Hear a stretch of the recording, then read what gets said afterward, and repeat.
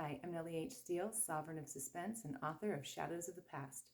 This is an original audiobook written by me, produced by Novel Idea Publishing, and read to you by a real human narrator. Enjoy the story. Shadows of the Past, a Shadow Slayer's story. Written by Nellie H. Steele. Narrated by Mack. Chapter 1. Josie bolted upright from her sleep, drenched in sweat. She gasped for breath, her heart pounding. Glancing around, she recognized her surroundings. Her breath began to slow. She swallowed hard. She was at home. She had fallen asleep sitting on the couch next to her cousin, best friend, and roommate. After hours tossing and turning in her own bed, she snuck into Damien's room to see if he was awake. Dragging him from his slumber to the living room, they lounged on the couch, talking for a few hours about anything and everything on her mind before she dozed off, somewhere between solving world hunger and expressing her craving for ice cream. She glanced over her right shoulder. Damien was asleep on his side, facing her, left side leaning against the back of the couch, his head buried in his chest. He would likely have a stiff neck, Josie thought. He stirred a bit, groggily asking her if she was okay, still half asleep. "Yes, I'm fine," she answered, standing. He pushed himself up, becoming more awake. "Did you have a bad dream?" He must have noticed the sweat on her brow and her elevated breathing earlier. "Yeah, I'm fine, though. Go back to sleep. I'll tell you in the morning." Damien took a deep breath, too tired to argue, and lay back on the couch. Apparently, he had no desire to go to his own room. He was asleep before she left the room. Josie returned to her own bed, feeling the cold sheets press against her as she lay down. It gave her a chill since she was still soaked in sweat. She laid awake, still a little riled from the bad dream. It was a recurring dream that she had several times before. In the dream, she was running through a dark cave or cavern. The walls felt cool and damp to the touch. She was out of breath, terrified, being chased by something or someone. She clutched a book in her hands. She looked back over her shoulder, hearing something behind her, then pushed her tired body to run forward away from the noise. She awoke before she ever reached the end of the cave. Each time it was the same. Each time she woke up in a cold sweat, and each time she had trouble sleeping afterwards.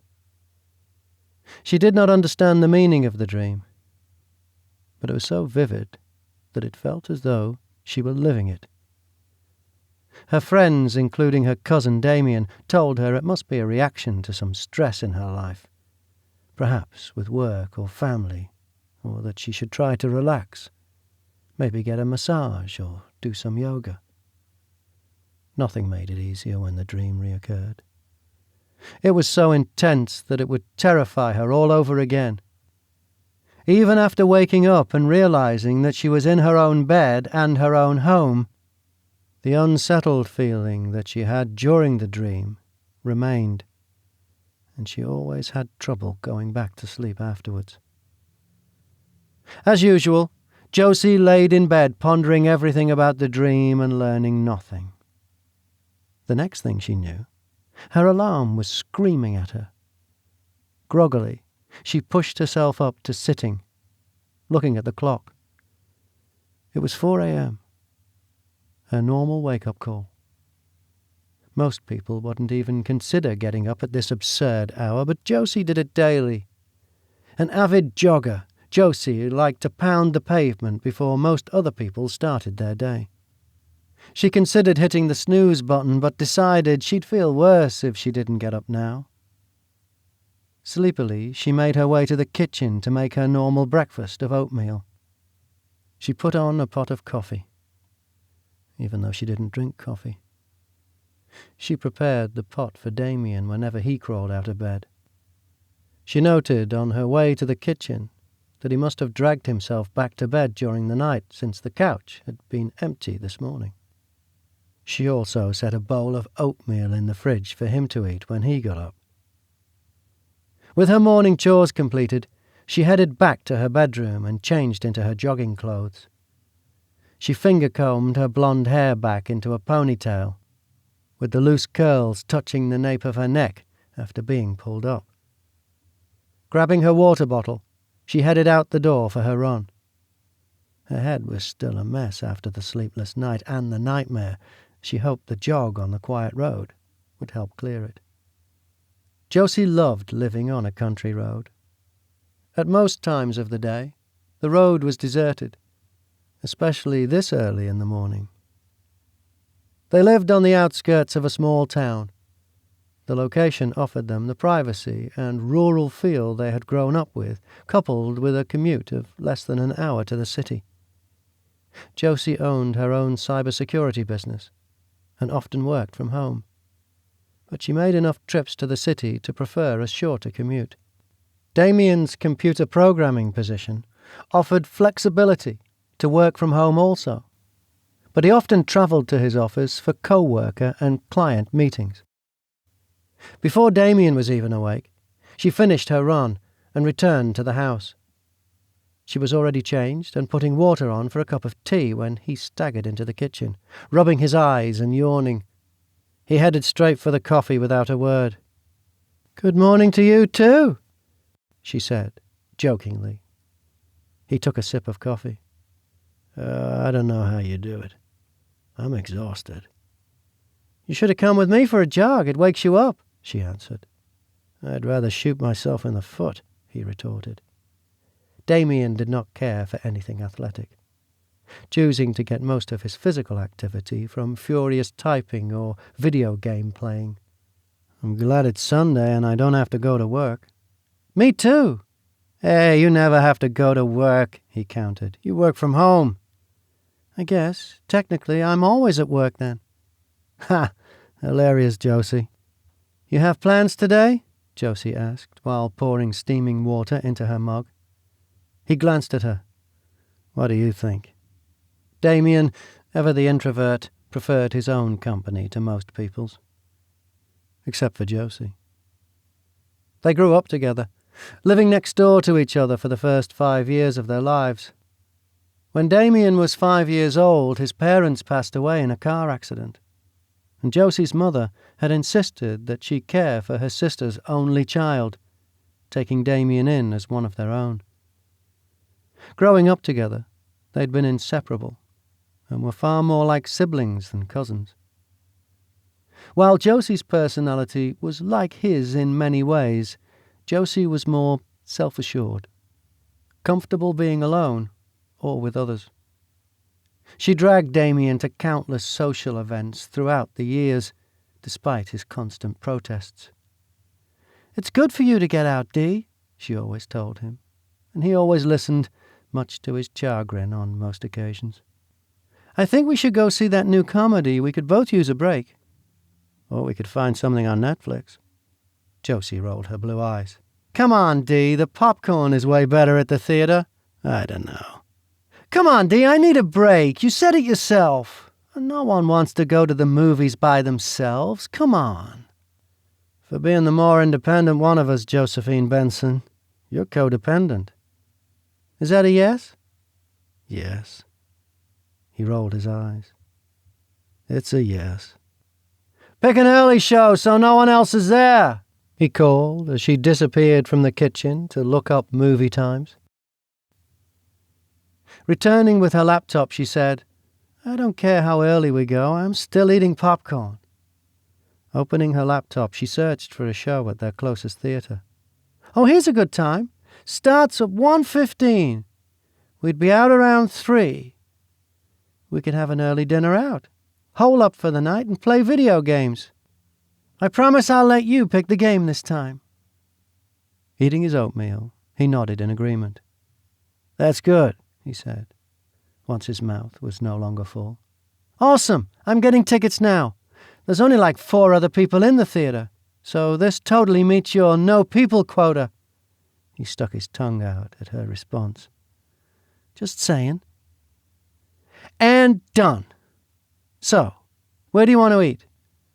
Might as well go to the Mexican place next door. It's easy. Sounds good to me. Okay. I've got some work to do before we head out. Leave around 12:30? Yeah, that's good. Josie closed her laptop and, hugging it to her chest, disappeared from the room. A dark-haired man studied the outside of the medium-sized craftsman-style home set in the middle of a wooded lot. It was off a country road. It took some work to find it. Just like her to pick somewhere like this, he thought, as he stared up at the light blue exterior, trimmed with dark wood. He shrugged his trench coat around him tighter, though he didn't really need it. It was warmer here than where he was from. He looked at the box in his hands. It was the first step. He waited until she left the house with a man who also lived there. She looked the same as he remembered. Flowing golden blonde locks, bright, sparkling blue eyes, delicate facial features, with high cheekbones, and a smile that could light up a room even on the darkest of days. She had been smiling a lot, so very unlike the last time he had seen her. She seemed happy, but he could not avoid this moment. He approached the porch and set down the box outside the door. She would find it there when she got home, and she would remember. She had to remember. They were doomed if she did not remember.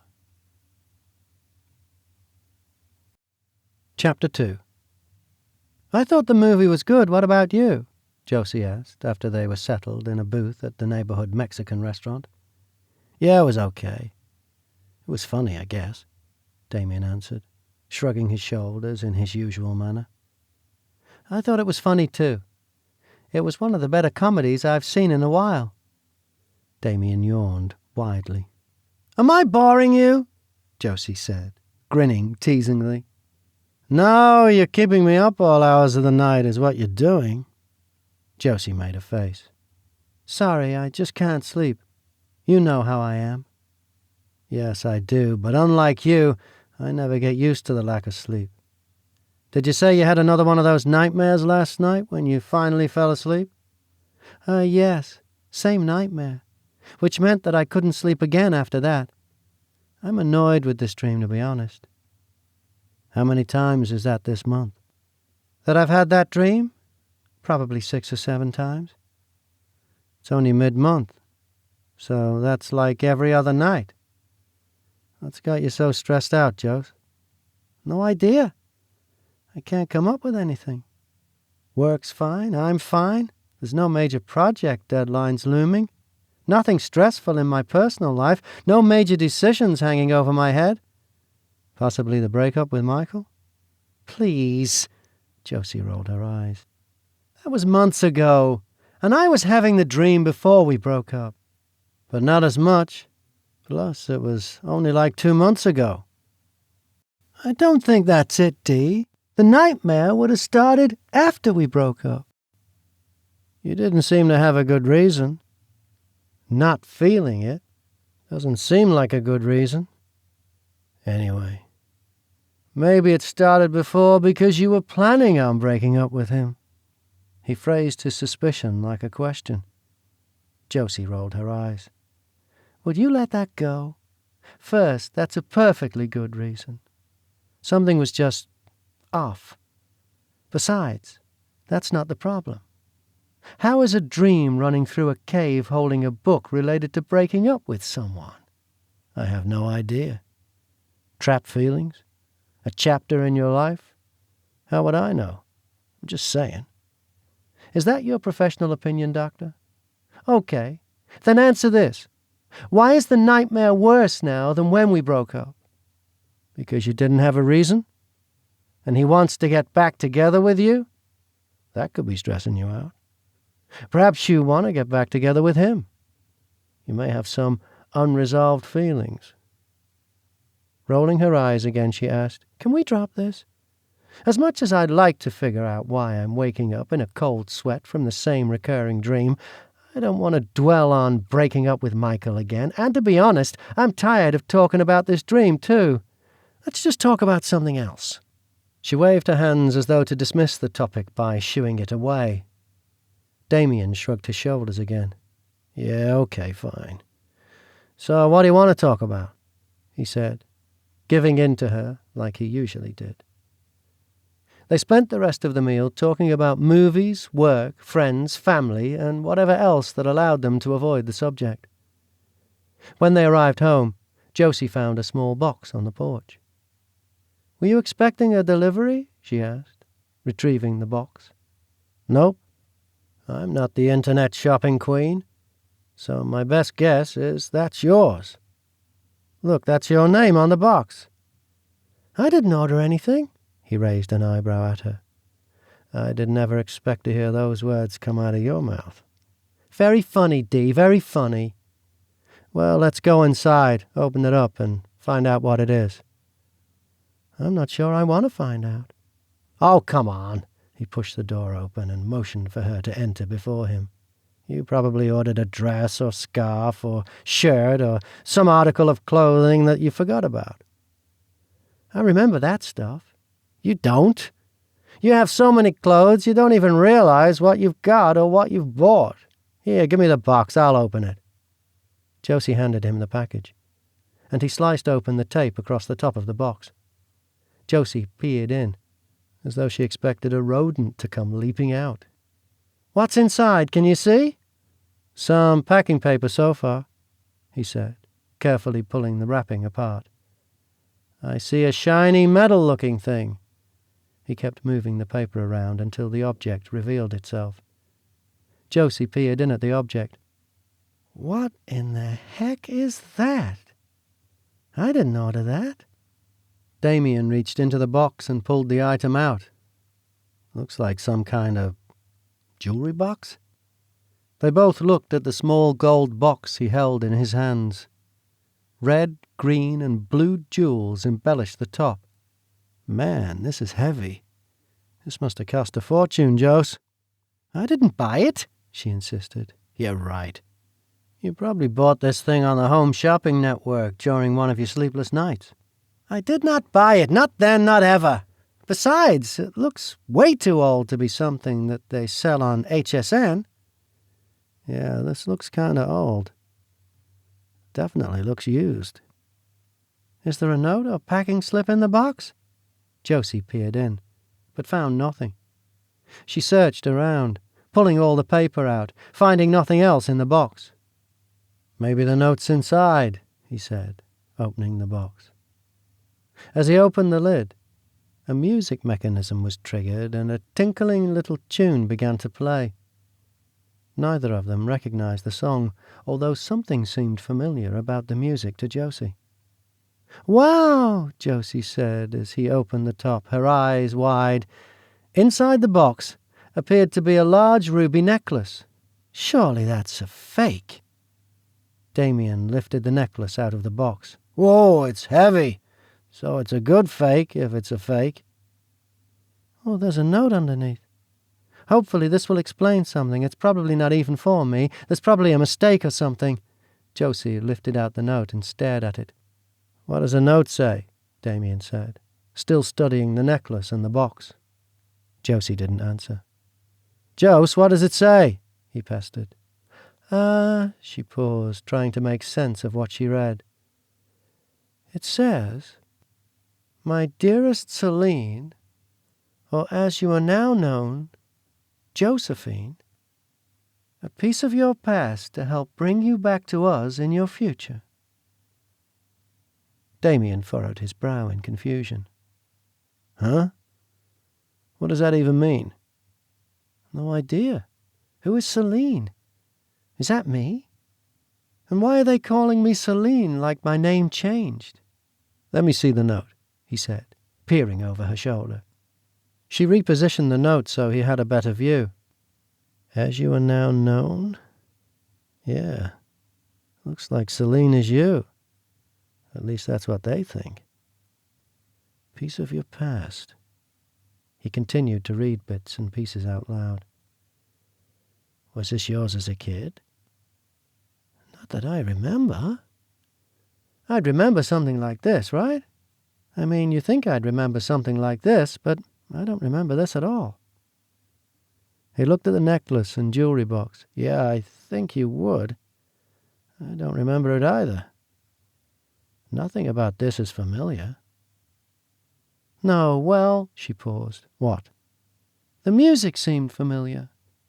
But I guess I just heard that song somewhere along the line.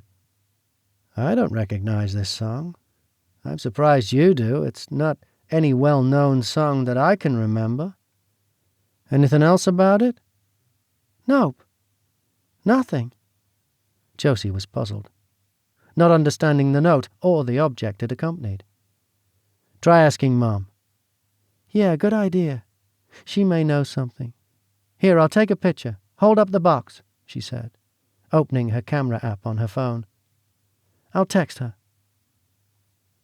Josie attached the picture and typed, Hey Mom, found this on my front porch with a weird note that called me Celine and said it was a piece of my past. No signature on note. Don't remember this at all. Any idea? Okay, sent. Damien had moved on to studying the necklace. I don't know much about jewelry, but if this is a fake, it's an awesome-looking fake. Josie took the necklace from him. Wow, this thing is heavy. It's beautiful. Here, put it on me. She handed the necklace back to him and swept her hair up, turning her back to him. He clasped it. She spun around. How does it look? Without waiting for an answer, she headed toward the entryway mirror to admire the jewelry. Looks big and fancy, Damien said as she made her way over. Yeah, wow! It's really something. It'd be crazy if this thing was real. No one wears anything this extravagant, right? Yeah, it's really something. That thing is real. It would cost a fortune. Josie's phone chirped to life, informing her of a new text message. Oh, I bet it's your mom answering you, Jose, Damien said, carrying her phone to her. Josie was still admiring the necklace in the mirror. She rubbed her hand across each jewel as she eyed it on her neck, her other hand still holding her hair up. Damien held the phone out for her. Josie, I bet this is your mom. Wonder if she knows anything.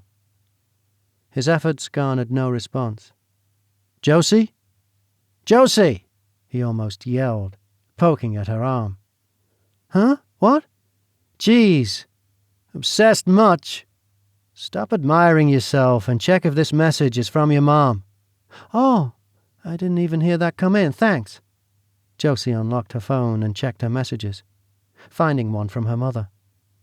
Never saw that before. You sure it's for you? Wrong address? Sounds like it was for someone named Celine. Josie answered her. The note was in my name too, and a box is addressed to me. She sent a picture of the note and the address on the box. Her mother answered almost immediately. No return address? Some kind of joke? Josie answered. Nope, no return address. No postage either. So someone hand-delivered. Yeah, could be a joke. Then she let the subject drop. Her mother knew nothing about either item. So, she doesn't have any ideas either. Said she didn't recognize the jewelry box and was wondering if it was a prank or a joke. But I noticed that there's no postage on this. So someone hand-delivered this to the house, Dee, Josie said. Oh, well, that doesn't help us. The hand delivery might narrow it down. Who would do this as a prank? And why? No idea. It says something about bringing me back to someone. Might be an ex. Michael? What ex of yours would do something so weird? Do you really think Michael would write a weird note calling you Celine? I mean, unless you guys had some weird role-playing nicknames or something like that. Josie laughed. No, he never called me Celine for any reason at all. Ever. So no. And none of my exes ever called me Celine. I've never heard that name mentioned before today. Okay, so your mum doesn't recognize it. You don't think an ex would do it. Anyone else with a weird sense of humor? You? Me? He cried, his face incredulous. I didn't do it. Why would I do this? No idea. Why would anyone do it? This is just bizarre. The pair of them studied the box and the necklace, which Josie had now removed and replaced in the box, but they weren't able to come up with any answers. After about half an hour of further discussion, they packed the jewelry box carefully back into the package and set the package aside, giving up on solving anything for the moment, turning their attention to unwinding before the start of the week, with some TV. Before they headed to bed for the night, Josie was sure to check all the locks twice. Paranoid? Damien asked her, watching her jimmy the door to be sure it was locked tight. I'm just getting an uneasy feeling. Someone brought that box with the weird note right to our door. I mean, who does that? Some crazy person who thinks I was named Celine or am Celine or whatever was literally standing 3 feet from where I am right now. It just gives me the creeps a little. Why not text some other people? Someone may have a clue. Might settle your nerves. And what if they all answer no? Then I might feel worse. The only one I could imagine might do this, and it's really a stretch, is Michael. You said he wanted to get back together. And the note says something about bringing us back together. So text him now. Maybe you'll sleep better. Okay, Josie said, grabbing her phone. She sent a text to her ex, Michael, saying, Hey, super weird question for you, but did you leave anything on the porch for me today? Michael responded within a few minutes. No. Josie took a moment to consider her response. She didn't want to have a conversation with anyone now, especially not Michael. He said no, she reported to Damien, as she typed back, Okay, thanks. Unfortunately for Josie, that was not enough to end the conversation outright. Michael responded quickly. Everything okay? What was dropped off? Now look what you've done, she said to Damien, showing him the message, then typing back her own. Everything's okay. Some music box with a necklace inside. Hey, he said, holding his arms in protest. Not my fault. Tell him you're going to bed. Speaking of, I can sleep in your room tonight if it makes you feel better. We still have that inflatable mattress in the closet. I can set that up. As much as I want to say no, and I'm fine, I'm just going to lay awake thinking about who sent that and how creepy it is that they were on our porch, so yeah, I'll save you the midnight wake-up call. I'll take you up on your offer. All right, I'll set up the mattress. You can finish texting Michael. He winked as he darted up the stairs in front of her. Josie turned off the lights, made her way up the steps and into her bedroom. Damien was already dragging the inflatable mattress out onto the floor as Josie climbed into bed. She checked her phone to find another message from Michael. Wrong address. I assume you didn't order it. Josie sighed. It looked like she was in it for the long haul. Besides, it would help pass the time while the mattress inflated. She texted back. No, I didn't order it. Wasn't sent through a carrier. Someone put it on the porch. No postage on box, just my name and address. What's he want now? Damien asked, tossing himself across her bed as the mattress inflated. He's asking about whether it could have been a wrong address. I told him it wasn't even delivered.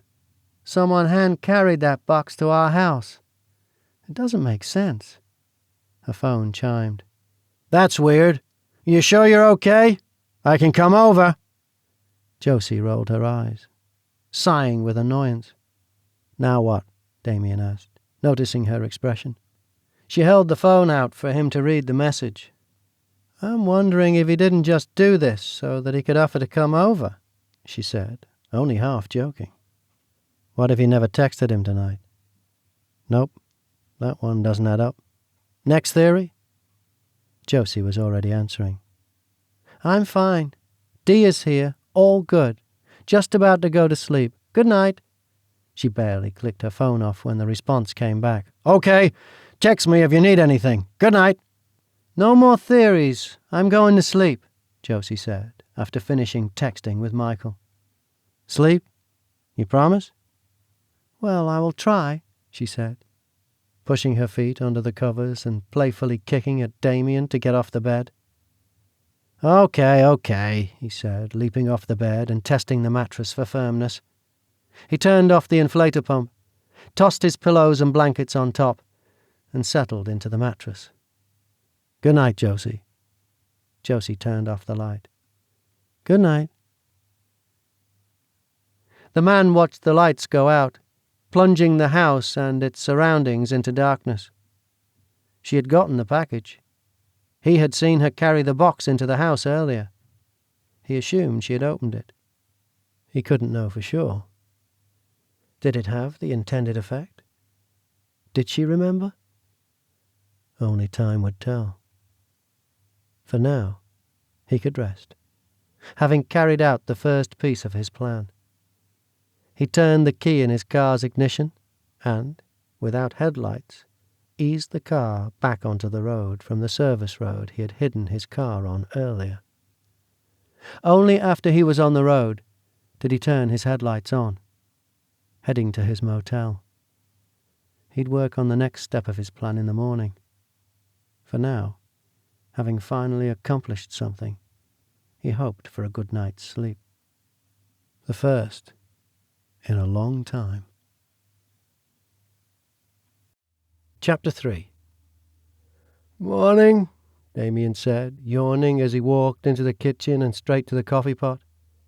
Good morning, Josie said, sipping her just-made hot tea. Did you sleep okay on the air mattress? Yeah, how about you? Any bad dreams? Nope. Slept through the night. Even with the creepy visitor thing looming. Thank you, by the way, she said, putting her hand on his arm, for sleeping in my room last night. It really helped. No problem, he said, pulling her in for a hug. I'm glad you slept. Me too, she answered, as the doorbell rang. They exchanged a puzzled glance. Who would that be at this time of the morning? It's not even 6:30, Josie said. No idea, Damien answered. They stood in silence until they heard a knock at the door. Whoever it is isn't going away, Josie said, her heart beginning to beat faster as adrenaline coursed through her body. She crept through the doorway toward the living room and the front door, with Damien following her. They saw a figure looming at the front door. Here, let me go first, Damien said, pushing her behind him. Get the bat from the closet, Josie whispered. Damien grabbed the bat from the closet, holding it ready as he crept toward the door. Who is it? He called. Michael! A voice answered. They both breathed a sigh of relief as Damien dropped the bat and began unlocking the door. Josie rolled her eyes at him and made a face that Damien recognized as her "Are you kidding me?" face. Damien pulled the door open. Hey man, how's it going? Good, how are you? Hey Josie, he said, stepping into the house. I wanted to check on you. How you doing with all the excitement over the strange package? You could have texted Michael, Josie said, crossing her arms. You scared us half to death after all that excitement. Yeah, well, I knew you'd tell me not to come, Josie, but I wanted to make sure you were okay. Like, for real okay. I'm fine. Slept okay, no nightmares. No weird packages. You still having the nightmares? Michael asked, smoothing his tie against his dress shirt. He used that matter-of-fact tone that irritated Josie to no end. The tone she had nicknamed his dad tone. Shouldn't you be getting to work? Josie asked, trying to avoid the question. I've got time, Michael answered. Can I see the package? Yes, it's right here, Josie answered, irritation dissipating a bit since she did not mind if he looked. She showed him the box on the table. Michael picked it up, looking at the address and lack of postage on top of the box. He opened it and pushed the packaging aside to pull out the music box. Whoa, this is heavy. Nice! It's beautiful. He opened it, looking at the necklace first, then the note. So are you Celine? Why would you think I sent this? I don't know. I didn't think it came from you. It was more of a hope because it's disturbing to realize that some random person dropped it off. It was definitely not me. But it concerns me that some strange person who thinks you're someone else dropped stuff off on your doorstep. You should contact the police. And it may be a good idea if I stayed here, just in case. Typical Michael, Josie thought, using the situation to his advantage to try to push back in. Growing up in a prominent family, Michael Carlyle had never wanted for anything. He was a savvy businessman, learning from his father and grandfather, who had taken a small family business to a multi-billion-dollar international industry. Michael's split-second decisions and overconfident behavior sometimes drove Josie to the point of madness. Neither is necessary. I mean, it's creepy, but I don't think it's dangerous. How do you know? This person sounds like a whack job. Calling you Celine? Talking about this being a piece of your past and hoping it leads you back to... whoever this is, it's crazy. We'll be fine, Josie said, crossing her arms, trying to dismiss the conversation. I'd like to be sure. I can sleep in the guest room. You won't even realize I'm here. Won't I? Really? She raised her eyebrows in disbelief. I'm not going to argue about this, Josie. I'm not taking any chances. Sorry, I realize it bothers you. I still care, but I do. I can stop by my place after work, grab my gear, and be over. You want to help out here? Josie said, turning to Damien. He shrugged his shoulders and shook his head, unwilling to get into the argument. Josie threw her arms in the air, sighing. Fine. Whatever.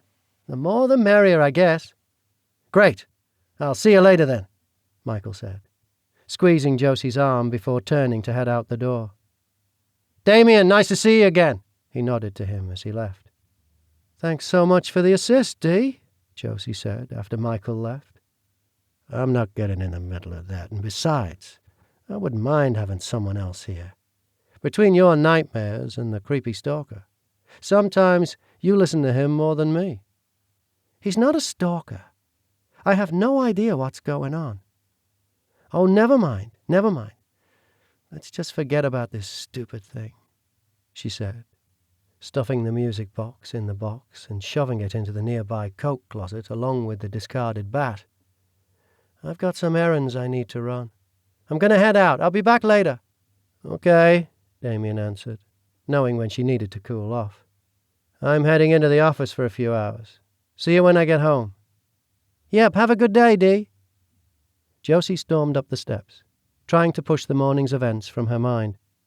It was barely 7 a.m., and she'd already had enough of this day. Stepping into her room, she closed the door behind her, shutting her eyes and taking a deep breath. She opened them and scanned the room, seeing the air mattress lying on the floor. She gave it a half smile. She was glad Damien had stayed with her last night. Thinking about it, perhaps it wouldn't be half bad having Michael in the house too. She hated to admit it, but she had some unresolved feelings about him. Perhaps this would help resolve them. She would not dwell on it now.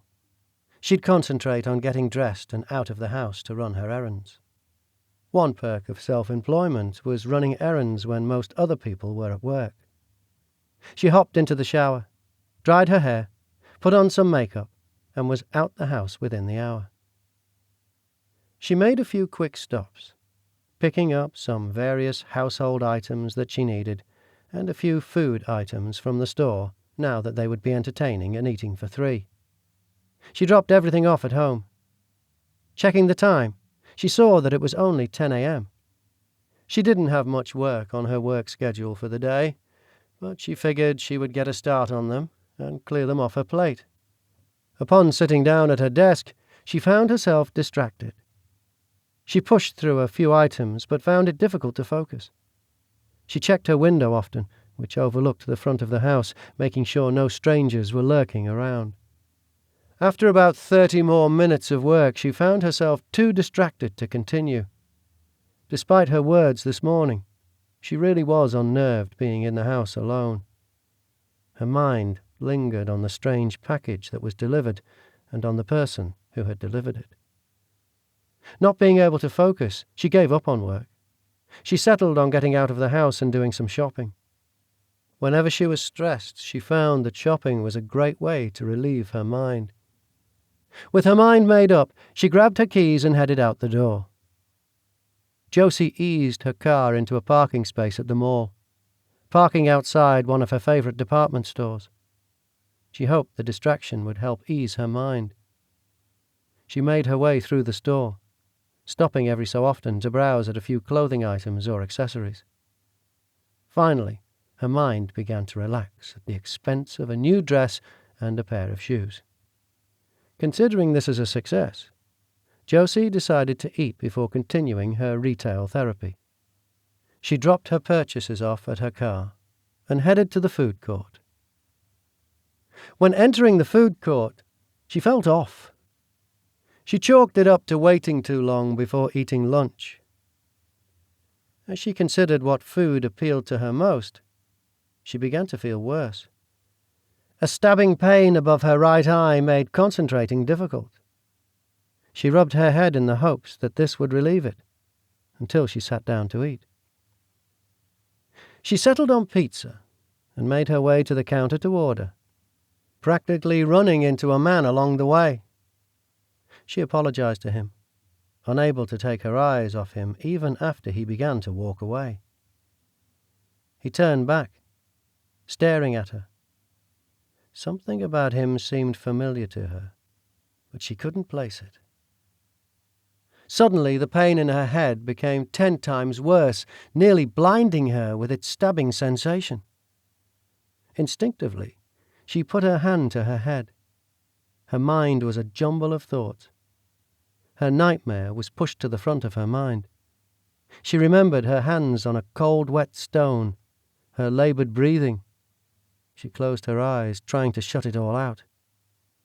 When she opened them, she noticed the man she had almost run into, still staring at her. She stared back for a moment before her vision narrowed to a pinpoint. Blood rushed into her ears. Her limbs became heavy, and she sensed herself slipping away. Her eyes rolled back, and she slumped to the floor. Chapter 4. The dark-haired man saw her go limp. Josie, as she now called herself, had almost run into him moments before. Had she recognized him? There was an instant where it appeared as though she remembered, then a confused look prior to her grabbing her head, as though in pain. She had shut her eyes, and when she opened them, she had focused on him before fainting. He ran to her, catching her just before her head hit the hard floor. He eased her onto the floor. "Celine," he said, trying to call her back to consciousness. "Celine!" He remembered she no longer used this name. "Josie! Josie, wake up, Josie!" The woman moved, a moan escaping her lips. She was coming to. Would she remember now? Josie's eyes fluttered open. Her brain felt scrambled. She gazed at the man hovering over her. He was asking her something, but she couldn't respond. She realized she was lying on the floor. A small group of bystanders had gathered around her. She recognized the man as the one she had almost run into moments ago. He asked her if she was okay. She tried to sit up, but he stopped her. "Yes," she said, confused. "I think so." "Don't get up. We've got paramedics on the way, Mom," a uniformed woman told her. "Paramedics?" Josie said, starting to return to normal.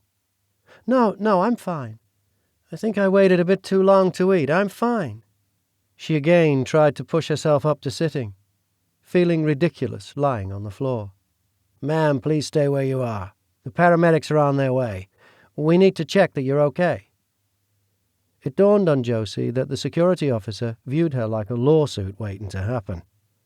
She stayed put, realizing that they were only following their protocol. The paramedics arrived within minutes, pushing aside both the security officer and the concerned man, who still hovered over her. They descended on her with all manner of medical devices, measuring her oxygen intake, blood pressure, heart rate, and more. "Ma'am, can you tell us your name?" Josephine Benson," Josie stammered, feeling ridiculous. They probably thought she didn't remember her own name, given her response. "Do you know where you are?" "The food court at the mall." "Can you tell us what happened, ma'am?" one paramedic asked. "I had a pain in my head, a stabbing pain, and then I fainted. I think I waited too long to eat," she responded, sheepishly. "Did you hit your head?" I don't know," Josie began to answer, when the man who was hovering chimed in. "No, she didn't. I spotted her falling and caught her before she did." "Thank you, sir." The paramedics proceeded to fire the standard barrage of questions at her. Josie refrained from rolling her eyes as she answered them all. "Vitals look good," one paramedic said to his partner. He turned to Josie. "Okay, we're going to move you onto the stretcher here. We're going to have to sit you up slowly and shimmy onto it." "Stretcher? No, I'm fine. I just need some food and some rest," Josie said, sitting up and waving her hand at them. "Ma'am, Josie, we need to take you to the hospital to run a few standard tests." "Tests? I don't need any tests. I'm fine. "Ma'am, I'm sorry, but we have a protocol. We need to take you." Josie sighed. Of course they needed to take her. They had to follow the procedure to clear her of any medical problems or identify them right away in the event of a lawsuit. Okay, she answered, beginning to shimmy herself onto the stretcher with their help. "Besides, you get to ride in the ambulance. We'll even use the siren for you," one paramedic said, winking at her. "What fun," Josie said, her words thick with sarcasm. Within minutes, Josie was strapped down onto the stretcher and they were wheeling her to the ambulance that sat waiting outside. She felt ridiculous, but at least she'd soon be out of sight from most of the people gawking at her. Once she was in the ambulance and they were on the way to the hospital, sirens blaring as promised, Josie asked for her phone. Her purse was out of reach, and she wanted to text Damien. "Here you go, hon," the paramedic said, handing her the purse. "Thanks." Josie dug for her phone, retrieved it and unlocked it, navigating to her text messaging app. She sent Damien a text. "I'm fine, but headed to the hospital. Fainted at the mall. They're making me go to be sure I'm okay." Within moments, Damien, always connected, texted back. "What? Are you okay?" "On way to the hospital. Meet you there." Josie texted back. "I'm okay. See you at the hospital." She sent a second text. "Be careful. Don't speed. I'm fine." Damien texted back to her. "'Kay. We'll be safe." Smiley face. Josie put her phone back in her purse and waited to arrive at the hospital. Once they arrived, another massive amount of medical professionals descended on her, rechecking vitals, asking questions about what happened, drawing blood samples and ordering tests. It wasn't long before she was sitting on her own, the masses who had greeted her upon her arrival disappearing to deal with their respective details. A knock interrupted the momentary lull. "Hey, Jose, how you doing?" "Dee!" Josie reached out to draw him in for a hug. "Thank you for coming. I'm fine, though. I'm fine. I think I just didn't eat soon enough." "So what happened?" Damien asked her, pulling up a chair, still holding her hand. "I don't know. I was in the food court, felt strange, and then fainted." "Did you hit your head?" "No, thankfully. Some nice bystander caught me before I hit the floor." "Good thing." He rubbed her head. Another knock announced the arrival of a woman in scrubs. "Miss Benson, I'm here to take you for your CT scan." "Okay, thanks." "We'll have her back as soon as we can," she said to Damien as she wheeled Josie from the room. The CT scan did not take long, and Josie was returned to her ER cubicle to wait for results within 45 minutes. As she was being wheeled back into the room, Josie smiled as soon as she caught sight of Damien. He gave her an awkward smile back, the reason for which she discovered as soon as the whole room was in her view. Standing opposite Damien was Michael. No one spoke until the attendant repositioned her bed and left the room. "What are you doing here, Michael?" Josie blurted out as soon as the opportunity presented itself. "How did you even find out?" "What happened?" was his response. "I just fainted, that's all. I'm fine." "We'll see," he said curtly. "But I'm not leaving until they tell me you are okay." Not wanting to argue while in her hospital bed, they all sat in awkward silence for a few minutes. Damien broke the silence, trying to make some light conversation as they waited. After what seemed like an eternity, the doctor entered the room. "Good afternoon, Miss Benson. How you doing? Feeling okay?" He paused, waiting for her response. "Yes, I'm okay. I feel fine." "Great. I have your results here. Blood work all came back normal. CT scan looked great. Nothing showing up that suggests anything is wrong. Anything causing stress at home or work?" "No, nothing. I think I waited too long to eat." "So can I go?" Josie asked him. "Well, the nightmares," Michael said before the doctor could respond. Josie seethed internally, reminded in an instant why they had broken up. Michael had a bad habit of playing parent rather than partner. "Nightmares?" the doctor asked, pausing. "It's nothing. I've had occasional nightmares here and there. It's nothing outside of what all normal people have." Sighing, Michael again chimed in. "She wakes up, heart pounding in a cold sweat, labored breathing, from the same dream over and over and over." Josie was ready to spring from the bed and punch him. "Recurring dream. That's usually a sign of stress, which could cause this type of reaction, particularly if you're having trouble sleeping. I'm going to recommend that you follow up with a therapist. We'll include a few names and phone numbers. I'll have the nurse get you some lunch. Other than that, physically you are fine, so we're going to send you home. Take it easy, not too much on your feet for the rest of the day. We don't want a repeat performance where you may get physically hurt." "Okay, thanks. Yep, sure. I will rest, no problem," Josie promised. "Okay. We'll get you processed with discharge instructions. Someone will be in to go over those with you shortly. Take care." "Thank you." When the doctor left, Josie turned to Damien and said, "I told you I was fine." "Yeah, I'm glad you're okay. I was kind of worried." I'm so glad to go home. Not what I expected when I started the day. I only wanted to shop and relax." So you didn't get any retail therapy?" Damien asked. "Well, I bought a dress and one pair of shoes, but nowhere near the amount of retail therapy I was longing for." Josie grinned at him. "I think you should consider seeing the therapist about those dreams, even if you are physically fine," Michael said. "Well, thanks so much, buzzkill," Josie said, rolling her eyes. "Josie, I'm just concerned, that's all. You told me you were having those dreams months ago, before we broke up, and you're still having that same dream. Something is going on." "I just want to get home. I'll see how I feel in a few days. This experience exhausted me more than the dreams." "Well, yeah. Let's get you home and relaxed," Michael said, rubbing her shoulder. As annoyed as Josie was with Michael, she agreed. She couldn't wait until she got home. She didn't even care if he was with her at this point. She wanted to decompress. She felt like she had run 2 marathons and was spent. Thankfully, within a few minutes a nurse joined them with a small lunch, went over several items of paperwork, and told Josie she was free to dress and leave. Within an hour, they retrieved Josie's car from the mall and had Josie home on the couch, feet up, relaxing as promised. She watched the boys buzzing around like busy bees, trying to be as attentive as possible after her emergency earlier. Once they got her as settled as they could, they joined her to watch movies, allowing her to have her choice. While she wasn't physically sick, she didn't complain about having free rein on viewing choices and took full advantage. They ordered in for dinner and kept their movie marathon going until Josie yawned and stretched, telling them she was ready to go to bed.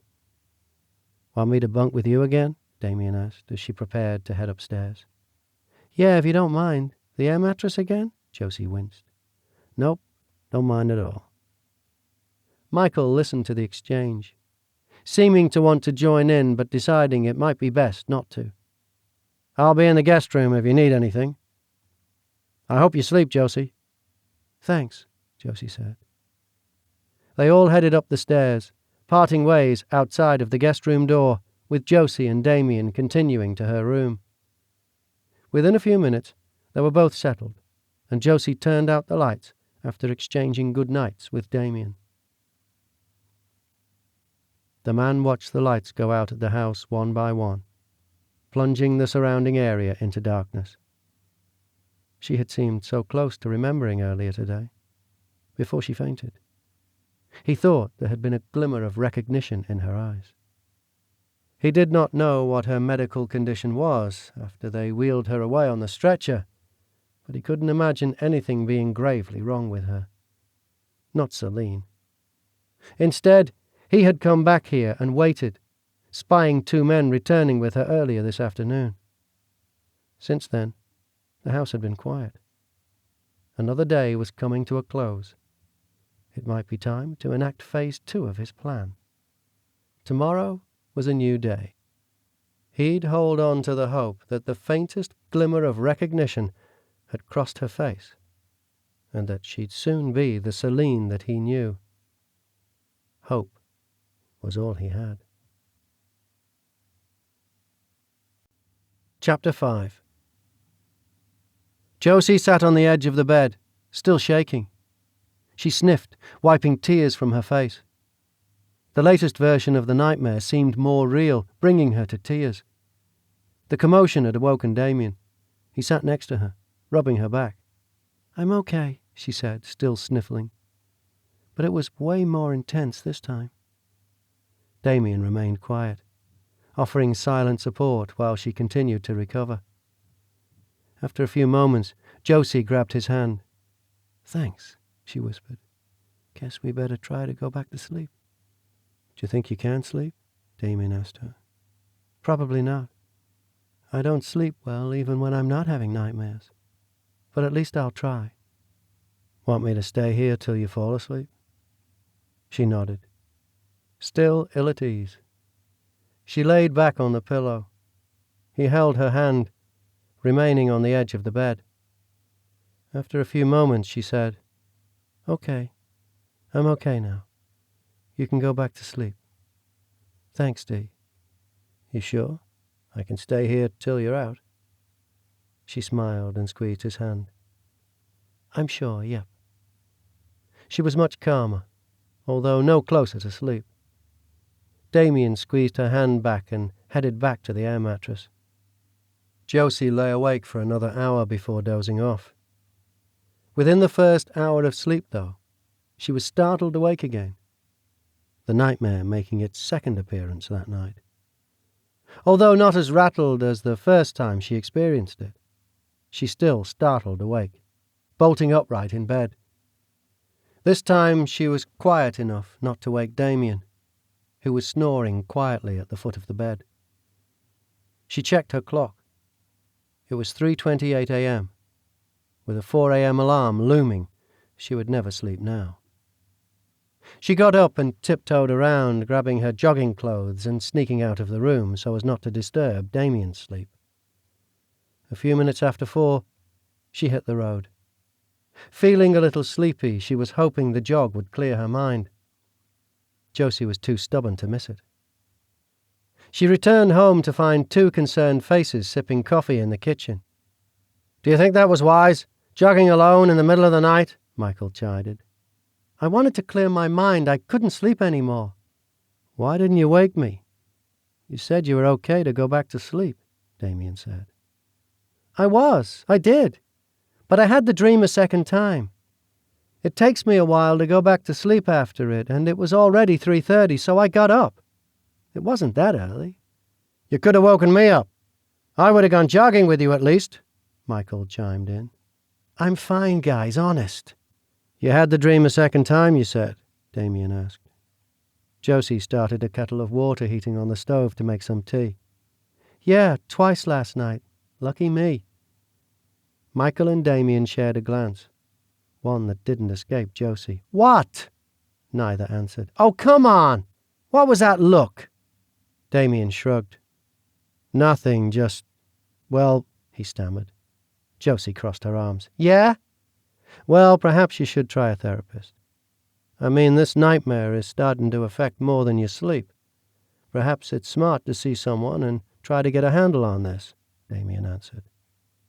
"I don't understand how a therapist can help, but..." Josie paused. "It is getting really aggravating. This limited sleep is going to lead to more problems." "So you'll make an appointment?" Michael asked. "Yeah, I will make an appointment with someone from this list. I'll try it. Can't hurt, right?" "Good. I'm glad you're doing that," Michael said. "I'm going to work here today. That way I'll be here if you need me."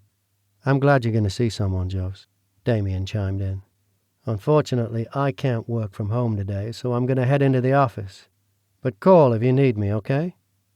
"I will," Josie said, squeezing his shoulder. Damien was always protective of Josie, and often considered himself responsible for her. She hoped the simple gesture reassured him she would be fine. "Text me when you get an appointment made with the therapist, okay?" he said, patting her hand before standing and heading to his room to get ready for work. "Okay," Josie called after him. "Just us," Michael said. "You should continue to rest today, too. Want your laptop on the couch?" "Okay, will you stop with the dad mode? I can work in my office, I'm fine." Michael held his hands up to demonstrate defeat and said nothing further. Josie left the kitchen, intent on getting some work done after dressing for the day. When 9 a.m. rolled around, Josie decided she wouldn't put off calling for an appointment with one of the recommended therapists from her ER visit. Grabbing her phone, she forced herself to dial the first number on the list and waited while the phone rang on the other end. After a few rings, the receptionist answered, dashing Josie's hopes that no one would pick up. She recounted a succinct version of her story of ending up in the emergency room after fainting, and that Dr. Reed was one of the recommended therapists for a follow-up. With short order, the receptionist was offering dates and times for the next available appointment. The doctor had an appointment open at 6 p.m. the following evening. Hoping Damien would go with her, she booked the appointment since it was well after he was home from the office. The rest of the day dragged. Josie struggled to stay awake. She considered napping, but worried it would cause her to be unable to sleep that night, so she opted to fight to stay awake. When evening came, she elected to turn in early, hoping it didn't take long to fall asleep and that she would stay asleep. She told Damien he didn't have to sleep in her room tonight, hoping that her weariness would be enough to keep her sleeping through the night. A small part of her was almost afraid to close her eyes for fear of having the dream again. But within minutes of her head hitting the pillow, she drifted off to sleep. Regrettably, she did not remain asleep for the duration of the night, as she hoped. Around midnight, she awoke, out of breath, drenched in sweat, having dreamt again of running through the cave, frightened and panicked. As she took several deep breaths attempting to lower her heart rate, the dream raced across her mind. She hated to continue to think about it, but she couldn't help herself. Something was bothering her about it. Something seemed different. She replayed it in her head over and over. As she lay back down, a new thought struck her. She bolted upright again. The difference in her latest dream was subtle. As she ran through the cave carrying the book, terrified and panicked, she turned to look behind her. That was usually when she awoke from the dream.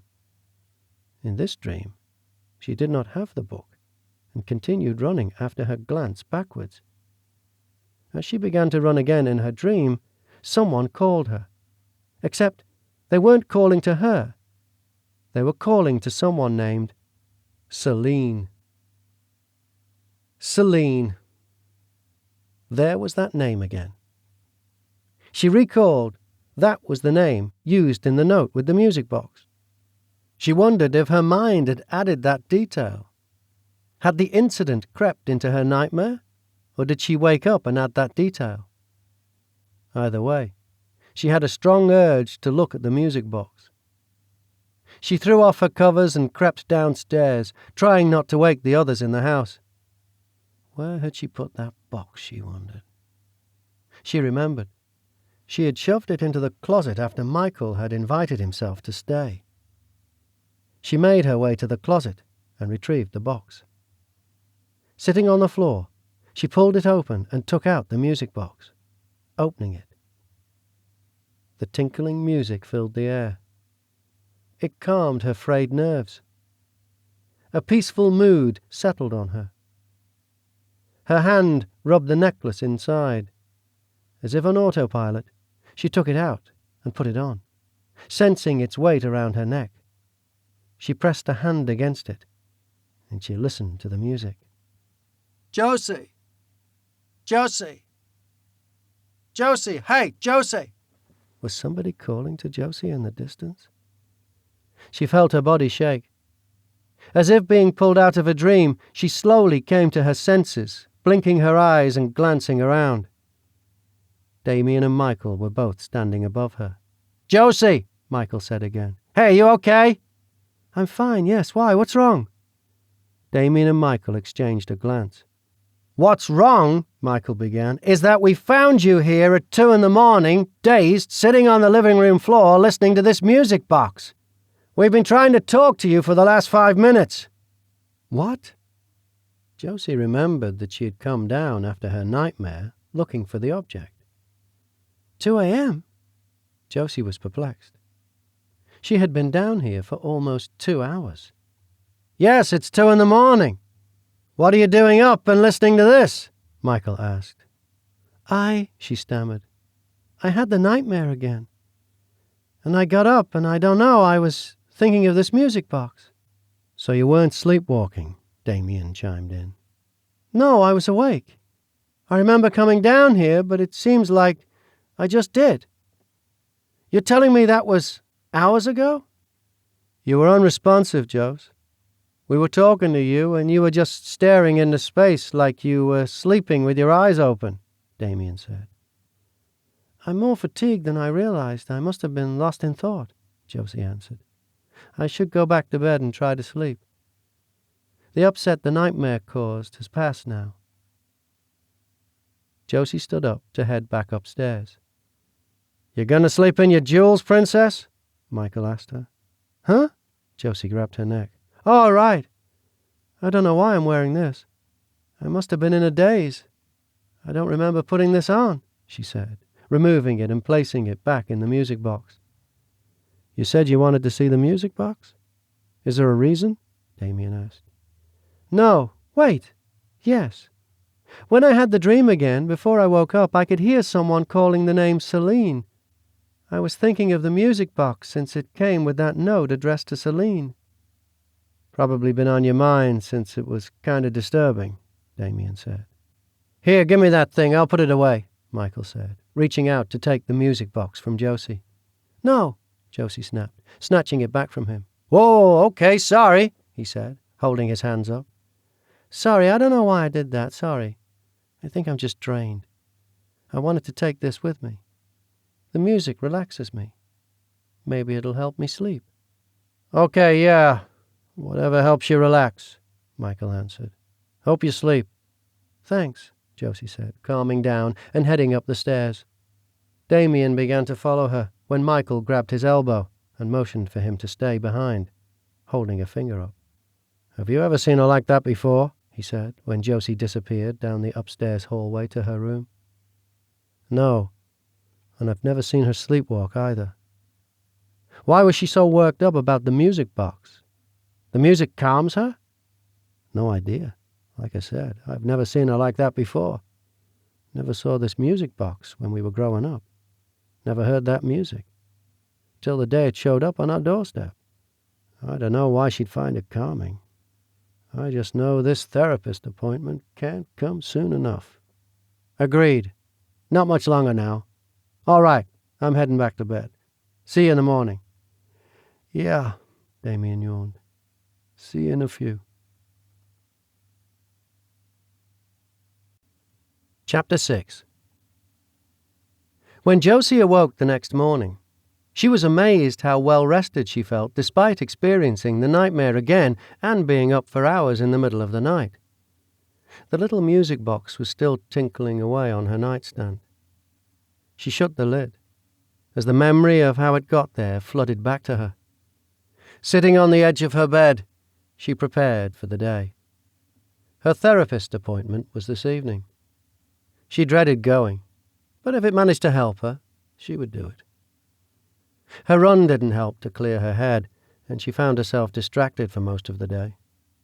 As much as she dreaded the appointment, she was relieved when they were finally on their way to the doctor's office. Damien agreed to go with her, and Michael insisted on tagging along. Josie was rather nervous, so she didn't argue, but was glad to have the support of both men. The wait for her appointment seemed like an eternity for an apprehensive Josie. As her impatience reached its peak, Josie was called back. Both she and Damien stood to enter the doctor's office since Josie had asked him earlier to go in with her. "Usually only one patient goes back," the receptionist said. "I'd be much more comfortable if he came in."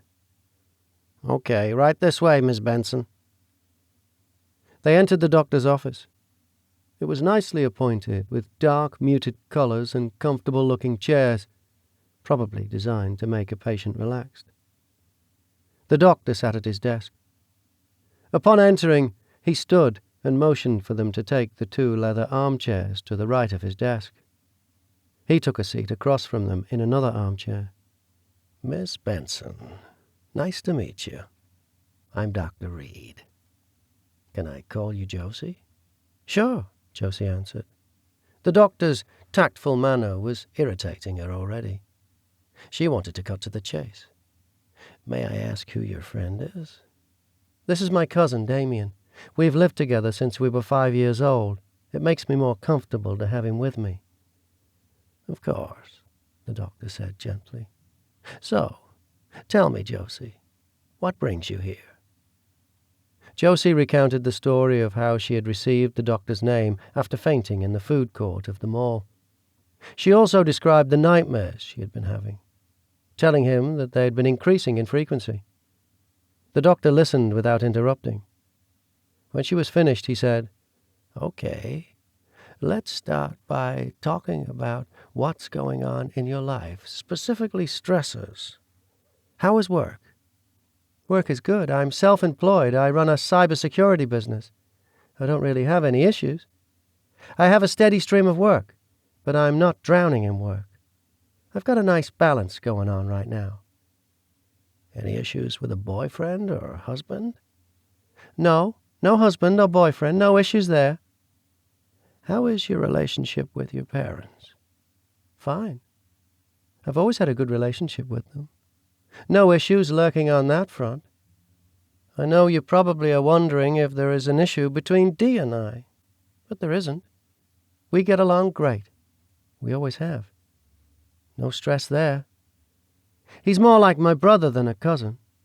We've always been close. I've dealt with far more stress before and never experienced anything like this. I wouldn't even consider myself to be stressed right now. There's nothing on my mind or worrying me." Stress can manifest itself in several ways. It may be something you don't even realize is bothering you. I can't figure out what that would be. I'd like to try to get to the root of that through your subconscious, with your permission. There are a number of methods we can use. I'd like to start with hypnosis. It's a non-invasive procedure. I'd like to determine tonight if you're susceptible to being hypnotized and if we can get any information that way about the dream or its source." "Oh, I guess that's okay. I mean, I've never been hypnotized before, but I'm willing to try." "Great. Damien, I'm going to ask you to step out for this," he said, turning to Damien. Josie was quick to answer. "Oh, no. He stays, even during this." "Okay, if that's what makes you comfortable, Josie. I'm going to dim the lights a bit." "Okay. Do I lay down or what?" Josie said. a bit nervous. "No, that's not how we'll approach this. I will start this pendulum here. I want you to follow that. Just focus on that. Try to shut everything else out and listen only to my voice, okay?" "Simple enough," Josie said. "Okay. Let's begin, Josie," the doctor said, starting the pendulum moving. "Now just try to relax. Let your body sink into the chair. Relax. Your limbs are beginning to become tired and heavy, and your eyes are starting to close. You're starting to feel completely relaxed. And when I count backwards from 10, you will become even more relaxed. When I finish counting, you will be completely relaxed and asleep." The doctor counted backward from 10, pausing after each number. When he finished, Josie was under. She sat motionless in the chair, eyes closed, limbs slack. "Josie," the doctor began, "I want you to find a safe place, a place where you are happy. Tell me when you've found one." "I have one," Josie murmured after a moment. "Good. I want you to remember this safe place. If you become afraid while we're talking, I want you to go to that place, okay?" "Okay." "Josie, I want you now to recall the dream you described to me earlier. Can you remember that?" "No." "Why not?" "I don't want to remember that. I want to stay here." "Josie, you can go back to your safe place anytime you want. But right now, I want you to recall the nightmare you've been having. Tell me when you remember it." "Okay," she said after a momentary pause. "I'm thinking of it." "Can you tell me what you see? Tell me what's going on."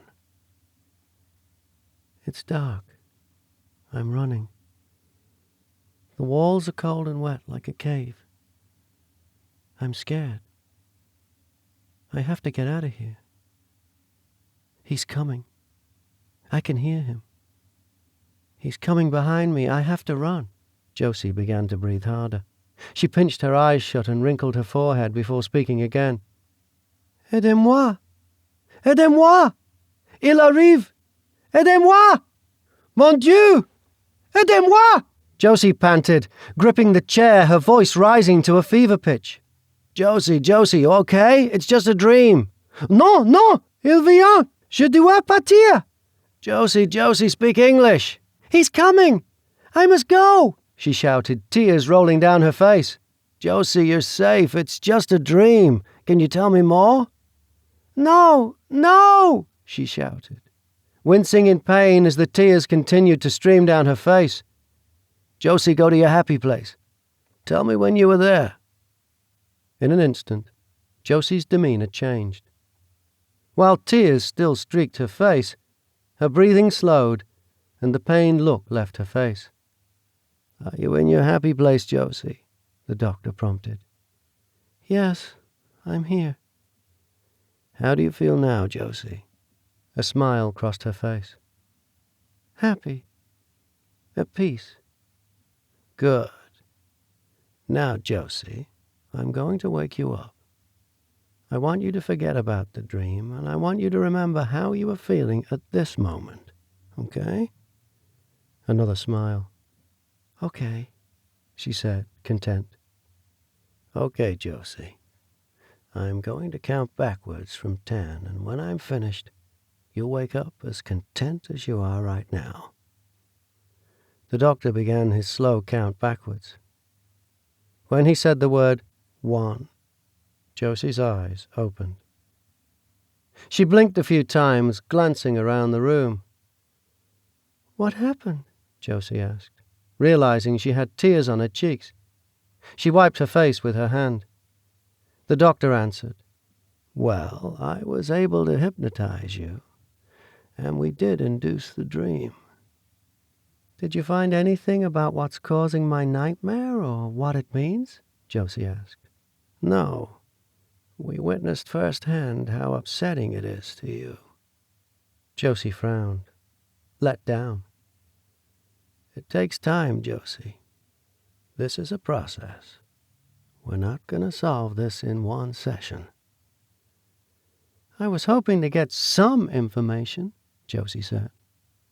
"We got some, but like I said, this takes time. It was upsetting to you. So we want to keep trying until we get to a point where you can discuss the dream without becoming frightened. We'll get there. I'd like to see you back in a week. You can make an appointment with my receptionist. Until then, I want you to relax. Don't push yourself or overthink the dream. Would you like me to prescribe a sleep aid for you?" "No, thanks. I'd rather not get into medication. I'll do my best, and if it's still an issue, we can address it next week." "That sounds like a good plan, Josie. Do you have any questions for me this evening?" "No, thank you, Dr. Reed." Josie stood to exit the office, along with Damien. After making an appointment for the following week, she left the office with Damien and Michael. "Okay, so what happened in there, Dee?" she asked as soon as they were in the car. "I'd like to know the answer to that myself," Michael chimed in from the driver's seat. Well," Damien started out, unsure. "You were having that dream or whatever. I mean, first he asked you to find like a happy place where you felt safe and remember it so you could go back there if you needed to." "Happy place? You had the dream. Did you go to sleep?" Michael said, rapid-firing questions at them. "No, he hypnotized me, and then I had the dream. I don't remember anything. Although I woke up serene, nothing like when I wake up from the dream at night." "Yeah," Damien said. "He hypnotized her, and like I said, he had her find this happy place and then asked her to remember her dream, and then, when she got super upset, he asked her to go back to the happy place and forget the dream when she woke up." "What did I say about the dream?" "Should we be talking about this, Jose? He said not to push yourself," Damien said. "Dee, I'll go nuts if I don't know what happened in there. So it'll be worse if we don't. Now come on. What happened?" "Well, you started out saying the same stuff you've been saying, describing the dream. You're running in some kind of cave and you're scared and someone is coming after you. And then," Damien paused. "Yeah, and then?" Josie prompted. This will sound bizarre, but..." "Bizarre? More bizarre than the situation already is?" Josie asked, half joking and half serious. "Yeah, more bizarre. You were talking as though you were in the dream. Like, not telling us about the dream, just talking out loud. But you were speaking French. At least I assume it was French." "What?" Josie was shocked. "I don't speak French." "Yeah, I know. But I'm not kidding.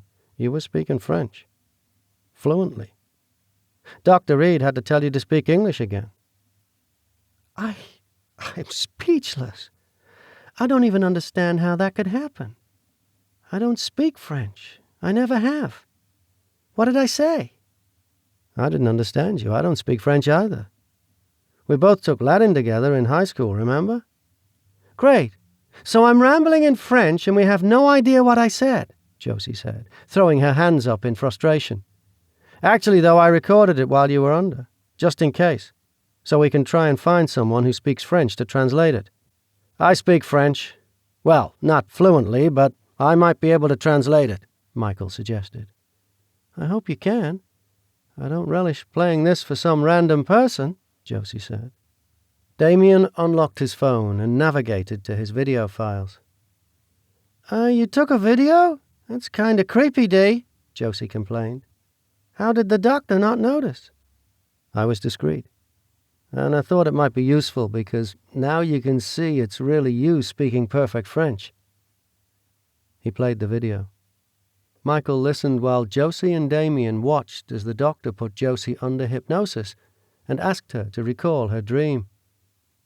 As Josie began discussing the dream, becoming more and more upset, Damien said, "Here it is, right after this." As if on cue, Josie began to speak French.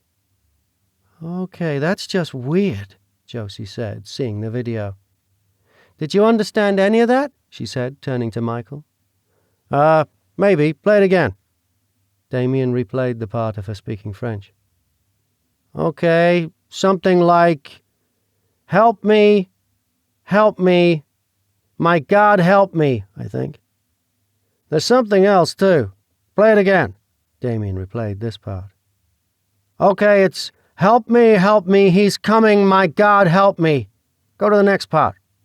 Damien let the video play to the next lines in French. No, he's coming, play that again." "Okay, yeah. No, he's coming, I have to go, is what you're saying." "Okay. So that at least seems consistent with what I've described before, but how the heck am I saying it in French? I doubt I could repeat that as fluently as I did while under hypnosis, even after hearing it a few times." "Yeah, I'm not sure. I mean, if I didn't see it myself, I wouldn't have believed it, but I was right there and saw it happen." "Did you hear it on a movie somewhere?" Michael asked, turning into their road. "I don't know. I mean, not that I recall. I don't watch a lot of stuff with people speaking another language. And if there was a small foreign language part, I don't remember it." Within a few minutes, they were pulling down their driveway. "Maybe it's best we drop this, like Dr. Reed suggested. You're not supposed to be thinking about it, remember?" Damien suggested. "Right, yeah, we can. I can't explain it, that's for sure. Not sure I can forget about it, especially since it took a turn for the weirder, but I'll try. Perhaps some pizza will help," Josie joked, hoping they'd like her plan for dinner. "Pizza always helps." Damien grinned. "While I'm not sure that statement is valid, I'm on board with pizza," Michael agreed. They unbuckled their seat belts and gathered their things, heading into the house for the night. The man observed them entering the house from his usual hiding spot. Where had they been, he wondered? He had not followed them, unsure of their destination. He preferred to follow Celine when she was alone. She was far less likely to notice him, and if she did, far less likely to cause a scene. There had been no miraculous moments that he could tell so far. No sudden flashes of clarity on her end. At least none that he was aware of. Impatience was growing in him, as it was in everyone else. He had received a text from his cousin this morning asking for a status, and to learn if he'd made any progress. While he couldn't offer much hope, he brought him up to date on the progress with Celine. The final text from his cousin rung in his head. "We're running out of time." Running out of time, he thought. It was time to enact the next phase of his plan. The next opportunity that he got, he had to take things one step further. He only needed a moment alone with her. His cousin was right. They were running out of time. Chapter 7. Josie sat on the edge of her bed. Despite being relaxed, sleep would not come to her. She could not prevent her mind from darting from concern to concern. She tried to push away the thoughts of the video that Damien had captured of her hypnotherapy session, but found herself unable to do so. It wasn't what she said that bothered her, but how she had said it. She had spoken fluent French. How? She had never taken a course in French, never travelled to France. She had no knowledge of the language. Yet she had undeniable proof that she had, in fact, spoken it and in a way that made sense. Josie glared around the room as if searching for answers. Her gaze fell onto the gold music box. She stared at it. Another mystery. Why give this to her? Whose was it? She picked it up, sensing its weight in her hands. She was sure she had never seen it before, yet somehow it seemed so familiar to her. She opened it, and the gentle tinkling music started to play. Yes, it seemed so familiar and comforting. She held it for a while longer, lost in thought. It brought her a sense of security.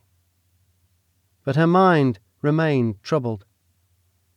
It seemed like it was reaching for something, but couldn't quite fill in the gap. It was as though she was teetering on the verge of remembering some detail, but she wasn't able to make the final connections.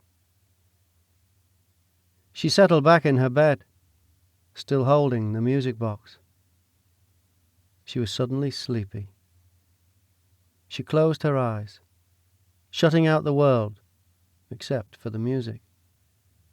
The music kept playing as she drifted off to sleep. When Josie awoke the next morning, the music box sat on her night table, closed and quiet. She hadn't remembered putting it back there. She must have been half asleep when she did. The silence in the room was deafening. She missed hearing the music. She opened the box and let the music play. What a lovely tune it played, she noted, as she changed into her jogging gear.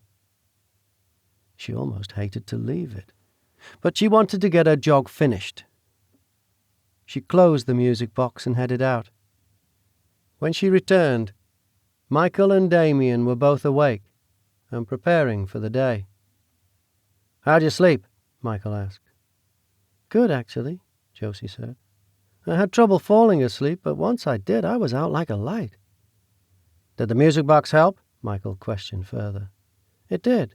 How did you know?" "I checked on you in the middle of the night. You were holding it. I closed it and put it next to you." "Why did you do that?" Josie said, accusatory. "I didn't want it to wake you or for you to drop it." "You shouldn't have done that. Don't touch that. Just leave it next time." "Okay, sorry," he said, confused at her sudden outburst. "Sorry, I realized you were trying to help," she said, softening a bit. "Are you both heading into the office today?" "I am. Full day today. Half day tomorrow," Damien answered. "Me too. Unless you want me to stay home with you," Michael said, directing the last statement as more of a question posed to Josie. "No, I'm fine. I feel good. Perhaps the therapist was a good idea." "Okay, great. See you when I get home," Michael said, leaving the kitchen. "You sure you're okay?" Damien asked once Michael left. "Yeah, like I said, I feel good. About the best I've felt in weeks. It's amazing what a good night's sleep will do, huh?" "Okay, if you need anything, call me." "Okay, have a good day," Josie said as she set the tea kettle on the stove. Josie had her morning cup of tea on the porch, enjoying the beginnings of what promised to be a lovely summer day. She swung gently on the porch swing as the warm breeze caressed her skin. She overlooked the front lawn edge with the forest that enveloped the house on all sides. The smell of summer hung in the air. Closing her eyes, she enjoyed the scent and sounds of the season. She felt refreshed today, more like herself. As she sipped her tea, she hummed with happiness to herself. She recognized the tune. It was the one from the music box. The music box was beautiful. If she had received it by mistake, it was a happy accident, because she was growing to love it. She retrieved it from her bedroom, carrying it to the porch. As she drank the rest of her tea, she listened to the music, becoming relaxed. She almost hated to finish her tea and close the little music box to head in for work. Checking the time, she dragged herself off the swing and headed into her office. She spent the rest of the morning processing jobs, checking logs, fixing issues, and more of the typical cybersecurity work. By lunchtime, she'd made great progress. She headed out for lunch and a few work-related errands. She stopped by a local cafe for a salad and iced tea before making a few stops to pick up and drop off various things for work. Her last stop was at the local office supply store. She had a list a mile long of supplies she needed. She took a cart and began to navigate the aisles, looking for everything she needed.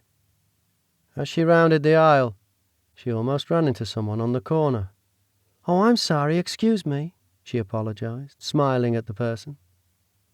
Her smile faded as the man turned to face her. He seemed familiar, but she couldn't place him. Then she realized. "Oh my goodness, you're the man from the mall. You caught me when I fainted. Wow! This is the second time I've almost run into you. You should really stay away from me," she joked. "Yes. How are you?" the man asked. "Much better, thank you.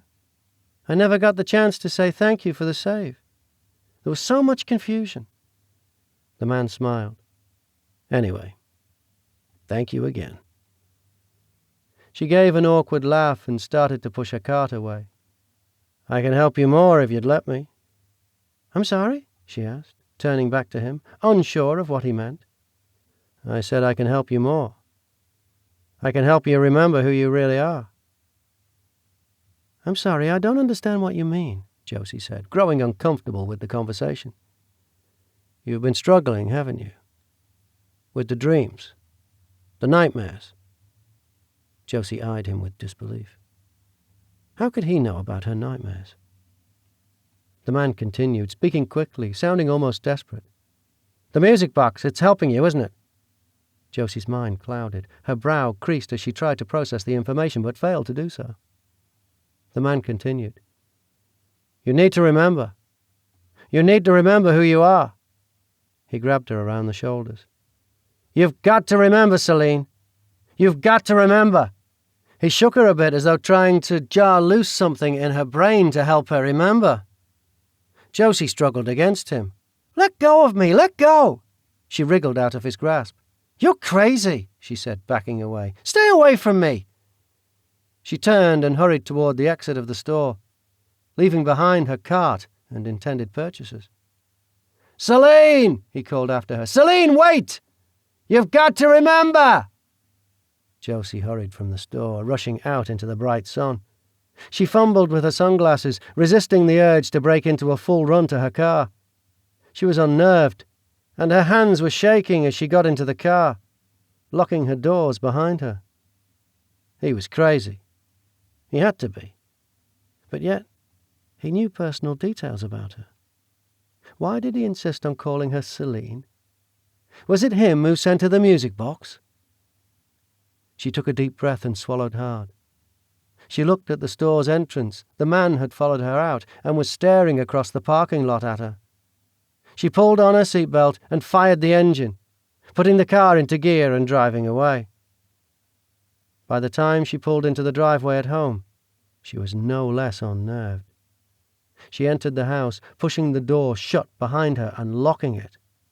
She leaned against it, eyes closed, taking deep breaths. "You okay?" a voice said. She jumped, startled. She opened her eyes to find Michael making his way across the room.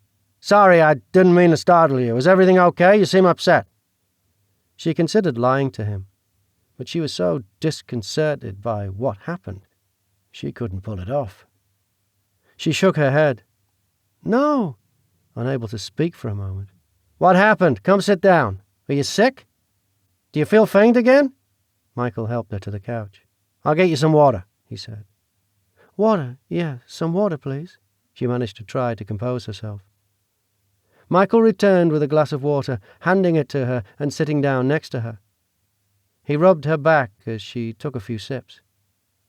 "Can you tell me what happened now?" he asked, after she set the glass down.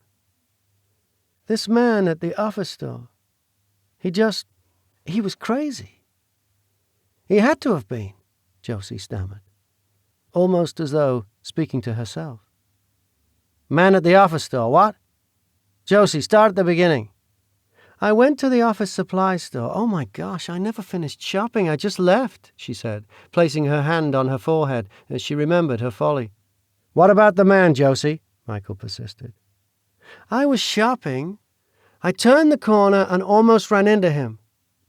The man that caught me when I fainted in the mall. I recognized him and I thanked him for helping me. He asked how I was feeling and I said I was better. Then he just started rambling about he could help me and that I needed to remember who I was. He grabbed me and kept saying I needed to remember who I was."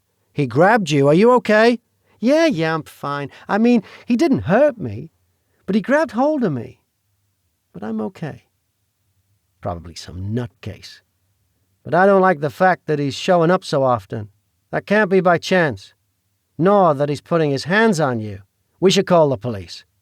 "Michael, he knew," Josie said, looking right into his eyes and ignoring his previous statement.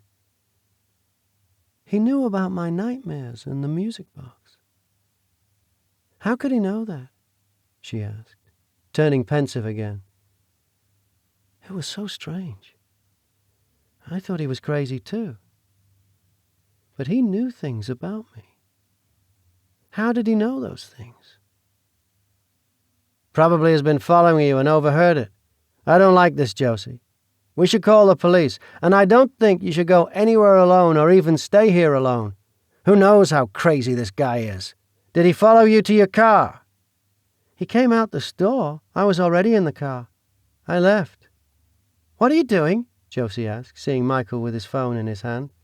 He put the phone to his ear. "I'm calling the police." "No, don't," she said, grabbing the phone. "Why, Josie? This guy might be dangerous." I feel stupid. He is just some weirdo, probably harmless. I mean, what am I going to tell the police? A strange guy caught me when I fainted, and I ran into him later, and he told me I needed to remember who I really am? I'm the one who will sound crazy at this point. "Yeah, that's exactly what you're going to tell them." "Okay, if you don't want the police involved yet, fine. But as much as possible, you shouldn't be going out anywhere alone or staying here. Would you at least agree to that?" "Yes. I didn't say I wasn't uneasy. I just don't think it's police report worthy at this point." "Good." "Shoot," Josie exclaimed. "What?" "I told you. I never finished my shopping. I needed supplies for work." "Order it, Josie. Don't go back to the store." "I don't want to go back, but I should order it now before I forget. I'm going to change and grab my laptop." "Okay." Josie headed up the steps to her room. She was a little calmer, no longer shaking. She was home and safe, and she focused on that. She started changing into more comfortable clothes. As she put away the clothes she was wearing, she spotted the music box. A wave of emotion swept over her. She remembered the man in the store mentioning it. He must have been the one who delivered it to her doorstep.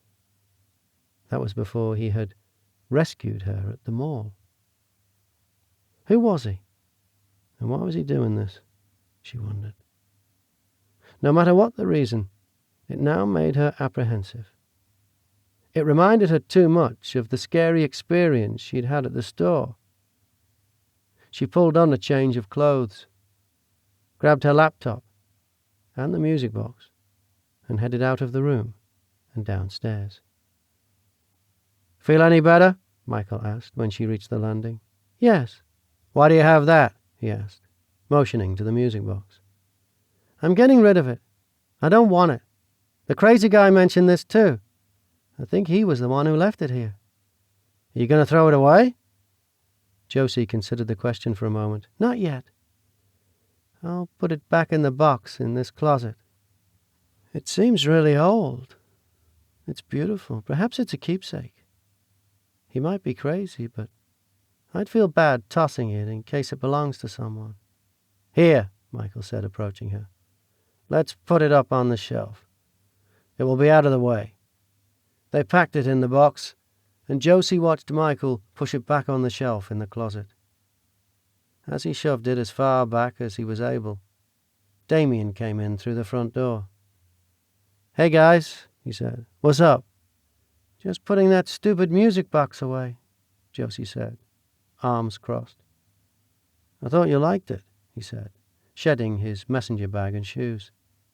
"She did until she found out it came from a crazy stalker who attacked her today," Michael chimed in, closing the closet door. "What?" Damien stopped dead from removing his second shoe in shock. "I wasn't attacked. Some crazy guy was just talking nonsense at the office supply store. He was the same guy who caught me when I fainted at the mall. He was at the office store and was just saying crazy stuff to me." "Like what?" Damien asked. "Like I need to remember who I am and he can help me and on, weird stuff." "And he grabbed hold of her and mentioned her nightmares and the music box," Michael added. "So we know who brought this to the door. And we know he's not only been here at the house, but in 2 other places she's been. So he's stalking her, and could be violent." "Really, Michael? Violent? That's quite a step," Josie said. "Josie, you were shaking when you got home. Don't write this off." "I'm not writing it off. I'm just saying he might be unbalanced, but not unhinged." "Did you call the police?" Damien asked. Michael crossed his arms in frustration. "Nope, tried to. She didn't want to," Michael said.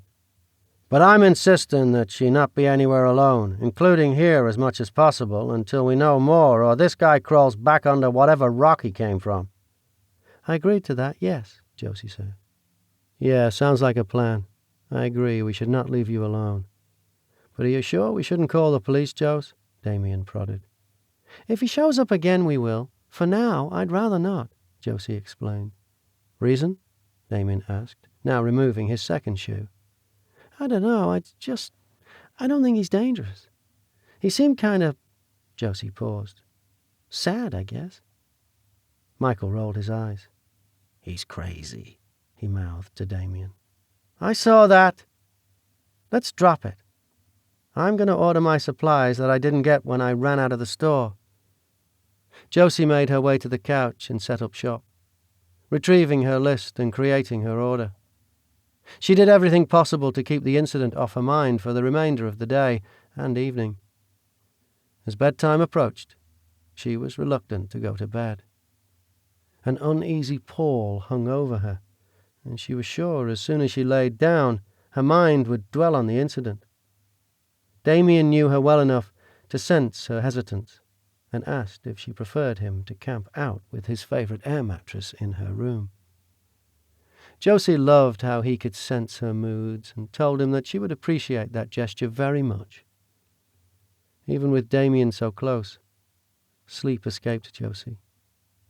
Every time she closed her eyes, she saw the man, remembering the wild look in his eyes as he begged her to remember, felt his hands grasping her shoulders, heard his voice, feverish by the end. Each time she would snap her eyes open to make sure she was still safely tucked in her bedroom. Sometimes she peered over the edge of the bed to check that Damien was still there. After hours of fretting, she dozed off, sleeping restlessly, dreaming of the incident with the man, the music box, and a woman named Celine.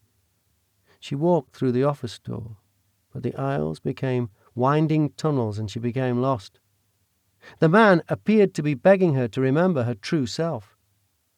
Somewhere the music box played, and she followed its sound. She wound through passage after passage, finding it playing on top of a shelf. She approached it and found a mirror behind it. She looked at the mirror and saw her reflection. But yet, it wasn't her reflection. "No," the reflection said. "I am your true self. I am Celine." Josie jolted awake, disturbed by the dream. She concluded that trying to sleep was useless. She rose from the bed and donned her robe. Tiptoeing out of the room, she made her way downstairs. She hoped some television would help distract her mind enough to fall asleep. She flipped through the choices on her streaming network and settled for rewatching a comedy series. The show did little to distract her. only proving background noise for the questions churning in her mind. How did the man ever find her? Why did he think she was Celine? Who was he? How did he know about the nightmares? Why did he give her the music box, and what did it mean? Was it Celine's music box? Who was Celine? The questions would not cease racing across her mind. Her thoughts converged on the music box. She had packed it away earlier, not wanting to see it. Perhaps that was a mistake. A sudden urge pushed her to want to see it again, to hold it in her hands and to hear the little tinkling song that it played. She went to the closet and struggled to pull the box down from the shelf. It was no use. She couldn't reach it.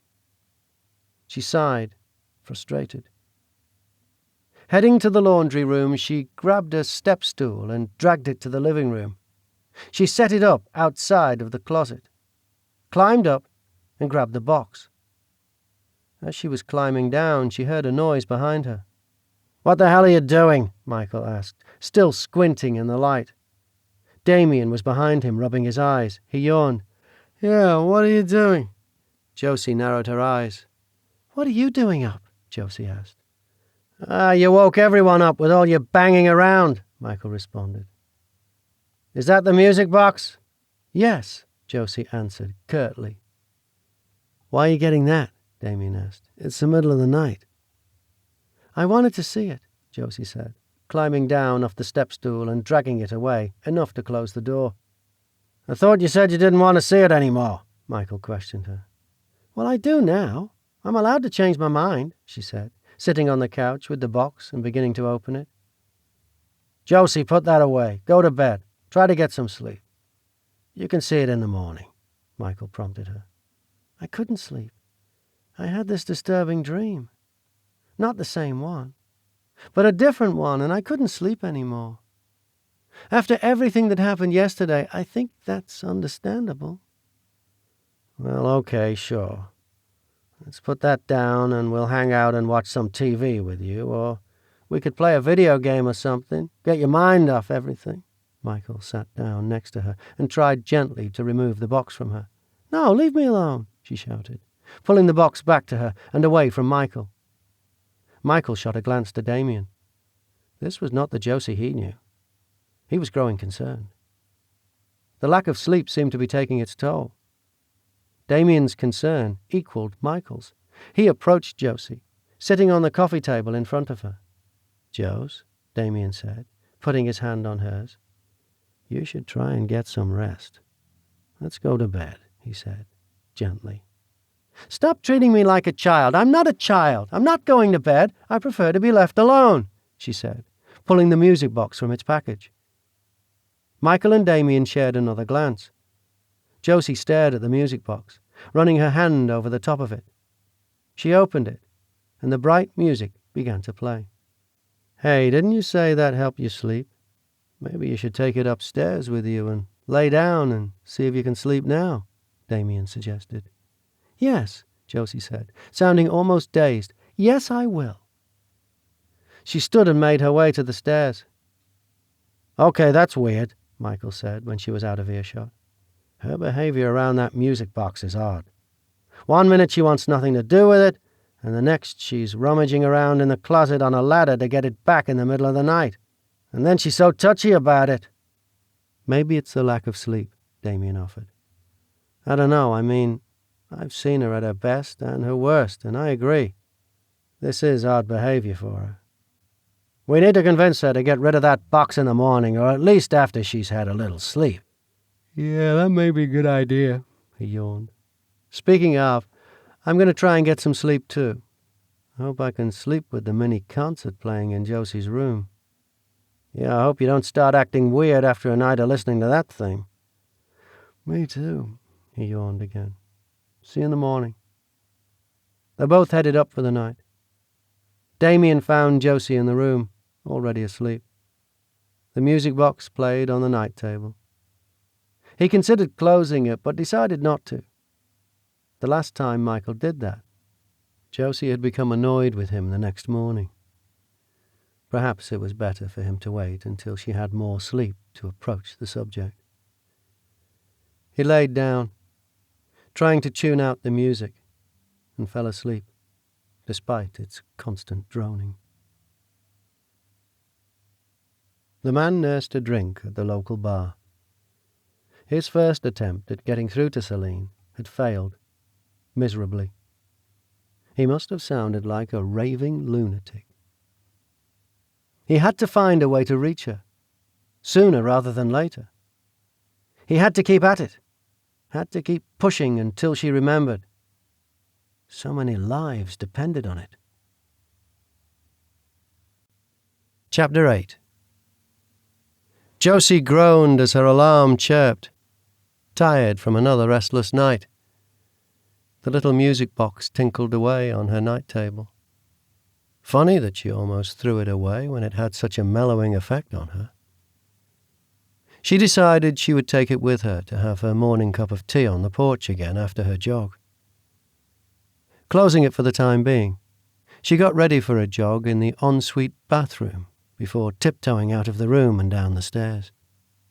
She had returned, changed clothes, and made her cup of tea before anyone else was up. They must be sleeping in, since neither planned to go to the office today. Retrieving the music box, she set it up on the porch along with her tea. It was another pleasant summer morning. With her shoes kicked off, she swung gently on the porch swing, the cool morning breeze caressing her skin. The music box tinkled away as she sipped her tea. She let the gentle movement lull her into a relaxed, dreamlike state.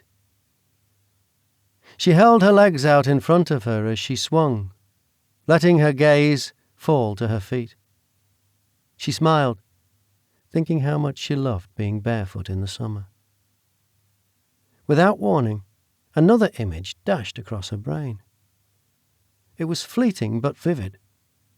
It seemed like a memory, yet she couldn't place it. She was swinging, watching her bare feet in front of her. The scent of flowers hung heavy in the warm air. She leapt from the swing and splayed herself onto the lawn below, the grass cool beneath her. Her curls fell around her, her hair much longer than she ever remembered wearing it. She stared into the crisp blue sky with white clouds dotting it here and there. The bright sun shone down upon her. She closed her eyes as it warmed her face. C'est un jour parfait pour entrer heureux, she murmured aloud. Josie stopped the swing, snapping back to reality. Where did that come from? It seemed like a memory, but she did not recognize the place. And it was impossible for her to remember speaking in a language she didn't know. The so-called memory confused her. Her head began to ache. The pain drove the memory from her mind. The music still playing from the music box began to irritate her.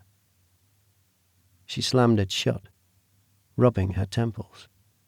"Ready to pitch that thing yet?" Michael asked, leaning against the front door jamb, coffee in hand.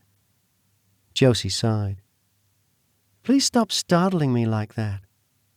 "Sorry," he said, making his way over to join her on the swing. "Did you end up getting any sleep?" "Yes," she said, still irritated from the pain throbbing in her head. "Doesn't sound like enough." "I just have a headache. I need some aspirin and another cup of tea." "Okay.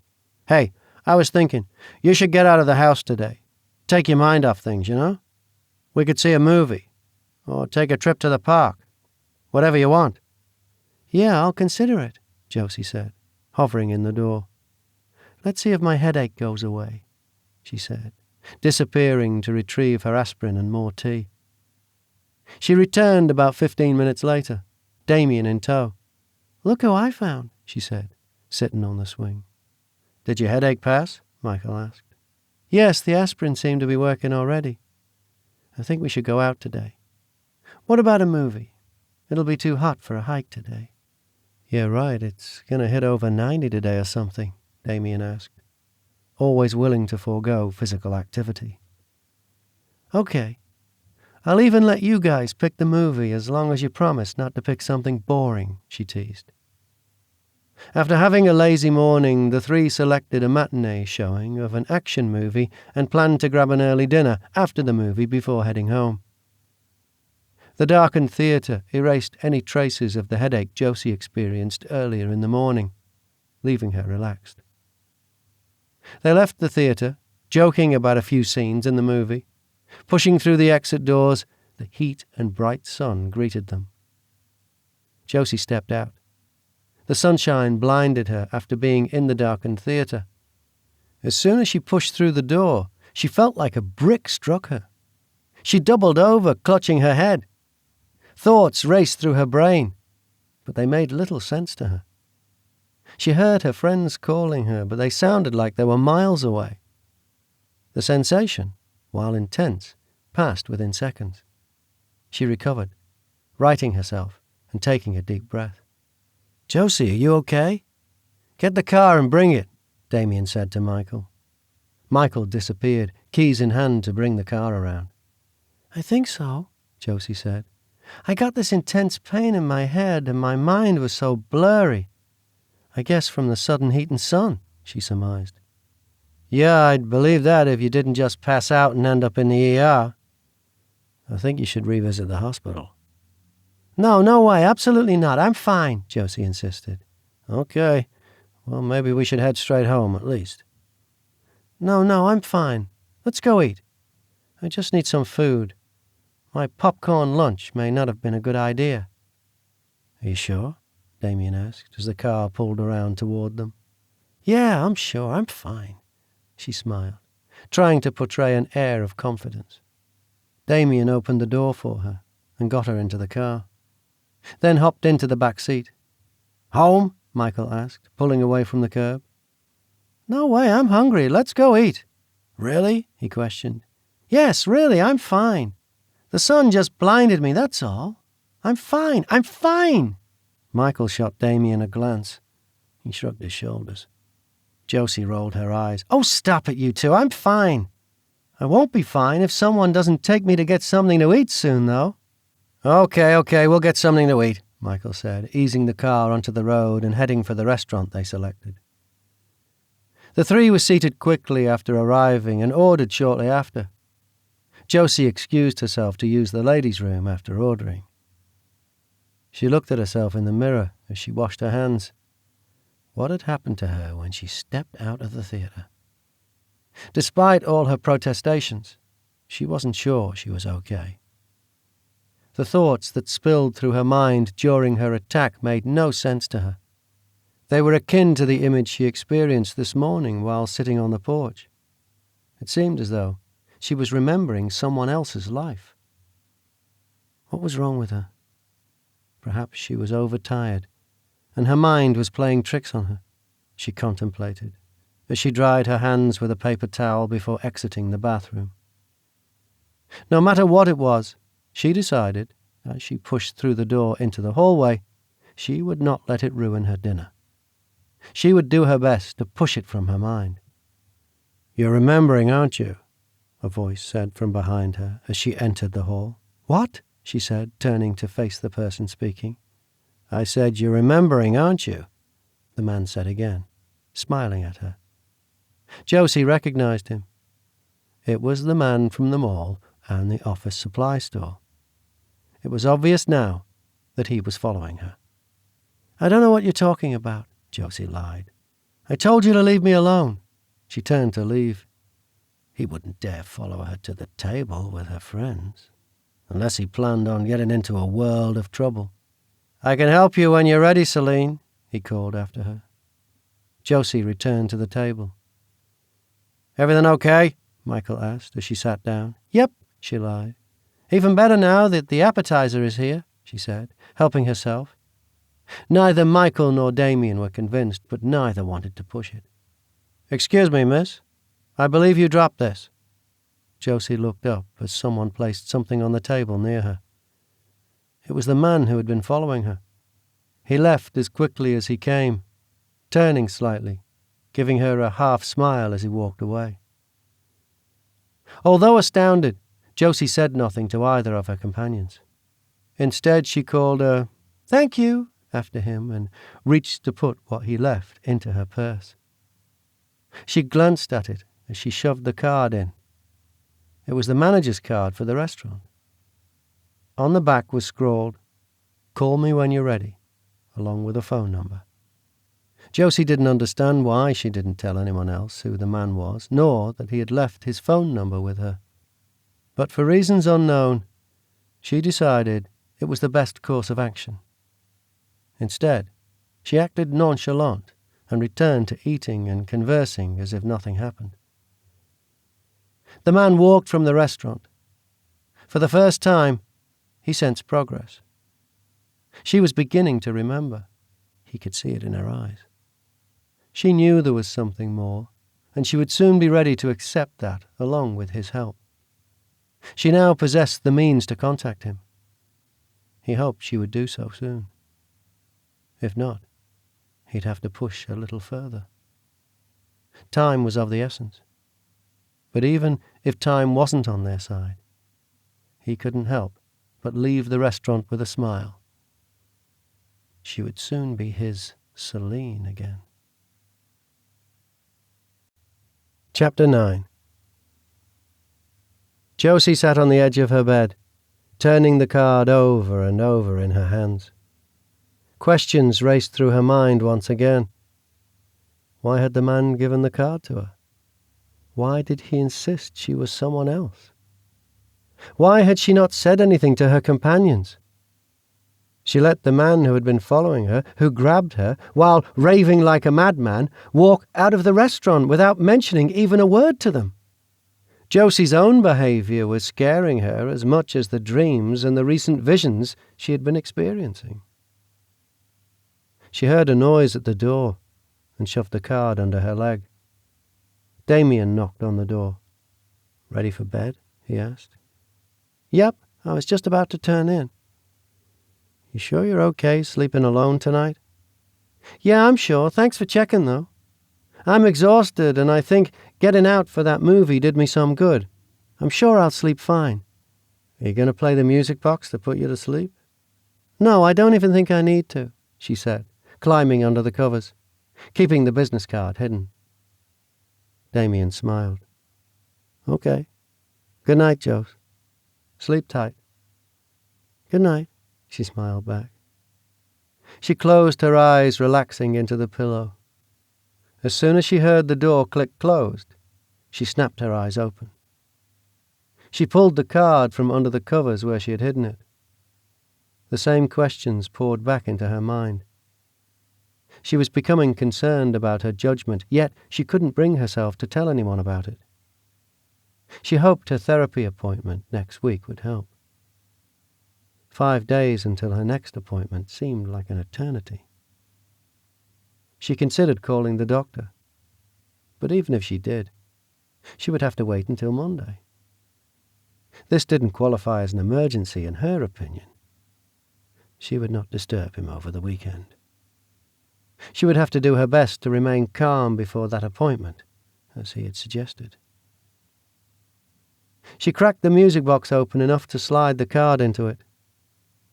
Closing her eyes, she tried to push everything from her mind and drift to sleep. She willed herself to be strong. She'd never been a quitter. She came from stronger stock than that. She would be fine. She kept repeating that to herself until she dozed off. Despite her best efforts, Josie had a restless night, full of concern about the man following her and her lack of alarm over the situation and refusal to tell anyone that he had approached her again.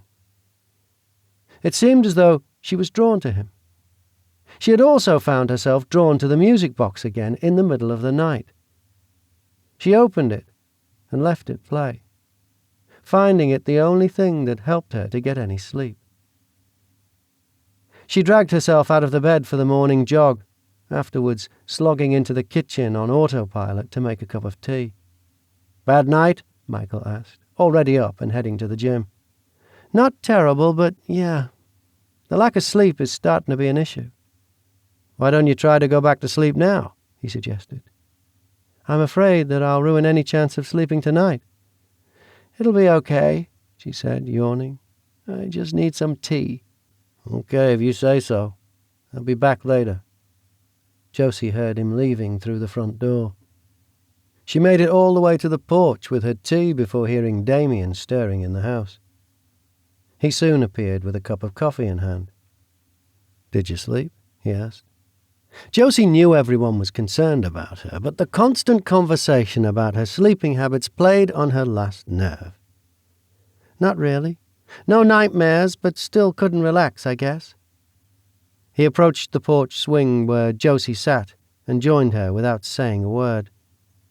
They swung together in silence for a while, each lost in their own thoughts. Josie appreciated having family like Damien. His presence alone comforted her. There was no need for words. She stared out at the brightly lit lawn. The sun was already heating the day. It was going to be another scorcher. Within an instant, Josie's view changed. She no longer looked at her front lawn and driveway with her and Damien's cars parked near the house. Instead, she saw a large home rising in front of her, white and stately looking, with a long curving drive leading to it. Bright blue skies framed it across the top, and a landscape of beautiful flowers at the bottom. The air smelled of the sea. The image lasted a few seconds before it disappeared. Josie's overtired mind tried to make sense of it. What were these things she was seeing? Her stomach became queasy, and her head ached. Not wanting to panic Damien, she tried her best to recover in silence. A few minutes passed, and she hadn't recovered. "Hey, I'm going to lay down for a while. I don't feel so good." "You're sick? Do you need anything?" "No, just my touchy stomach. Probably my poor diet yesterday." She gave a weak smile, heading inside and up to her room. She laid down on the bed, closing her eyes, hoping it would help dull the pain in her head. It did nothing to stop the pain. Her stomach still rolled as though she were on a roller coaster. She considered retrieving some medication from the bathroom, but she was too sick to move. She lay still on her back, hoping the sensation would soon pass. Opening her eyes and turning her head, she spotted the music box. Her hand reached over to caress the top of it. After a moment, she opened it. The small box's music filled the air. She lay on her side, staring at it. Reaching over after a few moments, she removed the necklace from the box, clutching it to her chest. After about 10 minutes, she began to recover. Her head still had a dull ache, but the queasiness in her stomach had started to pass. Thank goodness, she thought. She closed her eyes again, her stomach and head beginning to ease. She began to relax, particularly now that the sensation that she may vomit at any moment had passed. She took a few deep breaths, relaxing as the cool air from the air conditioning unit blew on her as the unit kicked on. The tinkling music continued to fill her mind and lulled her off to sleep. Josie bolted upright. She'd had that dream again, and it had produced its usual side effects. Laboured breathing, soaking sweat, quickened pulse and a racing heart. She clenched her fists as she took long, deep breaths to calm her nerves. She looked at her palms. They were damp and sweaty. The dream had been different this time, she recalled, prompted by the clamminess on her palms. She remembered the usual running through the cave, walls damp, being chased, but this time there was more. After hearing Celine's name being called, she had run toward a small ray of light. As she neared, she looked down at her hands. Blood covered them, She had awoken before she determined the source of the blood. She concluded that was a good thing. She wasn't sure how much more she could take. The almost constant sleepless nights, coupled with the terrible dreams, and now the strange visions. She considered calling the therapist, despite it being the weekend, to request those sleeping pills.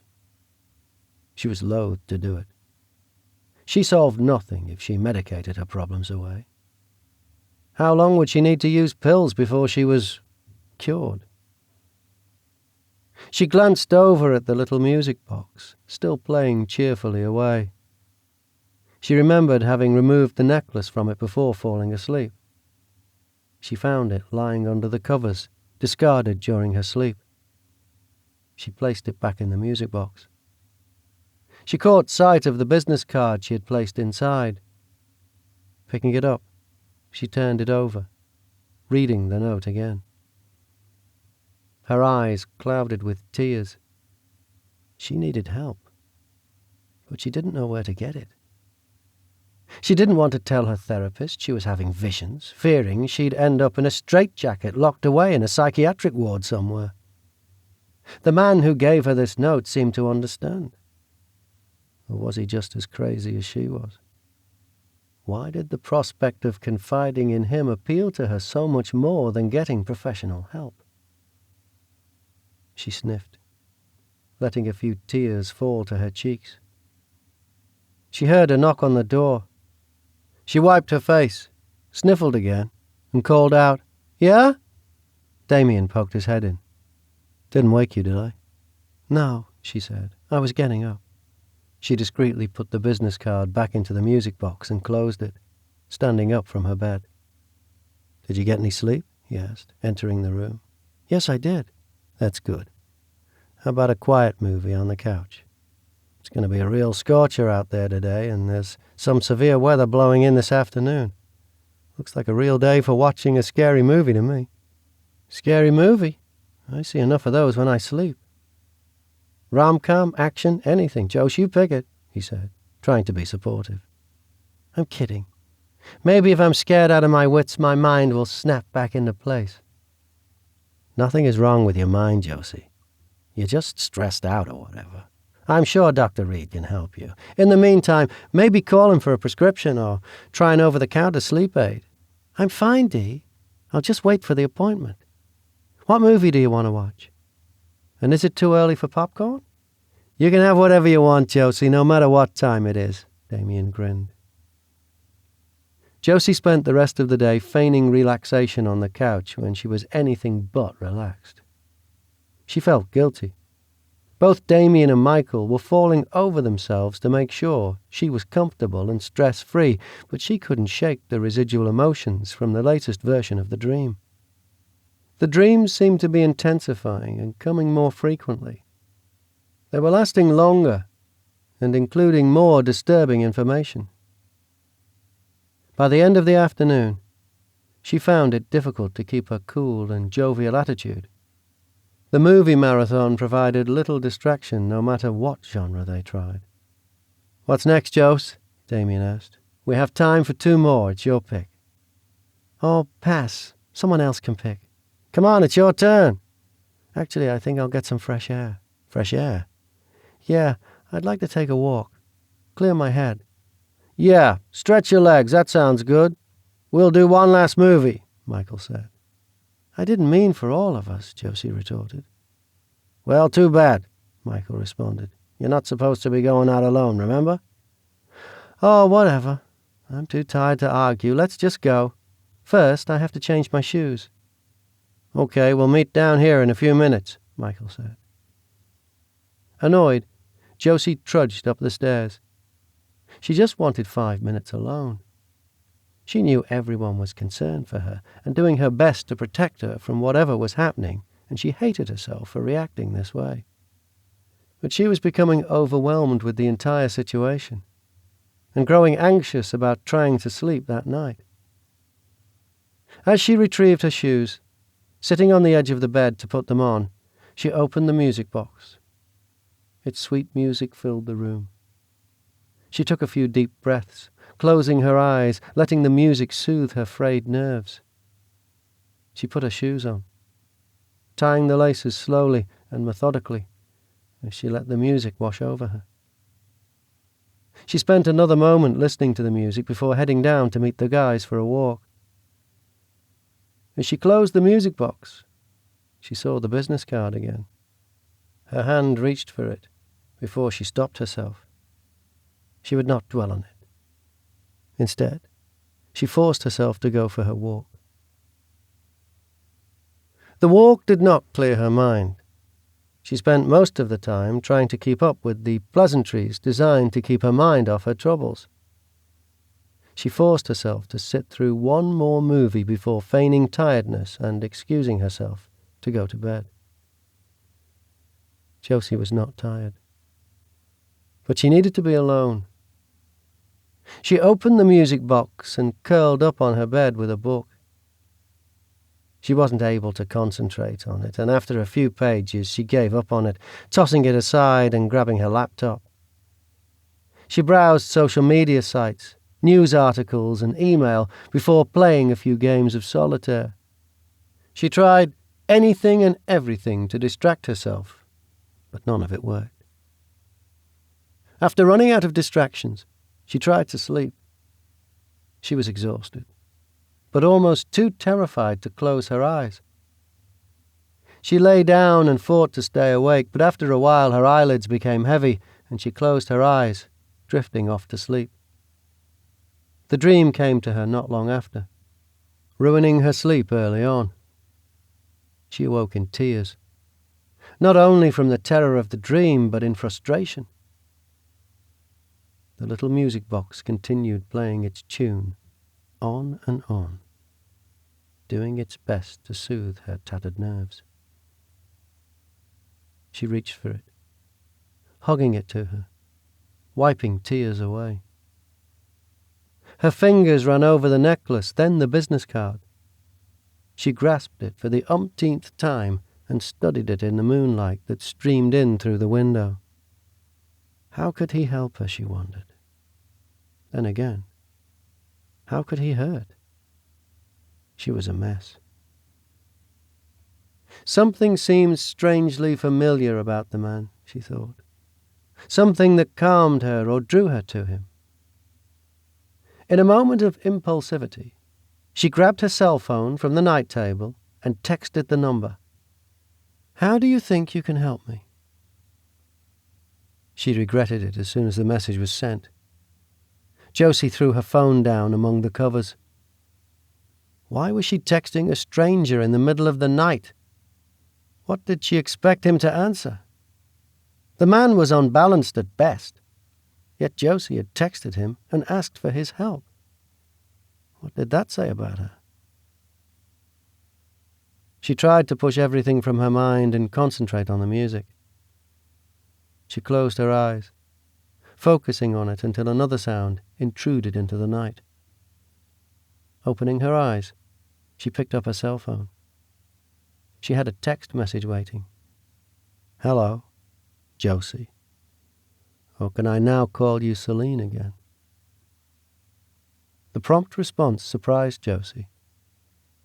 She waited a moment before responding, considering if she should answer and what she should say. Before she responded, a second message came through. "I can help you. You're not crazy." Uncontrollable tears streamed down her face. She didn't know why. Perhaps from relief that someone didn't think she was crazy, or perhaps she was just overtired. She let herself sob for a moment before grabbing her phone with a shaky hand to reply. "I don't see how you can help me." Within moments the reply came. "You must have thought I could. You texted me." Josie answered. "Why are you following me?" "I need your help, but only after you remember who you are. I can help you remember." Josie was lost. "I'm Josie Benson. I don't know what you're talking about." You're having dreams, nightmares, about that night. The night you changed. The night that changed your life. The conversation unnerved Josie. She texted back, I made a mistake contacting you. Please leave me alone. A response came almost immediately. Celine, please. Josie ignored it. But within minutes another text came through. I can help you. Stop the nightmares and help you remember. Tears rolled from Josie's eyes again as another message came through. Celine, just meet with me once. Please. Then another. I can help. Josie was overwhelmed. She concluded that she had made a grave mistake in sending the initial message. What had she been thinking? As the messages continued to come through, despite her lack of response, she became frustrated. She considered throwing her phone against the wall, but she knew she would regret it and also wake up the entire household. She considered blocking the number, but she hesitated to do so. Besides, he had her number now. It would be as simple as getting a burner phone to contact her again. So what was the use in blocking his number? Instead, she powered it down, preventing any further messages from reaching her tonight. She tossed it back onto her night table and curled in a ball under the covers. Tears continued to roll down her cheeks, despite any attempt to stop them. After a while, sheer exhaustion overcame her, and she fell asleep, getting a few hours of sleep before the morning broke. He set down his phone. The last several messages had gone unanswered. She was ignoring him. It frustrated him. Every step he took forward seemed to be followed by 3 steps back. He checked his phone again. No answer. He doubted he would get a response tonight. The last thing she had sent him asked him to leave her alone. But he couldn't do that. He would have to wait for her to respond or continue to send her messages until she did. He tried to focus on the good. She had texted him. She had reached out. She had opened the lines of communication. Not only did it mean that she was coming around, but also that he could now get in touch with her without having to follow her every move and calculate when he could approach her. Things were moving in a positive direction. He had to believe that. Otherwise, he faced certain doom. They all did. Chapter 10. Josie slept in the next morning, exhausted after another restless night. Before even considering breakfast, she lay with a cool, damp towel over her eyes, swollen from the crying overnight. She felt awful, exhausted both emotionally and physically, with a headache and a touchy stomach. After about an hour, she dragged herself from her bed and down for breakfast. She was the last one awake, which was unusual. "No jog today?" Michael asked as she plodded into the kitchen. Josie stifled a yawn. "No, I took the morning off," she said, making herself some oatmeal. "No jog? That's not like you. You must be sick." Damien joined the conversation. "I feel awful. I'm going to spend the day in bed." Michael and Damien shared a glance, the news not sitting well with them. "Do you think you should call the therapist and see him earlier?" Michael asked. "Yeah, or maybe get a sedative," Damien added. Josie realized they meant well, but her sheer exhaustion made the conversation tedious. "I'll see how things go after today," she said, hoping to end any further conversation. She wasn't that lucky. Michael continued. I wouldn't put it off, Josie. It seems like you're getting worse. Getting worse? What's that even mean? You're getting less sleep, having the nightmares more often. You're having some physical symptoms now, like headaches, fainting. He began to respond. Josie cut him off. I fainted once. It's Sunday. If I need him, I'll call tomorrow. He has an emergency line, Damien offered. And that line is for emergencies. This is not an emergency. Asking for a sleep aid is not an emergency, Josie sighed. How about an over-the-counter? Michael asked. Those do the exact opposite of what they're supposed to do for me, Josie said, knowing that over-the-counter sleep aids made her jittery. I'm just going to hang out in bed today. Try to rest and relax. And if I'm this bad tomorrow, I'll call, okay? The men shared a glance.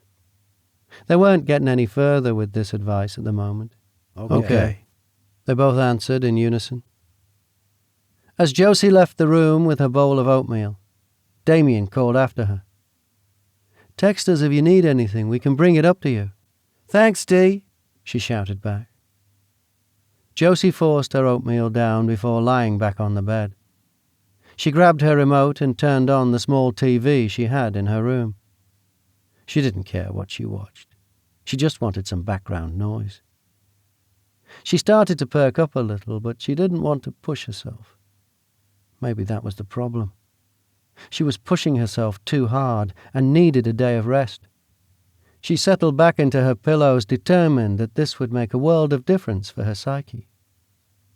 Perhaps she would take Damien up on his offer to bring her something and trouble him for a cup of tea, she thought, grabbing her phone.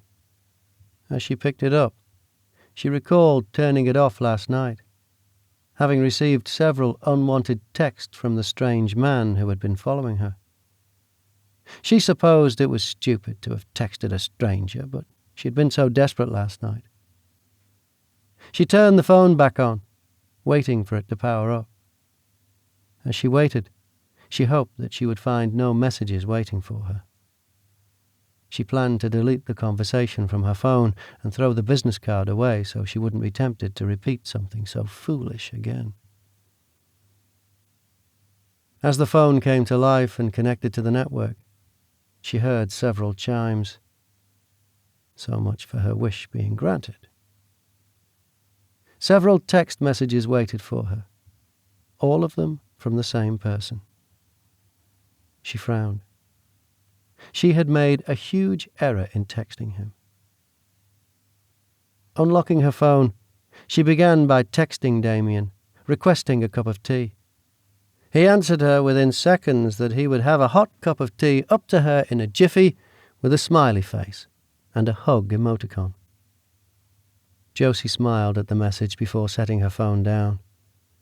She did not intend on reading the stranger's other messages, but her curiosity got the better of her. She picked up her phone, opened the message app, and selected the unread messages. I'm sorry about the other day. I realize you were overwhelmed. The nightmares will stop, or at least slow, once you remember. I realize you don't believe me, but I can prove that I know you. Josie stared at the messages. The first two sounded like typical messages in a disagreement, where one person was attempting to draw the other to their side. The last one struck her, though. Prove it, she thought. How could he prove it to her that they were acquainted? As she studied the phone, another message popped onto her screen. Good morning, Josie. I hope you didn't answer because you fell asleep.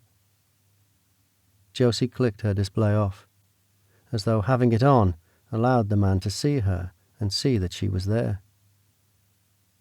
Josie pondered for a moment. Should she respond? And if so, what should she answer? Was she crazy to respond to him? Perhaps it was best to let things drop. But she was intrigued to find out how he could prove it to her. Perhaps she could be finished with him once and for all if he didn't provide evidence. As she pondered her options, Damien knocked and came through the door without waiting for a response. "Special delivery," he said cheerily as he came through the door carrying a tray. "Tea, 2 sugars, just like you like it. Nice and hot. And some cookies," he said, setting the tray on her nightstand. She moved the music box out of his way, setting it on her lap. "Here, I'll take that," he said, reaching for it. "No, leave it." "You sure?" "I was just going to move it to the dresser."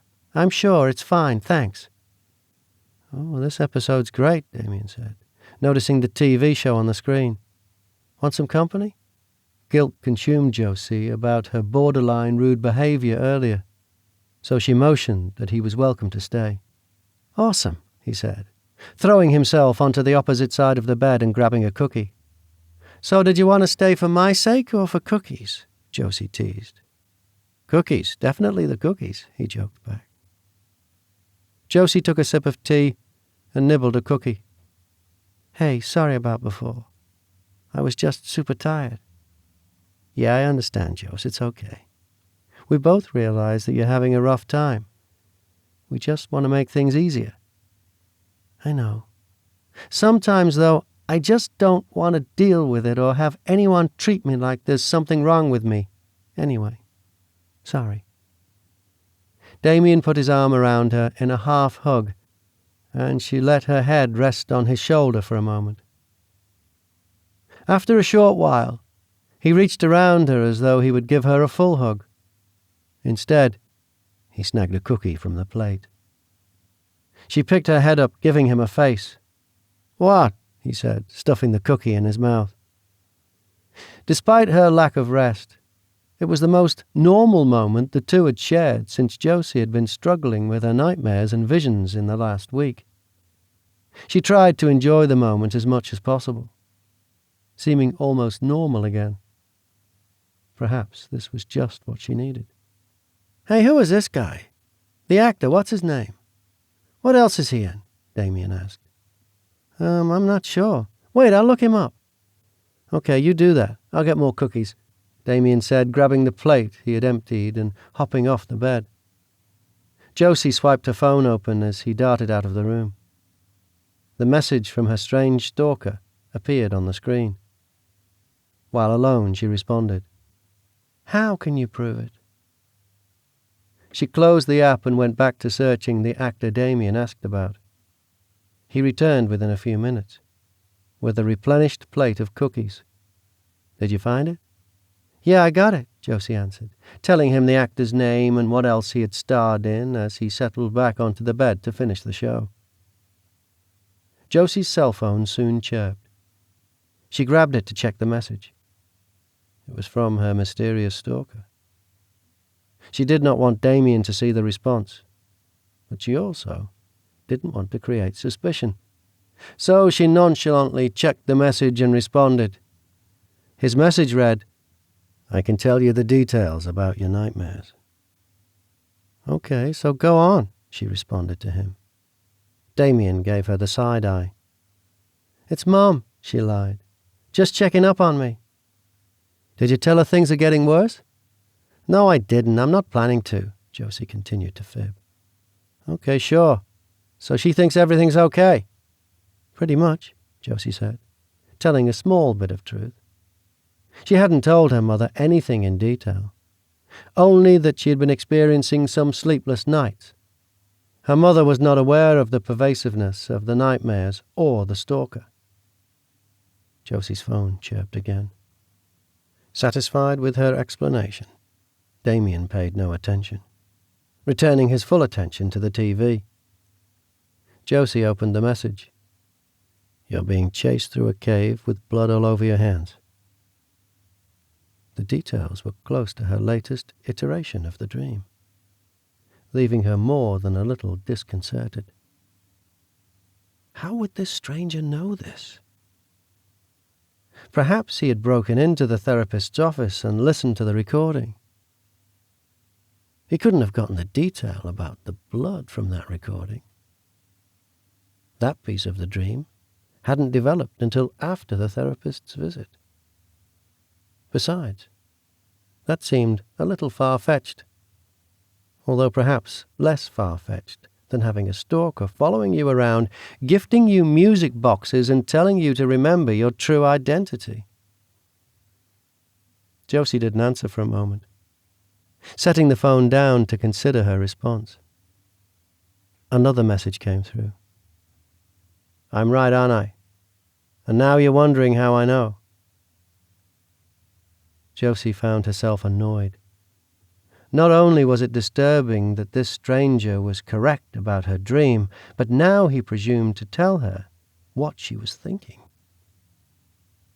There had to be some reasonable explanation. Had he been spying on her and overheard her talking about the nightmare? Did he break into the therapist's office and listen to the tape Dr. Reed made? Josie wasn't sure. But she had an idea that she presumed might end the situation. She texted back, "No, you're wrong. That's not what my nightmare is about." Josie waited for the response. After a moment, the phone chirped and Josie read the latest in the saga of text messages. "I'm not wrong. Also, here is more evidence." She waited for the supposed proof. Within seconds, the phone sounded again, and Josie opened the message. She took an extra moment to stare at the latest message, her mind unable to wrap around what she was seeing. The message contained a picture of a photograph. The man, her stalker, stood in the photo. He was smiling, his arm wrapped around the woman next to him. Much to Josie's shock, she recognized the woman. It was Josie herself. Josie did not recall taking this picture. But the woman in the photo was identical to her, down to the mole on her cheek that she hated. She had her arm wrapped around the man's waist, and her other arm rested on his stomach. Her smile beamed through the picture. She turned off the phone display, disturbed by what she had just witnessed on it. She wasn't sure what to do. She didn't want to dwell on the photo at the moment, afraid that Damien might wonder what she found so interesting. It must be fake. It couldn't be real. Josie had never met the man before. She needed to study it more, but she didn't want messages to continue to pour in while she waited for an opportune moment. She texted back, "I need time to think." She received an immediate response. "I'll be here when you're ready, Celine." Ignoring it, she set her phone down, pretending to watch the show with Damien. Her mind buzzed from what she had just seen. She found it hard to focus. "Can I trouble you for a second cup of tea?" she asked. "Sure, I'll be back in a jiff," he said, hopping off the bed and grabbing her mug. He headed out of the room. Once alone, Josie grabbed her phone. She opened the messaging app and the picture. She zoomed in on the woman's face. If this wasn't her, it was a twin or near identical look-alike. The hairstyle she had was slightly different from what she normally wore, but it looked like her hair color and texture. She didn't remember having a dress like the one the person in the picture wore. It was bright pool blue with 6 gold buttons on it from the neckline to the waist. The pair stood in front of what appeared to be a house, but Josie couldn't be sure, since only a portion of it could be seen. She didn't recognize it as any place she had been, although there seemed to be something familiar about it. Josie zoomed in and out on various parts of the picture, trying to determine where it was taken or if it could have been doctored to make her appear to be somewhere she had never been. If someone had tampered with the photo, it must have been done by a professional. In addition to that, it was printed to appear aged. The picture was of an actual photograph that looked like it was printed decades ago based on the style of printing method used. The plot thickened for Josie, and she wasn't enjoying the new twist. She texted back, "I don't know you, or how you created that picture, but that can't be me." He responded in less than a minute. "You don't remember, but I can help you. This is the cause of your nightmares. Well, one cause." Josie texted back, "There is nothing to remember." She felt like she was going crazy. She had no memory of this man, but it appeared to be her standing in the photograph with him. She considered for a moment asking her mother or Damien, but she didn't want to tip her hand. Why was she afraid, though? What was forcing her to keep this secret from her cousin and her mother? As she pondered this, Damien appeared, her mug in hand, carefully carrying it with steaming hot tea. "A second cup as requested," he said, setting it down on the saucer he left on her night table from the first cup. "Thanks," she smiled appreciatively. "Sure," he said, rearranging the pillows to get comfortable again. Josie checked her phone. She had a message waiting. "I know you don't believe me. I've given you some proof. Please give me the chance to convince you." The image burned in Josie's mind. He had correctly identified her dream, and he had a picture of them together. She teetered on the edge of losing her grip on reality from sheer lack of sleep and from strange visions plaguing her, particularly those that involved her speaking a foreign language that she didn't speak. Impetuously she answered, "It has to be in a public place. I'm not meeting with you alone." Within seconds, the man responded, "Just tell me where and when." Josie pondered for a few moments before responding. She did not know how she could meet him given the close eye that Damien and Michael were keeping on her. She wanted to meet in a crowded spot. She had an idea, and texted back, "The Roasted Bean Coffee House on West Street, 10 a.m. tomorrow." He responded, "I'll be there." Within a few minutes, Josie received another text. "If you need anything before then, call or text. I promise, this is a positive step for you. For us." Josie tossed the phone down onto the covers, contemplating what she had just done. She tried not to dwell on it. It was over for the moment, and she had almost 24 hours to deliberate about it before she had to show up at the cafe. 24 hours to hope and pray what she was doing was a positive step forward for her. She sunk back into her pillows and attempted to enjoy the show and the company. He set his phone down. There would likely be no more messages from her until they met, if she came. He hoped she did, but he realized she might try to back out. He stopped himself from dwelling on that. She would come, and he would convince her. He had no other choice. He was out of options. It was not only a positive step for her, but also for him. He checked his watch. Less than 24 hours to go. He'd used the time to plan what he would say to her. What was the best way to convince her of the truth? It wouldn't be easy, but at least he had the opportunity. He would take full advantage. He could not fail. Too many people's lives depended on him succeeding. Chapter 11. Josie poured her tea before anyone else appeared for the day. As she took the first sip, she contemplated her plan, hoping it would work. She spent most of her sleepless night wondering if she was doing the right thing, vacillating between backing out and going through with meeting the stranger. At least her troubled mind and wavering decisions prevented her from having the nightmare again. Most likely because she slept so little. What little sleep she got was tainted by nonsensical dreams, splicing together any and every recent event in her life. She was running on adrenaline, so fatigue hadn't set in yet.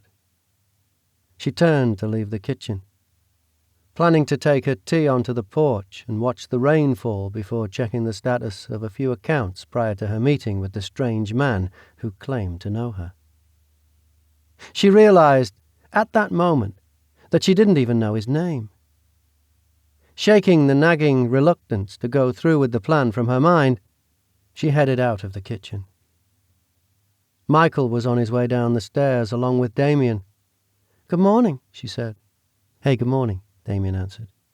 "Did you get any sleep?" "Good morning, yeah, same question here," Michael echoed. "No, not really.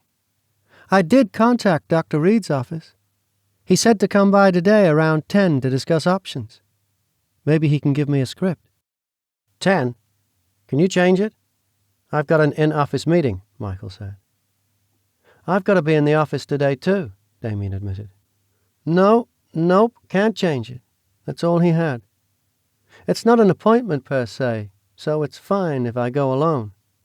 He's probably just going to ask if I have any allergies or have used any sleep medications before and prescribe something.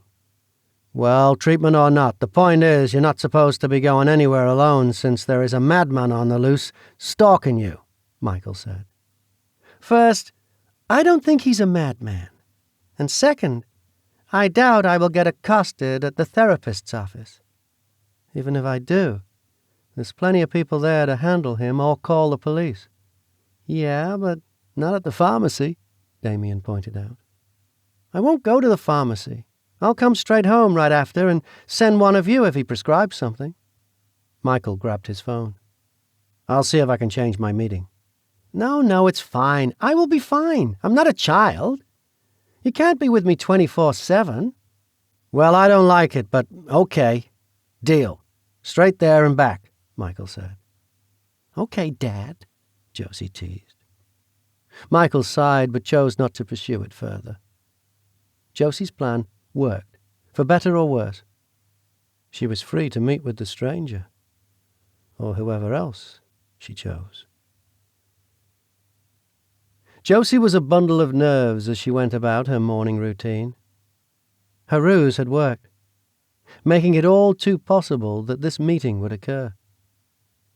Although she wondered what she had been thinking when she agreed to the meeting. She was determined to go through with it. She needed to learn if he could help her, like he promised. The therapist hadn't been able to, although she only met with him once. Following that session, though, the visions, as she referred to them, had developed. So she was worse, not better. After checking her job logs, noting anything that might need followed up on later and verifying anything else, she found herself distracted by anticipation. She paced the floor for an hour before deciding it was time to leave. She arrived at the coffee shop early, parking outside and watching the entrance for about 10 minutes before she found the nerve to enter. She forced herself to open her car door and walk toward the entrance. Her stomach was jittery, her palms were sweaty, and her pulse was racing. Her heart was beating hard in her chest as she walked through the door. She scanned the room, not expecting to find the man since she was early. However, he was there, sitting in a back corner with 2 mugs in front of him. He waved to her. She took a deep breath, swallowing hard. A last-minute impulse screamed at her to turn and run, but she squashed it, favouring the strange sense of acquaintance, and pushed herself to walk to his table. He stood as she approached and pushed the chair in as she sat. "I bought you a tea, 2 sugars, just the way I like it." Already unsettled, Josie became more so. He knew about her dreams. He had a picture, supposedly, of the 2 of them, and he knew how she liked her tea. You said you can help me. Tell me how. Celine, he began, gently. Josie, she snapped back. My name is Josie. Okay, all right, Josie. He held up his hands. How can you help me? Why do you think you know me? I realize you want me to tell you everything, but we have to start slow. I don't want you to think I'm crazy. And knowing everything will make me think you're crazy? I'm concerned that knowing everything too fast might, yes. Okay, I'm leaving, she said, beginning to stand. Josie, please wait, he said, grabbing her wrist. Wait for what? For you to feed me another line about how you can help me and not follow through? I can help you. Please wait, I'm not lying to you. So help me, she exclaimed, sitting back down. Okay, all right, now. You've been having the dreams. Being chased through the cave, hands covered in blood. Carrying a book, right? Yes, I've been having dreams like that. Sometimes in the dreams my hands are covered in blood, sometimes I have a book. And now I've been having, I'm not sure how to describe them, visions perhaps? In an instant it will be like I'm remembering something. I can see, smell, hear things, but they are nothing familiar to me. But they seem like memories. Visions. Can you describe these visions? The man spoke quickly, leaning forward toward her. Josie was anxious because of his behavior, but she pressed on. One was, I was swinging. It smelled like flowers. It was a beautiful sunny day. She paused, trying to remember. I was speaking French. I never learned French. But I was speaking French. That's the same thing I did when the doctor hypnotized me. You were hypnotized? When? By whom? He appeared to become agitated. Yes. After I fainted, the doctor in the ER recommended a therapist. He hypnotized me, and apparently I spoke French while I was recounting my dream to him. Well, not apparently. I did speak French. My cousin has a video of me doing it. And you've experienced the visions ever since? Any other ones? Yes. Ever since that, there's one more that I remember. It was of a big white house. I remember smelling the sea. It only lasted a few seconds, so I don't have very many details. The man sat back, lips pressed together, mulling over the information. Well, Josie said, impatient. He remained quiet. Look, that's it. This is ridiculous. You have no way of helping me. They're memories, he blurted out. What? Memories. The visions you describe. They're memories. Memories? Of what? Places I've never been? A language I've never learned? Yes, memories. The hypnosis unlocked them, although only one session probably wasn't enough. He mused, as if to himself, then turned to her. I have a family friend, a doctor. She can hypnotize you. She's familiar with your background. She can continue the treatment so you can remember everything. Remember what? There's nothing to remember. These aren't my memories. I've never been to a white house by the sea or swung in a garden while speaking French. I told you, I don't even speak the language. They're not your memories, no, he admitted. They're Celine's memories. Who is Celine? Why would I have her memories? This will be difficult to understand, Josie, but, he paused, reaching out to take her hand. You are Celine. I realize you don't think you are, but you are. You are Celine. They are Celine's memories, but they are also yours. Okay, no. It's not difficult to understand. It's crazy. Josie pulled her hand away. How am I this other person? You're crazy. I know what you're thinking, but I showed you the picture of us. I am familiar with your dreams, because I knew you when you were Celine. I knew you. I have never been Celine. I have always been Josie. From my birth until now, I have been Josephine Eleanor Benson for almost 25 years now. Never once have I ever called myself Celine. Ever. Not even as a joke, or a screen name or anything. You have me confused with someone else. You were Celine long before you were Josie." Josie sighed, exasperated, flinging her hands in front of her as she spoke, palms up. "How can I have been someone before I was me? I have no clue what you're talking about. Is this some kind of past life you're referring to?" "In a way, yes." "In a way? You're talking in circles, and I'm guessing it's because you're crazy." "I don't know why I came here," she said, shaking her head. "Because you know," he said, grabbing her hand, "that I'm right. You can sense it. I'm sure of it. Deep down you realize this is true. But until you remember everything, you will continue to suffer from the visions and the dreams." Josie sat for a moment, too confused to move. She let him take her hand and continued to hold it. Tears formed in her eyes, threatening to roll down her cheeks at any moment. It was too much to take in. He was right. There was something that kept drawing her to him, and to presume that he could help. But she didn't understand what, and she couldn't accept anything he was saying. "I can't do this. I need to think," Josie said abruptly, standing and bolting from the table and out the door to her car. The man followed her. "Josie!" he called after her when they were both outside. "Josie, please," he said when he caught up to her, just before she climbed into her car. She wiped a few tears away that had fallen as she had made the mad dash from the cafe.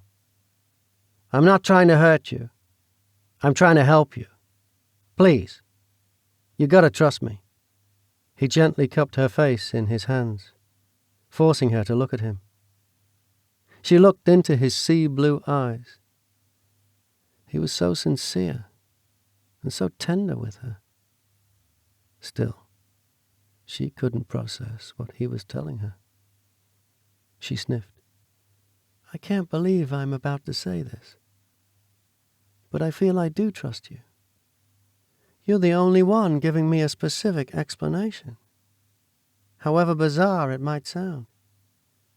I need some time. Right now, this is too much for me. I need to process this." "I understand," he said, dropping his hands to her arms, giving them a squeeze.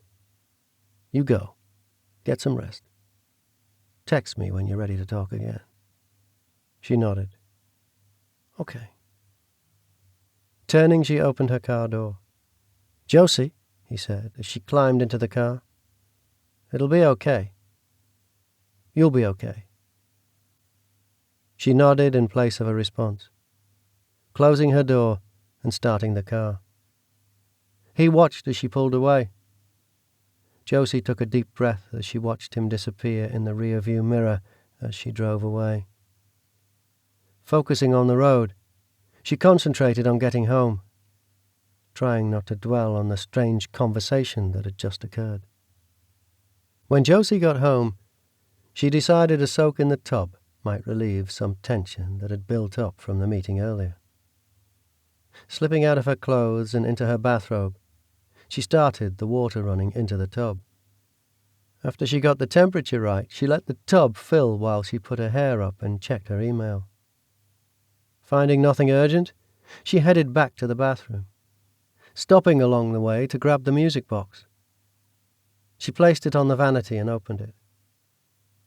The music filled the air as she disrobed and stepped into the tub, shutting off the water as she settled in. She laid her head back on the rim of the bathtub, closing her eyes, trying to relax as she listened to the tinkling sound. The warm water surrounded her, wrapping her up like a warm blanket. Her thoughts drifted first to the man she had met, then to their conversation.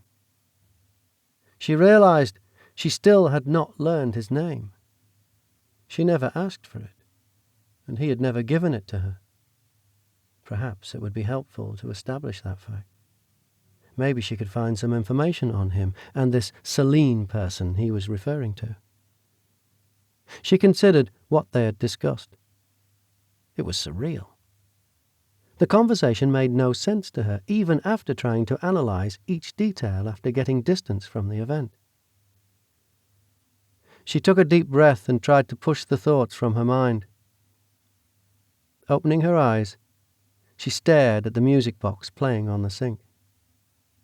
She reached over, her fingers just able to catch the necklace inside. Holding it up to the light, she admired it. It really was beautiful. The red rubies sparkled in the light.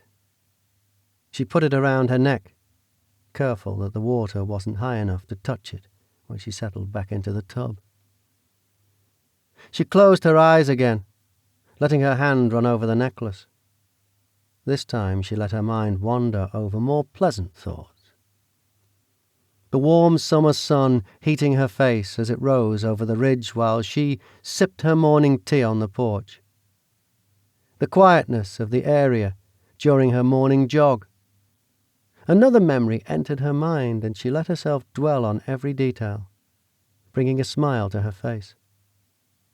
She lay on a beach, the sun shining down on her, the aroma of salt in the air. Waves crashed nearby. She saw her dress lying on a nearby rock, discarded for a swim. The warm water lapped at her toes. Her smile grew. It was such a happy memory. Josie shot upright, her eyes wide. The memory that had been so comforting to her, she realized, was not her memory. She had never visited that beach.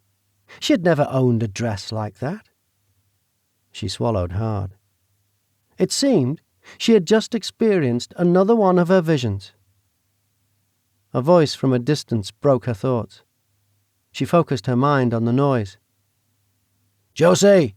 Footsteps pounded up the stairs. "Josie!" The voice called again. She recognized the voice as Michael's. "Just a second," she called back, hurrying out of the tub and toweling off quickly before slipping into her bathrobe. She opened the door of her ensuite, finding Michael standing inside the doorway of her bedroom. "Josie, why haven't you been answering your phone? I texted as soon as I was out of my meeting. Then I called. I texted Damien and he hadn't heard from you.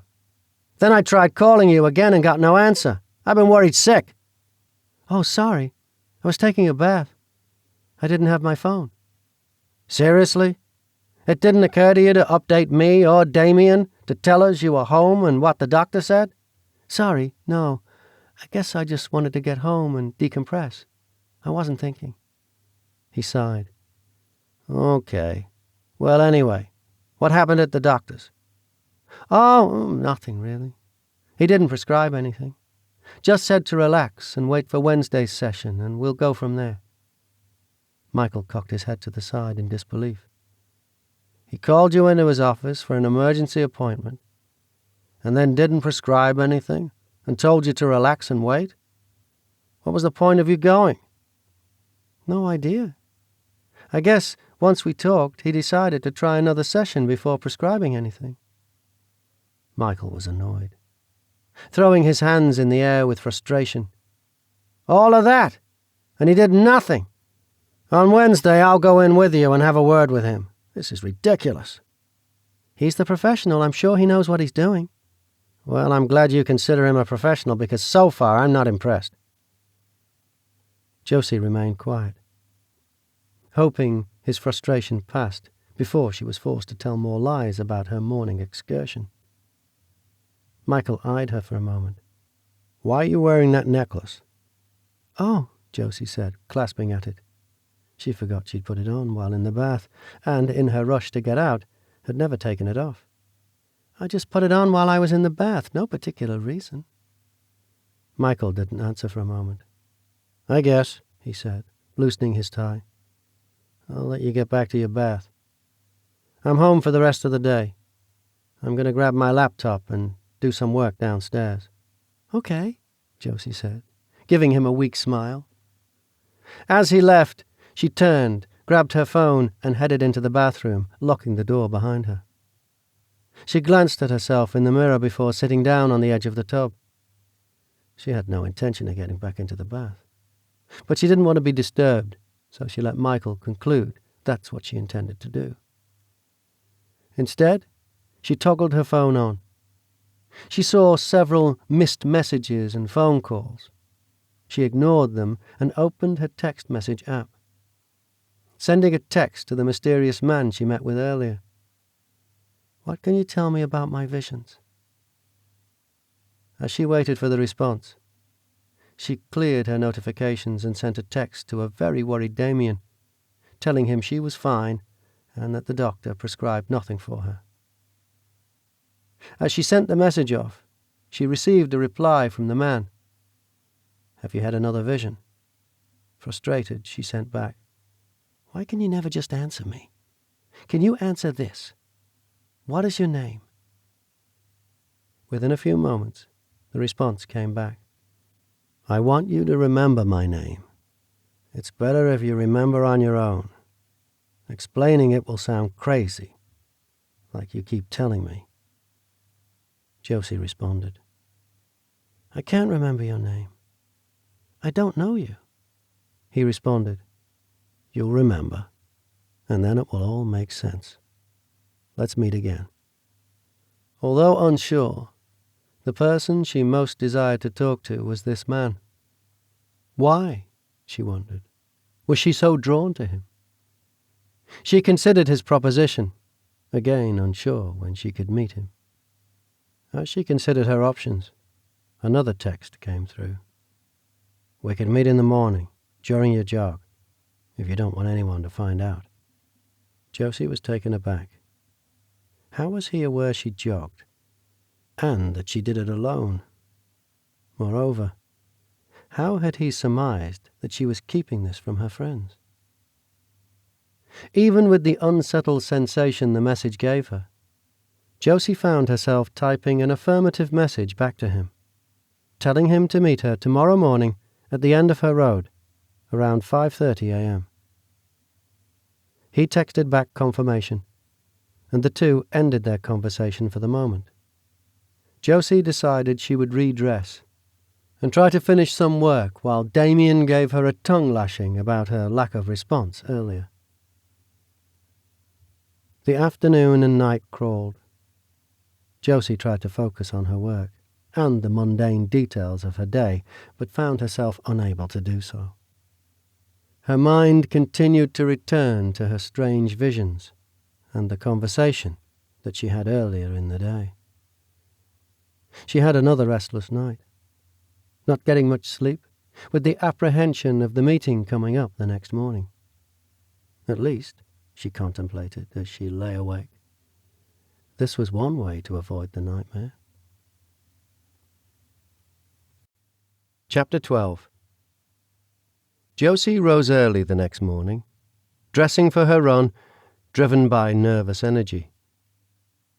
Despite the early hour the clock showed, she was anxious to get going, so she figured she would wait for the man to arrive before finishing her run. Much to her surprise, as she approached the end of the road, she spotted a car. She slowed to a walk approaching it. The man was leaning against the car, waiting for her. As she approached, he walked toward her. "Good morning, Josie," he said as he approached her. "Good morning," she said, suddenly concerned this might not be a good idea. "Did you sleep?" "No." "You had another vision, didn't you?" "I did. Of a beach somewhere."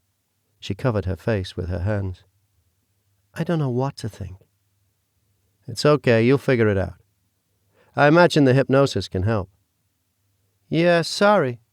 I'm not comfortable going somewhere with someone who won't even tell me his name, and then being hypnotized by someone else whom I've never even met." The man snorted a laugh. "Oh, I always admired that feistiness you have. You don't have to come with me. Your doctor can do it. I expect it might take longer because your doctor doesn't understand what to trigger, whereas mine does. But it's up to you, whatever makes you comfortable." So you're not opposed to me saying no and going back to my doctor? Other than you struggling for a longer time, no, I'm not opposed. Why can't you just tell me what's happening? You keep hinting at it, but you won't tell me. It's frustrating. Josie, you wouldn't believe me if I told you. That's why you've got to come around to it on your own. Why are you so concerned about me remembering and not struggling and whatever? Because I care about you. He paused. And because, truth be told, I need your help. Desperately. We all do. The sooner you remember, the sooner you can help. You need my help with what? Well, I need Celine's help. And again, you wouldn't understand even if I tried to tell you. You wouldn't believe me. Josie sighed, crossing her arms and walking a few steps away, turning her back to him. Why does this have to be so complicated? You won't tell me your name. You won't give me any information. The only thing I have to go on is someone else's memories, this Celine person's memories. I mean, how do I have them? Do I have multiple personalities, or am I possessed or something? No, nothing like that, he said, smiling as he approached her again. He put his hands on her arms, giving them another squeeze. Hey, you better be getting back. Consider my offer, okay? He said as he backed away from her toward his car. Josie turned to face him. He seemed more at ease this time, much less agitated. Before she could respond, he was in his car. The engine sputtered to life. Prior to driving off, he rolled down his window and shouted, "By the way, my name's Grayson. Grayson Buckley." Grayson. Yes, that name seemed to fit, Josie supposed, as she watched the car drive off. She wasn't sure why, but it made sense to her. Perhaps she was willing it to make sense because she wanted for some piece of the puzzle to fall into place. She spent another moment watching his taillights disappear before turning toward home for her jog back. Grayson pulled away, watching her image fade in his rearview mirror. He hoped he had done enough to convince her. He had tried to hold back how dire the situation was, tried not to pressure her. The slower the process was for her, the more danger his family was in. But he had to consider her too. He realized how stressed she was, and he had to proceed in a way that was safe for her. Yesterday, she had run from him in tears. He didn't want that to happen again. He didn't want to see her cry again. He had seen that enough times before. He glanced into his mirror again. He could no longer see her. He could only wait and hope now. Hope was all he had. Again. Josie reflected on the conversation as she jogged back home. Her mind wavered back and forth between thinking she was crazy for even considering the solution this man, Grayson, had presented, and wanting to find answers so badly she was willing to do anything. She considered the last few weeks. It appeared she was getting worse. Her nightmares were coming more frequently, and now she had developed visions. She remembered her upcoming appointment, Wednesday, with Dr. Reed. Perhaps she should wait until then and reassess following that appointment. Patience was not a virtue Josie was blessed with. The doctor's lackadaisical attitude toward her issue had frustrated her. Perhaps she was being impatient. She had only had one session with him. However, he seemed unconcerned that she could speak in a language she never learned, nor that she was experiencing a severe lack of sleep.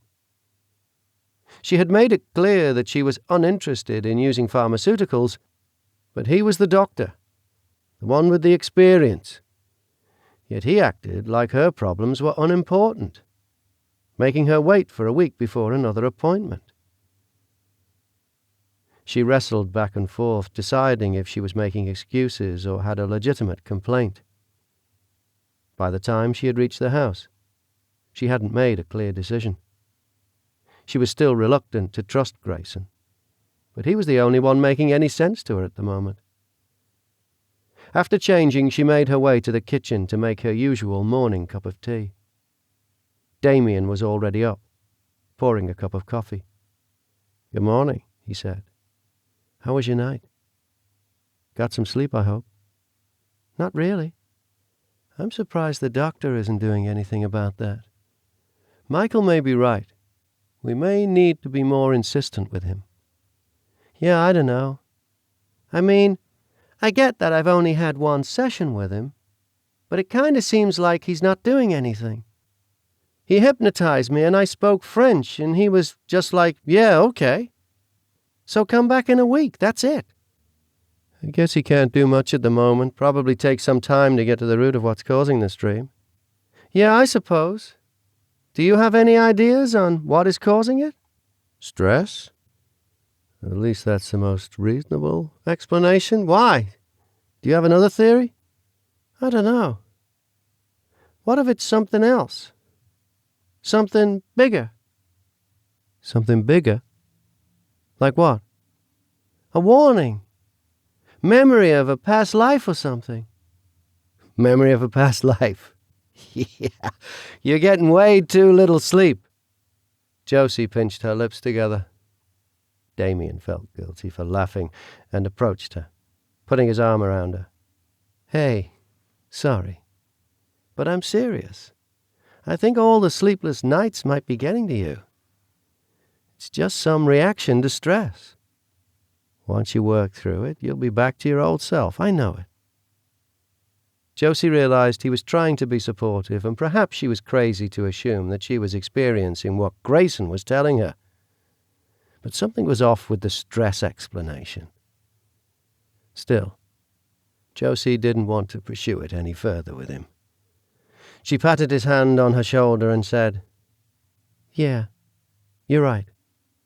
Thanks, Dee." "Any time," he said, smiling. "I'm working from home today, so I'll be in the office room trying to fix the code everyone keeps breaking." "Okay. I'm going to have a cup of tea on the porch before I join you and try to get some work done." Before heading to the porch, Josie grabbed her phone. There was no reason not to get a jump start on reading her emails while she enjoyed the summer morning. Turning the display on, she settled onto the porch swing. She opened her email and read through a few, flagging the ones that needed responses, deleting those that didn't. As she worked, a text message appeared. After she finished with her emails, she scrolled through her messages, finding one from Grayson. "The visions you are having. I think they are childhood memories. I'm not sure, though." Josie read it and was ready to respond when Michael came out the door. "Heading into the office?" she asked, setting her phone down. "Yeah, I've got a full schedule of meetings. See you when I get home, Josie." She watched him toss his briefcase into the car, climb in, and disappear down the driveway through the trees. When his car was no longer visible, she picked up her phone and sent a text message back to Grayson. "They aren't from my childhood. I've never been to any of those places before." Within a few moments, she received a response. "Not yours as Josie. Yours as Celine." Josie was still struggling to understand how she could be both herself and Celine, but nothing made much sense. She understood that stress manifested itself in the form of nightmares, but was it capable of producing visions? The visions seemed related to when she had been hypnotized. Perhaps the treatment had unlocked some hidden depths of her memory. But she still failed to grasp how she had the memories of two people. She needed to find out before the side effects of the nightmares and visions drove her insane. An idea formed, and she went with it. She texted back. "Would your doctor friend come to the house to hypnotize me?" It wasn't long before she received a response. "Yes. But do you consider that wise, or have you told your roommates?" She texted back, explaining a piece of her plan. "No, I haven't told them, but I can say she's a colleague of my doctor, that it's some new home therapy method." Josie had decided perhaps it was best to use another doctor, one who understood that she was trying to unlock these memories that seemed to be bottled in her head. She was concerned, of course, about working with someone she'd never met, but if she was here at home with others in the house, she figured it was safe. Another text came through. "When?" Josie considered it for a moment. If she was going to go through with this plan, perhaps it should be before her regular doctor's appointment. That way she could decide on continuing with Dr. Reed or not, based on the results of the new treatment. She texted back, "Tonight? 5 p.m.? The response was almost immediate. "We'll be there." Josie texted back, "No, just the doctor. You can't be here." This time his response was delayed. Josie waited anxiously for the answer. The last thing she needed was Grayson showing up and casting suspicion on the entire setup. Finally, the response came through. "Okay, I understand. Amelia will be there at 5. Josie set her phone down. That was settled. Now all she had to do was carry off the lie to her friends, and she was free to explore this option to find out if it could help her. She finished the last few sips of her tea, now lukewarm, and headed up to her office after dropping her mug off in the kitchen. Damien was already there, working away, headphones on, music blasting. She waved as she sat down across the room from him. With the game plan in place, she was capable of focusing on a little work. For the first time, she had a sense of hope that it could help her. She worked her morning away, making good progress on a few projects. After doing another email check and responding to a few, her stomach began to growl. It was almost 12:30 p.m., so she figured it was a great time to stop and make lunch. She pantomimed to Damien, asking if he wanted some lunch. He nodded, going back to working. He was like a dog with a bone when he got going on something, so she left him to continue while she prepared some lunch. Taking it back up to the office, she handed him the plate as he slid his headphones off. "Thanks," he said. "Sorry, I just wanted to finish something while my mind was on it." "No problem. Did you get your bug fixed?" "I did. Then someone broke something else," he lamented. "How's your day going?" "Good. I got something productive done," she said. "Awesome. Good job you." "Oh, before I forget," Josie said, taking a bite of her salad. "Dr. Reed's office called to see how I was doing. He's sending someone to the house tonight, some colleague. Said he wanted to try the hypnotherapy in a safe space where I would be relaxed. I don't know. Anyway, she's coming around 5 tonight." "Oh, really? Home therapy? That's weird." "Yeah, well, at least he's doing something. I guess depending on how this goes tonight, he'll decide if I should come back to the office and see him or continue at home." "Here, there, both, whatever. I hope something helps you soon. You got to be close to losing it entirely from the stress that you're under from dealing with this, let alone whatever stress is causing this to begin with." "Yeah, it's getting super old, I can tell you." Josie changed the subject, chatting about work and the weather. She was plagued by guilt lying to Damien like this, but she was at her wit's end trying to cope with the situation. She also recognized that he wouldn't approve had he known the origin of the new doctor. She wasn't even sure she approved. After lunch, Josie was almost glad to return to work to avoid any further mistruths being told during their conversation. She finished up around 4 p.m. and told Damien she was going to do some preparation for dinner before her appointment. Michael was coming through the door as she headed downstairs. She explained the situation with the new doctor to him, excusing herself from any further discussion by telling him she was headed in to prepare some things for dinner. Josie's mind lacked any focus for the hour that remained before her appointment. She fiddled in the kitchen, cutting veggies for a pasta dish and setting out various materials for later. After about 30 minutes, she went to the living room to wait nervously. Both Damien and Michael joined her about 15 minutes before the appointment to wait with her.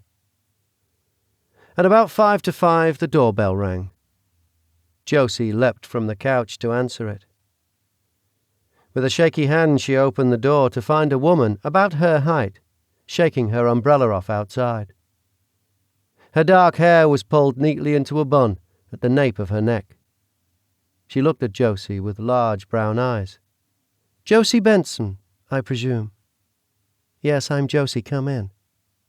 The woman walked through the door, leaving her umbrella on the porch. "I'm Dr. Amelia Gresham. Nice to meet you." As she stepped into the room, she spotted 2 other people, which halted any further conversation. "Hi," Josie said, shaking her hand. "This is my cousin and roommate, Damien Sherwood. And this is my friend, Michael Carlyle." Each of them shook Amelia's hand, exchanging pleasantries. "So you're from Dr. Reed's office?" Michael asked. "Yes," the woman answered without skipping a beat. Grayson must have prepped her well. "Home therapy is a new way to approach patient care. Since Josie is having such a tough time, we consider it best to try anything." "I was surprised he didn't give her any medication to help with the sleeping," Michael began before Josie cut him off. "Michael?" she said, almost under her breath, giving her head a slight shake to signal that he should stop. "Well, let's hope this session can eliminate the need for prescription medication," Amelia said. "Josie, is there a room where we can proceed uninterrupted?" "Oh, don't mind us. You won't even realize we're here," Michael said, motioning for the doctor to head further into the living room. "I appreciate the sentiment, but it is important that we work in a distraction-free environment where Josie is completely comfortable. That's hard to generate with an audience. It's best we work privately. Could you lead the way, Josie?" "Yes," Josie responded. "We can use my bedroom." "Want me to come?" Damien asked. "No, I'll be fine, thanks." Not to be a pain, Doctor, but the last time Josie exhibited some unusual behavior. It might be helpful for someone else to be present to tell Josie what happened when she comes out of it, Damien explained. "I record all my sessions. I can make a copy for Josie if you'd like to go over what happened in her session." Turning to Josie, she said, "If you'd lead the way." Josie led her up to her bedroom, leaving behind 2 unhappy men below. Once inside, Josie locked the door behind them. Moving further inside the room, she motioned to 2 chairs in the room positioned by the far wall. "Thanks for the cover. I assume Grayson told you I haven't told anyone who you really are." "Yes, he did. I'm glad you've decided to see me. I think I can help." "How exactly?" Josie asked. "And can you tell me anything about what is happening?" "I'd like to hypnotize you again. Allow your mind to focus on capturing those memories that are coming in pieces to you, until you have them all back." "But that's the thing. They aren't memories."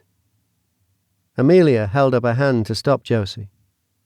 "I realize that they aren't your memories, but I think Grayson may have told you he thinks they are childhood memories from Celine's childhood." "Yes, he said that. I have no clue who Celine is, though, or how I would have her memories," Josie said.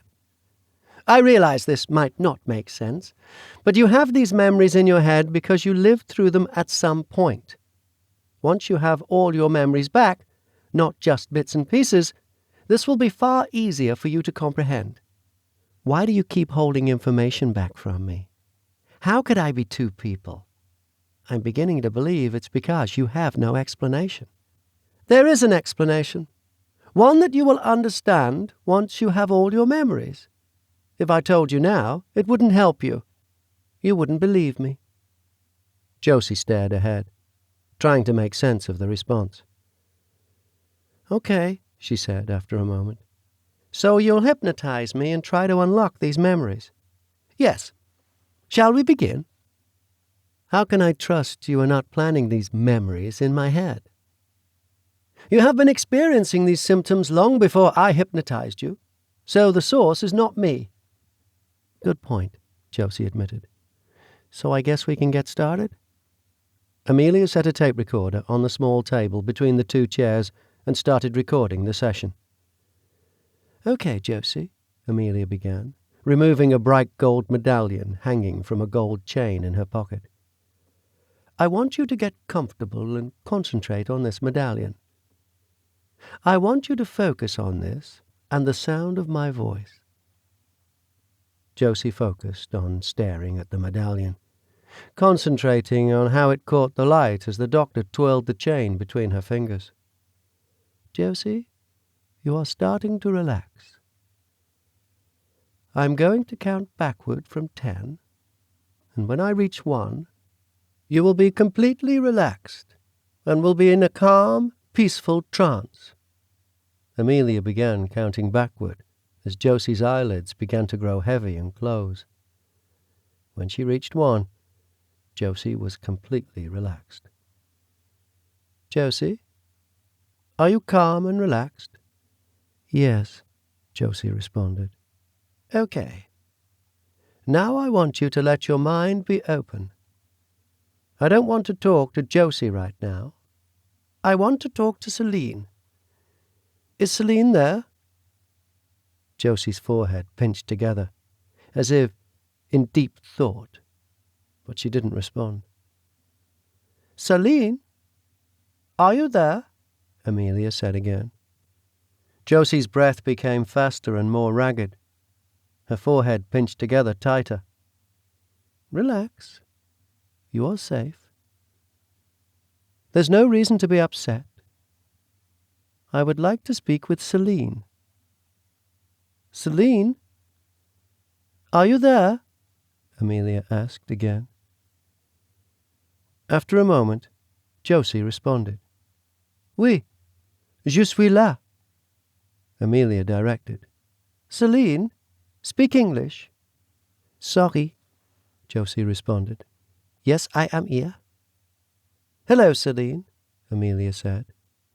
"It's good to hear you are still here. You've been trying to appear for some time now, haven't you?" Yes, I have always been here. It's almost time, but I cannot return." "Celine, you must. We need you." "No, I cannot. Josie must remain. We must let Josie decide that for herself. You must give her all the information she needs to do that." "No, I must protect her. It is our only chance." "Celine, you must allow her to make her choice with all the information. You must allow her to access everything, all of your knowledge, all of your collective memories." There was no response. "Celine, please, you must. Grayson, Alexander, everyone, we need you. Josie needs you. She is being tormented by your memories. You must give her access to everything. You must integrate with her." "I will let her see more, but I must protect her. She is fragile." "Celine, we don't have much time." There was no response. "Celine?" Amelia paused. "Celine!" There was no response. She was gone. "Okay, Josie, I'm going to bring you out of the trance now. I will count backwards from 10, and when I reach 1, you will awaken refreshed and rested." The doctor counted backwards, and when she reached 1, Josie's eyes opened. She glanced around. "What happened?" she asked. "We made great progress," Amelia answered. "Progress? Did you find out why I'm having these dreams and visions?" I would expect you to continue to have both, but I hope they will be a little less taxing for you. I'd like to see you again. Perhaps Thursday. Let's skip a day to let your mind settle. What, that's it? No solid answers? I don't feel much different. I mean, I feel okay, but I didn't learn any more than I did before. Josie, we need to let your mind come to its own understanding. But I'd like to push your mind to do that faster. I recognize the toll it's taking on you. I think you may find that you do feel different overall, particularly with respect to the visions. Josie sighed. Okay, I'll trust you for now. Thanks, Millie. Josie paused a moment, before looking at Amelia. Surprise on her face. Where did that come from? I'm sorry, Dr. Gresham. It's okay, Josie, it's my nickname. Yeah, but you never told me that. How did I know it? I told you things would be different. The memories you have of me are starting to integrate into your own mind. I'll take your word for that. She shook her head in disbelief. I'll take that. And see you again Thursday to help you remember more. Amelia clicked off the tape recorder, standing and putting it in her purse. You said I could get a copy of that, Josie said, standing. I'd be happy to share it with you after I've had the chance to write my notes on the session. I can share it with you on Thursday. Okay. Well, thanks. What time on Thursday? Any time that works for you, Josie. Can we do it around noon? Sure. I will come by Thursday at noon. Great. I'll walk you down. Josie unlocked the door and took Amelia downstairs. Both men stood as they walked down the stairs. Thanks again, Dr. Gresham. Amelia left, retrieving her umbrella from the porch. Josie closed the door, turning to find both Damien and Michael staring at her. Well, Michael prompted. She said it was a productive session. She said I would be more settled and see improvement. And I feel better. Since I woke up, I feel decent. She said I might have the dreams and stuff, but she said we made good progress. She said we'll have another session on Thursday. What, that's it? Michael asked. Yep. I am, however, starving, so let's go make dinner. Did she give you a copy of the tape? Damien asked. No, she said she would bring one on Thursday. She wanted to make notes. So you don't know what happened in the session? No, I don't. Maybe that's for the best, though. Maybe knowing what happened last time was worse for me. Now, can we please go eat? Sure, Damien said, glancing at Michael. After dinner, Josie suggested they settle in to watch some TV and try to relax for the rest of the evening. As they settled down, she checked her phone, noticing a text from Grayson. How are you? Josie answered. Fine. Not much different, but no worse so far. Gray answered almost immediately. I'd like to see you. Josie considered it for a moment before answering. She wanted to see him too. She couldn't explain it, but the reluctance she had experienced before seemed to be diminishing. She texted back. Okay. Tomorrow morning. Mid-jog? He answered quickly. See you then, Josie. Josie put her phone down and settled into the couch next to Damien. For the first time in weeks, she felt relaxed. She hoped that translated to a more pleasant night's sleep. Amelia unlocked the motel room door. Well? Grayson demanded, jumping off the bed as soon as she entered the room. Well, she sighed. You were right. Celine is still there. I knew it, he exclaimed. Did you get through to her? Does she remember? I talked to Celine, but she wasn't very helpful. So no, Josie doesn't remember yet. You talked to Celine? What did she say? That she couldn't return, and that Josie needed to be protected. I think in the end she may have agreed to allow Josie to share more of her memories. I told her that Josie was being tormented by the snippets she was getting. I'm hoping that works. I see her again Thursday.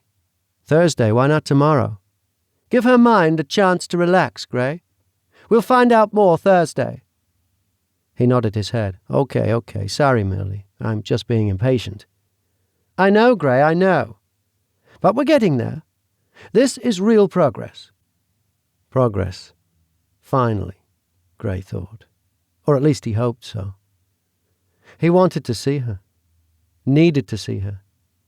Needed to observe if the progress was real. He sent her a text and waited for a response. It seemed like lately, all he was doing was waiting. Chapter 13. The next morning, Josie's alarm woke her. For the first time in weeks, she had slept, experiencing no nightmares.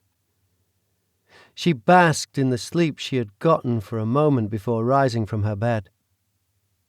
Getting up, she opened the music box. As she started to dress for her jog, she remembered that she was meeting Grayson this morning. The idea brought a smile to her face. She hit the road with a spring in her step. She had almost forgotten how revitalizing a good night's sleep could be.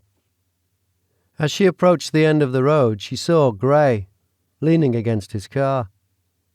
She continued toward him when a pain shot across her head. She slowed to a stop, shutting her eyes for a moment.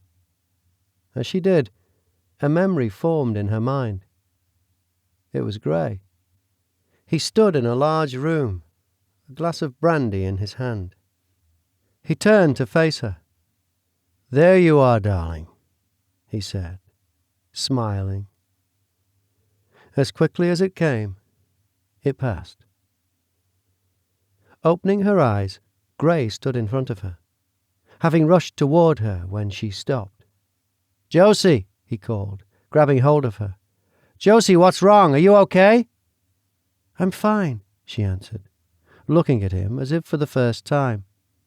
"I had another vision." "Another vision of what?" "You," she answered. "Me? Do you remember me?" "No," she said, breaking from his grip. "No, just that one fleeting memory. But I feel different. You seem so familiar to me.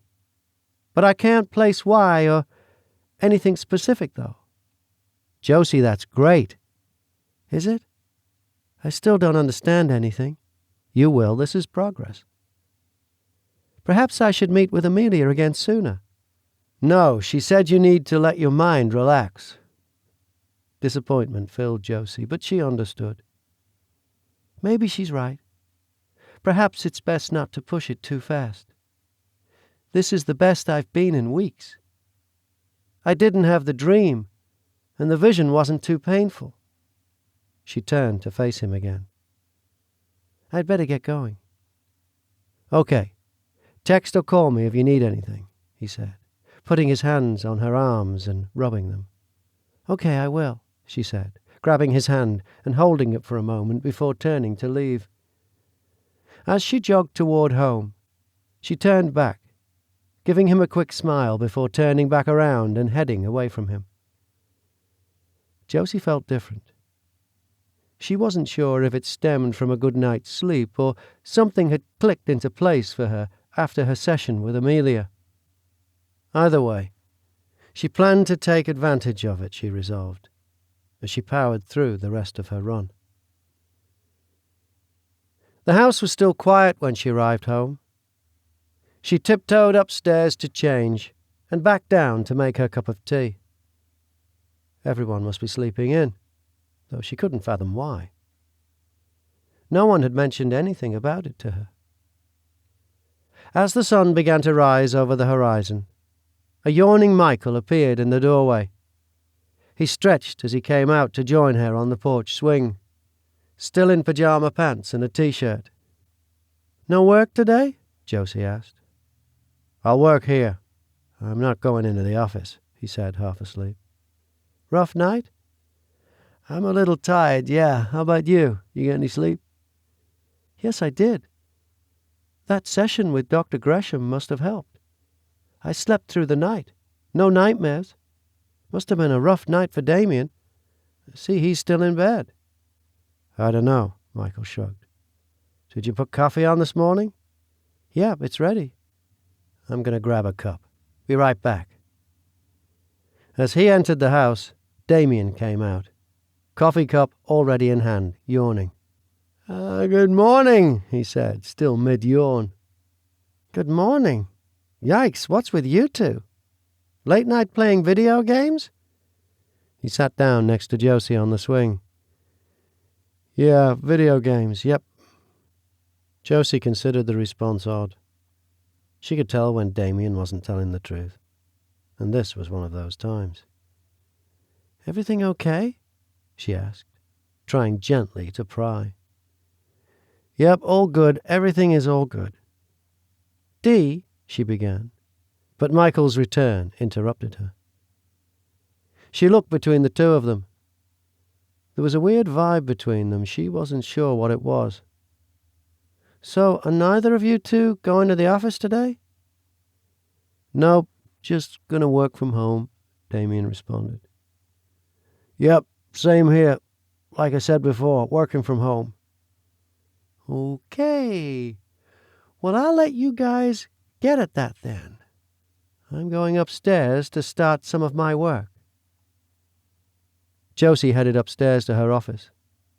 She surmised that she could actually be productive today. She checked her phone before diving into her emails.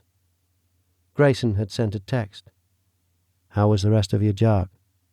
She smiled at the message and answered, "It was good, thanks." Smiley face. Setting her phone down, she opened her email account and began sorting, flagging, answering, and deleting emails. The task took her almost 2 hours to complete. When she checked her phone next, it was approaching 10 a.m. Damien wasn't up here yet, which surprised her if he was planning on working from home. He must have gotten embroiled in another video game battle with Michael. Boys, she thought, rolling her eyes. She saw another text message waiting for her. "I'm glad that session with Millie helped." She was about to type a reply when she heard Michael calling her. "Josie, hey Josie, can you come down here for a minute?" "Sure," she shouted back, wondering what they needed. If they called her down there to get them a snack or a drink while they played video games, she would give them a piece of her mind. She headed downstairs.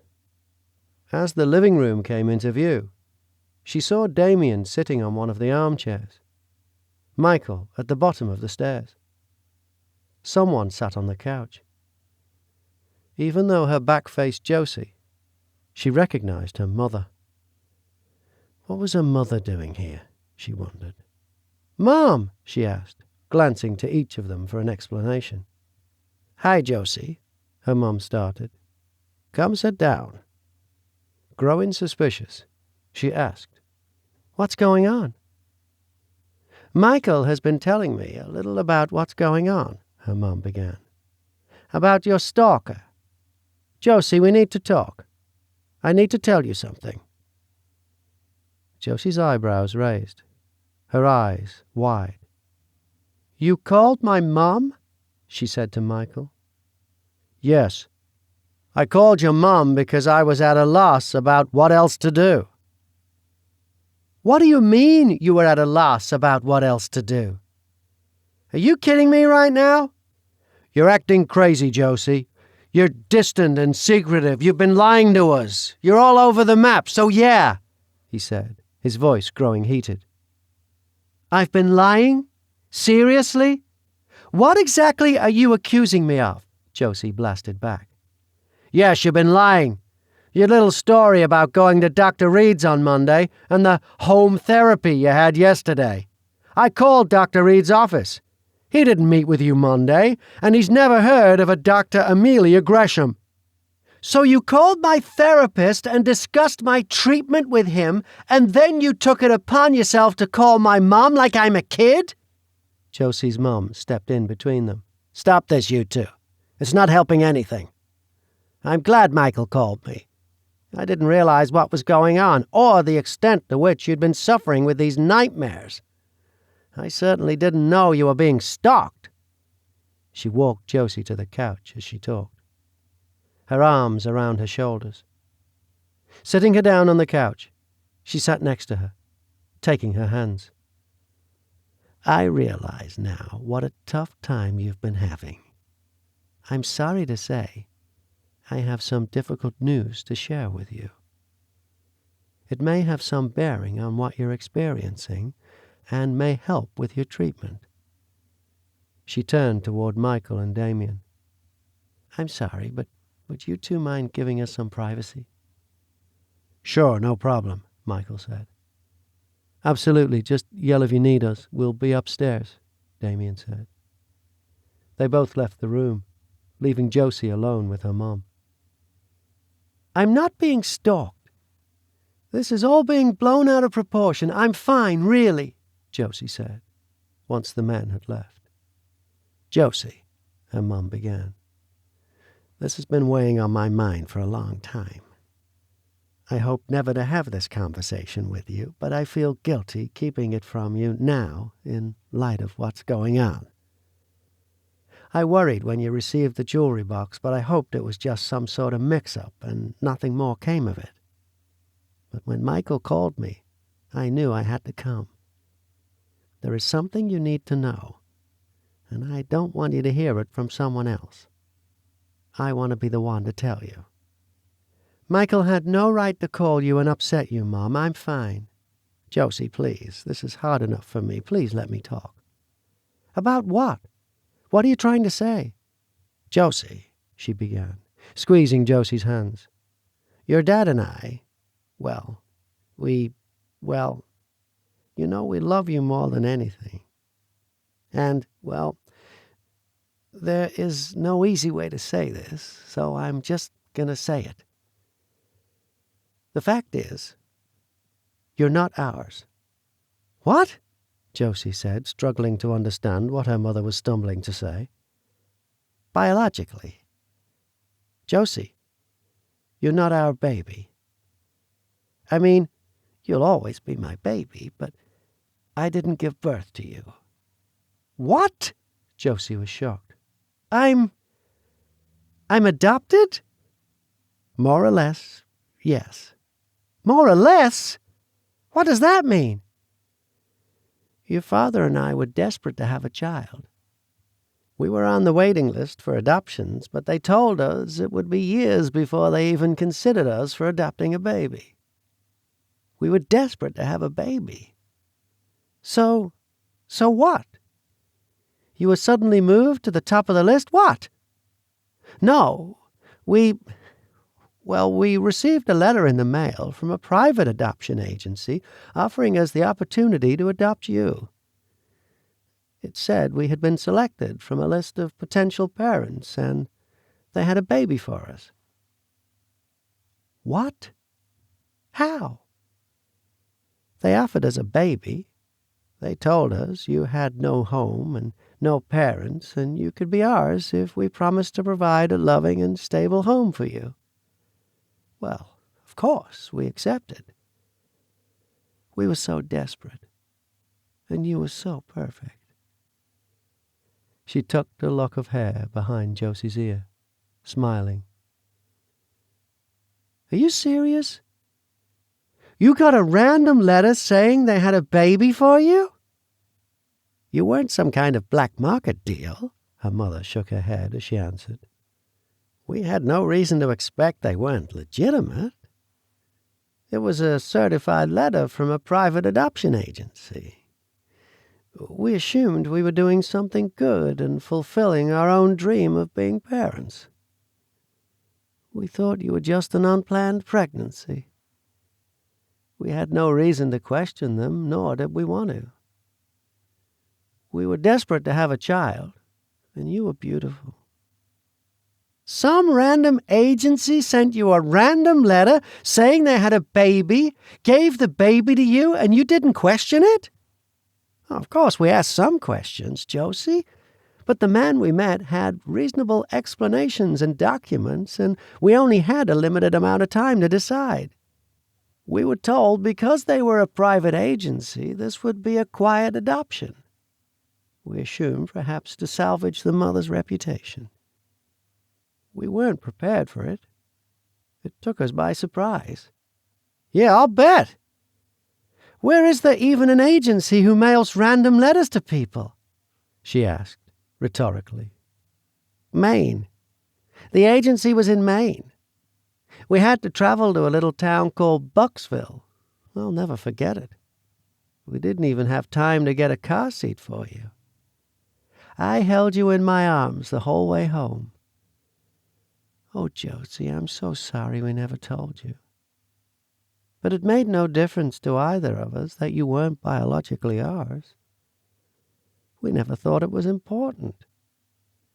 You had had no health issues or anything that would have prompted us to look into your background, and, like I said, we were just thrilled to have a child. We thanked the Lord every day for you and did our best to live up to the promise we made. Her mum's eyes filled with tears. Josie's heart went out to her mother. She kept the secret for almost 25 years, and now she was forced to tell it. She knew her mother. She realized how terrifying this must be for her. How afraid she was of how Josie may react. Petrified of being rejected by the daughter she had raised. The truth was, Josie wasn't angry, and she held no resentment toward her parents. They had lived up to their promise. She had a wonderful childhood that she wouldn't have traded for anything. It didn't make much difference to her that they weren't her biological parents. They were her parents in every way that counted. She squeezed her mum's hand. It's okay, Mom. It doesn't matter to me either that we're not biologically related. You'll always be my parents. Josie witnessed her mother's relief. A few tears fell from her eyes. She wiped them away. I'm glad to hear that, Josie. But I'm concerned about this stalker. I wonder if he has any connection to how we got you. Josie was wondering the same thing, and she intended to find out, but she didn't need her mother hovering over her to do it. Knowing Josie had met with the man who had been following her would make her mother sick with worry. I don't think it does. I haven't seen that man again. I think he just followed me because I basically fainted in his arms at the mall. It was so embarrassing. Well, now that I've told you the truth, at least nothing can take you by surprise. Oh, Josie, I hate to rush off and leave you with everything going on, but I have a surgery scheduled on one of my patients this afternoon, and I've already asked a partner to cover my morning rounds. Oh, Josie, if anything ever happened to you... Her voice trailed off. Mom, I'm fine. I doubt he's still around. And even if he were, I'm practically on house arrest with these two around, so no one can get to me, she said as a joke to put her mum's mind at ease. And you're only an hour and a half away. You're not far. You can check on me with text any time. And you'll tell me what's going on? Yes, I'll tell you what's going on. I didn't want you to worry like you're doing now. I'm fine. Someone, she said, emphasizing the last word, made a mountain out of a molehill. There isn't a stalker. My nightmares aren't real. I had a great night's sleep last night. I'm much better. Everything is fine. Are you sure? I can't change my afternoon surgery, but you could come home with me. I'm sure I'll be fine. I have tons of work here to keep me busy. I appreciate you changing your schedule to drive out here and tell me this in person, but I realize your patients need you. You don't have to stay, and you don't have to worry. Okay, if you're sure. It does ease my nerves that Damien is here, and Michael too, to be honest. Do you promise to tell me if this man reappears? By the way, what did he look like? Tall, slim, medium brown hair, blue eyes? Not bad looking, actually. Oh, that makes it a tad better. It makes it better that my stalker is good looking? Josie joked. No, but it's not the description of the man from the adoption agency, so hopefully it has nothing to do with that. That man was short, round, and balding. He wasn't that much to look at either, between us girls. Josie filed the information away for later and smiled at her mom in response as she rose from the couch. Well, it wasn't much of a visit, but I'm sure you're busy with work. If you need anything, call or text. I love you, Josie. Her mum pulled her into a tight hug. After giving her a kiss on the cheek, Josie walked her to the door and watched as she pulled out of the driveway, waving as she honked the horn. The smile disappeared in an instant from Josie's face as she entered the house, slamming the door shut behind her. As if on cue, Michael and Damien appeared at the foot of the stairs. I can't even fathom where to begin with you two. Honestly, I can't, she said, shaking her head in disbelief.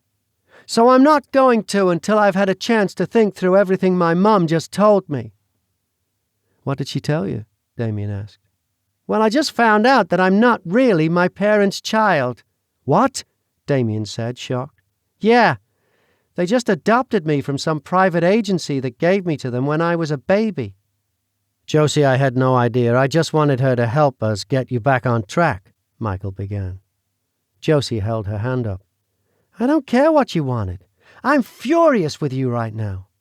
But I need time alone to process all this. Yeah, I'm sure. Totally, I get it, he answered. Jose, Damien stated. He fumbled at a loss for words, but wanting to comfort her from the bombshell that had just dropped. While she realized this was Michael's idea, it was clear Damien had been complicit. Michael did not have her mother's phone number, and probably had gotten it from Damien. Dee, I'm really not in the mood, she said, disappearing up the steps. Her mind was a whirlwind, but she needed some answers. She retrieved her cell phone from her office. Opening her text app, she sent a message to Grayson. Need to see you. Heading to her room, she gathered her purse and went downstairs to retrieve her keys before heading out the door. Whoa! Where are you going? Michael asked, following her as she stormed out the door. Out! She called, not stopping. Hey, you serious? I don't care what kind of bull you wanted to tell your mum, but there is a stalker and you know it, Michael shouted, following her. Without a word, she got into her car and pulled away before he could say anything else. He flung his arms in the air with disgust. Grab my keys, he shouted to Damien. We'll follow her. No need, Damien answered. What? Are you crazy too? Who knows where she's going? Or who might be there? Come on, we've got to go. I know where she's going. You do? Michael asked, shocked. More or less, yeah. We can track her. Josie is terrible about losing her phone. A while back we installed a tracking app. I still have it on my laptop. I can follow her phone wherever she goes. Michael smiled at him. Damien, you are a rock star. Let's find out where she's headed. Chapter 14. Josie blasted the air conditioner in her car. The sun had made the car warm, just as the morning's events had made Josie overheated. She considered everything on her way to the motel. Was Grayson connected to her adoption? He wasn't old enough to be her father. That much was clear. Could he be a brother, a cousin perhaps? Was this what he meant about her being Celine? But if she was a baby when the man had given her to her parents, how could she have childhood memories from when she was Celine? Nothing fit. Nothing made sense. Were the two connected? If they were connected, she would need to know how. She turned onto the road Mountain View Inn sat on and swung her car into the parking lot. She spotted Grayson's car parked right outside of room 7, where he had said he was staying. She parked her car next to his in the half-empty lot, got out, and headed to the door, banging on it. The door opened. Grayson stood at the entrance. "Josie," he said, surprised. "I got your text, but I didn't realize you were coming here." Josie pushed past him into the room. "I need some answers, and I need them right now. No more nonsense. I have to know." He closed the door. "Okay. What do you want to know? And why the sudden need? Did something happen?" "Yes, oh yes, something happened all right." "What, more memories? Another vision?" "Oh no, not another vision, nope. I just had a visit from my mother, courtesy of an overzealous ex-boyfriend, who told me she thinks you're stalking me because I'm not biologically her daughter. Yeah, some agency just gave me to her when I was a baby." Grayson listened as she rehashed the morning's events. Josie continued. "So I want to know what you know about it." "I don't know anything about how your parents got you." "Really?" she retorted, crossing her arms. "You don't know anything about it?" "No, I do not." Josie stared at him a moment, considering what he had said and whether or not she believed it. "Are we related?" He pursed his lips, taking a deep breath. "Celine and I are related, yes." "Please stop with the nonsensical answers. I can't take any more." "Josie, please sit down. I'm sure what your mother told you was a shock, but it will make sense as soon as—" Josie cut him off. "Yeah, I know. As soon as I remember, if ever. I don't want to sit down and relax. This talking in circles is driving me nuts. I need some answers now." Despite her protestations, she sunk onto the bed, burying her head in her hands. The stress of the day caught up to her, and she began to sob. She felt someone next to her, then arms wrap her in an embrace. She picked her head up. "It'll be okay," Grayson said, stroking her shoulder. She wiped a tear from her face and took a deep breath. "Where are you from?" "What?" he asked, the question taking him by surprise. "Where are you from? Where did you come from? Where do you live?" "I doubt you've heard of it. Why are you asking?" he asked, his face a mask of confusion. "Just answer, please." "I'm from a town called Bucksville. It's in Maine. See? I told you you wouldn't have heard of it." Josie's heart dropped. It couldn't be a coincidence. He was from the same town that her parents had gotten her from. "How are we related?" she asked. "Josie, How?" she demanded. "You're my wife."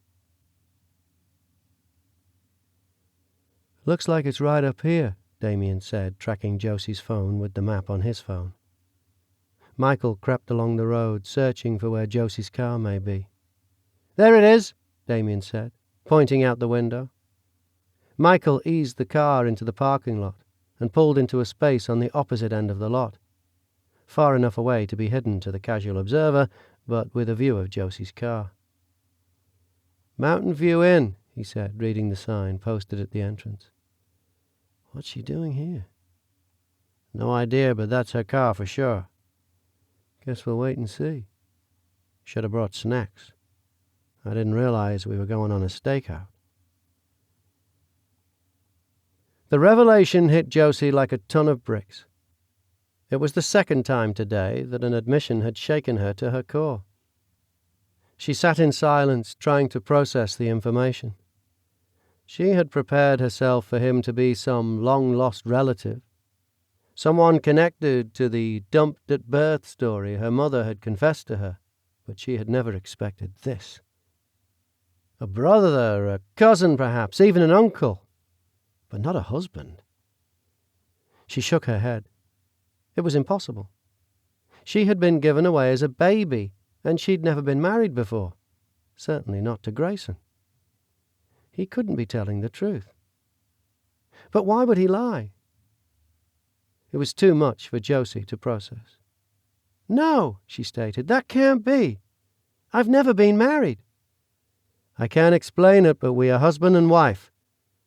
"Well, Celine and I are husband and wife." Josie stood.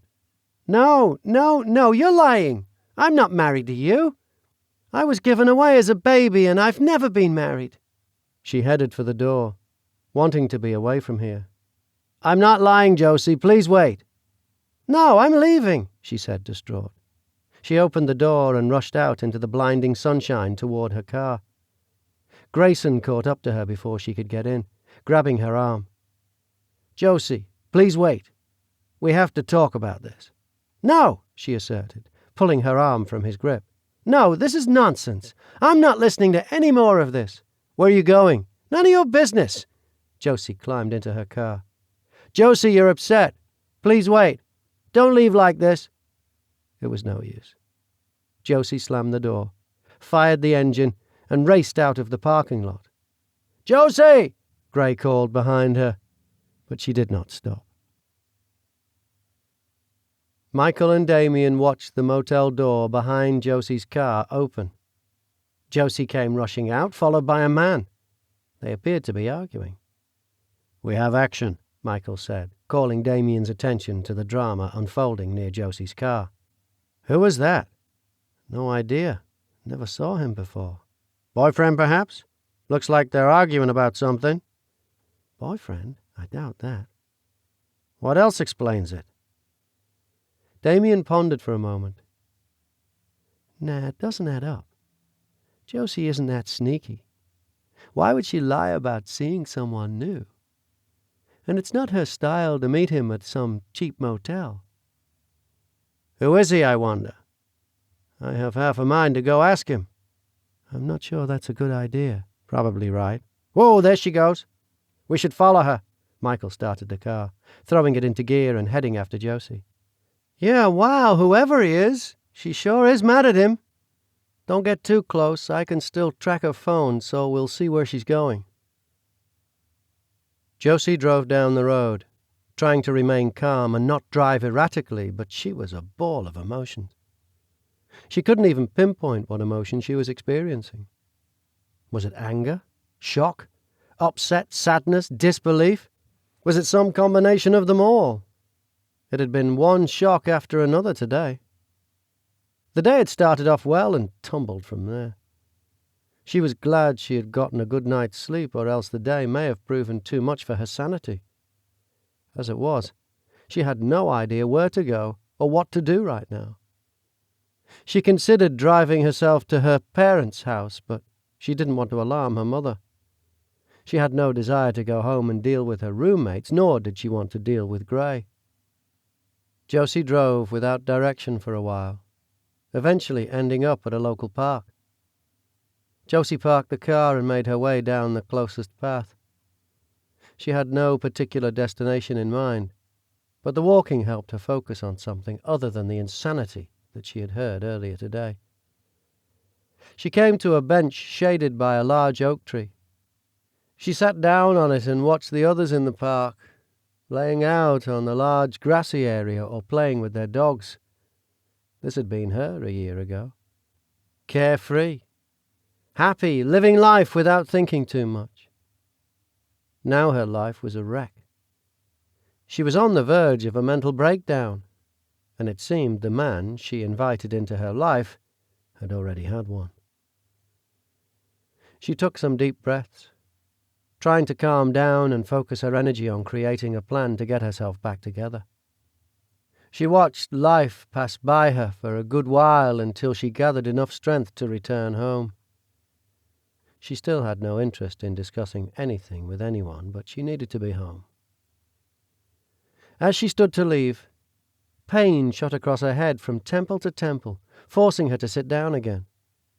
She gasped, grabbing her head and squeezing her eyes shut. Visions shot across her mind, all pouring in at once.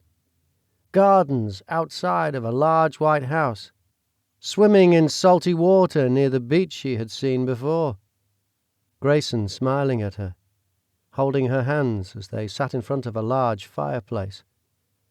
A dark-haired man with white streaks at both temples, handing her a drink.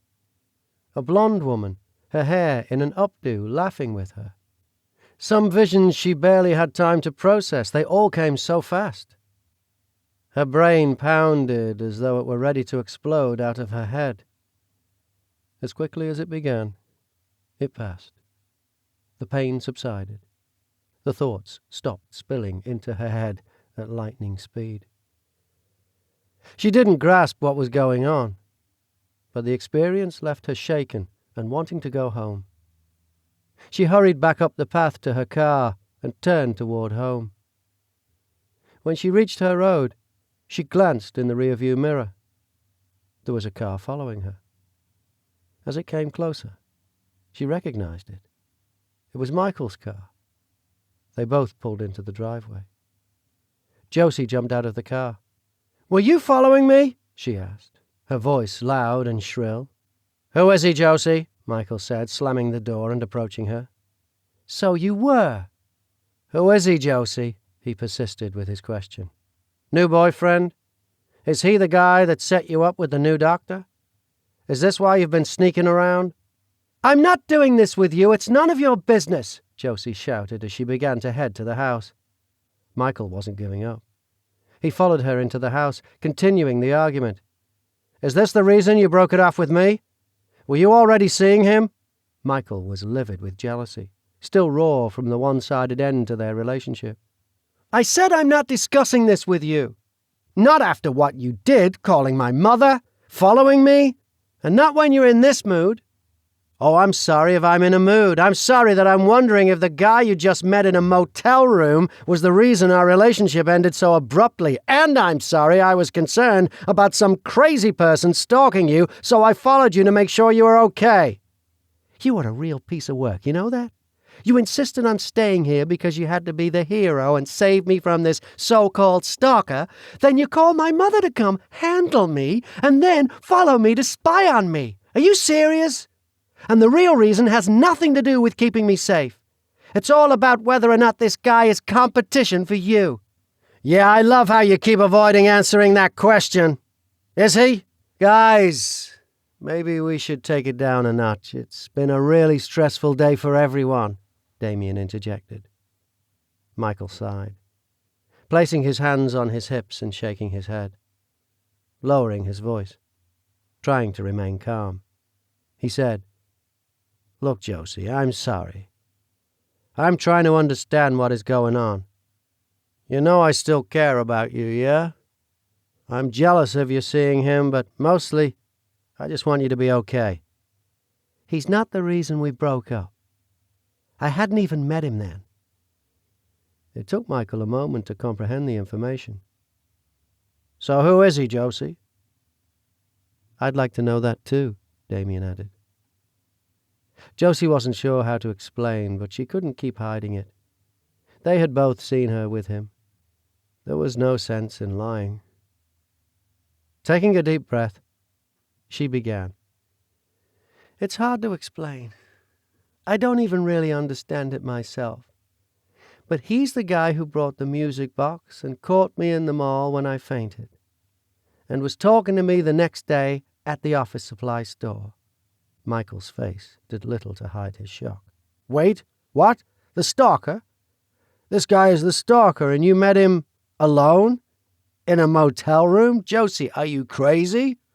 "No, I'm not crazy," Josie said, her voice becoming heated again. "He said he could help, and I needed help." "What about Dr. Reed? Is this guy the one who sent the other quack?" Michael asked. "Millie is not a quack," Josie defended her. "Millie? Do you know her?" Michael asked. "Yes. No. I don't know.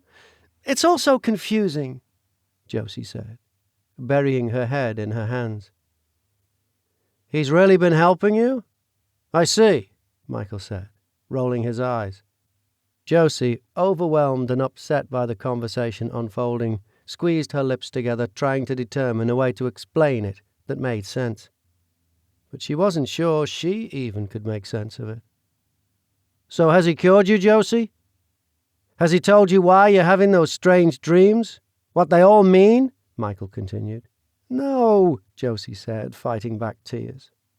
"Yeah, I didn't expect so. Let me guess. He told you he had all the answers. He could help you. He could make you whole again. And let me keep going with my guess here.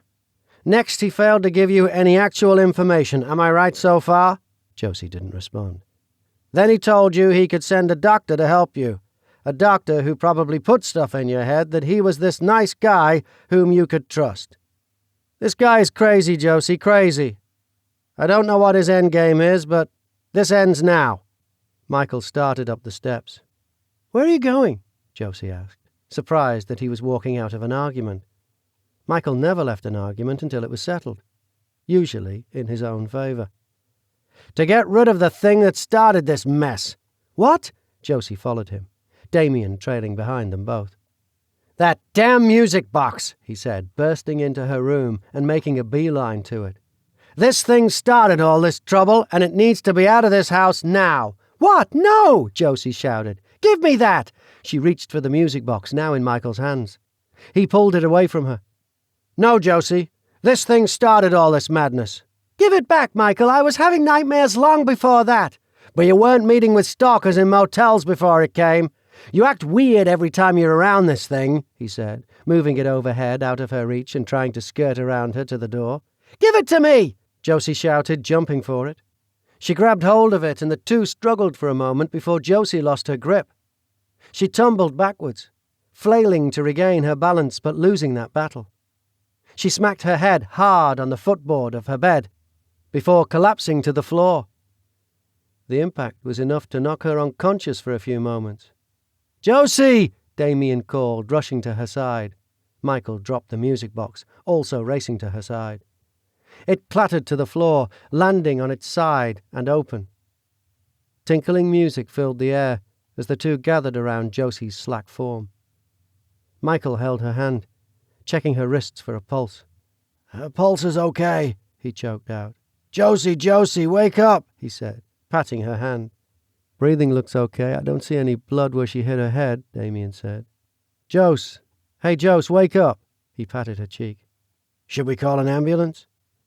Before Damien could answer, Josie began to moan a little, knitting her eyebrows and moving her head. "Wait, here we go. Maybe she's coming to," Damien responded. Josie, that's it. It's time to wake up now." Josie fluttered her eyes open, staring straight at the ceiling. Josie, are you okay?" Damien asked. Josie did not respond. She continued to stare at the ceiling. She blinked a few times, then clutched her head with both hands, covering her eyes. She moaned as though in pain. Michael and Damien exchanged glances. "I think we better get her to the ER, Michael said, swallowing hard. Damien nodded in agreement. Josie began to sit up. Whoa, Josie, easy. You took a nasty spill and hit your head. You should lie still, Damien said. "I feel sick," she whimpered. "My head. It hurts so much." Waves of nausea passed over Josie, and the pain in her head screamed across her temples. She was deathly pale. Her breathing became ragged, and her vision was closing to a pinpoint. Blood rushed through her ears, and her hands began to tremble. "Yeah, you hit your head pretty hard. Just take it easy. We're going to take you to the ER, Damien said, looking to Michael, unsure of what to do. Damien was never good in a crisis. "Here, I'll carry her to the car," Michael said, putting his arm under her knees and around her shoulders. As he did, Josie shrieked in pain, then went slack, losing consciousness again. "She passed out. I'm going to lay her back down. Perhaps we should call an ambulance." "Maybe," Damien said, not sure what to do. He was distraught at seeing Josie this way, his hands shaking. Michael stood, opening his phone to make the emergency call. "Wait, she's coming round again," Damien exclaimed. Josie's eyes shot open, and she bolted upright. She glanced around the room as though she had never seen it before and was getting her bearings. Her breathing appeared normal, and she was no longer complaining of nausea or pain. The colour seemed to have returned to her face. "Josie! Oh, Josie, thank God!" Damien said upon seeing her looking better. Josie looked at him oddly, then at Michael. After a moment she found her voice.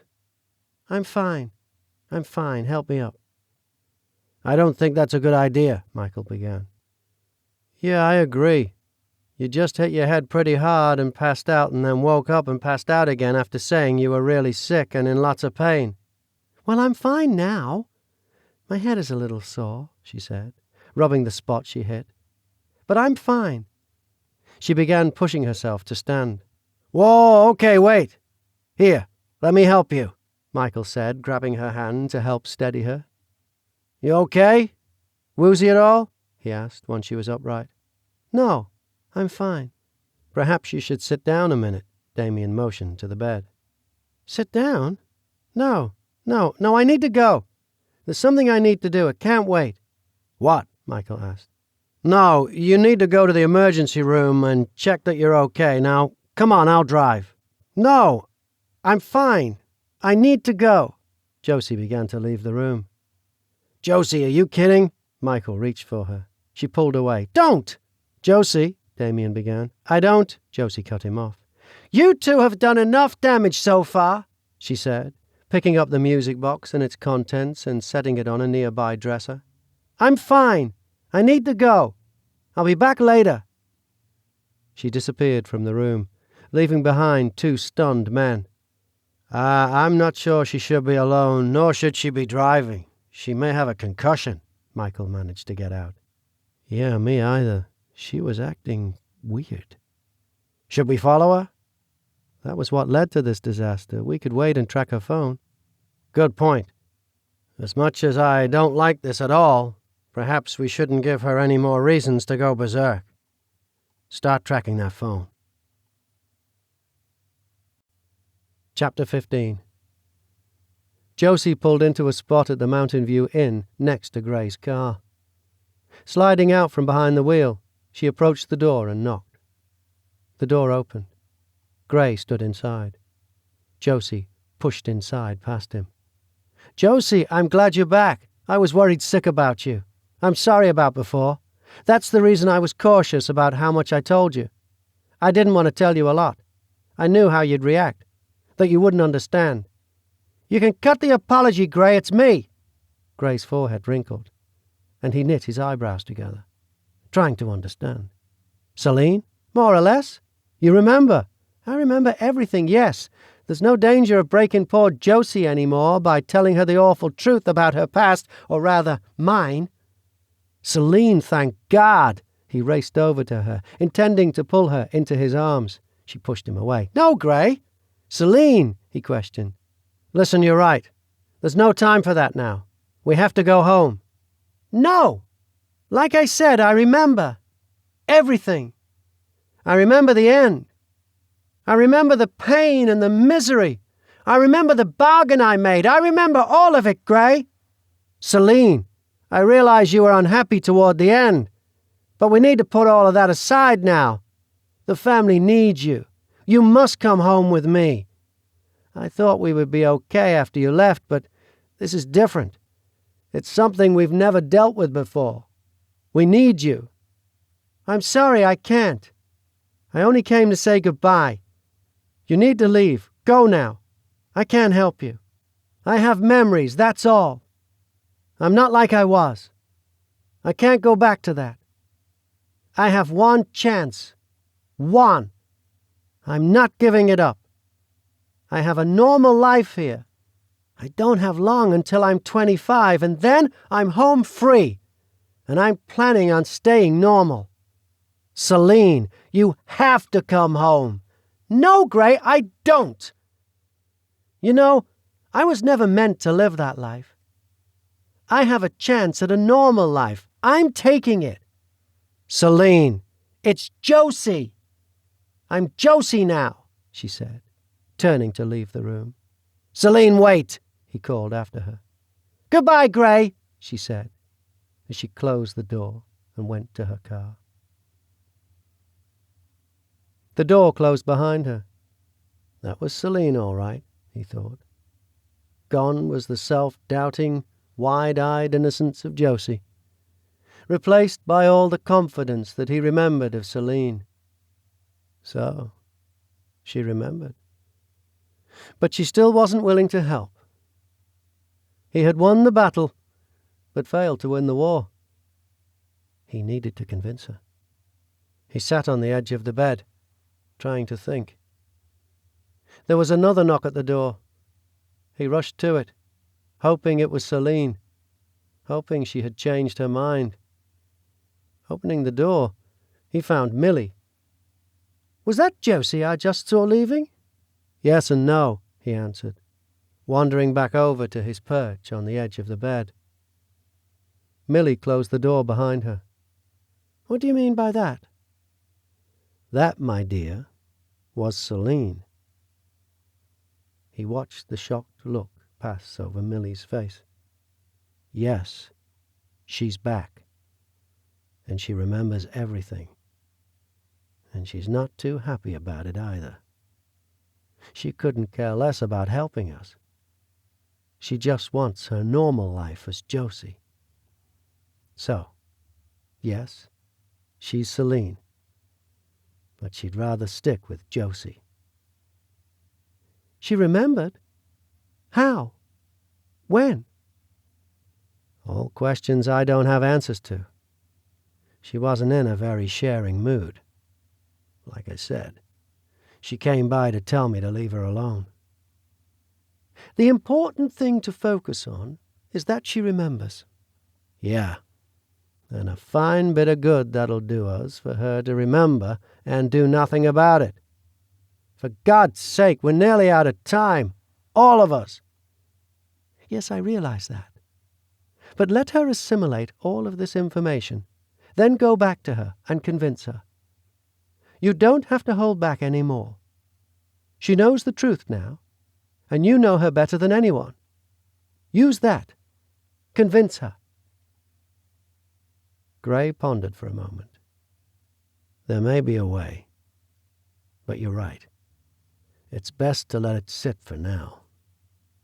But when she's being stubborn, there's no convincing her of anything. Looks like we wait. Again." "Okay, her phone is being tracked." "And?" "Give me a minute. She's barely out of the driveway," Damien said, watching the dot moving on the map. Turning left onto Highland Road. He waited a few more moments. "Okay. Looks like she's headed back to the motel." "The Stalker Motel?" "Yeah, the Stalker Motel. Yep, she stopped there." "Unbelievable. What is going on with that?" "No idea. But I agree. It's really strange for her." "Should we go over there? Confront them? Find out what's going on?" "Do you really think that's a good idea? I mean, the last time we confronted Josie, we almost killed her." "We didn't almost kill her. I'm not happy about what happened, but we didn't almost kill her." "Well, I thought we had." "And you're not worried about her being almost killed now, or disappearing, running around after a head injury with some crazy stalker?" "Yes, I'm worried about her. But I think perhaps now that we have some new facts, we can go about it differently. Maybe get the information without causing her to, be knocked unconscious in a fight," Damien said, shrugging. "I guess." "Oh, movement. Look, she's on the move again." "Where to now, I wonder? Is he with her?" They watched the dot moving along the map for a few minutes. Damien said, pausing. "Looks like she's coming home." "Looks like it." "Yep, she's turning onto Highland, almost there." The two stared at the screen for a moment longer before Michael suggested, Yeah. Maybe we should sit down, pretend we haven't been spying on her." "Yeah, good idea." They raced to sit down. Michael plopping onto the couch and grabbing the newspaper, quickly opening it. Damien threw himself into an armchair, grabbing his iPad. Within minutes, Josie came through the door. She eyed the scene in front of her, stopping herself just short of rolling her eyes. "Oh, hey, Jose," Damien said. "Still feeling okay?" "Yeah. Sure you two are feeling okay?" "Yeah, why do you ask?" Damien asked. "Well, Michael is reading the paper upside down, and you're working on a blank screen on your iPad." Michael scowled. "Okay, you caught us. We were upset and worried about you. We weren't concentrating on what we were doing. I still think we should have taken you to the emergency room." Josie looked at them both. How frustrated she had been with them earlier. The moment had passed. She was ready to move on. This was the life she was choosing. She could understand how upset they were. She walked over, joining Michael on the couch. She sighed. "I'm fine. I don't need to go to the ER. And there is no reason to worry. I am fine. And to put your minds further at ease, I said goodbye to Gray. I told him to leave me alone." "Gray, the stalker guy?" Michael asked. "Yeah, the stalker guy. Time to get back to normal." "That sounds great, Jose," Damien said. "We can go to Dr. Reed's with you tonight.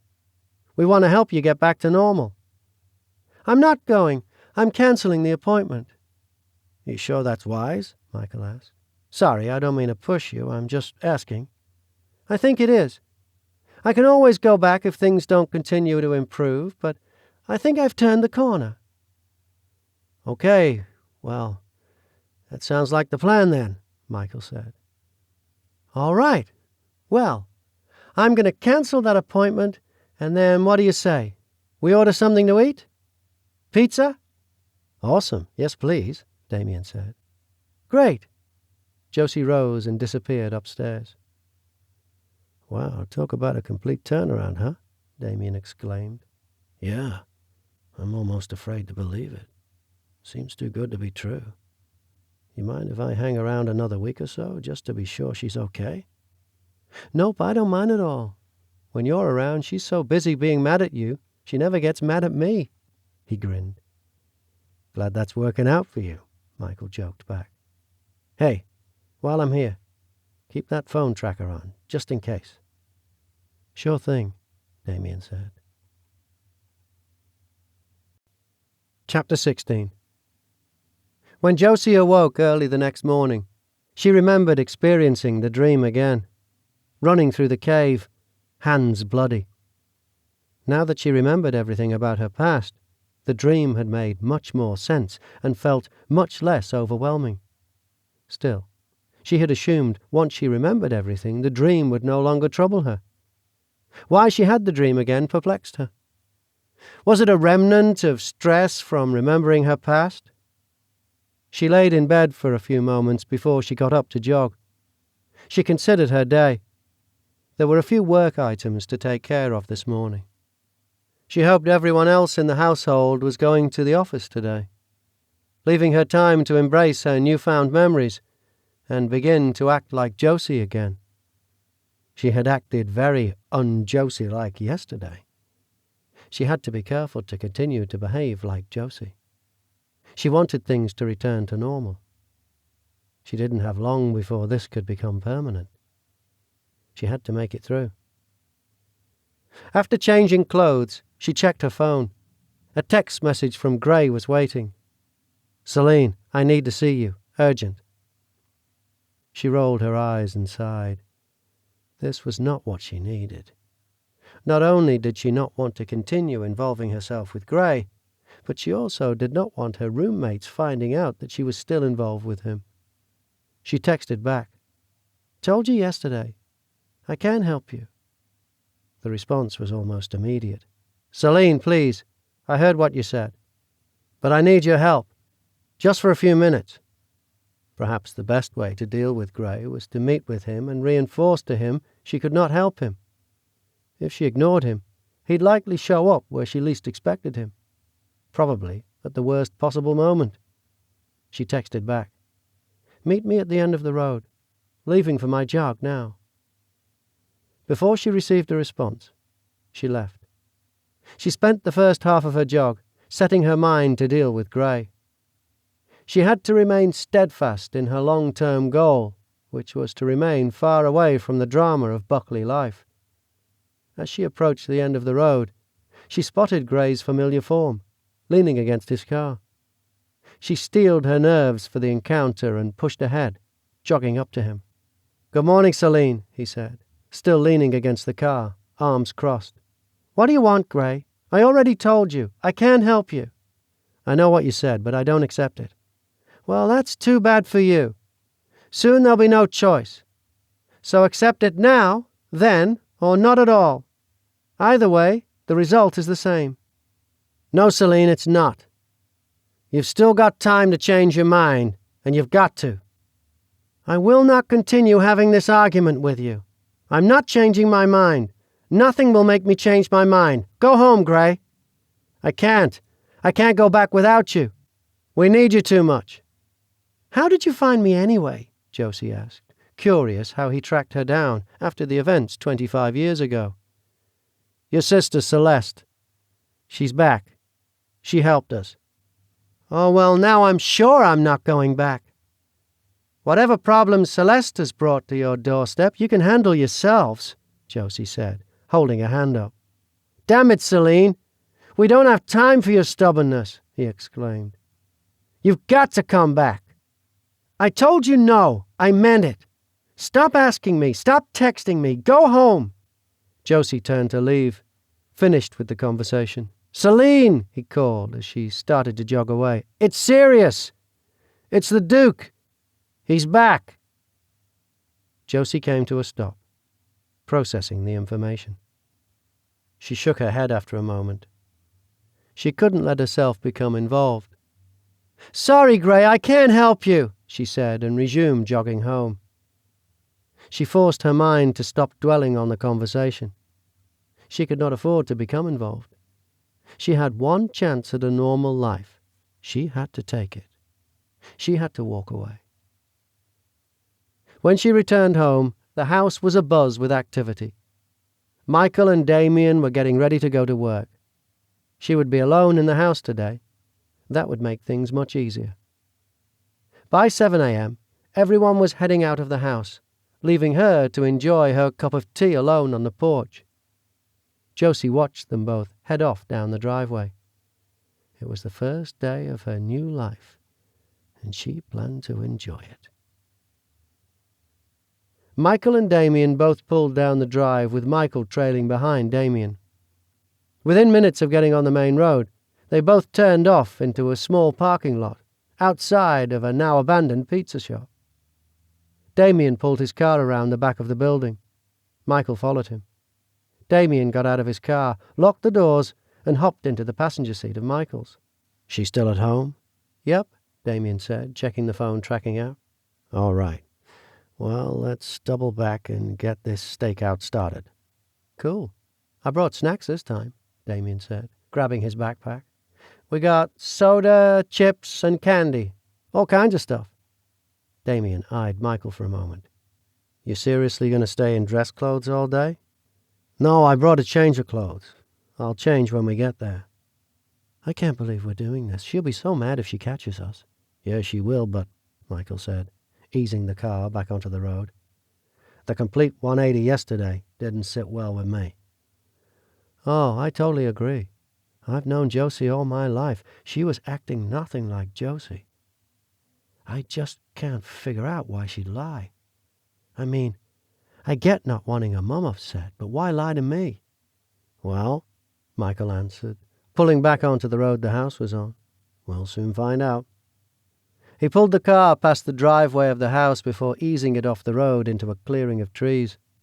The car was hidden from the house, but they could keep tabs on Josie's location, follow her, if needed, and watch the house.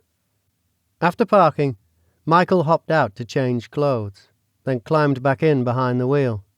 "Okay," he said, "let's get this party started." They didn't have long to wait. By mid-morning, Josie had a visitor. A car pulled into the driveway and headed for the house.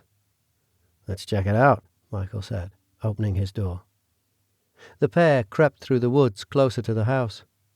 Michael took out a pair of binoculars and trained them onto the house. Seriously? Damien asked. What? I want a clear view, Michael retorted. Okay, what do we have?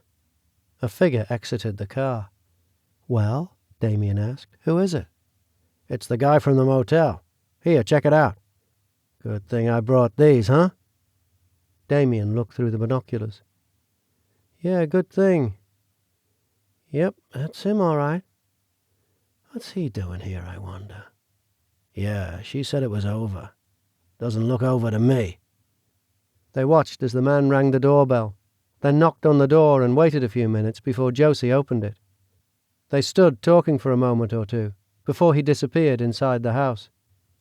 I wish we could hear what they were saying, Michael said. Yeah, should have bugged the place. Wait, you can do that? What, are you serious? Well, it'd be useful at a time like this. I mean, yeah, but I've never done it. I imagine she might figure it out if we're setting up bugs all over the place. True. But if this continues, it may be something to consider.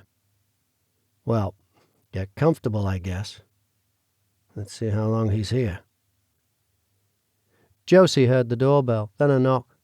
She hoped it was a delivery person, but she had a sneaking suspicion it wasn't. She headed downstairs, leaving her office. She peered out of the window next to the door. It was grey. She sighed, opening the door. What do you want? To talk to you. Can I come in? No, Gray, you can't come in. This is crossing the line. I've already told you I can't help you. All right, fine. I'll come back later. Perhaps around 6 tonight. Perhaps she'll be in a more receiving mood. Josie grimaced. She stood aside, allowing him entrance. Thought you'd see it my way, he said, stalking into the house. She closed the door. You have 5 minutes, Gray, although there is nothing you can say that will change my mind. You're being stubborn, although I'm not surprised. You've always been stubborn. It's one of your most enchanting, yet exasperating qualities. 4 minutes. Are you really enjoying life here? This mundane existence, the daily grind? 3 minutes. You can't tell me this is what you want. Come on, Celine. Can you look me in the eye and tell me this is what you really want? 2 minutes. You can't, can you? You can't do it. That's why you're trying to wait me out. That's why you won't discuss anything. I can. Gray, I can. This is what I want. I like my life. I'm happy as Josie. You didn't know any different. Not until yesterday, anyway. I'm not coming back. I can't. Celine, please. We need your help. I can't help you, especially if the Duke is involved. Celine, you're the only one who can help if the Duke is involved. You know that. I think your time is up. Please go. Josie walked to the door and opened it. Celine, please. There are children involved here. We need your help. Now. Please. Stop being stubborn. How dare you? Don't you try to guilt me into this. I'm simply telling you what is at stake here. If you can let 2 innocent children be tormented by the Duke, much the way you were, then fine, I'll go. But I don't think that's in your nature, Celine. At least it wasn't. Perhaps Josie is that selfish. You are not. He walked through the door. Think about it. I'll be in touch. Josie slammed the door behind him. She was furious. How dare he show up at the house unannounced and then try to guilt her into changing her mind? She tried to convince herself that she wasn't being selfish. It was worth it. She deserved a life too. Sacrifices had to be made. She had to stay the course. Days remained. Only days. That was all it would take. She took a deep breath. She had to maintain her normal life. She forced herself to climb up the steps, determined to focus on work for the afternoon. She hoped to use it as both a distraction from her recent conversations with Gray and an affirmation that this was the life she was choosing. Here we go. He's coming out, Michael said. That was a short conversation.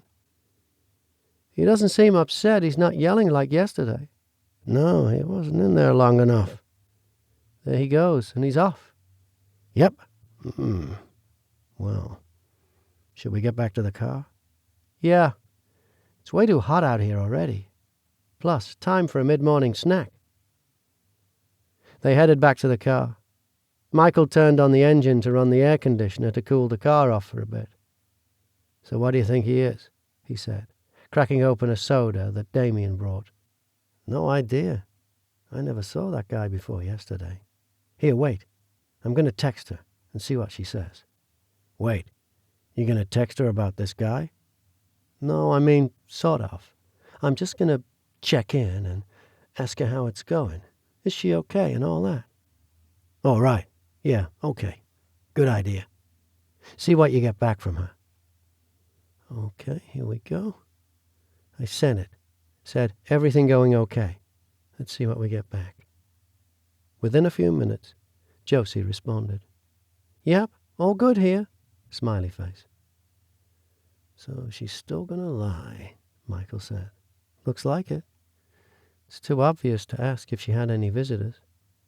Perhaps I can say... I've got it. No disturbances, he said as he typed. His phone chimed, indicating a response. No, nothing to worry about, Dee. Damien responded. How's your head? After a moment, he received a new message.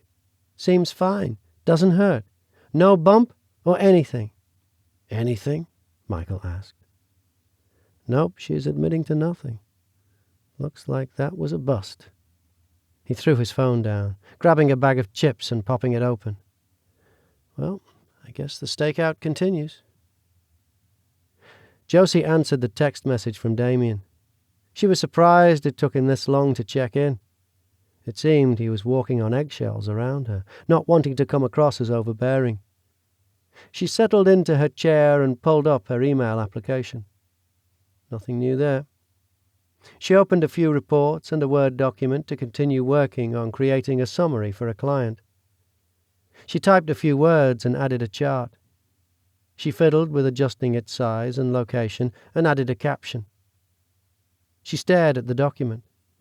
She typed another word and stopped. She found herself distracted. She tried to push ahead, finishing the statement. She deleted it and rewrote it twice, then was stuck again. It was no use. She couldn't focus. She still had about an hour before lunch, so she decided she would relax with a bath. She headed for her room. As she prepared for the bath, she noticed the music box sitting on the dresser where she had put it the night before. She shook her head, turning to face away from it as she changed. After the tub was full, she slipped out of her bathrobe and into the tub. She laid back, closing her eyes, trying to relax. After a few moments, she opened them. Staring ahead, she found she could see the music box from where she was in the tub since she had left the door ajar. She couldn't catch a break today, she thought. She closed her eyes again, shutting it out. They popped back open after a few moments. It was no use. This wasn't relaxing her either. She gave up on the bath, climbing out, toweling off and redressing. Perhaps she needed to get out of the house, she thought. She wasn't sure where she would go, but anywhere was preferable to sitting at home, unable to focus on anything. She grabbed her purse and keys and headed for her car. Got movement again, there goes Josie's car, Michael announced. Cut the tracker up, let's see where she goes. Michael looked over Damien's shoulder, watching the red dot move around on the app's map. Where are you going, Josie? Damien asked his phone. Mall trip? Michael asked, finishing his soda. Perhaps. Lunch break? Could be. Doesn't look like she's heading to the mall. No. Doesn't look like she's heading for any of her favorite lunch spots either, Damien said, studying her movement. Actually, it kind of looks like... She's going to the motel, they said in unison. Michael fired the engine and backed out onto the road. He put the car in drive and sped off down the road. Josie pulled out of the driveway, knowing she did not want to stay at home. She didn't aim for any particular place. She wove around the back roads in what she thought was an aimless pattern. Before realizing it, she was turning onto the road that housed the Mountain View Inn. She sighed, frustrated with herself for not being able to stay away. She pulled into the parking lot. Gray's car was there, in front of room 7. She pulled in next to it. She climbed from the car and knocked on Gray's door. After a few moments, Gray opened it. He smiled at her and stood back to allow her to enter the room. He glanced around outside before closing the door, shutting the world out. "It's good to see you, Celine. I'm glad you came back." "I'm not back, Gray. Not the way you want me to be. But I didn't like the way our last conversation ended." "Neither did I. I don't like fighting with you. Never did. Now, can we start again? Perhaps discuss things fresh?" "I'm not selfish, Gray. Josie isn't selfish either. But I made a bargain. I can't go back. You must understand that. You were there at the end. You know what I suffered through." "Yes, I know. I wanted to help you. I wanted to be there for you. But you went ahead and did this without discussing it with me. Stubborn, like I said before." "Oh, I wasn't being stubborn. Come on, Gray. You were. It always has to be your way. I wanted to help. You wouldn't let me. You pushed me away. We were a team, Celine. At least I thought we were. By the time I knew what you had done, it was too late. And it's almost too late again. I refuse to lose you a second time." "You don't have a choice, Gray. I can't get involved. I can't do this again." "Celine," he began. "No!" Her voice rose sharply. "No, Gray, we're finished.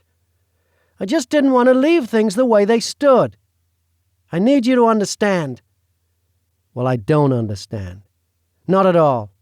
I will never understand. So if you've come here looking for some absolution from me, you can just turn around and go, because you're not getting it.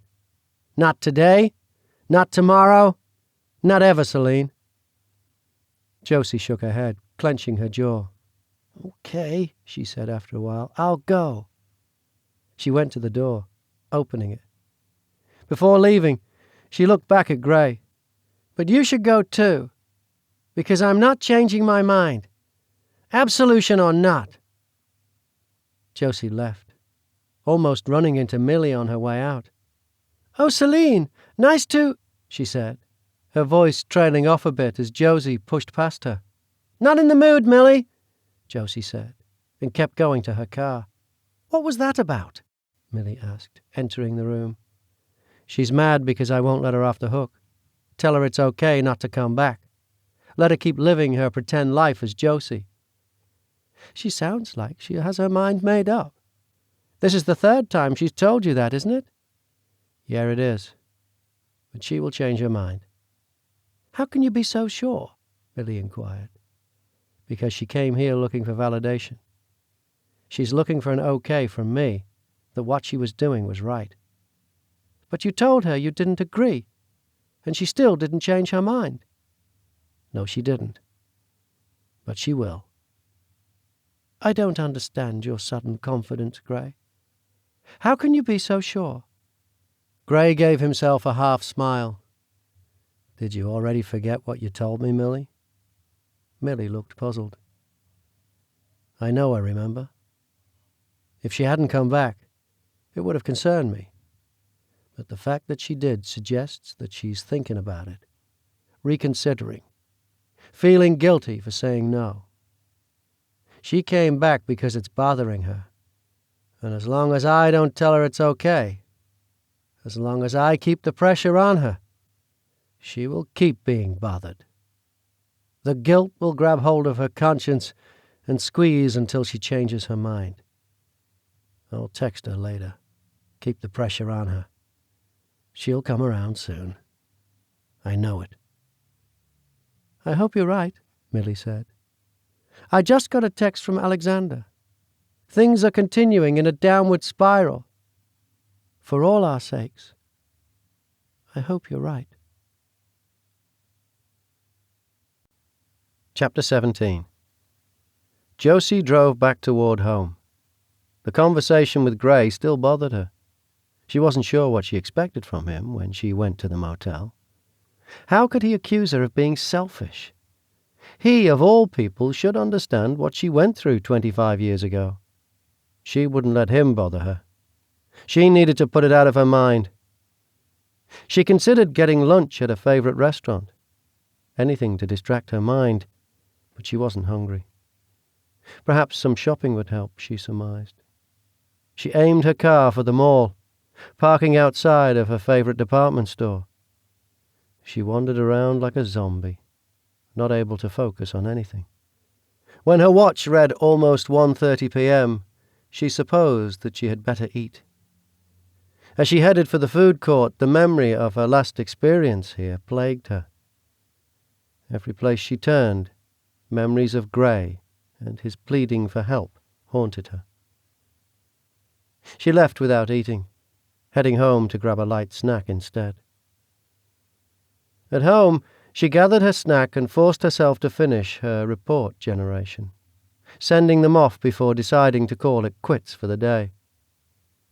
She was mentally and physically exhausted, and spent the rest of the afternoon on the front porch swing, trying to remind herself of her end goal. She anxiously awaited the return of her roommates and the distraction that they would provide for her. "Wonder what that was all about?" Michael asked as he pulled back into their hiding spot near the house. "Seems like she's trying to distract herself. That's what she usually does when she's upset by something. Retail therapy. Ever seen her closet? She does it a lot. She wasn't at the motel or the mall long, though, and she purchased nothing." "Yeah, that's the part that's got me concerned." "That she didn't purchase anything?" "Yeah," Damien responded, lost in thought. "Of everything going on, her lack of purchasing has you concerned? Seriously?" Michael asked. "Yes. Well, I mean, it's totally out of character. When Josie has a problem, she shops it away. Do you know how many pairs of shoes she bought when she didn't get a big contract once?" "No." Michael phrased his response as a question. "Well, it was a lot. Broke up with a boyfriend, that's like a 5-dress minimum. Bad day at work, she buys a new sweater.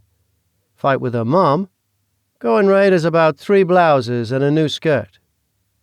The fact that she met that guy, whoever he is, then went shopping and came out with nothing, is majorly concerning." Michael said, enlightening to the stress-relieving mechanism employed by Josie. "So what's it mean when she buys nothing?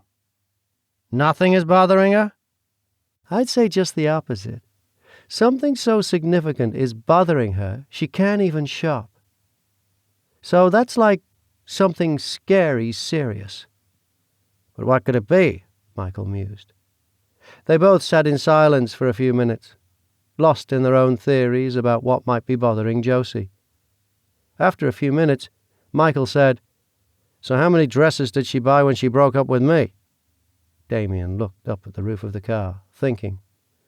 3 dresses and 2 pairs of shoes, I think." Michael made a face. "Not bad. Did I do good then?"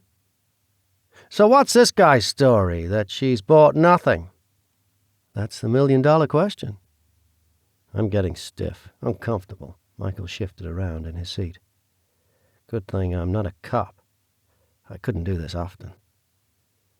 "Might not have to. Looks like she's calling it a day. She's on her swing." "Maybe we should come home from work early," Michael suggested. "That'll work for me. One of us should circle around a few times so we're not back at the same time." "Rock, paper, scissors for it?" Michael asked. "Okay," Damien responded, as they both made fists. "Figures. That's my luck," he said after losing, his rock being covered by Michael's paper. Okay, drop me back at my car and I'll drive around for about 15 minutes, then come back. Sounds good, Michael said, firing up the car and backing onto the road. They drove to where Damien had left his car.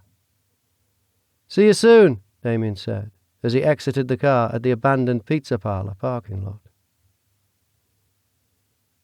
Josie laid in bed, unable to sleep. Despite both Damien and Michael coming home early, they did little to distract her from her conversations earlier in the day. She had made a good show of it, but finally night had come, and she was alone, with only her own thoughts to plague her. From her position in bed, she could view the music box in front of her. She stared at it. She should have put it away earlier today, but she didn't. Now it served as a constant reminder of her past. She considered putting the thing away now. She rose from bed, intending to do just that. After grabbing hold of it, she took a moment, sitting back on the bed, holding the box. She clutched it to her chest, an overwhelming sense of sorrow filling her. She opened the box, letting the music fill the air. She decided against putting the music box away for the moment, setting it back on the night table and climbing back into bed. As she set the box down, she noticed the notification light blinking on her phone. Picking the device up, she checked her notifications and found a text message waiting for her. She opened the message. It was from Gray. Here is a picture of Max and Maddie, Avery's 2 children. I thought you might want to see what's at stake. Attached to the message was a picture of a smiling boy and girl, standing on either side of Avery. The last time she had seen Avery, she had been a child smaller than the ones in the picture. Now Avery had children that were about 10 and 8. How much things had changed, yet also how little. Gray realized guilt was weighing on her, and he was exploiting it. How well he knew her. Using her guilt to his advantage was smart, but also maddening. She stared at the picture, at those 2 little faces. Shutting her phone off, she set it back on the night table. She rolled over, facing away from it, trying to shun the image out of her mind as easily as she had shut the phone's display. Unfortunately, it wasn't that easy. Even though she recognized what he was doing, she couldn't ignore the text. Rolling back over, she retrieved her phone and responded. Meet tomorrow to talk? She didn't know what she would say. But it bought her some time to reflect. She got up, pacing around the floor while she waited for the response. Her phone chimed. Can we meet tonight? She sighed. Gray would not let this go. He had a hook in her and would use it to his advantage. She responded. Usual spot? It wasn't long before Gray texted back. See you there soon. Josie changed out of pajamas and into casual clothes, sneaking out of the house and down the driveway. It would take her a little longer than usual since she would not jog the route. She had made it almost to the end of the road when a car approached. It was Gray. He rolled down the passenger window. Hop in, he said. Can I trust you not to drive me straight to Bucksville? She joked. No, but it's a chance you'll have to take, he joked back, as she slid into the passenger's seat. He swerved around, turning back toward the main road. So you haven't changed your mind, I take it? She sighed. I can't do that. He frowned at her response, but said nothing. But, she continued, after a moment, I can't do nothing either. So you'll come? I haven't decided. There's no good ending for me. I'm at a loss. The worst ending for everyone is the one where you do nothing. Now I've shown you what is at stake. It's a tragedy waiting to happen. He pulled off the road into an empty parking lot. Josie stared straight ahead into the darkness in front of her. I can't be what I was. But if you aren't, we have no hope. I'm not sure about that. Well, I am. We need you, Celine. Perhaps I could help in another way. Another way? Yes, I mean, I know a lot. I remember everything. I remember. She paused, struggling to get the words out. I remember the Duke. Perhaps I can help even if I'm just as I am now. Just Josie. Gray considered it for a moment. Okay, there's a train leaving early tomorrow morning. I'll meet you at the end of your driveway at 4:30 tomorrow morning. Okay, I'll be ready. Gray turned the car around and pulled back onto the road. So you're okay with this? Josie asked him after they were back on the road. You're coming home. I will take whatever you're giving me right now, so yeah, I'm okay with it, Gray responded. Within minutes they were pulling back onto Josie's road. Just leave me off at the end of the driveway, she said. Okay, he said, pulling to a stop across the driveway. See you tomorrow morning, 4:30. Don't be late. I won't be. See you then.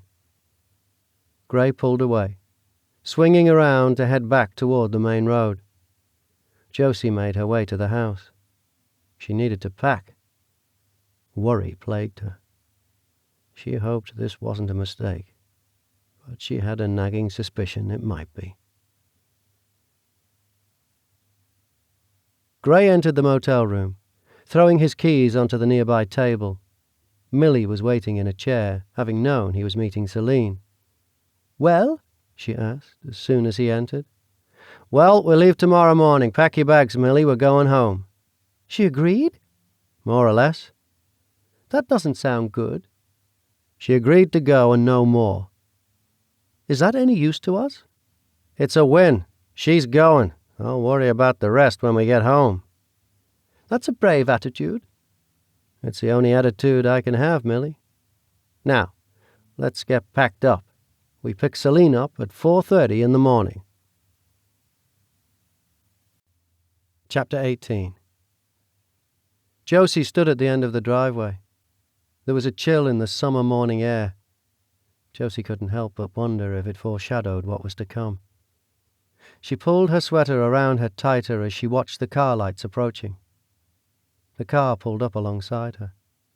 She took a deep breath, knowing this was her last chance to back out before the ball started rolling. Josie would have been indecisive at this moment. Celine was not. She recognized what she had to do. Good morning, Celine, Gray said, jumping out of the driver's side to put her luggage in the trunk. Josie slid into the back seat on the passenger side. Good morning, Celine, Millie said from the passenger seat. I'm glad you're joining us. Josie didn't answer. Grayson slid in behind the wheel and swung the car around toward the main road. Time to go home, Celine, he said, as they pulled away from her driveway. Josie stared back for a moment, watching her driveway and mailbox disappear behind her. She couldn't help but feel this was the end of an era for her, that she might never lay her eyes on this house again. Returning her gaze to the front, she made a silent vow that this would not be the case. She would help, but she would remain strong. She would return as Josie. A loud rapping at the door startled Michael awake. He rushed to the door, opening it to find a flushed and flustered Damien. What's wrong? He asked. We're in trouble, Damien answered, a bit out of breath. Trouble? Is it Josie? Is she sick? What? He asked, pushing through the door, past Damien, and racing toward Josie's room. She's gone. What? Gone? Where? Looks like the city. Perhaps the train station. I only looked quick. I came to get you right away. Train station? What? Well, I've been tracking her phone. I wrote my own little application to track it that will also alert me to out-of-the-ordinary occurrences, like odd times or locations, or, Damien began. Yeah, okay, get to the point. Oh, right, well, it alerted me this morning. According to my little tracker, Josie left the house around 4:30 this morning and traveled into the city, see? He brandished his laptop with the blinking red dot. Michael looked at the screen. 4:30? Seriously? Where is she going? No idea, but it might be worth following her. Yeah, I'd say so. Let me change and we'll head down there. Okay, me too. The two parted ways to dress for the trip, meeting back in the living room a few minutes later. Okay, I got phone chargers, laptops, some clothes, basic toiletries, snacks, and I grabbed a few waters. Perhaps you should throw some clothes in just in case. It looks like she's at the train station. She could be going anywhere. How did you do that so fast? Michael said, running back upstairs to grab a few things. Damien followed him up the steps. Oh, it's my go bag. You have a go bag? Yeah, doesn't everyone? No, Michael said, grabbing a few things and tossing them into his duffel bag before running to the bathroom to throw a few toiletries in. Well, anyway, you ready? As I'll ever be, Michael said. The two headed downstairs and continued out the front door. Damien locked it behind them and double-checked that the lights were all out before heading to the car. Come on, what are you doing? Sorry, Damien said, throwing his bag in the back seat and climbing into the passenger side of Michael's SUV. Josie'll kill me if I left the light on or something. Let's hope it doesn't come to that. Perhaps she's seeing the weirdo from the motel off or something. Doubt it.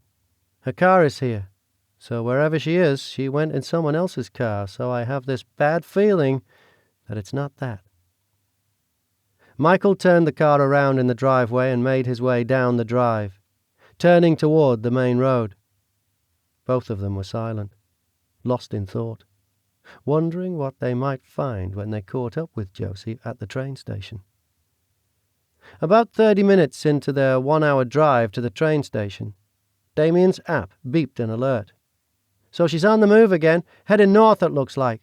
So she's not coming home, that's for sure, Michael responded, knowing they lived west of the city. No? Wonder where she's going. Do you think she's on a train? It's a little after 6 o'clock. Can you check the train schedules to determine what trains are pulling out now and where they are heading? Good idea, Damien answered, pulling up his web browser on his phone and heading to the station's website. Let's see, he said, as he scrolled through to find a list of departures. There's a train that departs at 6:05 a.m., heading up the coast. Final destination is somewhere in Maine. The time fits. What are the other stops, I wonder? There's a list of them here, but there'd be no way of knowing unless we knew what ticket she bought, or we wait for her phone to show us. Once we get to the train station, perhaps we'll get some information. We'll use the phone as either a confirmation or a backup. Sounds good. I'll keep an eye on my app to see if she stops moving before we get there, but I doubt that. They finished the rest of their ride in silence, with Damien staring at the phone tracker, watching Josie move further and further north. They pulled into the lot and parked, grabbing their things from the back seat. They made their way into the train station. This early in the morning, it wasn't very busy. There was only one person working the ticket booth. I'll see if I can find anything out from her, Michael said, pointing to a girl at the ticket window. They both walked over to the ticket agent. Good morning, Michael said, flashing a smile.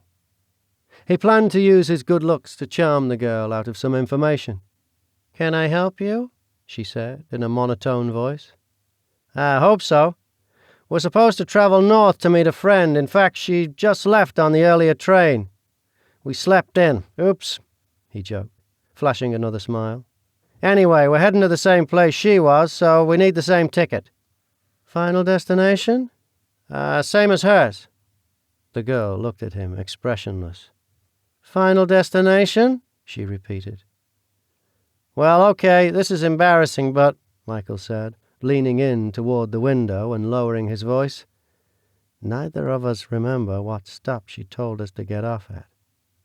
I was hoping you could help me out and give us the right tickets. You know, based on what she bought. Why didn't you just ask her? The girl said, annoyed. Like I said, we slept in, and she's already going to be mad about that. On top of that, if I tell her that we forgot where we're going, she'll be super mad. I would rather avoid that, if you know what I mean. Michael winked at her. the girl sighed. I don't remember every ticket I sell, so it looks like you're out of luck. Oh, well, if it helps, she was on the 605 with a tall, dark-haired guy. Here's Josie, our friend, Michael said, pulling out his phone and flashing a picture of him with his arms around Josie. Do you remember where they were going? I'd really appreciate it if you could help us out. Michael also flashed a $100 bill. The girl rolled her eyes, but slid her hand over the cash, pulling it discreetly toward her. 2 tickets to Bucksville, then? She asked, tapping around on her computer. Yep, that's right. How did we forget that? He said, turning to Damien and playing along. Bucksville. Awesome. Well, thank you so much, Kara, Michael said, eyeing her name tag. 2 tickets on the next train to Bucksville, please. Kara sold him the tickets. Train leaves off Platform B at 8:35 a.m. Got a long wait, she said, handing the tickets to him and turning away to avoid any further discussion. Thanks, Michael said, taking the tickets. They turned around, scoping out the area. How about the seats in the corner? Quiet spot and there's a plug, Damien said, waving his phone to indicate the need for the plug. Good idea. They both headed toward the corner, setting their gear down and taking seats on opposite walls. Damien took out his charger and plugged his phone in. Michael said, Well, that worked out. We'll only be 2.5 hours behind her. Let's see when we get there. A little after 6:30 tonight. Why is she going to Timbuktu, Maine? Damien continued to watch the little red dot moving further north on the map. No idea. I will be happy when we are moving in the same direction. Oh, I should call off work. Me too. I'll leave a voicemail for my secretary. Tell her I won't be in today. Both men left voicemails, taking the day off with their respective employers, then put their phones on chargers. Okay, now with that done, Damien said, taking his laptop out of his bag, let's discover what we can learn about Bucksville.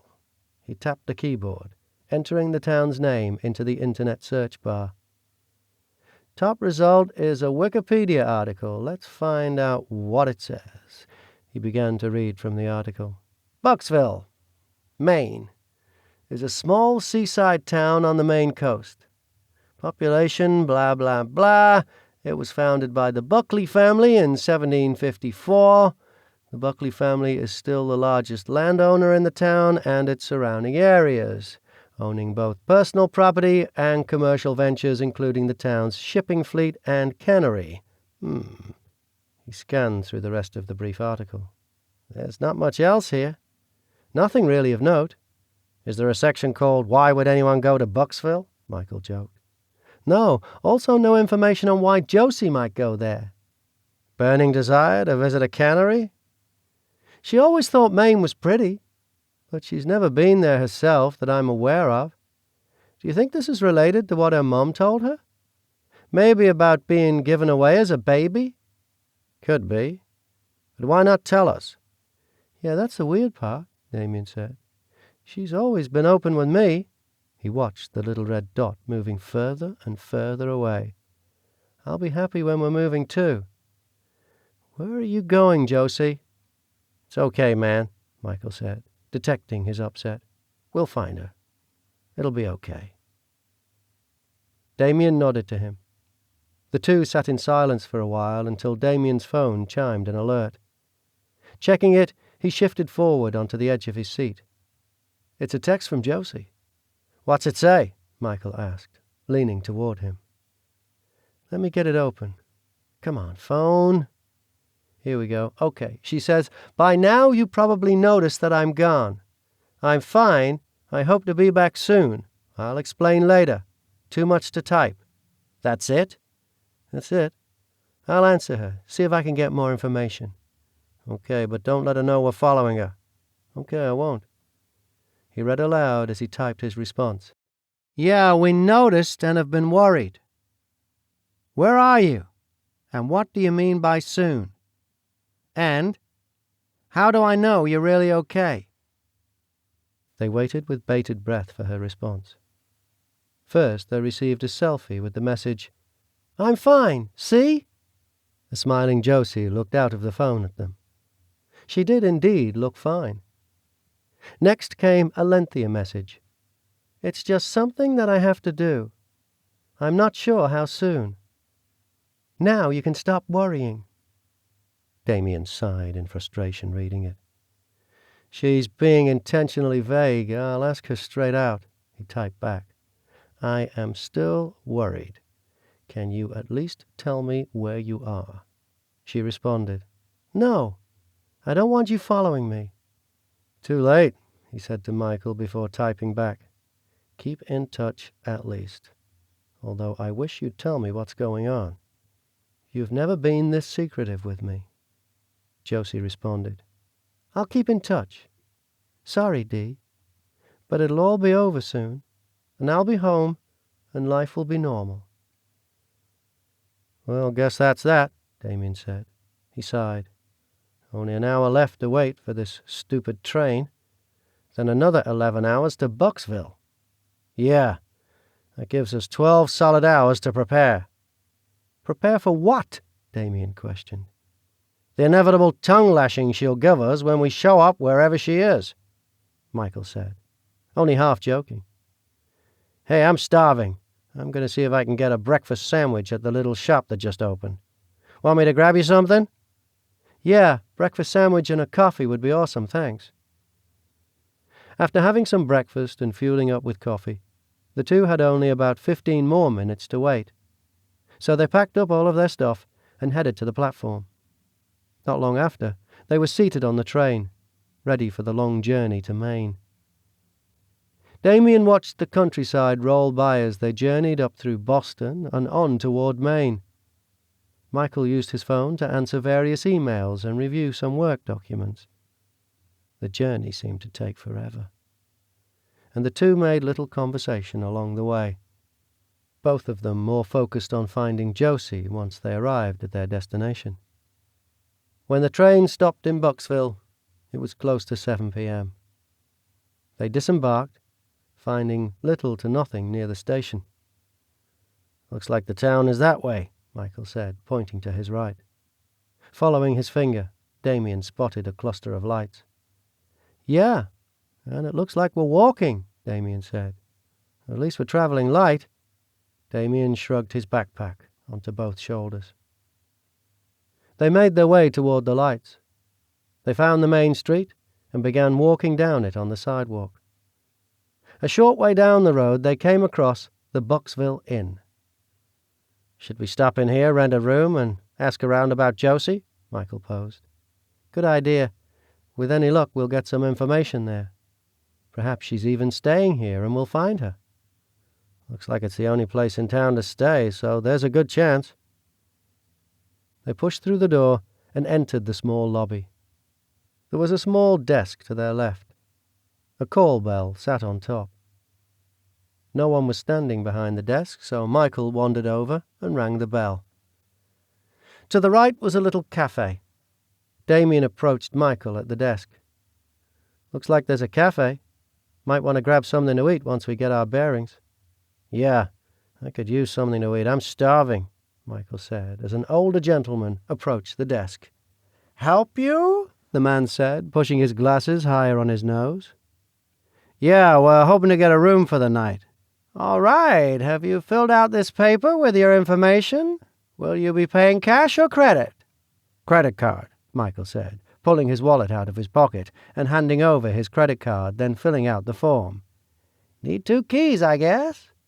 Got a nice room with 2 double beds, room 5.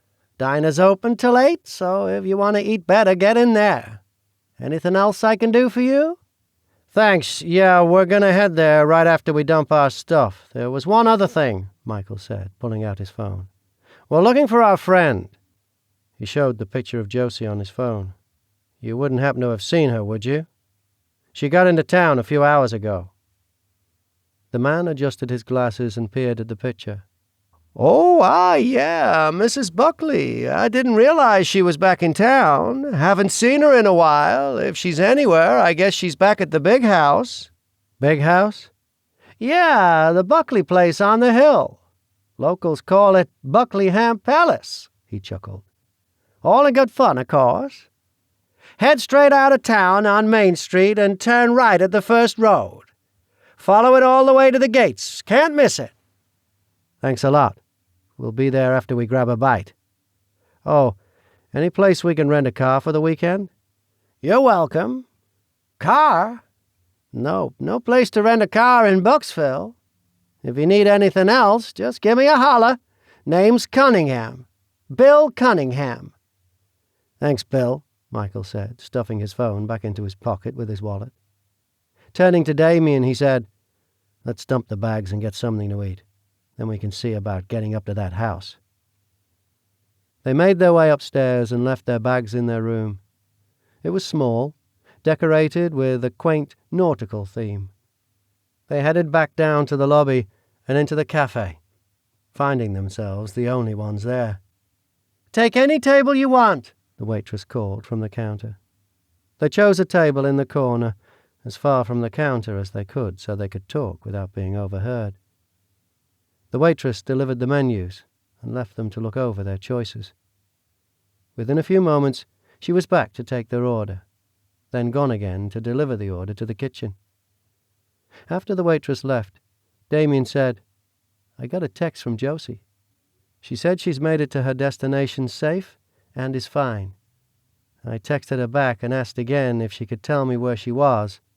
She hasn't answered, though." "The old guy thinks she's up at the house on the hill." "Yeah, but why did he call her Mrs. Buckley? She's never been married." "Maybe he needs new glasses. Maybe she looks like Mrs. Buckley." "Or maybe," Michael said, growing excited, "Mrs. Buckley is her real mom, and she looks like her." Could be. That's the only thing that makes sense so far." The waitress returned with their order, each having a simple burger and fries. "You boys from out of town? Don't think I ever saw either of you before," she said as she set the plates down in front of them. "Yeah, looking for a friend." "Well, good luck. Bucksville isn't that big, so she couldn't be hard to find."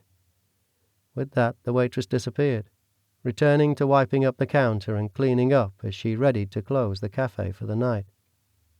What is Josie doing here? It must have something to do with her birth parents. Could Stalker Guy be a relative? But why the arguing? Damien asked, stuffing a fry into his mouth. This is surprisingly good, he added. Maybe he wanted her to come here and she refused. Perhaps they were arguing about that, and then she ended up deciding to come. Again, why not tell us? I don't know. I mean, okay, say it has to do with her birth family. So why not say, hey guys, that guy is my long-lost brother or something? Just explain it. Why all the secrecy and sneaking around? It would make much more sense for her to just tell us and not keep it secret. Then we wouldn't be worrying, following her around, or chasing her across the country. Well, she doesn't know we're chasing her yet.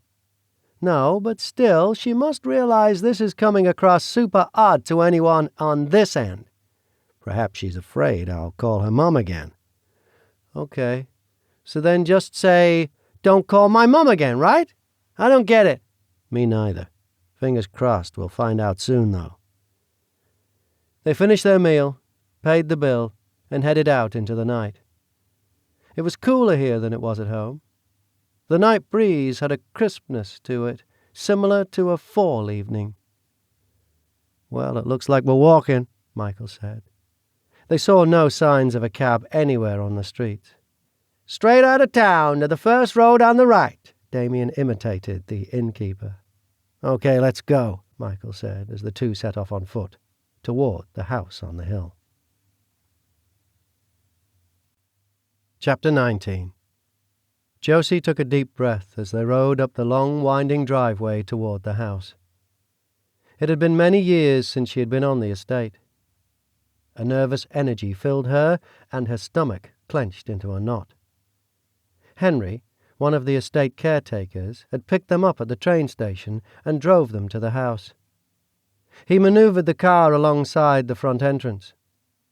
The house loomed large over them in the waning sunlight. Josie took another deep breath as she exited the car and stared up at the house's dark frame. It had been decades since she had last been inside, yet it seemed as though it were only yesterday. Grayson climbed out of the front passenger seat. He slipped his hand around hers. "Welcome home, Celine," he said. He gave her another moment before saying, "Shall we go in?" "Why put it off?" Josie said. She took another deep, steadying breath before she pushed through the double doors into the entryway and the main foyer. The house had changed little. It was still as grand as she remembered, with its wide stairway leading to the second-floor gallery-style hall. There was a large sitting room to the left. On the wall that separated it from the foyer had hung a large painting that now appeared to be missing. Grayson noticed her gaze fall upon the missing element. The painting of Mina disappeared a few months ago. That's when we realized there was trouble on the horizon. "Disappeared? You're right. That's not good news," Josie answered him. Josie saw a movement coming from the sitting room, and within seconds, Charlotte Buckley Stanton appeared in the doorway. "Celine, how lovely to see you again. I'm so glad you've come back. Won't you please come in and sit down? Millie, good to have you back." Charlotte approached Josie to give her a brief but sincere hug, slipped her arm around her waist, and led her into the sitting room. Charlotte, Avery's mother, was always the picture of grace. Widowed at a young age, she had raised Avery on her own from the age of 8 and had remained a fixture in the Buckley house. Charlotte led Josie to the sofa, and the two sat down, with Gray taking an armchair across from them. "How was your trip? I trust you're not too tired to have dinner with us?" "It was fine, thank you," Josie answered. "We've had a long day, Char, but we can make it through dinner," Gray said. "Would either of you like a brandy before dinner? I'm having one." He stood to pour himself a glass from the drink cart. "Oh, yes, I'll take one, thank you, Gray," Charlotte answered. "No, thanks," Josie said, wanting to keep her wits about her. "Celine, I put you in your old suite. I hope that's suitable," Charlotte asked, tactfully, trying to determine whether or not she would be sharing a room with her husband. "It's fine, Char. We'll work it out," Gray answered first. "Yes, it's fine, Charlotte," Josie agreed. Charlotte's behavior would never betray the underlying trouble Gray had described to Josie. She was the quintessential hostess, working hard to make her household at ease, regardless of the circumstances. The Buckley house could be crumbling around them, and Charlotte would still be poised on her couch with a demure smile, calmly telling her housemates that they should find the nearest exit. "If you don't mind, I'll head upstairs to freshen up before dinner," Josie said, excusing herself. "Of course. We dine at 7, Charlotte answered. Josie excused herself from the room and made her way up the massive staircase. She had no trouble navigating to her old room. Finding it had also changed little. Henry had already brought her luggage up from the car. She found it sitting on the bench at the end of the bed. Opening it, she found a few personal items and carried them to the bathroom. She stood for a few moments gazing into the mirror. It was hard for her to believe she was back. Yet, here she was. It was so familiar to her, so easy to slip right back into the fold. She had to make sure she didn't stay in this house. "Hey, what are you two doing over there?" a man's voice yelled. Hello, hi," Michael said, waving his hand. "We're looking for someone." "Looking for someone? Do you realize you're on private property? The no trespassing sign on the gate should have made that clear," the man said. "Yeah," Michael said, looking back at the open gate marked with the sign he and Damien had ignored. "Yeah, I realize this is private property, but the gate was open. I didn't see any signs. We don't mean to intrude, but we're looking for a friend. The man at the hotel suggested we try here," he fibbed. "Perhaps you can help us." Old Bill Cunningham told you to come to the Buckley estate." "Yeah, that's what Bill said. Here, I have a picture of her," Michael said, pulling out his phone and bringing up the picture of him and Josie on the screen to show the man. "That's your friend?" the man asked, almost as though he didn't believe them. "Yep, that's her," Michael said. "Have you seen her?" "Well, yeah, of course. I dropped her off at the house a few hours ago. She didn't mention guests coming, though." "Oh, well, we were a few hours behind her on the train. She might not have known when to expect us," Damien joined in. "Did you walk here?" "If I'd have known, I could have picked you up at the train station. Or you could have had old Bill call me to pick you up at the hotel. Like I said, I didn't realize you were coming. Mrs. Buckley didn't mention anything." "Oh, no problem. The walk was nice. Like I said, I'm not sure Mrs. Buckley, knew what train we were on," Damien lied, rephrasing Josie's name to the name the man had used to add credence to their story. "Well, no matter. Hop on in the car here and I'll take you up before I head into town." "Oh, don't worry about it. We can walk," Michael said. "Walk it? It's about a mile up to the top there. Nah, I'll drive you." "No, really, it's fine. We're fine," Michael declined again, as politely as he could. The man made a face at him. "Why are you two acting so sketchy?" "Sketchy?" Damien said, with a nervous laugh. "We don't want to trouble you, that's all." "It's no trouble. We'll only take a few minutes." "Well, it's actually, it's getting late. It's nearly 9, Michael said, trying to act nonchalant. "Perhaps it's best if we try back tomorrow. We don't want to disturb them. They're probably getting ready for bed." "You two walked from town all the way here, ignored a no trespassing sign, came onto private property, and first you say you'll walk up, and now you say it's too late for me to drive you?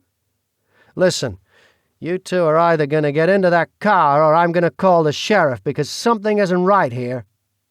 Michael and Damien gulped, glancing at each other. "Well," Michael said, "I guess we'll take the ride then." "You sure this is a good idea?" Damien whispered as they approached the car to get in. "Well, better this than get arrested. Let's hope Josie is up there and isn't too mad to vouch for us." Without a word, the man slid behind the wheel. He fired the engine and swung the car around toward the house. Within a few minutes, they were approaching a large Gothic-style house. Michael and Damien peered from the windows of the car at it. "That's one spooky house," Damien mumbled. They pulled up to the front door, and they all exited the car. "This way," the man said. He motioned them through the front door. They entered the foyer. Both of them then gaped around at the entryway. They noticed a woman coming across the foyer. "Oh, Mrs. Stanton," the man said. "Yes," the woman answered. "I found these two characters hanging around near the end of the driveway. Claim they know Mrs. Buckley." "Oh?" The woman eyed Michael and Damien. "Well, let's get her. She's in the sitting room. Celine! Celine!" the woman called through the doorway. Michael began. "I think there's been a mistake. We were looking for—" He stopped mid-sentence as Josie appeared in the doorway, accompanied by the man from the motel. "Celine, Henry discovered these two men on the property. They say they're friends of yours." Josie was staring at them both. Damien surmised if looks could kill, they'd both be dead many times over. She sighed. "Oh, yes, I know them." "Oh, I'm sorry, Mrs. Buckley. Had I known, I would have picked them up from the train station. They didn't have to walk from town." The man turned apologetic. "No problem, Henry. I didn't realize they were coming. They weren't expected," Josie answered, glaring at the two of them.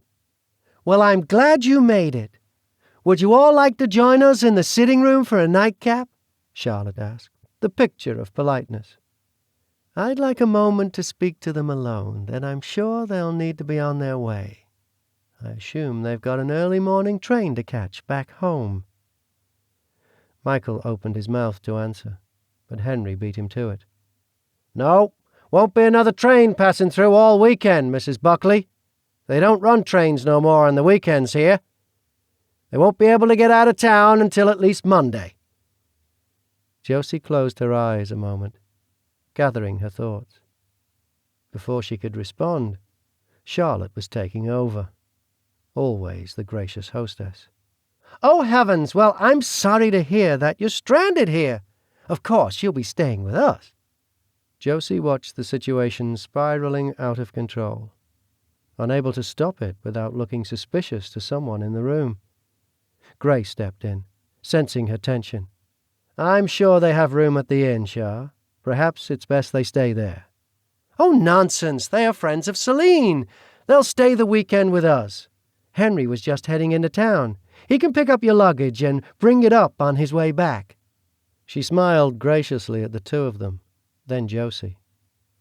"Well, thank you, Mrs. Stanton, was it?" Michael said, matching her gracious smile. "We would be more than happy to stay, and are so grateful for your hospitality."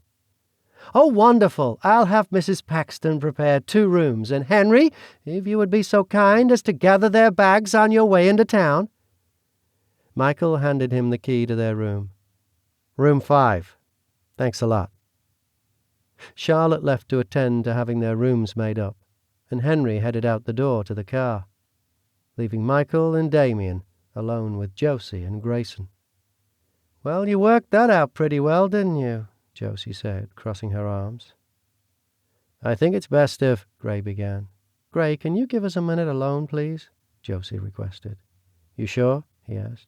"I'm sure, thanks." "I'll be upstairs," he said, squeezing her arm and making his way across the foyer and up the grand staircase. "You want to explain to me what you two are doing here?" Josie said, with her arms still crossed. "Do you want to explain to us why they're calling you by another name here and think you're married?" Michael countered. "No, I don't. Nor do I want you here at all, let alone for the entire weekend. So here's what will happen. Tomorrow morning, you will make an excuse, I don't care what, and go back down to the inn and stay there and leave on the first train out Monday morning." "Josie," Damien said, "we're really sorry. We were just worried about you. I mean, you disappeared this morning, then sent some cryptic text. You've been having a lot of trouble with those nightmares and stuff, and then meeting that weird guy, and then finding out you were adopted. We're worried. So we came after you. We just want to be sure you're okay and help." "I don't need your help. I'm fine. And how did you follow me anyway?" The two exchanged a glance. "Well," Damien began, swallowing hard. "Just dumb luck," Michael said. "Dumb luck? That makes 0 sense. How did you find me?" Damien hesitated. "Damien," she intoned with emphasis. "I tracked your cell phone," he croaked out, just above a whisper. "What?" she asked. I tracked your cell phone. I had that app still, and then I wrote another app to track it with more precision. It works pretty well. I'm thinking about putting it on the App Store. I built notifications in it and everything to inform you if there's unusual movement, and—" he babbled. "Damien!" she shouted. "Sorry, yeah, so, anyway, it told me you left this morning, chimed when you got to the train station, and we followed you there, and we asked a girl, and she said you bought a ticket to Bucksville, and so we got on the next train, and now we're here. Like I said, we just want to help. I realize the news you got from your mom was a shock, and I just want to be there for you, Jose. We've never had secrets before. I just want to help." The distress was obvious on Damien's face, not only from the overall situation, but also from upsetting Josie. Josie felt sorry for him. He was a genuine and nice person. He was honest in his effort to help her. She might not have been able to pinpoint Michael's motives, but she recognized that there was nothing sinister about Damien's. Softening, she said, "I realize you're trying to help, and I'm sorry there are secrets between us. But I can't explain it, not right now. I wish I could. I know it's hard for you, but I can't. You have to trust me. Trust that I know what I'm doing and that soon everything will be back to normal." Damien nodded at her. Still upset, but willing not to push things further right now. I'm sorry I upset you, Jose. You didn't upset me, Dee. She moved to him and gave him a hug. But you need to leave while I sort this out. Why, what's the big secret? Michael chimed in. You know, I'm not mad at him, but I am mad at you. You don't get to ask questions, Josie said, pointing at him. Josie was about to continue, but Charlotte returned to the foyer. Mrs. Paxton has your rooms ready. I'm sure you two are tired after your long day. Have you eaten? I can have something sent up for you if you like. Oh, no, thank you. We had dinner at the cafe, Michael answered. Oh, I hope you enjoyed it. Our little town does have good food. Well, let me show you up to your rooms. Oh, unless I interrupted your conversation. She turned to Josie for an answer. We're finished, thanks, Char. I'm going to bed too. See you in the morning. Good night, Celine, she said as Josie headed up the steps. Follow me, she said, turning to the two men. As they walked up the steps and down the hall, she continued. I had Mrs. Paxton put you in the same wing as Celine and Gray. Not too near, so you'll all still have your privacy. I put the two of your rooms together. Henry shall be back within an hour with your luggage. I hope he won't be disturbing you by bringing it up. If you plan to retire for the evening, I can leave a note for him to put it in the foyer for you. No, he won't be disturbing us, thanks, Michael said. Oh, wonderful. Mrs. Paxton sets breakfast out on the sideboard by 7. Please help yourselves. Well, here we are. I hope you are both comfortable. If you need anything, please let Celine, or me, or Mrs. Paxton know. Celine and Gray are just down the hall through those double doors. Thanks, they both said in unison. You are very welcome, and sleep well. They entered their respective rooms. Damien looked around the room.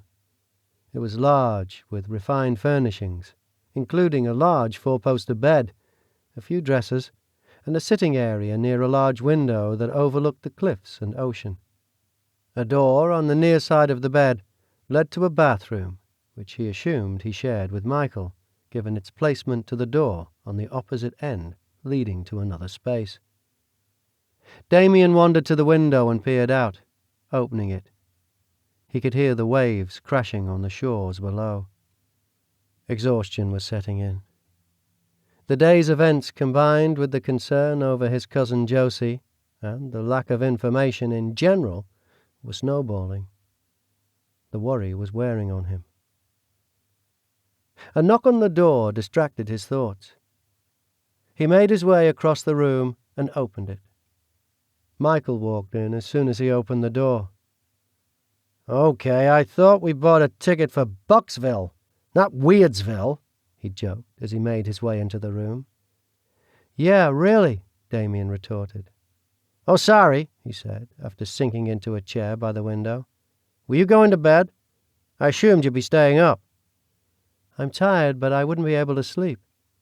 Too many things going on through my mind. Yeah, exactly. Like, why is Josie here? Who are these people? Why are they calling her by another name? And why is she acting like it's totally normal? Yeah, all that. And why is she not telling me?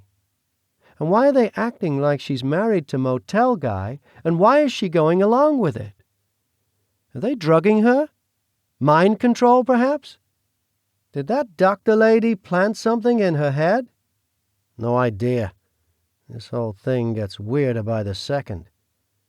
I mean, you two have always been together from the time you were kids, right? Yep.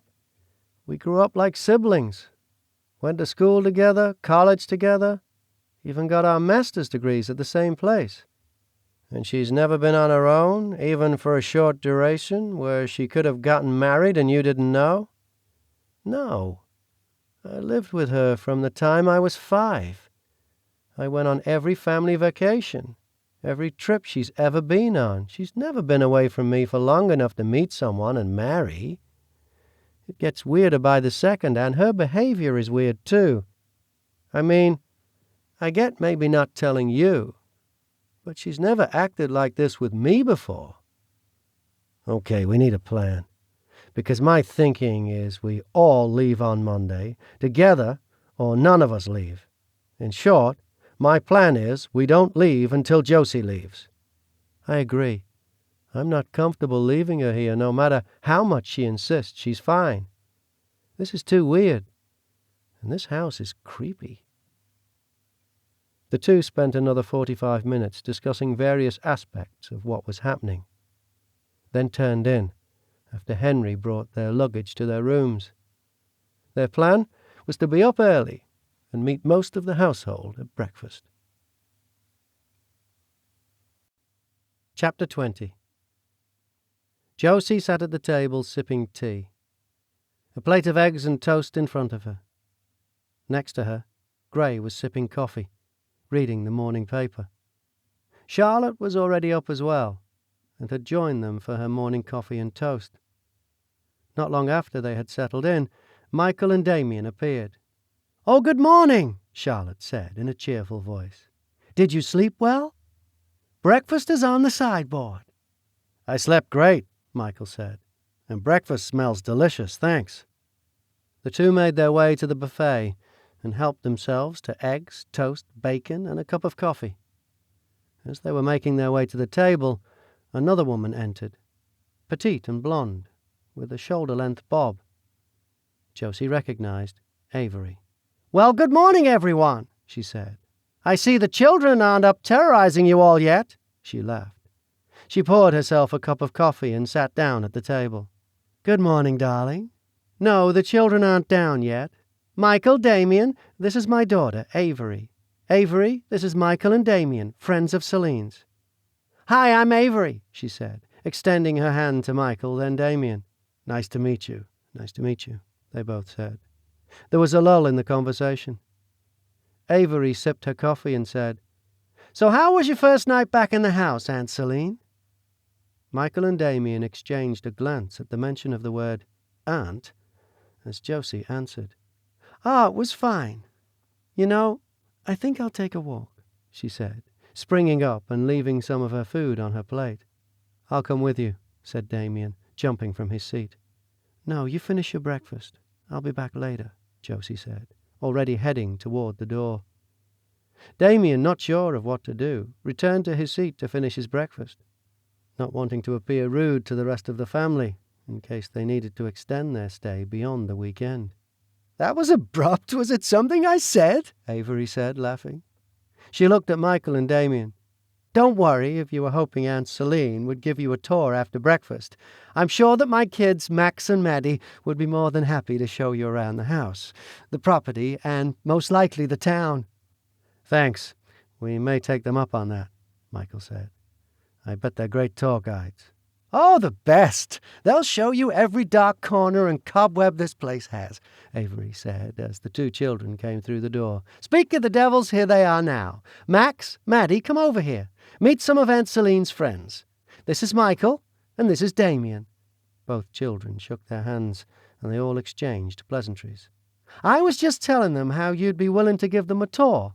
Aunt Celine had a few things she needed to take care of this morning, and she can't show them around."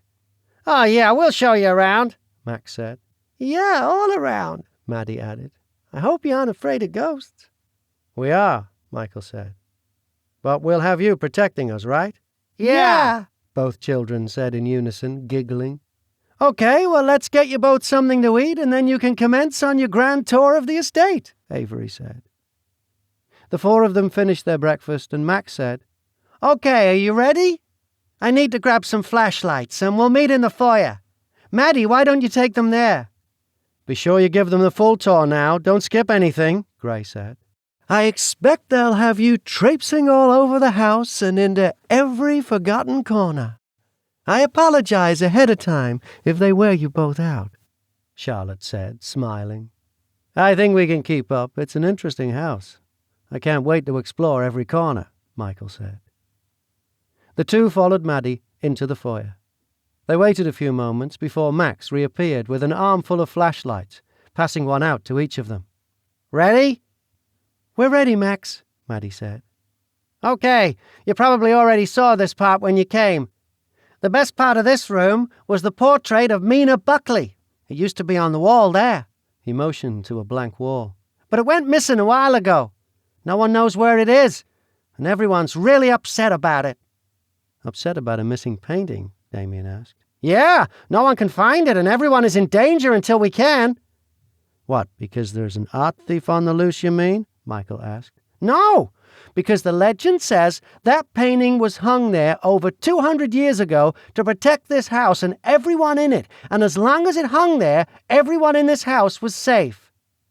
Mina Buckley was always watching over everyone in the house for as long as the painting hung in this fire. Now it's gone. So Mina isn't here to watch us anymore. Now we're all in danger. I see. So, Mina Buckley was a friendly spirit who took care of people living in this house? Michael asked. Yeah, that's right. And someone took her away. And now we're all doomed, Mack said, matter-of-factly. Doomed? That's a little dramatic, isn't it? Damien asked. Mack shrugged his shoulders. That's what all the grown-ups said when the painting disappeared. They said we're doomed. And then Uncle Gray said he had to find Aunt Celine. She was the only one who could help. Your Aunt Celine was the only one who could help with what? Michael asked. She's not really my aunt. She's not even really Mum's aunt. Uncle Gray is my Grandma Charlotte's cousin, not her brother. But my Mum still calls them Uncle Gray and Aunt Celine. I see. What is it that only Aunt Celine can help with? Michael pressed. Mack shrugged. No idea. Hey, you want to see something cool, though? Sure, Michael said. Come here. He waved them into the sitting room. Wait first, he said, as he closed the door behind them. You both swear to secrecy on your lives to never tell anyone about this. Michael and Damien exchanged a glance, then shrugged. Okay, we're sure. We swear, Michael said. Do you swear? Maddie asked Damien. Yeah, Scout's honor, he said, holding up 3 fingers. Okay. Behind this chair, Mack said, pulling aside a chair placed against the wall, it is a secret panel that leads to a secret passage that goes to another part of the house. He pressed on the wooden wall panel, and it popped open. See? That's cool, Damien said, and actually meant it. Come on, let's go through it, Mack said, thumbing on his flashlight. They all crowded into the small passage. Max closed the panel behind them so no one could follow them. They followed Max as he snaked around the passage hidden behind the walls, pointing out where they were in the house a few times. So, Max, Michael said, as they wound around the passage, do you remember Aunt Celine much? No, I've never even met her. She lived here a long time ago, before I was born, when my mum was little. She lived here when your mum was little? Yeah, my mum said she remembers her, but she was only about Maddie's age or younger when Aunt Celine lived here before. Michael and Damien glanced at each other. The facts weren't adding up, unless the child was wrong about what he was saying. I can't wait to meet her, though. Oh? Why's that? Damien asked. Because Uncle Gray said she was the most beautiful woman he'd ever seen. I bet she's really pretty. Yes, she's really, really pretty, I bet, Maddie parroted. They reached the end of the passage. Max fiddled with something and opened a doorway into another room of the house. This one was not being used. It was dark, with furniture covered in dust sheets and random items placed around in storage. I bet, he said, if there's a painting thief, they'd hide somewhere in here. Hey, maybe the painting's even hidden here. Come on, let's spread out and search for it. Okay, buddy, we'll check over in this corner, Michael answered, drawing Damien to the opposite side of the room. Once they were away from the children, he said in a hushed voice, Okay, so, new theory. Crazy motel guy thinks Josie is the reincarnation of Celine. Seriously? Damien asked. Yeah, seriously. Did you hear what the kid said? Aunt Celine lived here when her mum was little. Now he's like, what, 9 or 10? His mum looks like she's somewhere in her 30s. Around my age, give or take a year. Say she was 10 when Aunt Celine was here. That's 25 years ago. Josie would have been a baby. That doesn't fit. Do you really believe a kid who thinks a kindly spirit lives inside a painting here? Perhaps he just got his timelines confused. He can't be that confused. He's never met her, and like I said, he's around 10. Even if Celine was here until he was 3 or 4, before he can remember, Josie would have been too young to be Gray's wife and living here. Damien considered it. Yeah, no matter which way you work this, Celine and Josie can't be the same people. So what's going on here? Hey, you guys looking over there? Max yelled over. Yep, Michael called back, waving his flashlight around. Nothing but cobwebs here. I mean, is she just playing along? Is this guy crazy and she feels bad for him? Is he threatening her? Are they controlling her mind somehow? Damien continued to muse aloud. I don't know. We've got to talk to her. Convince her to at least give us some clue as to what is going on. Yeah, perhaps we can convince the kids to take us outside and see if we can find her. Good plan. Let's head back over, Michael said, starting toward the 2 children. We didn't find anything. How about you guys? Nope. Max scuffed his foot against the floor. I really wanted to find it. I'd be a big hero. I bet they'd probably even let me eat ice cream for dinner. Maybe it's not in the house. I bet your family already looked everywhere in here for it. Can we try somewhere else on the estate? Hey, maybe you're right. Max looked off into space, thinking. Let's see. There's Uncle Alexander's house, the caretaker's cottage, the garage, the stables, and a few sheds. Where should we start first? I bet your Aunt Celine is already out looking. She left early this morning from breakfast, probably to start searching. Maybe we should head out and track her down and find out where she's checked, and then we can narrow it down, Michael said. Okay. We can finish looking around the house tomorrow. It's going to rain anyway. Do you know where she started her search? No. We'll need to rely on you 2 to find her, Damien said. Oh, I bet she went to visit Uncle Alexander first thing this morning, Maddie said. Uncle Alexander told me they were really good friends. Let's go there. The children led them out the room and down a series of dark hallways until they reached a part of the house that was lit and lived in. Michael and Damien still had no clue where they were until they got to the main gallery hall that circled the foyer below. The kids bounded down the steps toward the front door.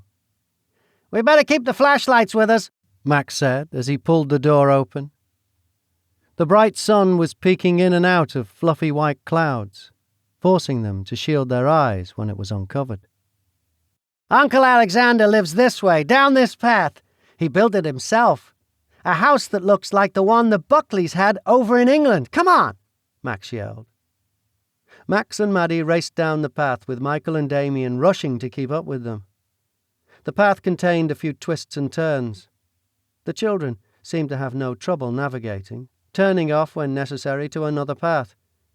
After weaving through several paths, a large white house appeared in the distance. It didn't appear to be as large as the main house or as grand, but was still impressive. They pushed on toward the house, the children reaching it first. They used the large brass door knocker to knock at the door. The door opened as Michael and Damien caught up to them. It was Henry, the caretaker they had met last night. Help you? Oh, Mr. Max and Miss Maddie. How are you? Hi, Henry, Max said. We're here to find out if Uncle Alexander has seen Aunt Celine. Oh, yeah? He's seen her. She's here. But, they can't talk. They're real busy. Are they looking for the painting? Painting? Oh, you mean Mina's painting? No, they're just talking. But they can't be disturbed. Oh, well, we'll just wait for her here, Max said, pushing his way into the house with Maddie. Michael and Damien pushed through with them. "Oh, well, I'll tell them you were here, but they might be a long time, so it's best that you be on your way." "We're not in any hurry, we'll wait," Mack said.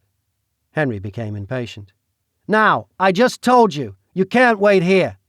Now you get going," he snapped. "Listen, Henry, this is all our fault," Michael interjected. "We're looking for Celine, and we asked the kids to help us. It's important that we find her." "Yeah, really important," Maddie said. "Like I said, I'll tell her you were here, but it's best you're all on your way." "We'd prefer to wait for her. Perhaps you could let her know we're here," Michael said. "Now I told you they're busy and can't be disturbed. What part of that don't you understand?" Michael was ready to respond when a new voice entered the conversation. "That's rather rude, isn't it, Henry? These people are guests on the estate." Both Michael and Damien spotted a man coming down the stairs from the second story. Josie was with him.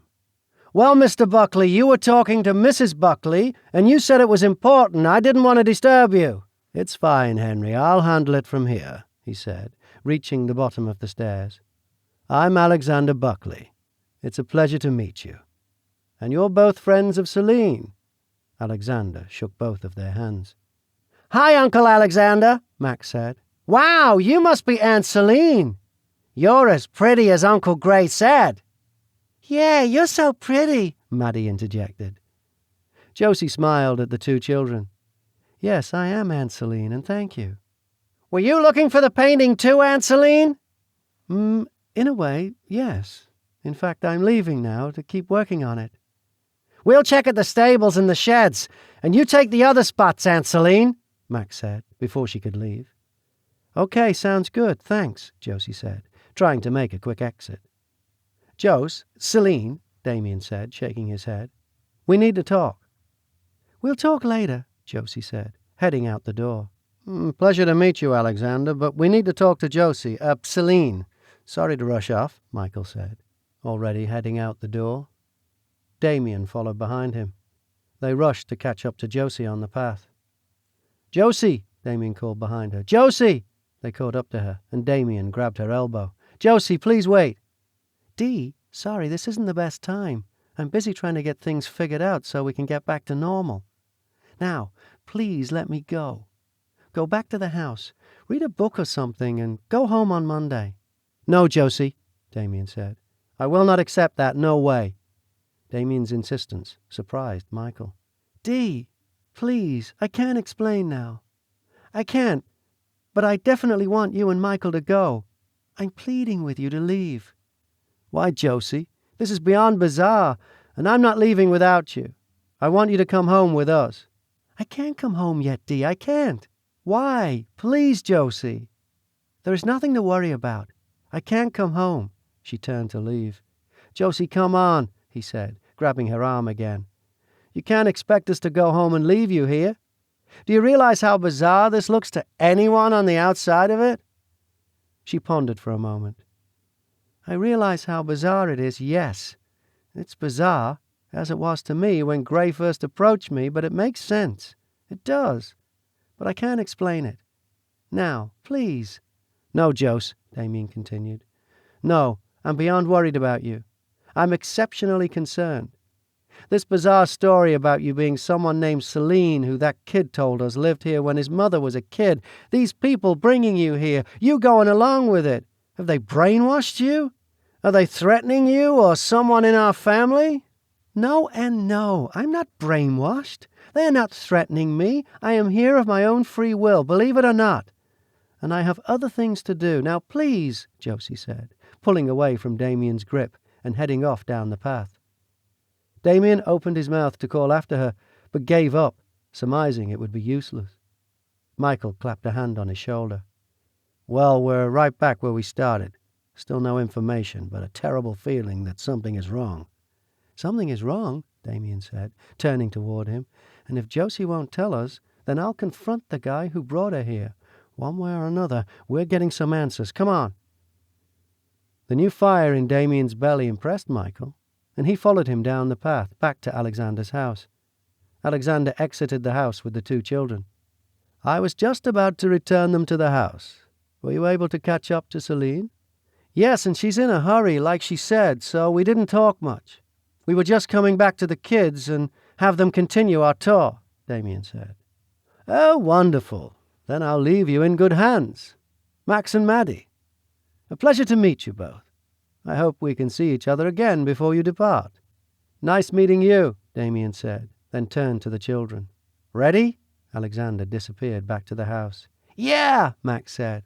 Did Aunt Celine tell you where to check next? Well, in a way, Damien answered. She told us to find Uncle Gray and talk to him about it. Oh, Max said, looking dejected. What? Damien asked. She just doesn't want us to find it, that's all. Or she would have told us where to check. Not sent us to Uncle Gray. Well, Damien said, I think she's kind of sending us on a scavenger hunt. She doesn't want it to be too easy. Scavenger hunts are fun, Maddie said. Maybe. Okay. Let's go back to the house. I bet Uncle Gray is there. Okay, you lead the way, Damien said. Smooth, Michael said as they followed the kids down the path back toward the house. The children had them back at the main house in about 10 minutes. They rushed through the front door, yelling for Grayson. Hey, what are you children yelling about? A woman wearing an apron said to them as she passed through the hall. We're looking for Uncle Gray, Max said. Yeah, Aunt Celine said we need to find him right away, Maddie added. Oh, she did she? Well, I think he's in the study. Hey, no running, she shouted after them as they ran down the hall with Michael and Damien following them. They raced halfway down the hall and burst through the door. Mack shouted, Uncle Gray, there you are! Seated at a desk across the room, Gray's attention was drawn from his book. Max, Maddie, what's going on? Aunt Celine said we need to find you, Max said as Michael and Damien came into the room. She did. Is she okay? She's fine, Michael said. Max, Maddie, Aunt Celine said once we found Uncle Gray to tell you to check in the scariest part of the house for the painting. She said you'd know what that meant. I know exactly what she means, yeah, Max exclaimed. Come on, Maddie. Okay, Maddie answered, and the two disappeared from the room. Mind explaining to me what that was about? Gray asked. Sorry. Necessary distraction, Michael said. We need to talk to you, Damien added.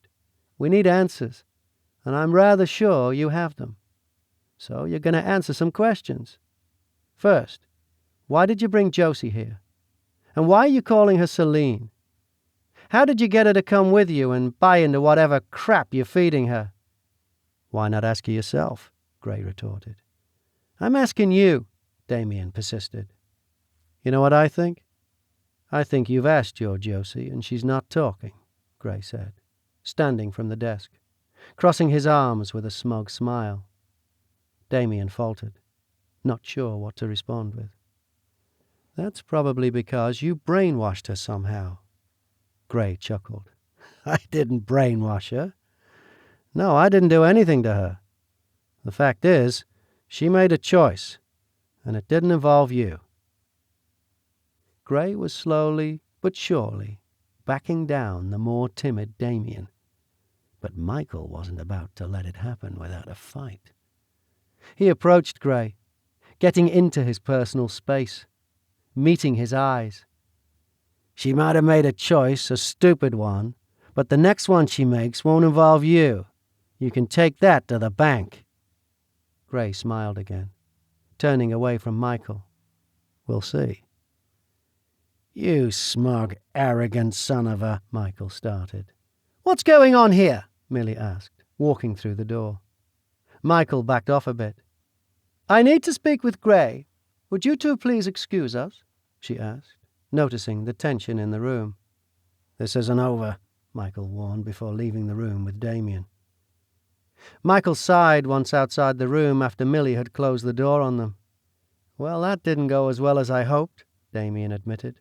I didn't expect he'd give up much information, but I hoped his arrogance might have tipped his hand. I'm betting the shady doctor won't give us anything either. No sense in waiting for her. Nope, they're as thick as thieves, those two, Michael answered, shaking his head. Our best bet is to keep appealing to Josie. We have to find a way to get through to her. Yeah, I hope we can do it. Perhaps we should take our own tour of the house and see if we can find anything interesting or helpful.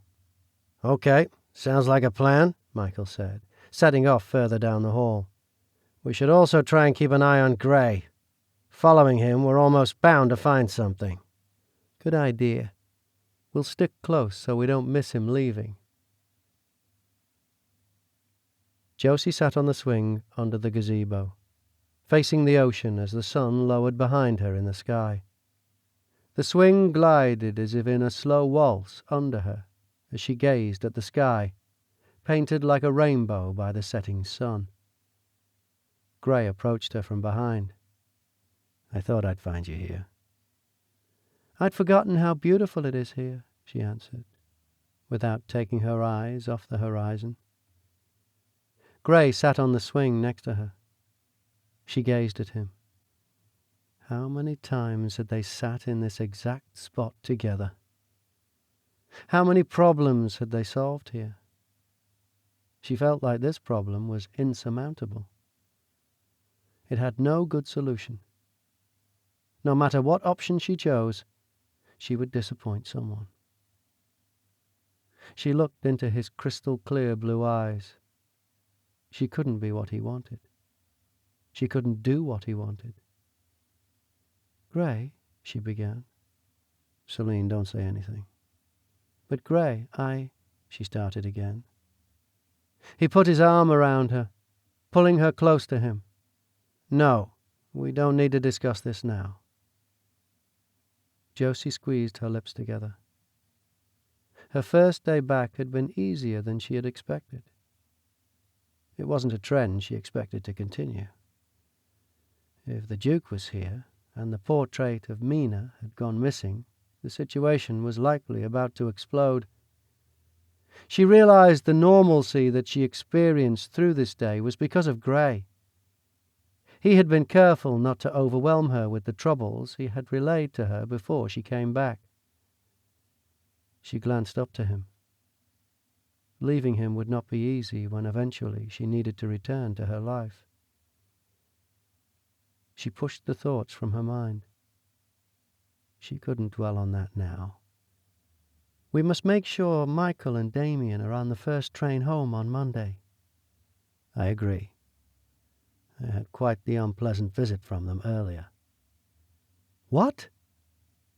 Yes, they somehow convinced the children to lead them to me and then proceeded to grill me on how I tricked you into coming here. They are more than a little curious why everyone here calls you Celine.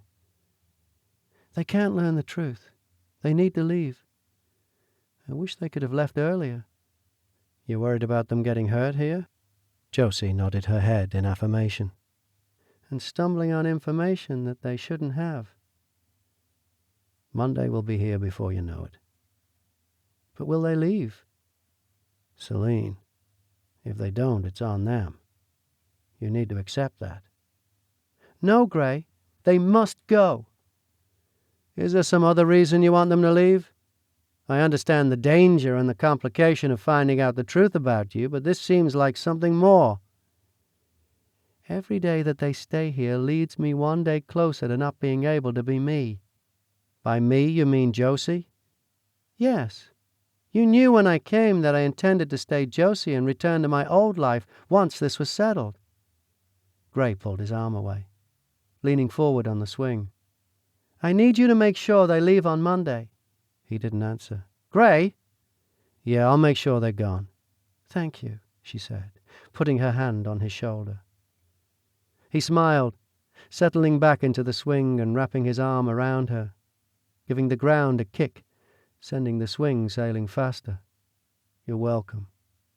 You know, I always have your back, Celine. Josie returned her gaze to the water. She knew what he said was true. He did always have her back, and she trusted him. Leaving Gray would prove difficult, but she had more pressing concerns now. She focused her gaze on the beauty in front of her, the calm before the storm.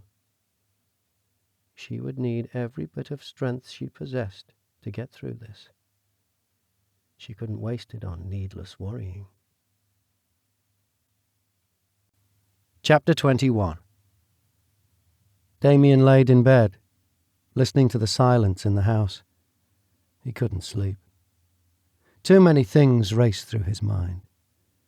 There were so many unanswered questions, things he couldn't figure out, things he couldn't process. He had never seen Josie like this. She was different somehow. It wasn't only how she was treating him. It was also her general behavior. There was a shift in her personality. It had been something they were doing to her. Were they drugging her? Was it some form of mind control? He struggled to find answers, solutions that made sense. One aspect that bothered him was how familiar she was with these people. She exhibited a level of comfort with them he'd only seen her display with her own family. As he grappled with the situation, a blood-curdling scream ripped through the silence.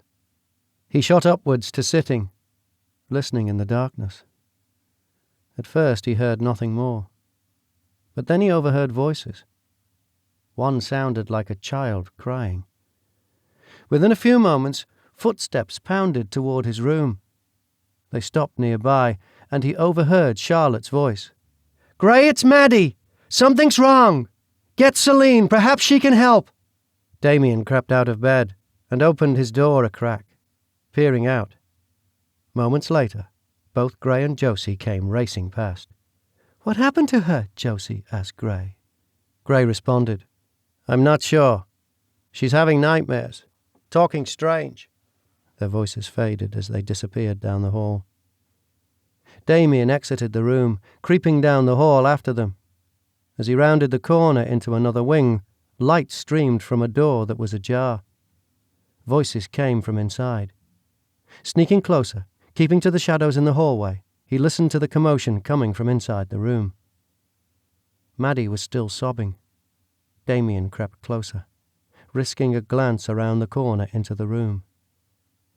Josie was sitting on the bed, holding the child in her arms. Gray sat on the bed's edge on the other side of Maddie. Avery was looking on from the foot of the bed.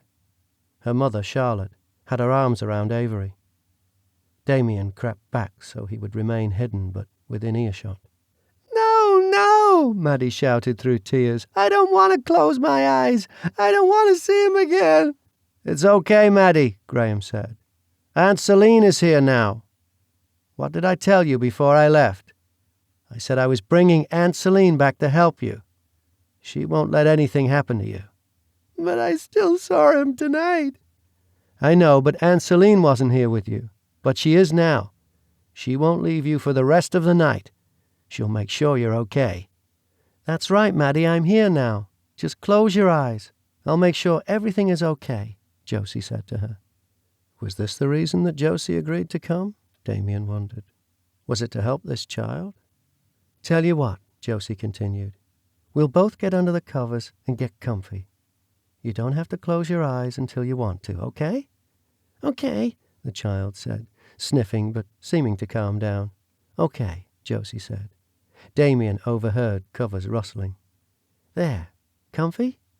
"Yes," Maddie said, sniffling. "Put your head down. That's it. You relax. I'll be here with you. I'm not leaving." "See? I told you she'd take care of you," Gray said. "Do you want me to stay, Sal?" No, we'll be fine, thanks," Josie answered him back. Everyone said their good nights to them both as Damien slipped back down the hall to his bedroom. He doubted he'd sleep now after the excitement, his mind abuzz with fresh information. He considered knocking at Michael's door, but decided it could wait until morning. He headed back to bed to wander through the maze of his thoughts alone. A knock woke Damien from a deep sleep. "Yeah?" he called, groggily, pulling himself out of bed, lumbering to the door and opening it. "Sleeping in?" Michael asked. I barely got any sleep last night." "Too much on your mind?" "Yeah, and the midnight excitement didn't help any." "Excitement?" "Yeah. Didn't you hear it? The kid. Maddie was screaming like crazy last night. I didn't hear anything. Must have slept right through it. What was she screaming about, do you know? Something about not wanting to go back to sleep and some guy. She must have had a nightmare. But the weird thing is, it wasn't her mother comforting her. Who was it? Josie. Gray told Maddie that that's why he went to find her, so she could help her. It was weird. It made no sense again, but perhaps this is how he convinced Josie to come. Told her it was a kid who needed help. Maybe. I mean, why Josie? You'd think it'd be Avery who wanted to be with her, and that Maddie would want Avery, not Josie. She doesn't even know Josie. Damien pulled a shirt on over his undershirt and changed into jeans from pajama pants. Yeah, the whole thing was weird. He seemed really, really concerned about this nightmare. I mean, kids have nightmares, right? Why act like it's that big of a deal? No idea. Let's go down to breakfast. Hungry? Yes, but I also have an idea to obtain more information. Come on. They arrived at the sunroom for breakfast. Everyone else was already there except for Maddie and Avery. Josie looked exhausted, like she hadn't slept at all. "Good morning, everyone," Michael said, acting as though nothing had happened. "Good morning," Charlotte answered. "Oh, I hope you slept well and we didn't disturb you last night. Maddie had a bit of an episode." "Oh?" Michael said. "I hope she's okay." "Oh, she'll be all right. Children are resilient. Well, I'm glad it didn't disturb you." Michael smiled as he poured coffee and carried his plate and cup to the table. Damien followed suit. As they sat down, Josie stood. "I'm going to lay down for a bit." "Of course. I hope you get some rest," Charlotte said. Gray grabbed her hand. "I'll check on you in a bit." He held her hand a moment longer before Josie left the room. "Oh, Mr. Buckley, excuse me," Mrs. Paxton said, entering the room. "Mrs. Van Woodson is here to see you. I told her the family was still having breakfast, but she insisted. She's in the office, waiting." "That's fine, Mrs. Paxton. I'll go to her now," Gray said, standing. "If you will all excuse me." He folded his paper, laying it on the table, and left the room. "So, Charlotte," Michael said, "Max and Maddie did a wonderful job of showing us around yesterday." "Oh, I'm so glad they didn't tire you too much. They can be rambunctious at times." "Not at all. They were telling us the story of a painting that used to hang in the main foyer. Someone named Meyer or Mina." "Oh, yes, the portrait of Mina Buckley. Yes, it recently went missing." "That's what Max told us. The way he described it, it sounded very grand. I was wondering, do you have a picture of it? I'd love to take a look at it." "Oh, yes, we have one. It's in a volume in the library. I can show it to you as soon as you've finished with breakfast." "Okay, great. Well, just give me a minute to finish my coffee then," Michael said. "Oh, Mrs. Stanton, Avery is asking for you." "Oh, tell her I'll be right up. I need to show Michael something in the library first." "Oh, please, go to Avery. Just point us in the right direction of the library. I'm sure we can find it ourselves." "Oh, are you sure? It wouldn't be too much trouble." "Not at all. We'll have fun finding it." "You're so gracious. Mrs. Paxton, please show them to the library when they've finished their breakfast. You'll find the photo albums in the cabinet on the back wall. I'll go up to Avery now." Charlotte set a napkin on the table and disappeared from the room. "Okay," Michael said, swallowing one last sip of coffee. "Lead the way, Mrs. Paxton." "Ah, so you are back," Celeste said as Gray entered the office. She sat across the room in the desk chair. Her long blonde hair pulled up into a high ponytail. Her blue eyes sparkled even from a distance. Her full lips curled into a slight smile at the edges. "I take it you found Celine?" "Yes, I found her," Gray said. "And she's here? She's back?" Celeste asked. "She's here." But nothing, she's here." "Something is amiss. She's here, but not really. She didn't agree, did she? She's not like she was, is she? What do you want, Celeste? I want to see my sister. She's resting. Maddie had another episode last night. Celine was up most of the night with her. So, she's getting worse. Gray, if you can't get her to... Yes, I know, Gray cut her off. I know. Now look, you can't see her today. Like I said, she was awake most of the night.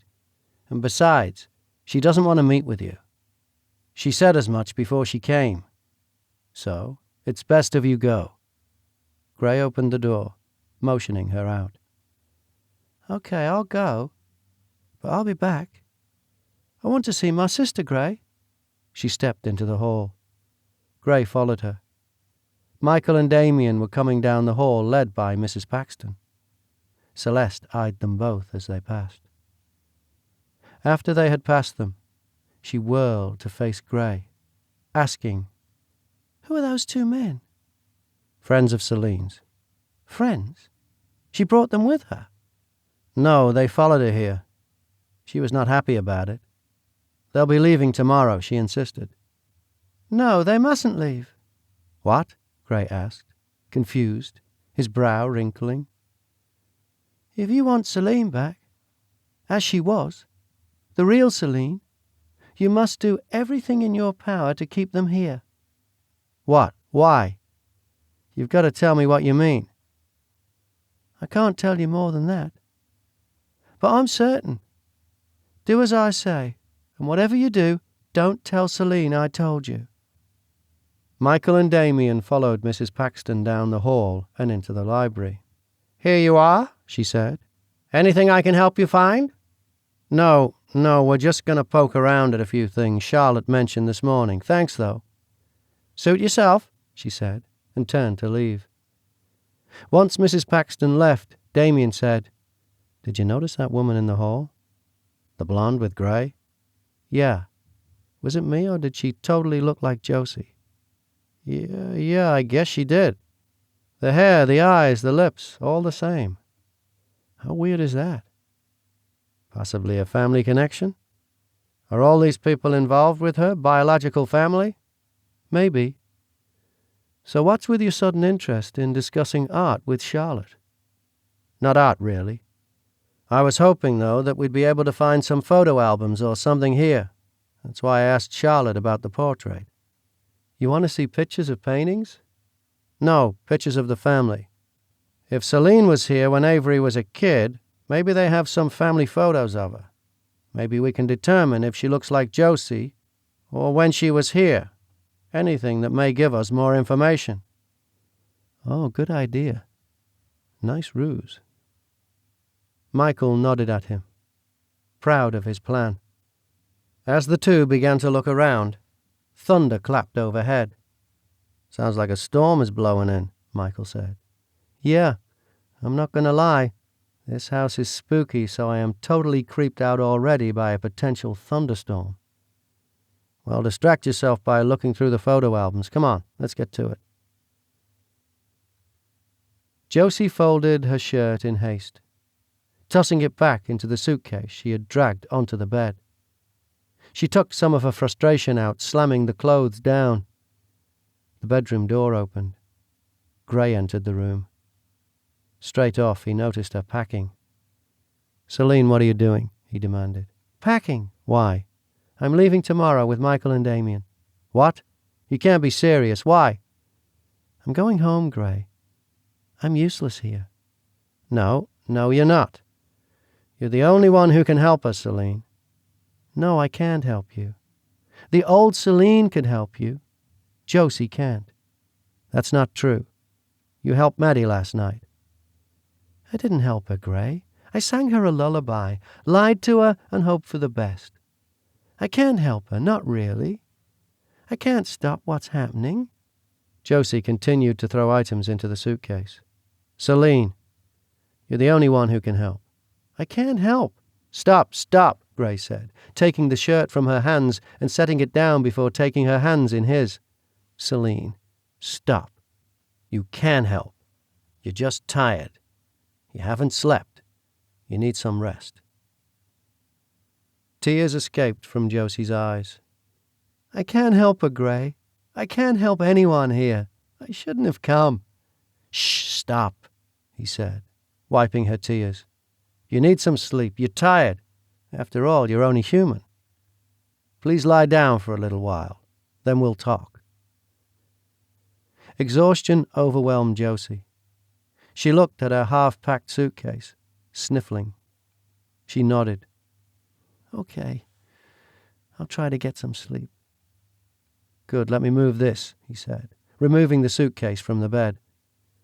Josie climbed into bed, snuggling into the covers. Gray opened the music box. You always liked to listen to this. He sat on the edge of the bed next to her. Josie's eyes were already getting heavy. She reached out to take Gray's hand. He smiled at her. She looked at his hand, noticing that he still wore his wedding ring. You still wear your ring, she said. Of course I do, he answered, caressing her cheek. You'll always be the only woman for me, Celine Devereaux. She smiled at him again, suddenly recognizing her own bare finger. Get some rest, he said, leaning over and kissing her forehead. He stood and made his way across the room, stopping at a jewelry box on top of her dresser.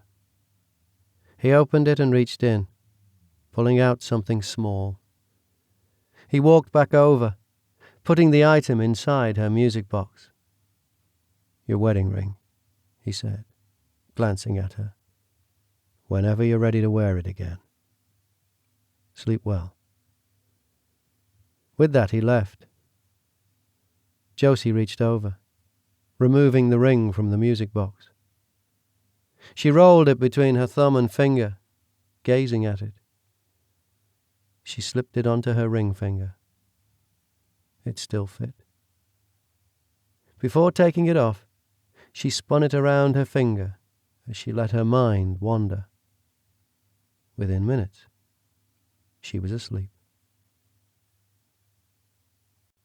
Chapter 22. Okay, got something, Michael shouted across the library. Damien made his way over. It's a book with pictures of the house. Here, he said, turning the pages to find one with pictures of the foyer. You can sort of make out the painting here. At least I think this is what they are talking about. Oh, yeah. Looks like a portrait of a woman is hanging there, Damien agreed. Is there a better shot of it? Turn the page. Yeah, here. Whoa, seriously, Michael said, turning the page to reveal a close-up picture of the painting.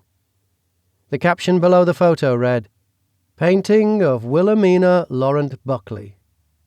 The men exchanged glances. Are you seeing what I'm seeing?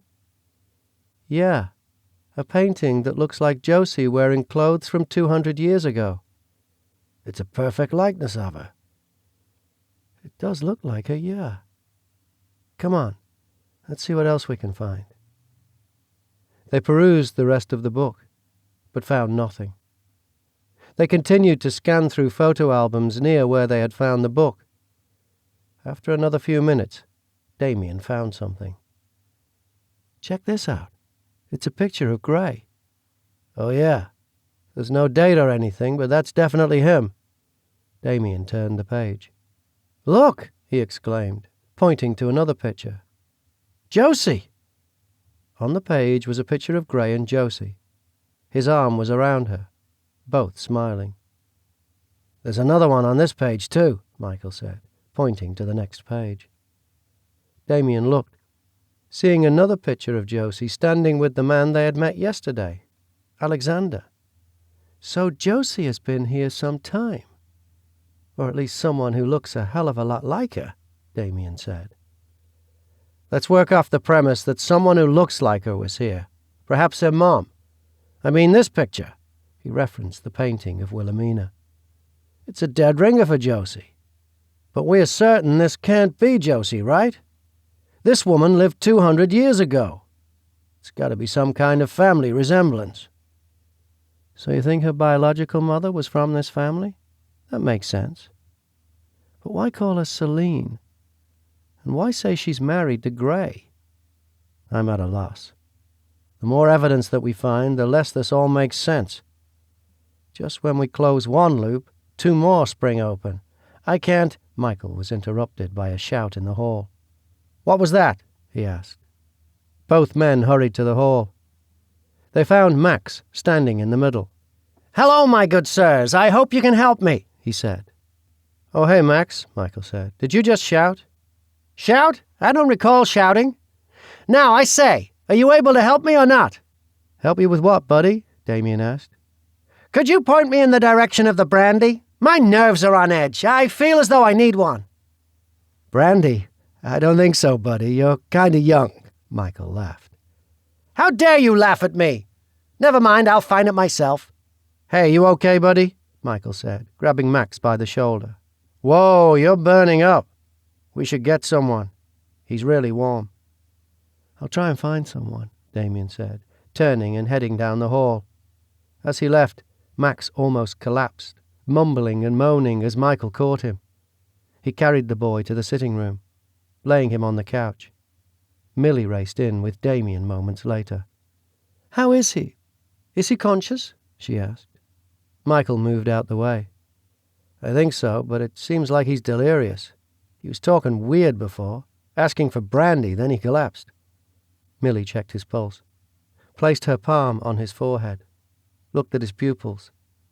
Gray entered the room as she looked at him. "What's going on?" "I'm not sure. He seems very ill. Get Celine. She may have a better idea. Would one of you carry him to his room, please?" she asked Michael and Damien. "Sure, I can," Michael said, lifting the boy into his arms. Michael carried him upstairs and to his room, laying him on his bed. Damien followed them. A few minutes later, Josie and Gray entered the room. "What happened to him?" Josie asked, feeling his forehead and looking at Millie for answers. "Michael says he was acting strange, then collapsed. Now he seems feverish and delirious," Millie answered. "Acting strange? How?" Josie asked Michael. He was talking weird, asking for brandy," Michael said. "Yeah, he was talking funny," Damien added. "Calling us good sirs and stuff." Josie turned back to Max, taking his hand in hers. Damien noticed the ring on Josie's finger. "Max? Max, honey? Can you hear me?" Max moaned, as though in pain. "What is it, Celine, do you know?" Gray asked. Avery burst through the door before Josie answered. "Max!" she screamed, racing to his side. Josie stepped aside to give her room. She put her hand on Avery's shoulder. "Millie, can you give him something to keep him quiet for now?" Josie turned to Gray. "Let's talk outside." The two exited the room. Michael and Damien followed.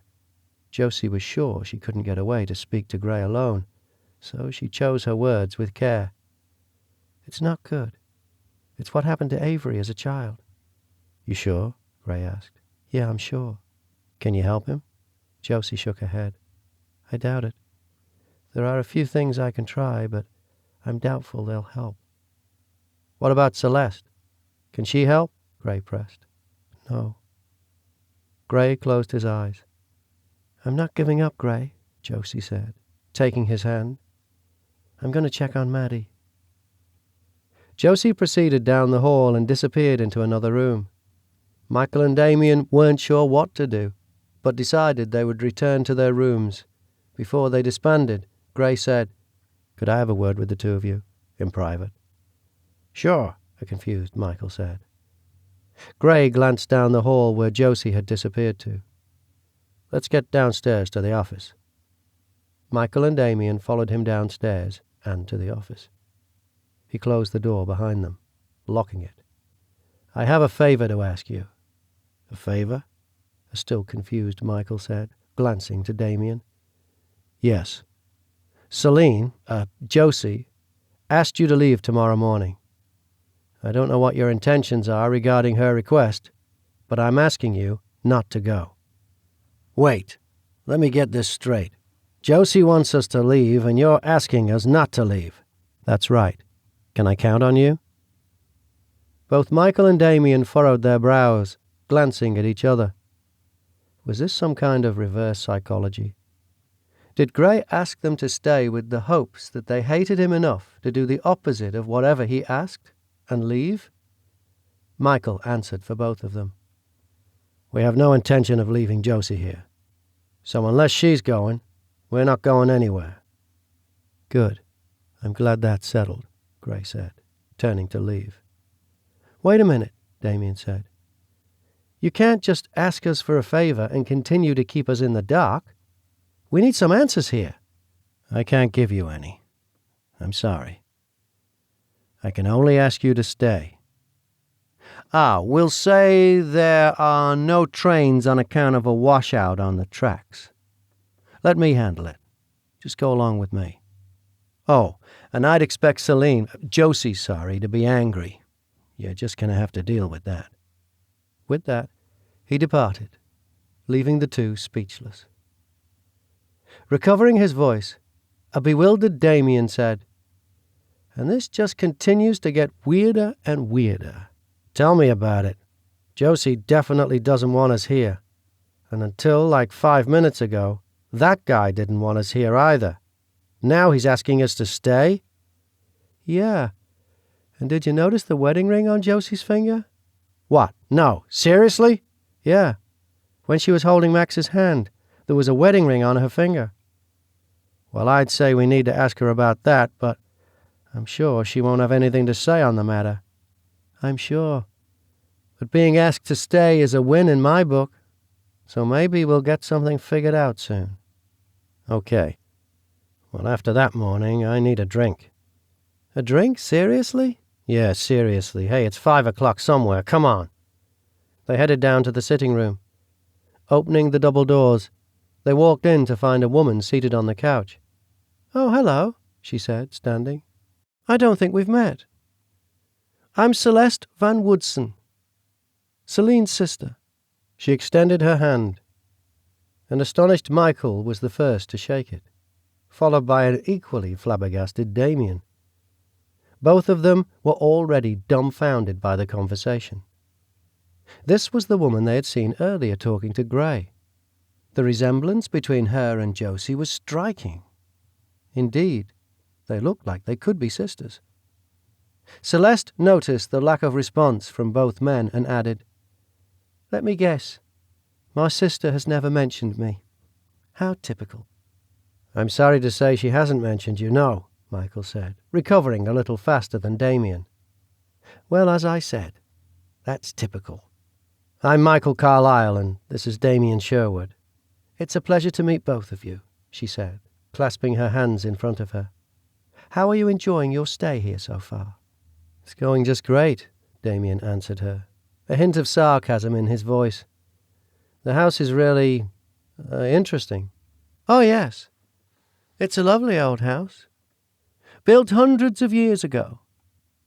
They don't make them like they used to, as they say, Celeste answered. Before the conversation went any further, Josie entered the room. She took a moment to stare at the scene before her, taking note that both Michael and Damien were conversing with Celeste before speaking. Hello, Celeste.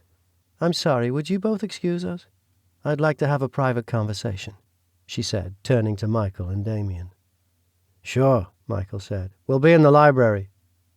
Speaking of private conversations, could you stop by after? We need to talk to you about something. I'll do my best, but I'm rather busy, Josie answered, pouring herself a drink. She waited until both men left the room, closing the doors behind them for privacy. So you're back, Celeste said. It's good to see you, Celine. Yes, I'm back. And still dealing with the mess that you and Teddy created so long ago. Straight to business, is it? No sisterly greetings? Sisterly greeting? Josie huffed at her. I don't even want to see you, Celeste. So I was told. Gray mentioned it earlier. But I had to come. It's been years since I've seen you. And you are my baby sister. Where was this sense of familial obligation all those years ago? Josie murmured. Always back to that. Well, let me tell you, Celine, I've thought long and hard about it all those years you were gone. I am sorry for what happened, and the position it put you in. Truly I am. I've missed you. I'm glad you're back. Is that it? I hope you're here to stay, Celine. I really do. Gray has missed you too. You're wearing your ring. I hope that's a good sign. Unless you have something meaningful to say, Celeste, I am very busy managing the mess here. All right. I can accept that you're still upset, and I'll leave it be. But I meant what I said. I hope you are here to stay. And on that note, I think it would be wise for you to stop pretending to be this other person and become who you truly are. For all our sakes, Celine, she said, putting her hand on Josie's arm and squeezing it. I do love you, sister dear. Celeste left the room. Josie heard the main door close a few moments later. She closed her eyes, reflecting on the conversation. It had been so long since she'd seen Celeste, her older sister. There was a strong connection between the two of them. The inner child in her had wanted to throw her arms around Celeste in a sisterly hug. But even with the time and distance, she wasn't sure she would ever forgive her sister. Exhaustion still consumed Josie, having only caught a short nap before Max had taken a turn for the worse. Maddie still seemed to be okay, only tired from her long night, but so far she was doing much better compared to her brother. Josie thought of the poor child lying in bed upstairs, feverish, disturbed. She shook her head. She had to help him. She just didn't perceive how, at least as long as she still clung to who she was now. She took a deep breath, remembering that Michael had asked her to meet her in the library. She didn't want to deal with him or Damien, but if she didn't, she worried they wouldn't leave the following morning. She forced herself to walk to the library. You wanted to talk to me? She asked, pushing through the doors. Hey, Jose. Yeah, we did, Damien said. How are you? You look tired. I am. And I don't want to deal with the 20 questions game at this moment, if you don't mind. We just want to help. Is there anything we can do for Max? Damien said. Josie let her eyes sink to the floor. Unfortunately, there isn't. Pray and hope for the best. Does he need anything? Medicine? Something for the fever, or anything? Michael asked. We could run into town and get anything he needs. Might help more than a sedative. No, Millie has everything we need to take care of him. Josie, he's feverish, burning up and delirious from it. And the best you and the good doctor can come up with is a sedative? An incredulous Michael asked. It's not what you think, okay? Then tell us what it is, because I sure don't understand why anyone would not give a fever reducer to a feverish kid, Michael continued to argue. His fever isn't from a virus or an illness. It wouldn't help. Then what is causing it, Jose? Damien asked. Josie shook her head. You wouldn't understand. Try us, Damien said. Please, Josie. We want to understand. We want to help you, him, anyone at this point. He's possessed, Josie responded, staring straight at them. What? Michael said, shocked. You can believe me or not, but I'm telling you, that's what's wrong with him. It's okay, Jose, we believe you, Damien said, trying to be reassuring. We believe you. If there's anything we can do to help, please just ask. In the meantime, you should try and get some rest. Josie nodded. Thanks. It sounded like the storm had passed.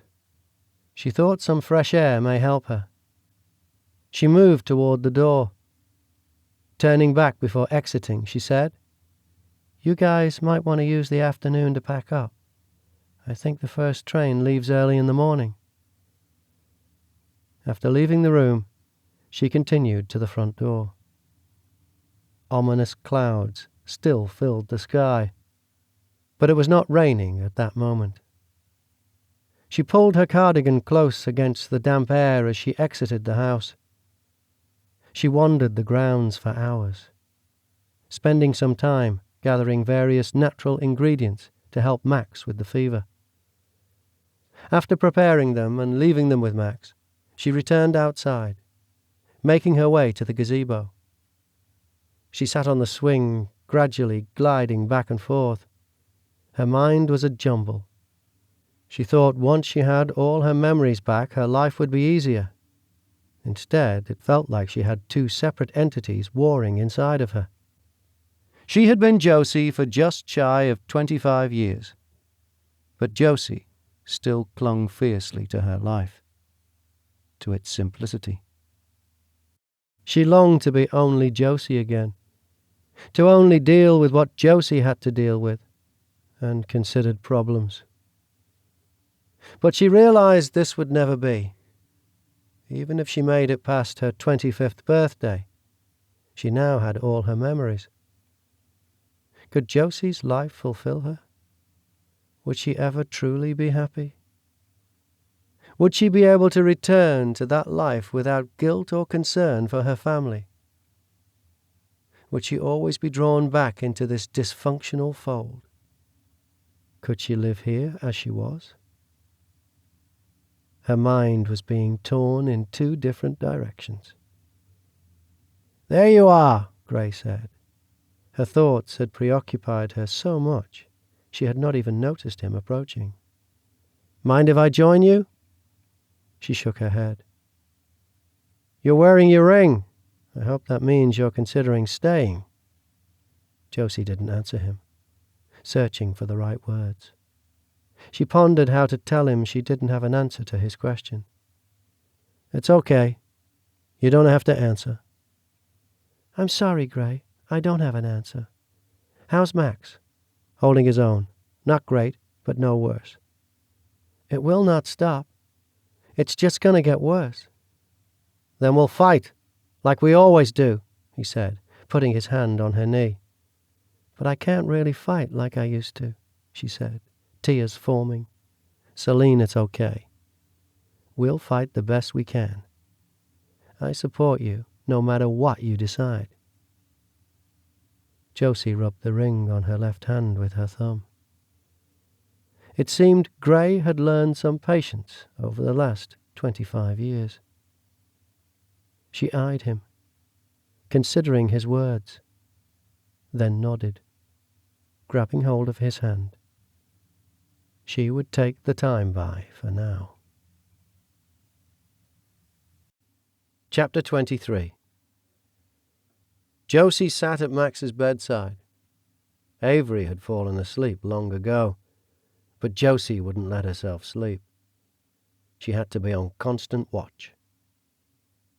Despite her eyes being heavy with sleep, she forced herself to stay awake. As morning approached, Charlotte came in, waking Avery and telling Josie to get some rest. Josie stood in the hallway for a few moments, unsure of what to do before deciding that she wouldn't be able to rest even if she tried. Instead of heading for her room, she went the opposite way, spending the final hours of darkness roaming the property. She returned to the house at daybreak, moving like a zombie. Gray was already up, heading down for breakfast. "Are you okay? Where were you?" he asked as he watched her walk through the door. "Out for a walk," she said. "Are you hungry?" he asked. Michael and Damien appeared on the stairs. "Good morning." "Morning," they both said. "Good morning," Josie answered. "Heading into town today?" Michael began before Gray interjected. "No trains running today. Won't be for the better part of the week. Something about the tracks being washed out. Looks like they're stuck here." "What, are you serious?" Josie asked. "Perhaps we can have Henry drive them to Portland, and you guys can get a car there," she continued, spitballing ideas to get them home. "We're happy to stay," Michael said. "Yeah, no problem here," Damien said. "Well, I have a problem. I don't—" Josie started becoming perturbed. Celine, it's okay. We'll get them on their way as soon as we can. It's fine, nothing to worry about," Gray said, putting his hands on her shoulders and giving them a rub. Gray, I think, she said again. Celine, I'll handle it. Now come on. You need to eat. After breakfast, Josie checked on the children again. She made her way into the foyer. She took a few steps in before she stopped dead in her tracks. The front door opened. A man strolled in. Air gusted past her. Ice cold. Her ears were greeted by the clicking of a man's dress shoes on the stone floor, the tapping of a cane alongside his feet. Josie's eyes rose slowly, afraid to identify the man entering the house. Her pulse quickened. Her heart raced. She swallowed hard. She was rendered mute as her eyes met his. His mouth curled into a half-smile as he spotted her. "Celine, mon cher! I see you are in fact back! Oh, how I've missed you!" His British accent, a familiar sound to her despite the time that had passed. Josie stood speechless, staring at him. He hadn't changed. His regal look, standing tall with his overcoat cut in the form of a cape, his brown eyes still as piercing as ever. "Oh, come, Celine! Have I really left you speechless?" Josie still did not answer. Michael and Damien and Gray approached the foyer. "Who is that? Josie looks terrified," Damien said, trying to push ahead of them into the foyer. "No, don't. That's the Duke. Don't let him see you," Gray said, holding him back. The conversation continued, uninterrupted in the foyer. "Where have you been, my dear? And why didn't I realize you were back? Wait," he said, closing the distance between them. "There's something different about you, isn't there?" Josie mustered the courage to speak. "I don't know what you're talking about." Yes, there is. You're not all there, are you? That's why I couldn't sense you. Couldn't feel your heart beating as one with mine. You don't have a heart. Oh, you wound me, Celine. He held his hands over his heart, giving a pained look. We are destined to be together. Come back, Celine. Come home. Never. He paced the room, circling around her. After all I've done for you, Celine, I ask you this one thing. Come back to the fold.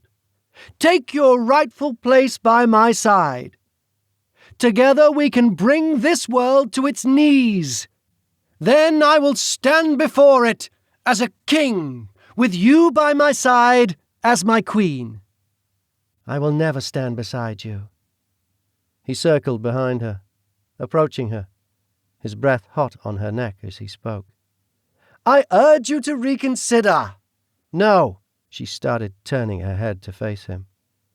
Then you shall pay. Let me guess, with my life. No, my dear, not your life.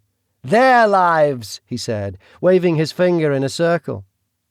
Josie looked at him, terror filling her eyes.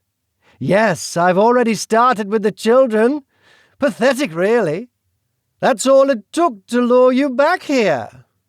I'll continue on. I will destroy them, Celine, and you will watch. He approached her, looking into her eyes.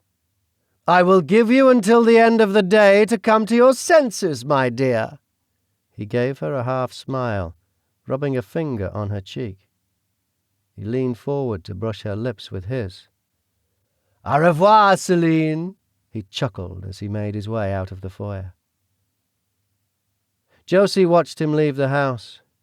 Gray raced to her side, Michael and Damien following him. As the man made his way through the door, Josie grasped her abdomen, collapsing forward with a moan. Celine, Gray said, steadying her. Josie's face was a mask of pain. She wiped her lips where his had touched hers. Come sit down. Let me help you. I'm okay, she said, visibly shaken. I'm okay. A tear rolled down her cheek. I just need to lie down. Right. Damien, Michael, can you go with her? She shouldn't be alone, and I want to check on the children. Sure, Damien said, taking Josie's hand from Gray. Michael took her other arm, and together they led her up the steps and down the hall to the wing containing their bedrooms. Need anything? Damien asked her once she was lying in bed. No, just rest. You can go. I'm fine.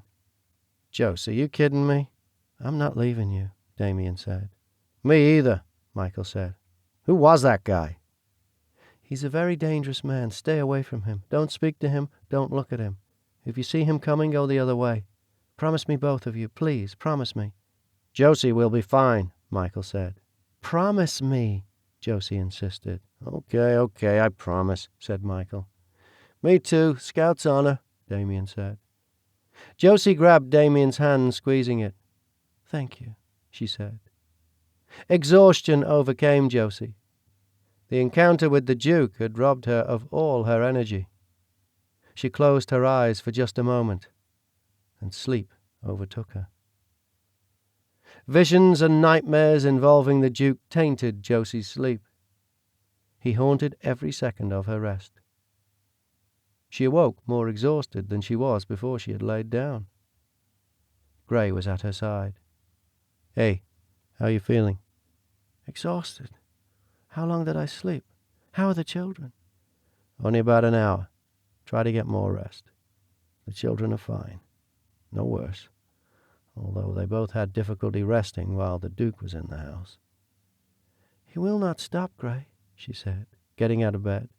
Hey. I think you should rest a little more. I don't have time to rest. I need to see Alexander. And I should talk to Celeste, too. Did you say Teddy was here with her? Celine, wait. I'll get them. You wait here. No, Gray, I can't wait. I'm fine, she said, pulling her hair into a ponytail and grabbing her sweater. She rushed out the door, past Michael and Damien, who were waiting in the hall. Josie! Hey, Josie! Damien called as she rushed past. No time, Dee. Be back later, she said, still adjusting her sweater as she raced past them. Gray appeared in the hall. Celine! He yelled down the hall. Should we be going after her? Michael asked. There's no sense, Gray said. She shouldn't be running around on her own, but she's stubborn. She won't listen. Oh, believe me, buddy, we're all aware of that, Damien said. Josie banged on the door of Alexander's house. Alexander! She yelled. Celine, he said, opening the door. What's wrong? Is it the children? No change with them. Can I come in? Of course. He stood aside. You still haven't told me what's wrong. You're obviously upset. He came to the house today, Alexander. He came to the house and I could barely keep it together. I can't help anyone here. I just can't. Celine, calm down. Here, sit down. He led her to a sitting room off the foyer. You know the effect he has on you. That doesn't mean you are powerless. Even if I'm not just Josie. I can't help them, she said, tears streaming down her face. I'm not strong enough, no matter who I am. Alexander, please tell me you found something that will help. I'm sorry, but I found nothing. You have my help, whatever you need, but I cannot do anything alone. Josie's shoulders sunk. Her head sunk into her hands, and she sobbed. Alexander held her close. She relaxed into him, letting her tears fall. Celine, are you struggling with this because you're resolute in your decision to remain Josie? She wiped at her tears. I'm not resolute. I'm starting to realize remaining Josie may be impossible. But becoming Celine solves nothing. I was unable to defeat him for centuries. I think you're overwhelmed, Celine. I think you might need some rest. Perhaps you should lie down here. She pushed against him, sitting all the way up. Sniffling, she wiped the tears from her face. No, I need to see Celeste. Thanks, Alex. Celine, are you sure? I've already seen her. It's fine. I need to ascertain if she can help. Is Teddy here? Yes, I believe he is. Let me get them for you. Celine, Please rest here." "I'm fine, I'll go." She stood and began walking out of the room, letting herself out the door. Josie made her way across the property. Alexander was one person who she had confirmed could do nothing to help the situation. If she remembered correctly, Celeste and her husband, Theodore, would be at the house at the edge of the property. The house stood on a cliff near the seaside. Josie spotted it on the horizon as she made her way toward it. Her mind whirred as she pressed on, nearing the house. She forced herself to walk down the path to the house and up the steps onto the porch. Her heart raced as she pounded on the door. Theodore opened the door, visibly shocked when he was greeted by Josie. "Celine," he said, shock in his voice. "Hello! It's good to see you. Come in." "Thanks," Josie said, walking through the door. "I assume you're here to see Celeste." "Both of you?" "Of course. Make yourself comfortable." He motioned toward the living room, off the front hallway. "I'll get Celeste. Celeste! Celeste!" Josie heard her voice from upstairs. "Yes, what is it?" "Celine is here." Within seconds, Josie heard footsteps coming down the stairs. "What?" Celeste's face was a mask of shock as she entered the living room. "Celine! Oh, it's good to see you. I didn't expect you to come." "I saw him, Celeste," she said, wringing her hands. "Oh, darling." Celeste sat next to her on the sofa, putting her arms around her. "I'm sorry. I'm so sorry." Josie took a deep breath and continued, "I need you to do something about him. Stop him somehow." "Celine, we can't," Celeste said. "I mean, not really. We can help, but we can't stop him." Celine didn't answer. "Celine, oh, my dear baby sister, I'm so sorry. But we can't do anything to him, and he seems to be determined this time." "Look, Celine, I realize this isn't what you wanted to hear, but your sister is just being honest with you. Don't blame her for this," Theodore said. "I don't blame her for this, Teddy. He seems insatiable this time, you're right. Can you help the children at least? Anything?" "I'm sorry, Celine, we've tried. That's when Gray begged me to find you. We were out of options." "I'm not an option at this point either, though. I realized that I cost you so much, Celine. I didn't understand what I was doing then, but I do now. But did you ever consider that Josie's life isn't the life for you? That you're meant to be here?" Celeste asked. Josie didn't answer again. "I need to go," she said, frustrated. "No, Celine. Please stay. You're exhausted. Let me take care of you," Celeste said. Josie shook her head. "I need to get back. Check on the children." She stood and walked to the entrance hall. Turning back before disappearing through the door, she said, "It's okay, Celeste.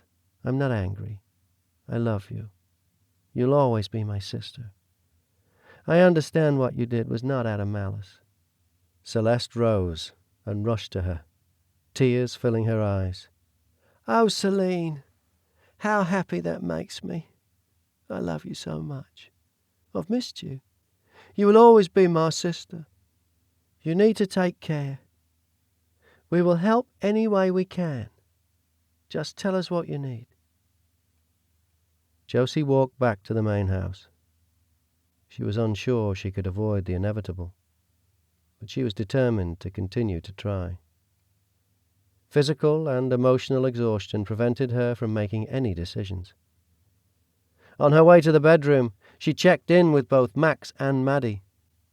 Both were resting. She dragged herself up the steps into her bedroom. She collapsed onto the bed, falling asleep as soon as her head hit the pillow.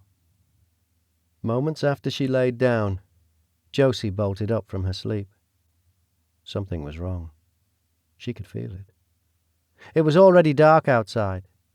She wondered how long she had slept. The house was quiet, almost too quiet. She looked around, trying to orient herself in her groggy state. She turned the light on, but it wasn't working. She wondered if the power was out. She got out of bed to check. When she went into the hallway, a voice called her name. She followed the sound of the voice. Turning the corner leading to another hallway, she found the voice's source. It was Max. She rushed to him, fearing that he was worse and wondering what he was doing out of bed. As she approached, she called to him, but he didn't answer. When she was within steps of him, the child morphed. She skidded to a stop. Before her stood Marcus Northcote, otherwise known as the Duke. He raised his arms toward her, smiling. "Come to me, Celine!" "No," she said, shaking her head. She turned to run the other way. She made it a few steps down the hall before Marcus appeared in front of her again. "Don't run from me, Celine," he admonished. She stopped dead, pushing through a door into an unused bedroom. She bolted the door behind her. His voice echoed through the house. "Celine," he said in a sing-song manner. "Celine, don't hide from me!" She covered her ears, tears streaming down her face as his voice echoed in her head. His voice continued to call to her. The doors and windows began to shudder and bang. Howling winds swept through the house, carrying Marcus's voice, so it seemed to come from every direction. Josie slid down the wall to a seated position, pulling her knees to her chest and burying her head in them. The calls continued to get louder, until they were almost unbearable to listen to. Josie bolted upright, looking around the room. She was in her bed. The lights were still on. She must have been having a nightmare.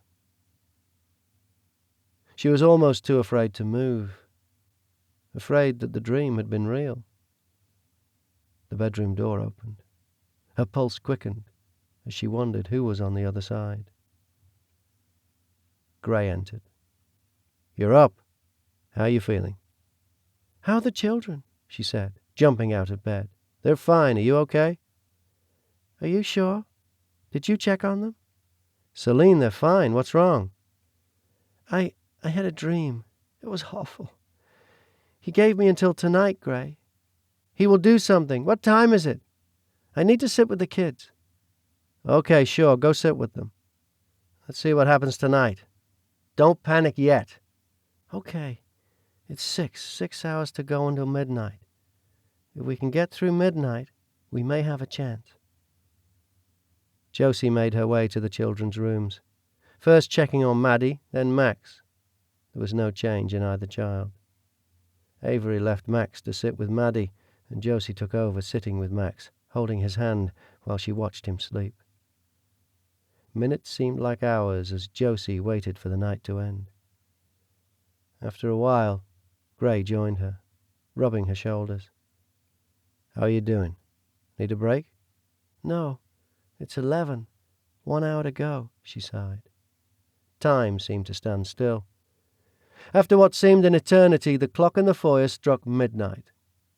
Josie listened, every nerve in her body on edge as the clock chimed. She waited for the 12th bell sound. As it did, she let out a sigh of relief.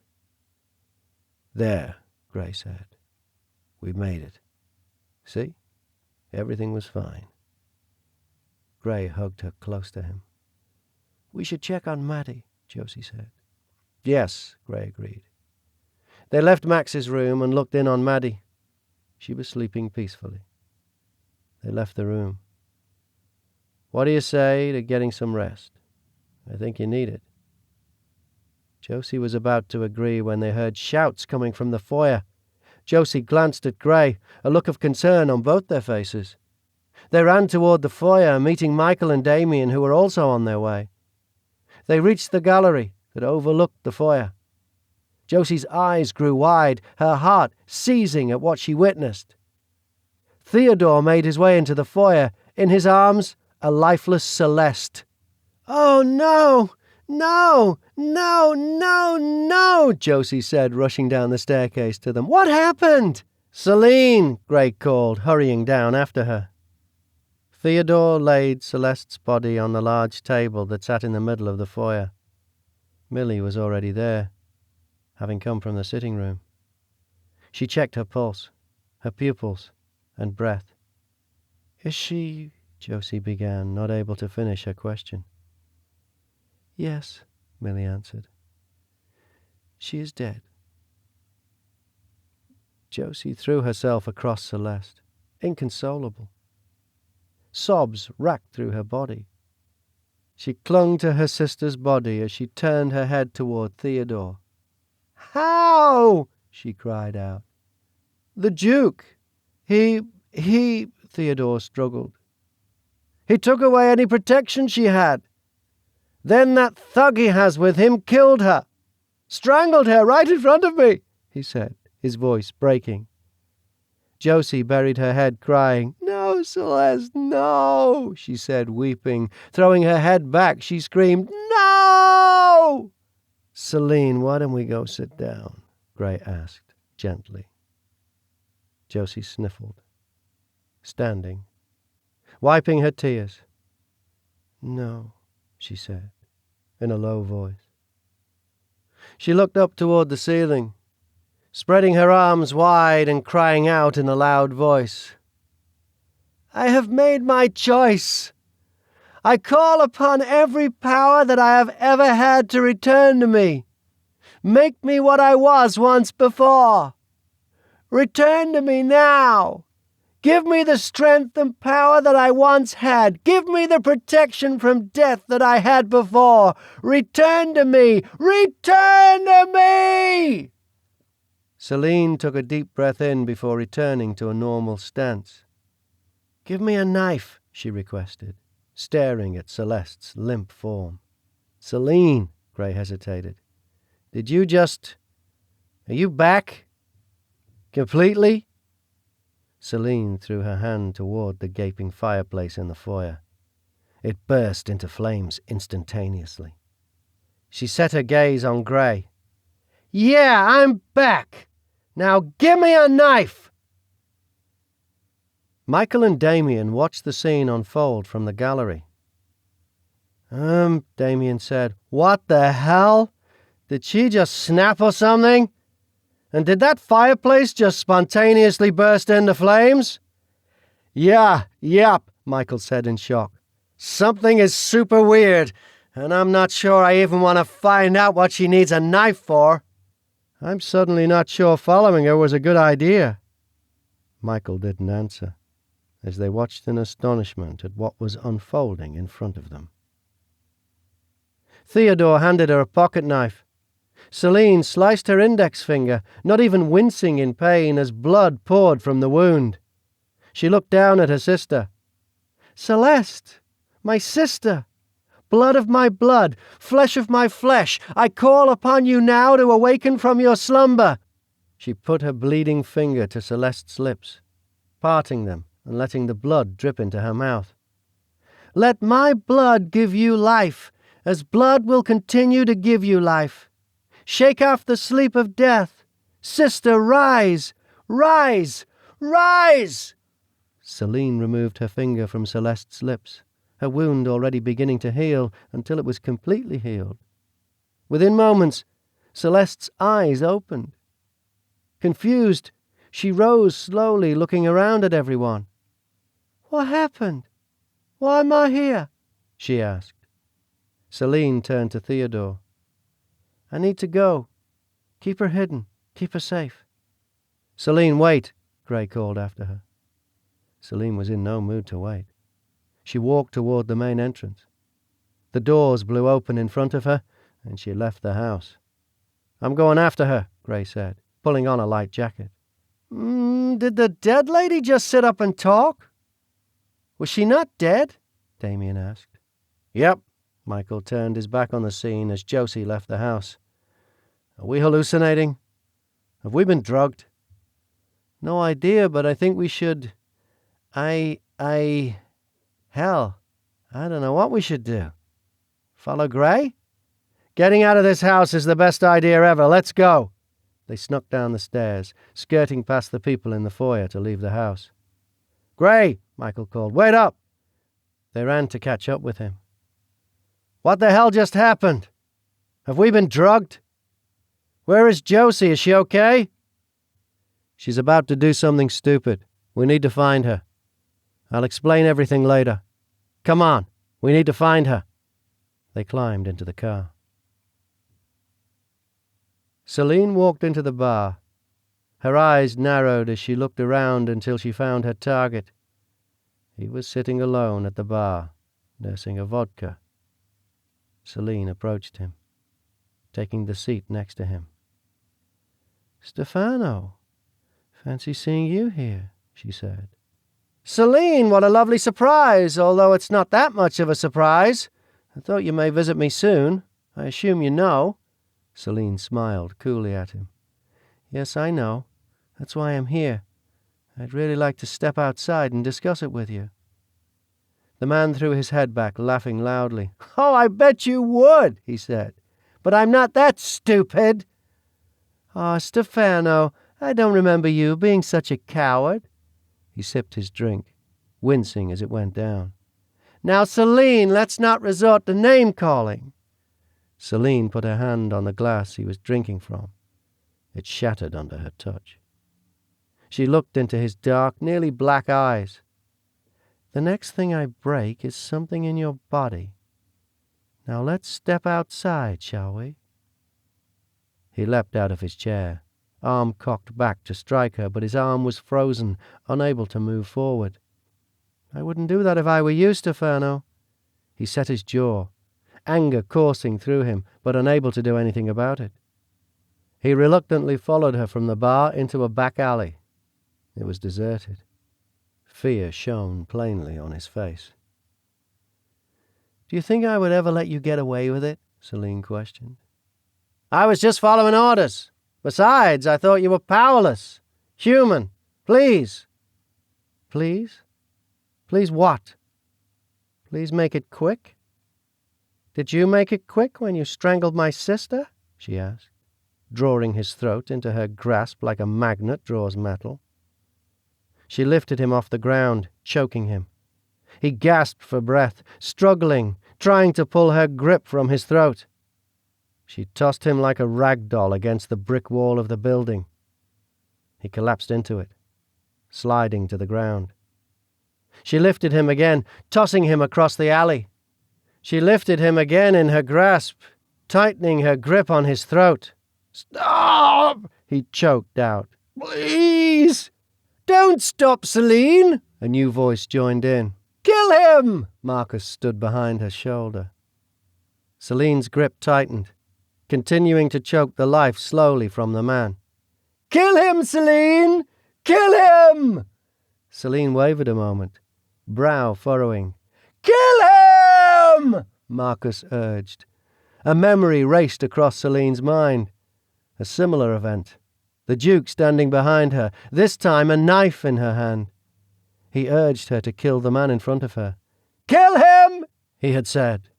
He killed your father in cold blood, Celine. Make him pay! Her hand faltered on the man's neck. Marcus steadied her arm. No, Celine. Kill him. Your sister is dead because of him. Celine's hand began to shake. Anger and rage had filled her when she had seen her sister's dead body, but if the Duke wanted her to do it, she couldn't listen to him. A tear rolled down her cheek as she looked at the man in her grasp. He deserved to pay, but perhaps not at her hand. Celine! Gray shouted, entering the alley with Damien and Michael racing behind him. Gray stopped short of entering the alley, ensuring Michael and Damien were kept shielded from the Duke's view. Don't! Celine peered into Gray's eyes, then back to the man in her grip. She dropped him. He fell to the ground, in a heavy heap, gasping for air. Marcus growled with rage. We're not finished, Celine, he said as she walked away from him. You're back now. I can feel it. I can sense you again. You will be mine. You can't defeat me. Celine walked to Gray, allowing him to take her into his arms. She embraced him for a moment before pushing back from him. We need to talk about what will happen next. He will not stop this time. Okay, but I think you need to take a breath, Gray began. She shook her head. No, Gray, I don't. For the first time since this started, I don't. I'm not Josie anymore. I don't need to rest or relax. Okay, if you're sure. What next? I need to see Alexander, and we should check on the children. I'm sorry, Damien said, breaking out of his stunned silence, but would someone mind telling me what the hell just happened here? He was wide-eyed, shock still plain on his face. He couldn't fathom what was happening or any reasonable explanation for what he was witnessing. We need to get going, Celine said. I'll fill you in later. No way. I'm not going anywhere until I understand what's going on. Josie, you just lifted a guy up in a chokehold. How did you ever do that? I mean, what? How? He stammered, shock setting in as the words came out of his mouth. Celine made a face at Gray. We're losing him, she said. He needs to lie down. Gray took Damien by the shoulders, leading him to the car, reassuring him everything would be all right. How are you doing? She said, directing the question to Michael. Oh, just fine, Michael said, a hint of sarcasm showing through his shaky voice. I mean, I just saw a dead girl walking and talking, and a fire start from spontaneous combustion, and you with some kind of Hulk-like strength, but yeah, totally good. Celine smiled at him. I'm sorry that you had to witness that, but there wasn't much I could do. Everything happened so fast. Josie, Celine said, wincing. Sorry, but can you just call me Celine? I realize it's weird, but I'm not Josie. Michael looked at her, surprise on his face, with no understanding. I'm sorry, she continued. Everything will be clear soon, I think. She took his arm, leading him to the car. Damien was already sitting in the back seat, murmuring to himself about what he had just seen. Michael slid in next to him, shaking his head as if to say nothing would be clear any time soon. Are they going to be okay? Gray asked as they got into the front seat. Celine looked back at them. They had seen too much too fast. Their minds could not process the events right now. She reached back and touched Damien's cheek, then Michael's, putting them both into a peaceful sleep while they drove back to the house. They'll be fine. They just need to rest. Gray headed toward the house, taking the driveway to Alexander's rather than the main house. As they drove, he put his hand on Celine's knee. She smiled at him. Despite everything, I'm glad you're back, he said. Despite everything, so am I, she said, putting her hand on his. They arrived at Alexander's house. He ran out to meet them. Theodore told me it was you. Welcome back, Celine, he said, opening her car door. Help me get these two into the house, Gray said. Celine made sure they were conscious enough to walk to the bedroom and lie down. Now, Gray said, once they were all in the living room. Can you stop him? Not outright, no, Celine answered. Gray sighed. So you've sacrificed your normal life for nothing? No, not for nothing. I can stop him for good, but I need a particular item to do it. What do you need, Celine? Alexander asked. The Book of the Dead. Gray's mouth dropped open. So we're doomed, he said, throwing his arms in the air. No one has known the whereabouts of that for centuries, Celine. If anyone has it, the Duke does, and he'll never let anyone get near it. I doubt you could get near it. Even if he thought you were on his side, Alexander answered. I know where we can get the book, Celine said. Gray looked stunned. You do? All this time you've known where it is, and you've done nothing to destroy him?" "No, not exactly. I don't know exactly where it is, but I know how we can get it. I realized it when my memories returned. Once they did, I was able to piece things together. I know how we can get the book." "I still don't understand," Alexander said. "The last time anyone saw that book was—" "Was the night I became what I am. Yes." Celine finished his sentence. "Did you remember something new?" Gray asked. "No, but I met someone new. Or rather, Josie did." Gray looked confused, as did Alexander. "That night," Celine began, "there were 2 men there. My English tutor and his brother, remember? I gave them the book. When I ran through the caves, I ran to them, and I gave the book to them, and I helped them escape." "By opening a portal through time. Yes, I remember, you told me," Gray said. "But we concluded that they were inevitably working for the Duke, right?" "Well, we were wrong," Celine answered. "They were working for me." "You?" Alexander asked. "Me. Like the me from right now. I sent them back to bring the book here. When I opened the time portal that night, I sent them back to me in this time." "How do you know this?" Gray asked. "Because I finally met the 2 people that helped me that night. My English tutor and his brother. I know them. Or rather, Josie did." Alexander and Gray exchanged a glance, realization dawning on both their faces. "Yes," said Celine, nodding. "They're upstairs asleep right now." The realization stunned Gray. "You knew, then, that's—" "Why I wanted them to leave, yes. The moment they arrived here, I realized that it was too late. I realized where this was heading. I thought I could escape my fate, but I couldn't." "I'm sorry, Celine. I know you wanted a normal life," Gray said. Celine shook her head and smiled at him.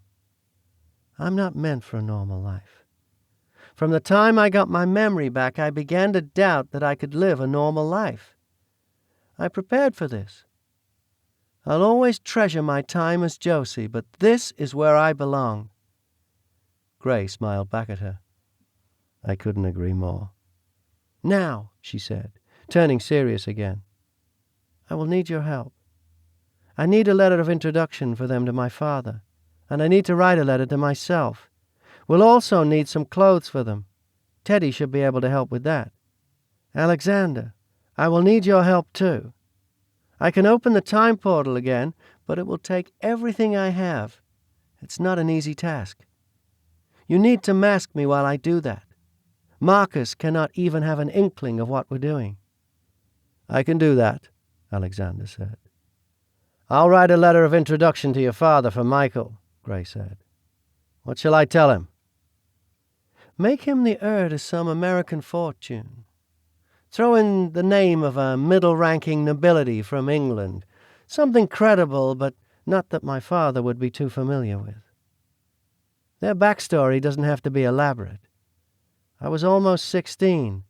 My father was chomping at the bit to marry me off to some wealthy American, so that's all he needs to see, and he'll be in." "Consider it done," he said. Chapter 24. Celine sat on the edge of the bed. She wanted to give Damien a few more moments of sleep. What she needed to ask him to do, he would consider impossible. His mind was already struggling to wrap around what he had just seen. What he would witness her do next would break most people's grip on reality. He would need all the strength he could muster.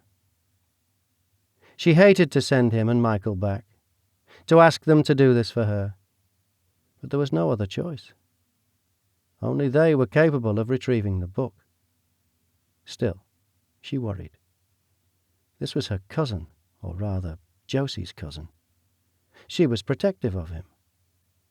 He wasn't like her, like Gray, like Alexander. He was different. He was normal.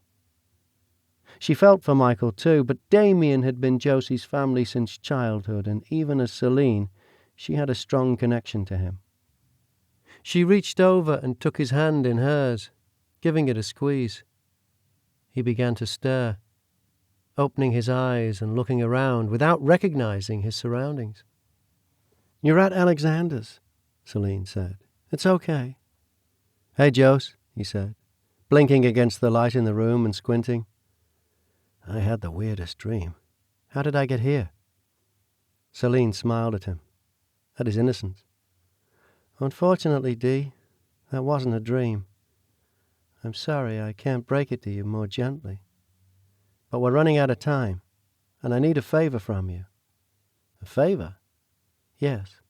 I need your help. Both you and Michael. I need you to get something for me. A book." "Like from the library?" he said, comprehension escaping him. "I wish it were that easy. But no.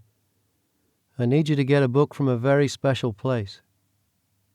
There isn't much time to explain.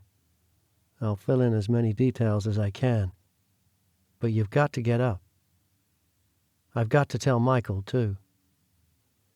Celine stood from the bed, still holding Damien's hand, and gave his arm a tug. Damien stood up, saying, "Okay, yeah. I've got no idea what's going on, but I'll help however I can, Jose." As they made their way to the door, it opened. Michael came in with Gray. "Hey, what's going on? Is everything okay?"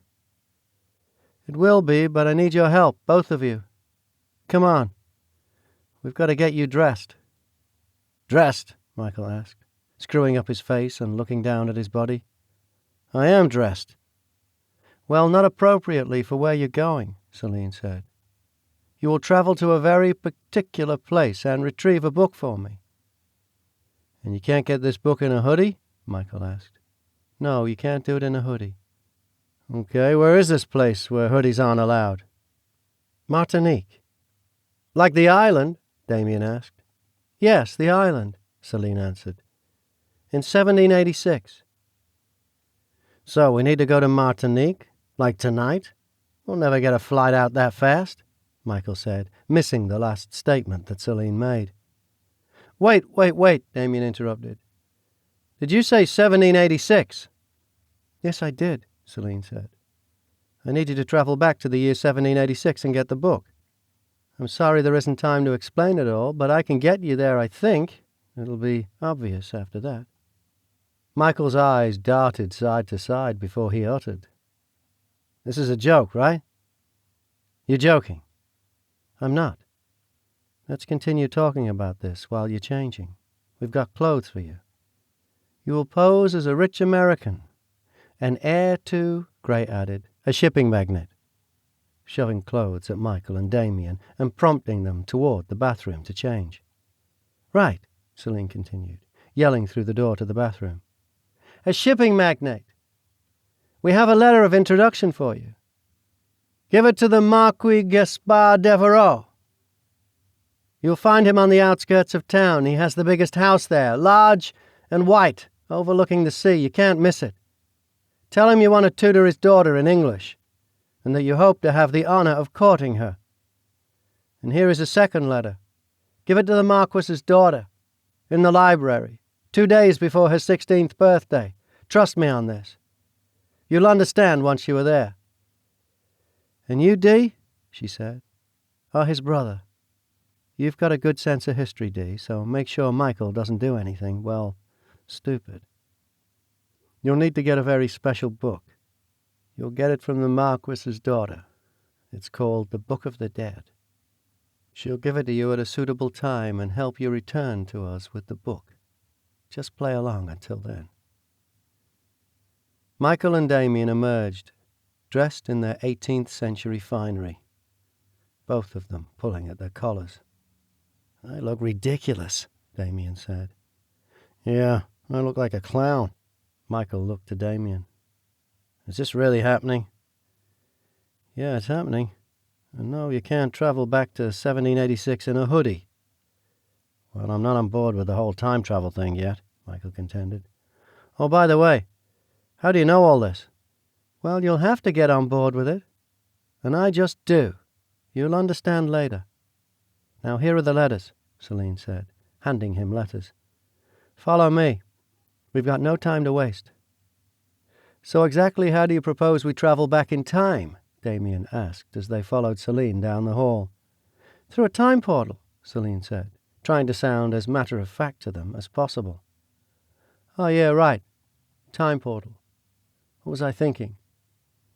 That was on an episode of Star Trek, Damien said. Celine glanced back, rolling her eyes at him. Michael added, Of course. So do you have a key? Is there a special door? She's not a normal person like you, Gray said, following behind them. None of us are. This isn't a joke. Celine has the ability to open a time portal. How does anyone have that ability? Damien said, stopping dead in the hall they were walking down. I told you, Gray said, stopping and facing him. She's not a normal person like you. So what is she? He asked Gray. She's a woman with unique and exceptional skills, Gray answered. Unique and exceptional skills? Damien asked. What does that even mean? Celine returned to him, Michael following her. I think the layperson's term would be a witch, Celine said to Damien. Now come on. Witch? Witch? Are you kidding me, Jose? He said, following her as she continued down the hall and stairway. Do you fly on a broomstick and have a black cat? I've never seen you boiling any potions in cauldrons. It's not like that. I can't explain it, and we don't have time, she said, as she reached the living room where Alexander was waiting. Please just trust me. You'll understand soon enough. Then we'll talk. If this isn't legit, it's one hell of a prank, I guess, Michael said, clapping Damien on the shoulder. Oh, it's no prank, Gray said. Okay, I'll open the time portal. When I do, go through it, immediately. Gray, make sure they do. I won't be able to hold this open for more than a few moments. Any longer and Marcus will discover what we are doing. Don't worry, Celine, Alexander said. I'll cover you as best I can, so any disturbance he senses won't give us away.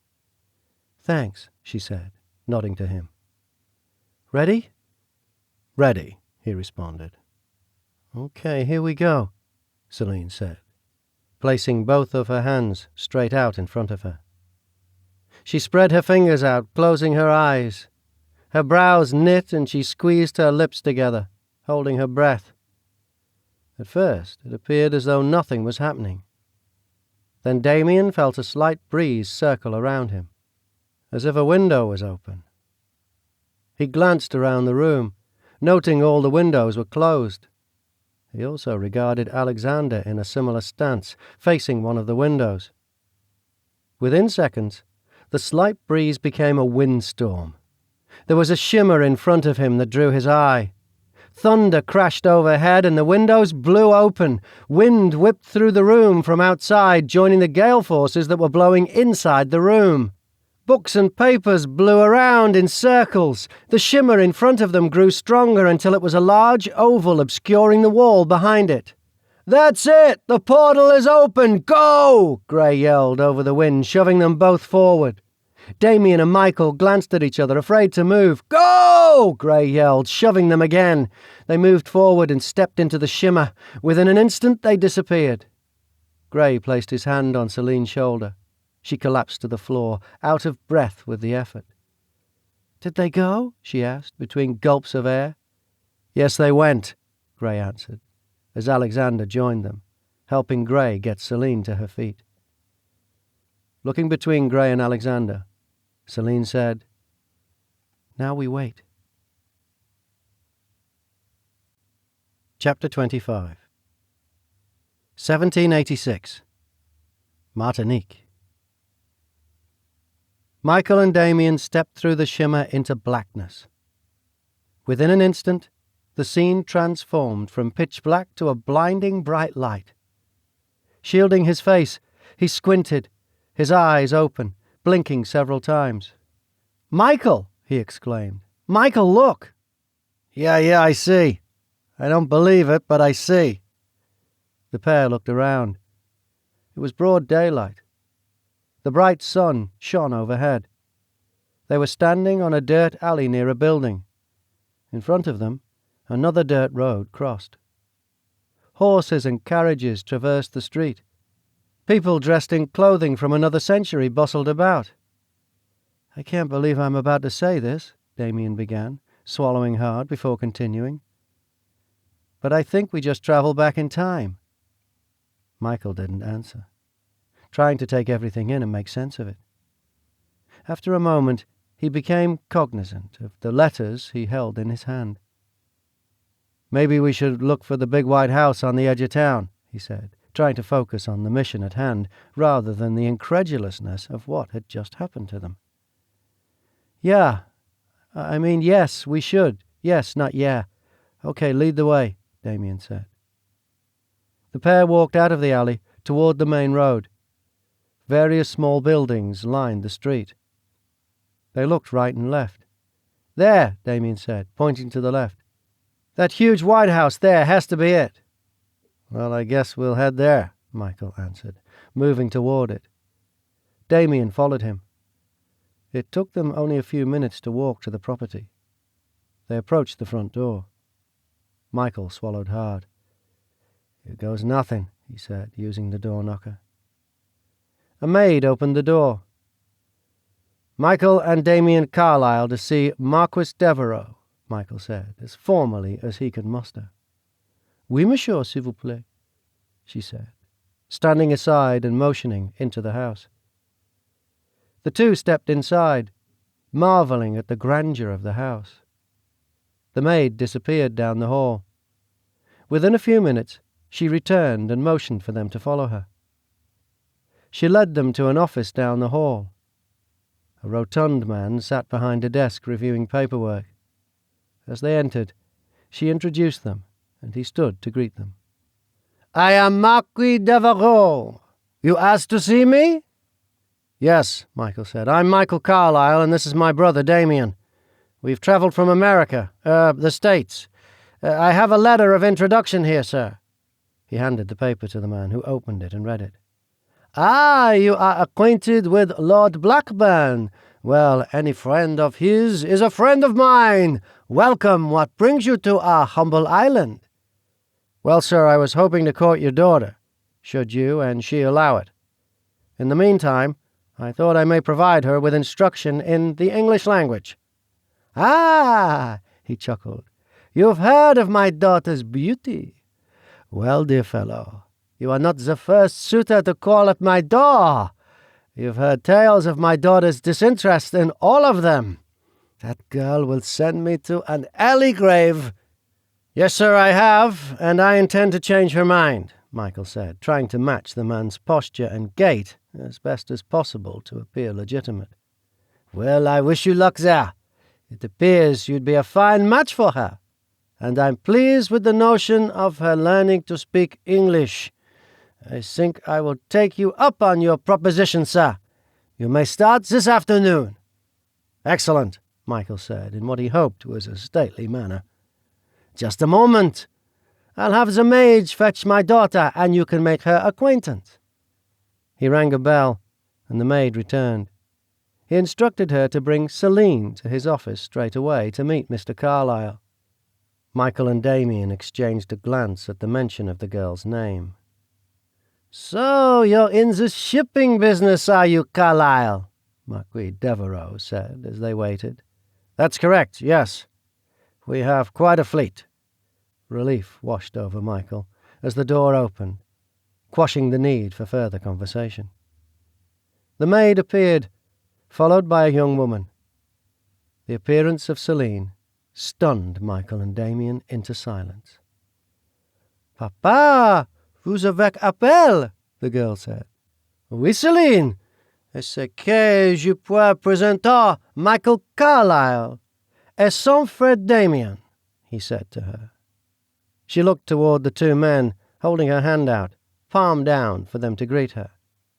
Michael took her hand first, kissing it lightly. Damien followed. Damien was in disbelief as he took her hand. He stared down at a young version of Josie. She was identical to what she had looked like in high school, minus the 18th century dress and hair piled on her head. Michael had a similar reaction despite not having known her at this age. The resemblance was amazing. "Bonjour," she said, smiling sweetly. "Céline," Marquis Devereux said to her, continuing in French. "Mr. Carlyle has travelled from the States. I've hired him on to be your English tutor." "Oh, papa," she answered in French, clasping her hands together in excitement. "I am to learn English." "So this pleases you, my dear?" "Oh, yes, papa." "Excellent. You will start this afternoon. Please meet Mr. Carlyle in the foyer upon finishing lunch. Now be a good student and pay careful attention." "Oh, I promise I will, papa." "You may go. I will see you at dinner." Michael and Damien watched the exchange, Michael understanding some of what was being said, Damien understanding none of it. After Céline had exited the room, the Marquis addressed them. "I am encouraged. She was quite cordial. I trust my daughter will be a good student for you. Now, if you'll excuse me, I'll have Emily settle you into your rooms." He rang the bell again, and the maid returned. He spoke to her in French, to which she nodded and motioned for the men to follow her. "Good morning, sirs. I'll see you both at dinner. And I expect my daughter to greet me in English," he said, in an amusing fashion. "I'll do my best, sir," Michael said with a smile. The two followed the maid upstairs to their bedrooms. Damien quickly found his way from his room to Michael's room. "Okay, this is officially bizarre," he said, entering the room. "Yeah, that's for sure. She's like Josie, but it can't be. It's the 1700s. So is Céline actually Josie later? How is that possible? That would mean she's over 200 years old. I'm trying not to think my cousin is that old. Let's not talk about that. It's just too weird. So, what's the plan?"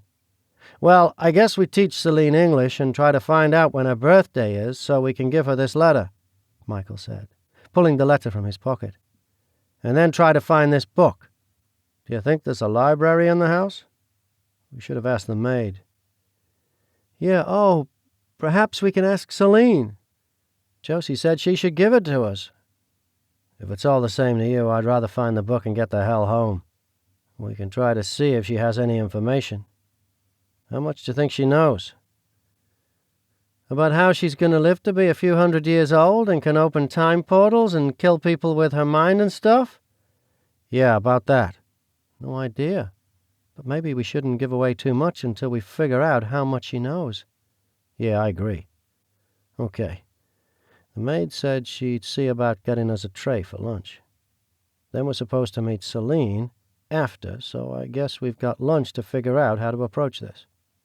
As they were talking, the maid knocked, bringing a tray of lunch and asking if she should leave both men's meals here. Michael motioned for her to do so, and they resumed talking once she left. Both of them stopped their conversation, though, as they looked at their water glasses. The less than clear, murky water filled the glass. Michael made a disgusted face, then said, "Yeah, I'm not drinking this." "Hello, dehydration," Damien followed up with pouring his water in a nearby plant. They finished the rest of their meals, then made their way back downstairs to the foyer. Within a few minutes, Céline appeared in the hallway, twirling a parasol. "Ah, bonjour, Céline," Michael said, bowing and smiling. "Bonjour," Céline said, smiling at them. They stood in silence for a few moments before Céline said, "Ma chère?" Walk?" Michael asked. "Ma chère, oui." Céline made a walking motion, then pointed to herself and the two men. Oh, you want to walk? Yeah, sure, we can walk. Ma chère, yeah." He nodded his head. "Ah oui, on peut, mon cher," Celine nodded her head and smiled, approaching the door and waiting for him to open it for her. Michael opened it, allowing her to exit first. Damien followed behind them. Celine walked them to the gardens. She pointed to a few flowers, requesting Michael give her the name of them. He obliged, telling her their English names, with her practicing each afterwards. Michael corrected her pronunciations when necessary. Halfway through their walk through the garden, Damien noticed the Marquis looking on from a second-story balcony, watching his daughter's progress. Celine noticed him and waved to him. He waved back before turning to enter the house again. Afterwards, Celine led them down a path that led to the beach. She smiled at them and looked out over the ocean.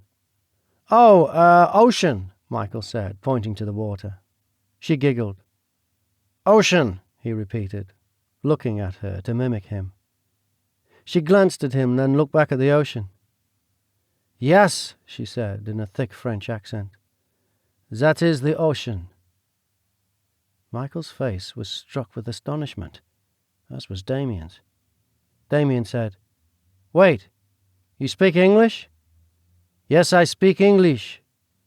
"So why did your father ask me to teach you English?" "He isn't aware, and I would be grateful if you played along." "He isn't aware? How did you learn?" "I taught myself. I'm quite clever, you know." "Seems so," Damien said. "Do I have your cooperation?" she asked, facing them. "Yeah, yes. We won't give you away," Michael agreed. "Good. As long as you help us," Damien said. "Help you?" Celine looked puzzled. "Yes, we're new here, and we know very little about, well, anything. Do you mind telling us a little about yourself, your father, your family?" Celine continued to look puzzled. "My name is Celine Devereaux. I am the second daughter of the Marquis Gaspard Devereaux. My mother died giving birth to me. When I was a small child, we moved here from Lyon. I don't understand how this is helping you." "Second daughter. So you have a brother or sister?" Damien asked. "I have an older sister, Celeste." "Is she here?" Michael asked. "No, she lives in another town, across the island. I don't understand." "One more question," Michael said. "Is there a library in your home?" "Yes, it is the door across from Papa's study where we met." "Why all these questions?" "Why not tell your father you speak English?" Damien said. "Touché," Celine said, holding her hands up in defeat. "We should go back." The three turned back toward the house. "So, Celine, how old are you now?" "I am 15. I will be 16 in 4 days. Yes, I realize, almost a spinster, but I just have no interest in suitors. They are such a bore. I assume Papa is hoping you will be the next in line to court me?" "He mentioned your rather particular taste, yes, and I admit to asking him if I may court you." "You can try," Celine said, stalking off ahead of them and into the house. The two exchanged a glance. "Let's try the library," Michael said. The two made their way to the library, following Celine's directions. Many books lined the shelves. "Let's split up and look around." "Okay. Oh, how are we supposed to recognize it if we find it? What are the chances the book says, 'Book of the Dead' on the spine?" We should have asked Josie what this book looked like. "I don't know, but it can't hurt." They spent hours poring over every book in the library without finding the specific book. Most of the books were in French. Damien asked Michael the French version of the title before looking over the books. They were just giving up when a gong rang. "What the hell was that?" Michael asked. "Dinner gong. It announces that it's time to dress for dinner. We will have to excuse ourselves and say our luggage was lost or something, since this is all we have." "Okay. With any luck, we won't need these for much longer," Michael said, pulling at his collar. "And if we're really lucky, we won't have to drink any of that nasty water at dinner." At 7 p.m. dinner was served in the house. Michael and Damien enjoyed a cocktail with the Marquis after apologising for their lack of formal dinnerware and before Celine joined them for the meal. "Hello, Papa," Celine said, feigning struggling to get the words out. "How you are?" "How are you?" Michael corrected, and Celine parroted him. "Oh, very good, my dear, very good," the Marquis answered in French, beaming with pride over his daughter's progress. As they were seated for dinner, a man entered the room in a servant's uniform, excusing himself and handing a note to the Marquis. The Marquis opened it and read it, surprise apparent on his face. After reading it, he stood abruptly. He muttered a few words to Celine in French, then turned to Michael and Damien and said, "My apologies. I have rather urgent business. It appears that I have been called back home by the Crown sooner than expected. I must prepare to leave at once. I will make arrangements for my daughter to travel early to stay with her sister and her husband. Of course, I would be most grateful if you would accompany her with her nanny on the journey. I will send a rider with a letter to Celeste's husband, Mr. Van Woodson, to explain and make sure you are appropriately received." Michael and Damien both stood. "Of course, sir. We would be happy to accompany her." "Thank you, and please enjoy your meal." After he left the room, they returned to their seats. They finished the first course when the Marquis returned, holding something behind his back. "Please be seated," he waved at them. "I just have a small piece of business with my daughter." Turning to Celine, he said in French, "Celine, I had this made for your birthday. I am so very sorry that I will not be here to give it to you on your birthday. I wanted you to have it, and I wanted to make sure you liked it." He brought the object from behind his back. Damien kicked Michael under the table as he handed Celine the gold music box that they were now well acquainted with. Celine exclaimed with glee upon seeing it. "Oh, Papa, it's lovely," she said in French, jumping from her chair and throwing her arms around him. He hugged her back, giving her a kiss on the forehead. "Open it," he said. Celine opened it, and music filled the room. "Oh, Papa, it is the music from my first ball. How lovely! Thank you, Papa." After another hug, he then bid her adieu and left the room. Celine set the music box down on the table next to her, admiring it several times through dinner. Celine explained to them as they ate that the journey to Celeste's house would take about half a day by carriage. She informed them that if they left by mid-morning, they would be there in time to rest and change before dinner. They would eat a light picnic along the way. Celine was sure that her father would be pleased to have the Carlyles travelling with her, given that her nanny was quite aged and was not the most capable travelling companion for the journey. They made light conversation for the rest of dinner, before Celine excused herself to make her own preparations for the trip. Before she went upstairs, Michael took a chance in asking her if she had ever seen or heard of the Book of the Dead. But Celine shook her head, telling them she'd never heard of such a book. Defeated, the two also retired to their rooms, hoping that their travels would bring them closer to the book. The quartet set off the following morning around 10 a.m. in a horse-drawn carriage. Michael and Damien were not prepared for the ride offered by the antiquated mode of transportation. The carriage was bumpy, and they were knocked about on the less-than-smooth roads continuously, both of them wishing they were still in the time of modern suspension. They were grateful for the stop at midday to eat their picnic lunch and allow the horses to rest. As they approached 3 p.m., signs of life in the form of a small town appeared through the carriage window. They had reached civilization again, so Celeste's house could not be far. The carriage slowed to a stop outside a grand-looking house on the edge of town. Celeste, it seemed, had done rather well for herself when she married. Michael and Damien saw several people waiting outside the home. As they exited the carriage, they were met by a couple who looked identical to the Theodore and Celeste they had met in their time. This couldn't be a coincidence. They must be the same people. They must also have the strange gift of immortality that Celine seemed to possess. Yet Damien still didn't quite understand how she possessed it, since he had grown up with her.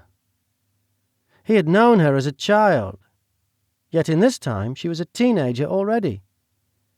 Was she reborn every so often? When Celine emerged from the carriage, her sister ran to her, throwing her arms around her and greeting her warmly in French with a hug and several kisses. The two talked excitedly for a few moments before they all entered the house. Theodore welcomed them all, seeming pleased to have more guests to entertain. As luck would have it, the couple was entertaining Duke Marcus Northcote for a fortnight, and they hoped the additional guest would make for more lively dinner conversations. Theodore was sure that the Duke would appreciate having additional people to regale with his tales of world travels. He left the staff to show Michael and Damien to their rooms, while he returned to finish some business before preparing for the evening meal. Celine, along with Celeste, withdrew to her room to get settled in, the two sisters disappearing down the hall in a cloud of giggles. That evening for dinner, Theodore had lent some clothes to Michael and Damien, since they told him their trunks had been lost in an unexplained accident, and they'd had no time to track them down with the unexpected travel. The two found the new clothes equally uncomfortable, but arrived for cocktails before dinner. The day held one final surprise for them. They were astounded to meet Duke Northcote, who they had known as the Duke in their time, the source of all the problems for the Buckley family and townspeople of Bucksville. The two sisters, Celeste and Celine, joined them in short order. Celine wore a beautiful sapphire blue dinner dress that brought out the blue in her eyes. Celeste introduced her to Duke Northcote. "Duke Northcote, please allow me to introduce my sister, Celine Devereux." He took her hand, his eyes never leaving hers. "Why, Mrs. Van Woodson, I thought you to be a rare beauty, but I think your sister may have you beaten." "Oh, please, you'll make us blush," Celeste said, batting her eyelashes. She always excelled at flirting with men. The ladies moved away to sit on the couch, with Damien and Michael joining them in two nearby armchairs. Duke Northcote and Theodore remained removed from the group, having a more private conversation. Marcus never removed his eyes from Celine. "She is exquisite, Theodore," he said, sipping his brandy. "Yes, well, the Devereux women are both quite beautiful. It runs in the family." "And you said she has talent?" "Yes, oh yes, she does. Perhaps even more than Celeste. Of course, it's raw, and she is not aware of what she is capable of, but I think, under my tutelage, she will be quite a force." "Absolutely not," Marcus asserted. Theodore looked at him confused. "You don't want her to be trained?" "I will train her. She will be under no one's guidance but mine." "As you wish," Theodore answered. "We will perform the ceremony on her 16th birthday." "Of course, as we planned." "What do you know of the other two, the Carlyles?" "Nothing. I was not aware they were accompanying her until late last evening. They arrived on Marquis Devereux's doorstep, unexpected, but with a glowing reference from Lord Blackburn. I believe the Marquis hired the eldest to tutor Celine in English, with the possibility that she might accept him as a suitor." Marcus snorted in response. "She deserves far better than an ill-mannered and ill-bred American. And doesn't she speak English? She seemed to do a fine job of it a few minutes ago." "Oh, yes, Celine is fluent in English. However, she doesn't let on to her father. She fears he would find it a bit too modern for his daughter to have taught herself English. Marcus smirked, turning his gaze back to Celine. "Clever girl! Learn what you can about the other two. They may be of use to us. Our group for the upcoming ceremony is rather small. The addition of 2 others would be preferable. Yes, of course. They seem like good chaps. I'm sure they could be brought around to it. See that they are." They ended the conversation and moved to dinner, where the group was, as Theodore had promised, entertained by tales of Duke Northcote's world travels. He paid specific attention to Celine, whom Celeste had seated to his right. Mrs. Van Woodson apologized for the lack of female companionship, but without notice she was unable to orchestrate a fuller party. Everyone assured her the party was acceptable, and they found no fault with her proficiencies as a hostess. Michael and Damien paid careful attention to the relationship between Celine and the others. In private, they discussed that it seemed that the sisters were quite close, that she had not yet developed the animosity she seemed to exhibit later. It also explained the deep bond that existed between them despite whatever had caused the rift. Celine's demeanour with the Duke was congenial and polite, but nothing more. She did not exhibit the hostility and loathing that they had seen in their time. They discussed their plan for the following day. Celine's birthday was in 3 days. They were to deliver the letter to her the next day. Michael would have felt more comfortable had they known the contents of the letter. But it had a seal. They could not break the seal without making it obvious that the letter had been opened. They determined to find the library the following day, to try to locate the book. Chapter 26. The following morning they asked Celine about her plans for the day. She remarked she planned on taking a walk after breakfast. Michael said he would like to join her, and she graciously accepted the invitation. They used the time to ask about her library at the house. While she told them where to find it, she was inquisitive about their interest in the library and the book they sought. They had little explanation for her, other than to say it was a passing interest. They learned of the book before embarking on their journey here, and they were curious to find out if the book existed. Celine did not appear as though she believed them, but she didn't question them any further.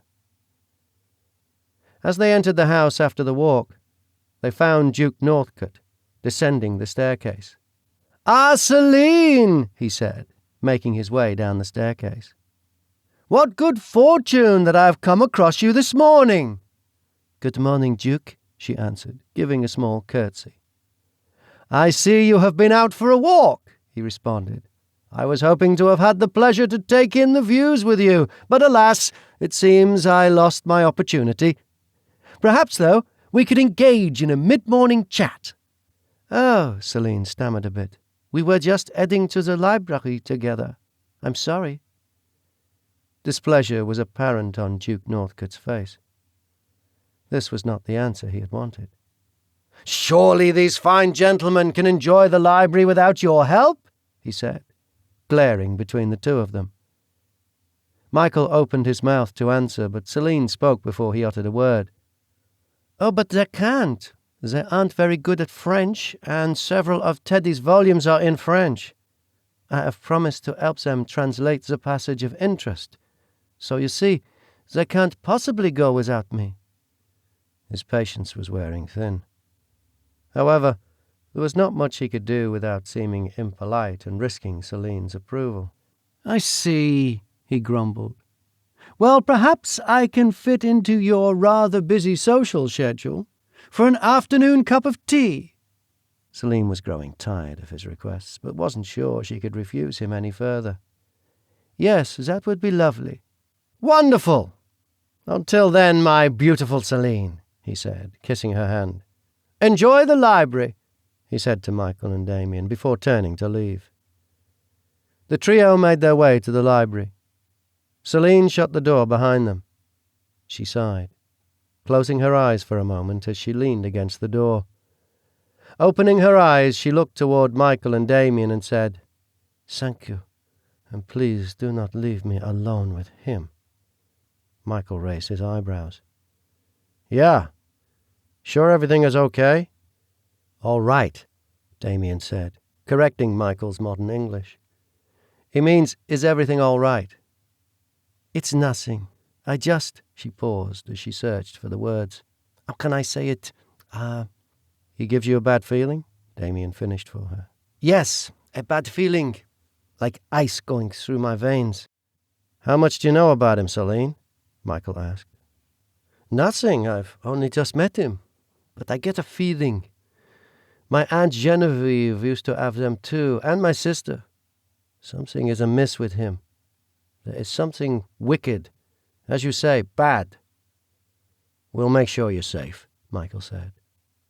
"Now, what is this book you're searching for? It doesn't sound like a normal book."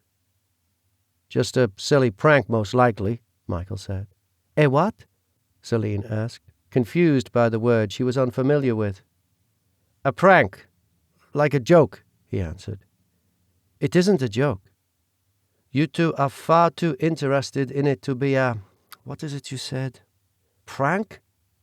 "Yes, prank. Believe me, it is no doubt just that," Michael said, dismissing it with a wave in the air. "You aren't telling me the truth," Celine began. Damien hit Michael in the arm. "I think this is where we're supposed to give her the letter."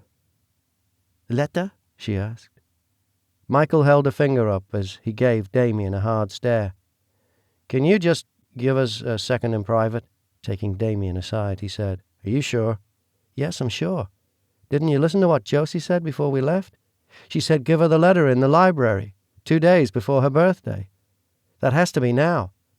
Maybe that's what will get her to give us the book. Maybe she's telling us she doesn't know about it because she doesn't trust us." Okay, right. Yeah, I remember her saying that. "Okay, well, here goes nothing," Michael said, removing the letter from his jacket. "Celine, this letter is for you." "For me? From whom?" "The same friend who informed us about the book. She insisted that you would be the one to give it to us. So we thought you would know about it." He handed her the letter.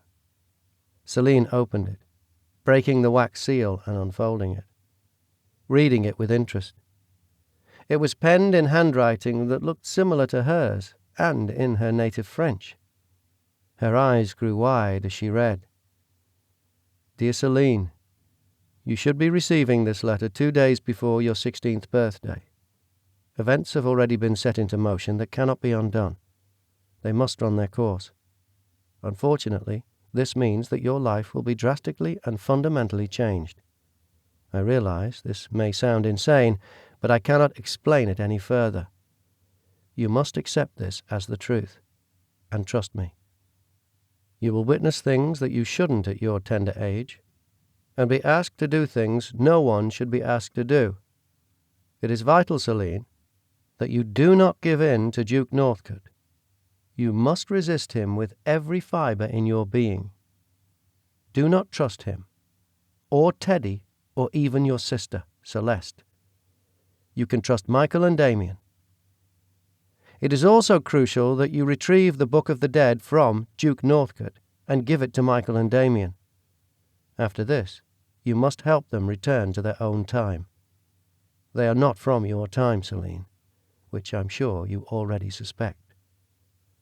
Once you have the book, you must open a time portal for them to return. While this may sound impossible, you will have the strength to do it. You have learned much from Aunt Genevieve.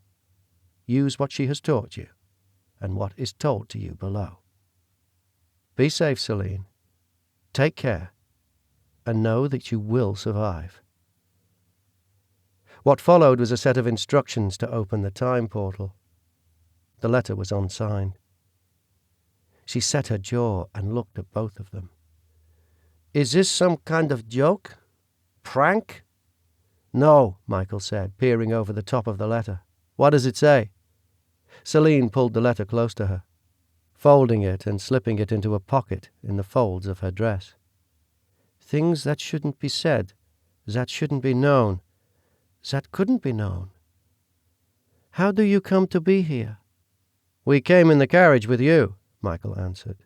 "Enough pranks," she said, using her newfound word. "You must answer some questions, and you must be honest with your answers. How did you come to be at my father's house?" Michael and Damien exchanged a glance. Michael gave Damien a questioning glance. "Time to lay it on the table," Damien said, then turned to Celine and began, "As unbelievable as this may seem, we're from another time, the future. We know someone there who told us she knew a lot about you. She said that you'd be able to give us a book she needs, the Book of the Dead. She said she needs it to get rid of that Duke guy. He's in our time too, and he's being a really, really bad guy there and hurting many people. We need your help. I realize it sounds crazy, but it's the truth." Celine stood pondering for a moment, then said, "I believe you, but I know nothing of this book. From the letter, it looks as though it may belong to Duke Northcote. Perhaps his room would be the best place to search." "Oh, okay, that makes perfect sense, but there is no way we can search for it in there. If he catches us, I don't want to find out what he'll do to us. From what I gather, this book is extremely important, and undoubtedly important to him," Michael said. "Yeah, I agree. Sorry, I'm just excited that everything is out in the open and we can at least be normal with you," Damien said, breathing a sigh of relief. "You're right. If my feelings are correct, he is not a good man.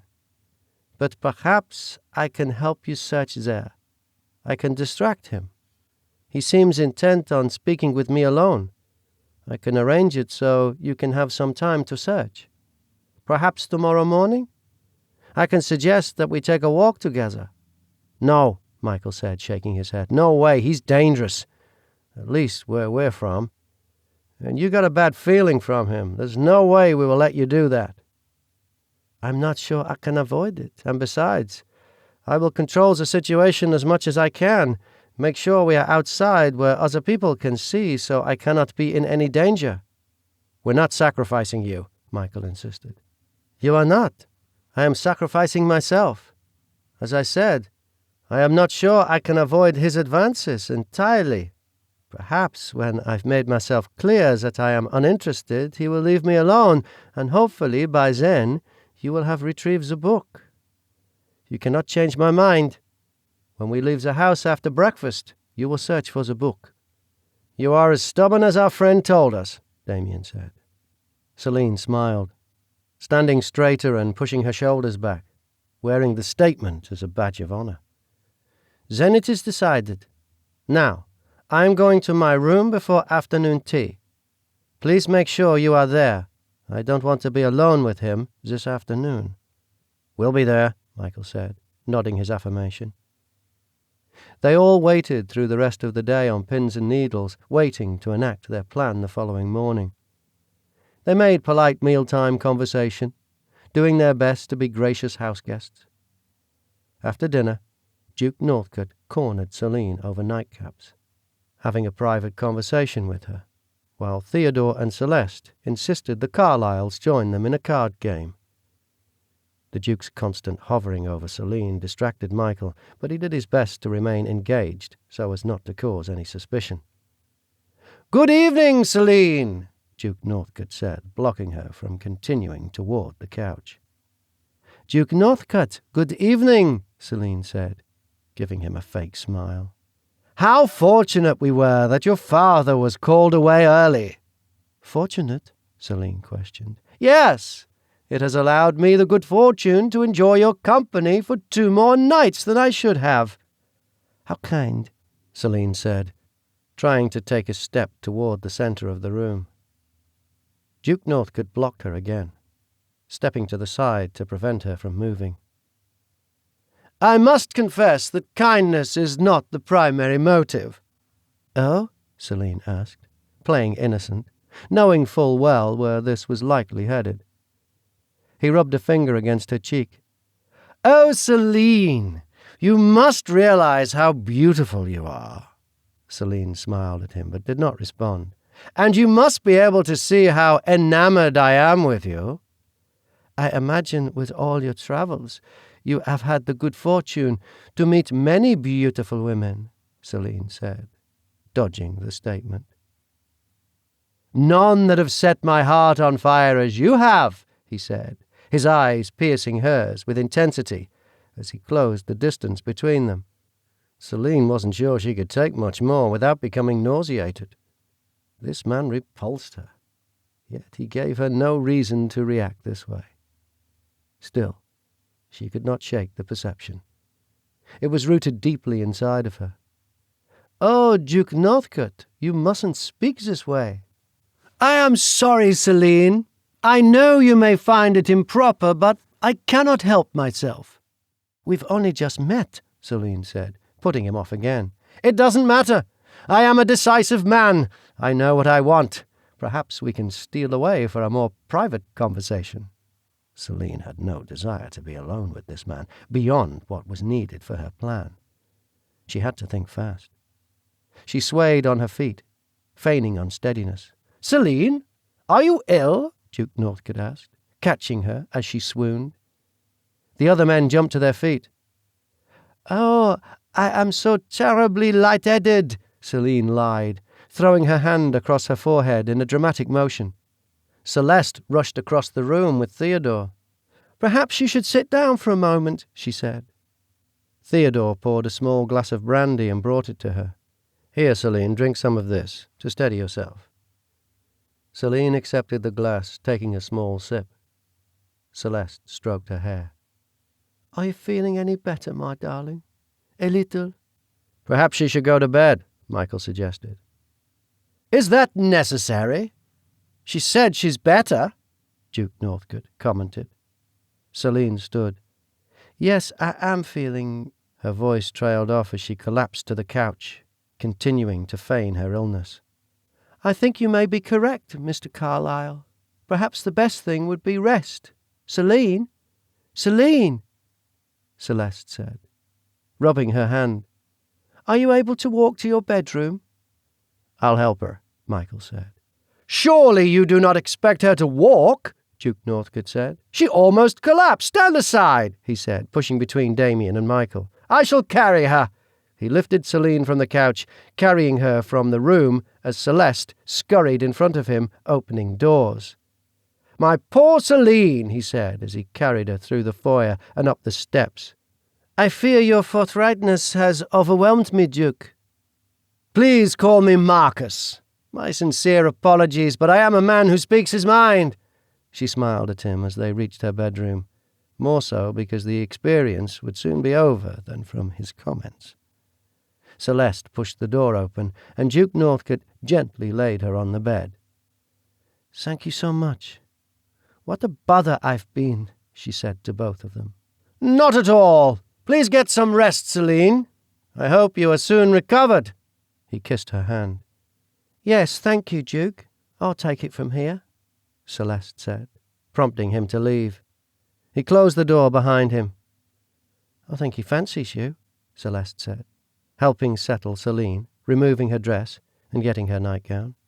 "He scarcely knows me," Celine said, wobbling on her feet, trying to keep up her ruse. "Oh, that doesn't matter. He's a man who knows what he wants."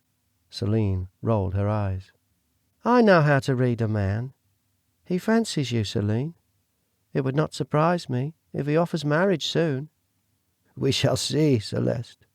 I am exhausted. I'd like to get some rest." "Of course, sister dear. I hope you're feeling better soon." Celeste kissed her forehead and left her to sleep. Celine lay in bed, unable to sleep at first. The events of the night rattled through her mind along with the letter's warning. She hoped the plan worked, and the Carlyles soon found that book. She wanted to rid herself of this man as soon as possible, and she was not looking forward to their conversation the next morning. Celeste may be correct, and if so, she wanted to avoid that situation at all costs. Still, she had agreed to help, and was determined to carry out her end of the plan. Settling her nerves, she dozed off. When she did, Duke Northcote filled her dreams. He pursued her relentlessly, calling to her as she ran through the house trying to hide. He told her there was nowhere she could run, nowhere she could hide that he wouldn't find her, that he would pursue her to the ends of the earth and beyond.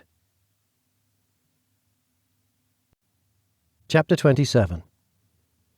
The following morning arrived, although not soon enough for Celine. Michael and Damien met Celine in the hallway. "Are you feeling better?" Damien asked. "What happened last night?" Michael added. "I'm fine. I must confess," she whispered. "I was not sick. I just wanted to rid myself of the dreadful Duke and his advances." "Oh," Michael said, glancing at Damien. "Maybe we should forget about today's plan." "No, absolutely not," Celine said, raising her voice above a whisper. "You must find that book.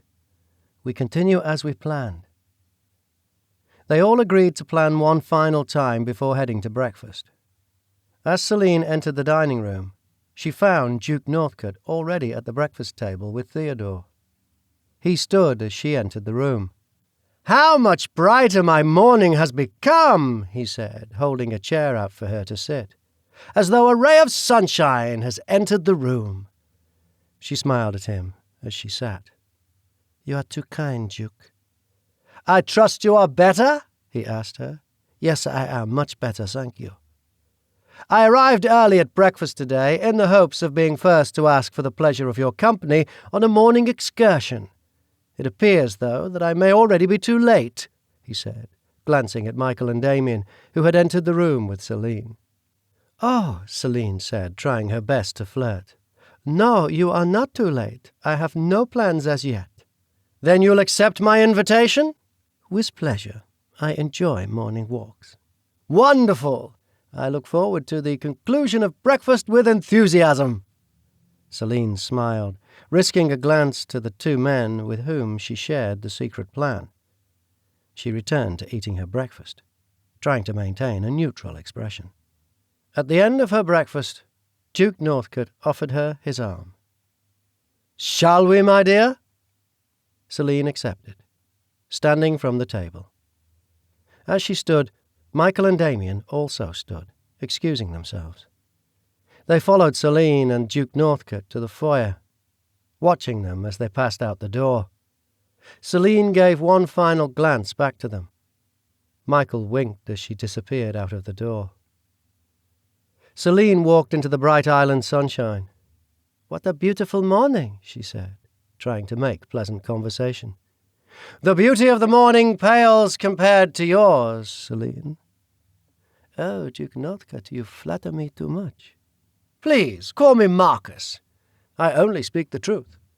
Certainly you are accustomed to the attentions of men."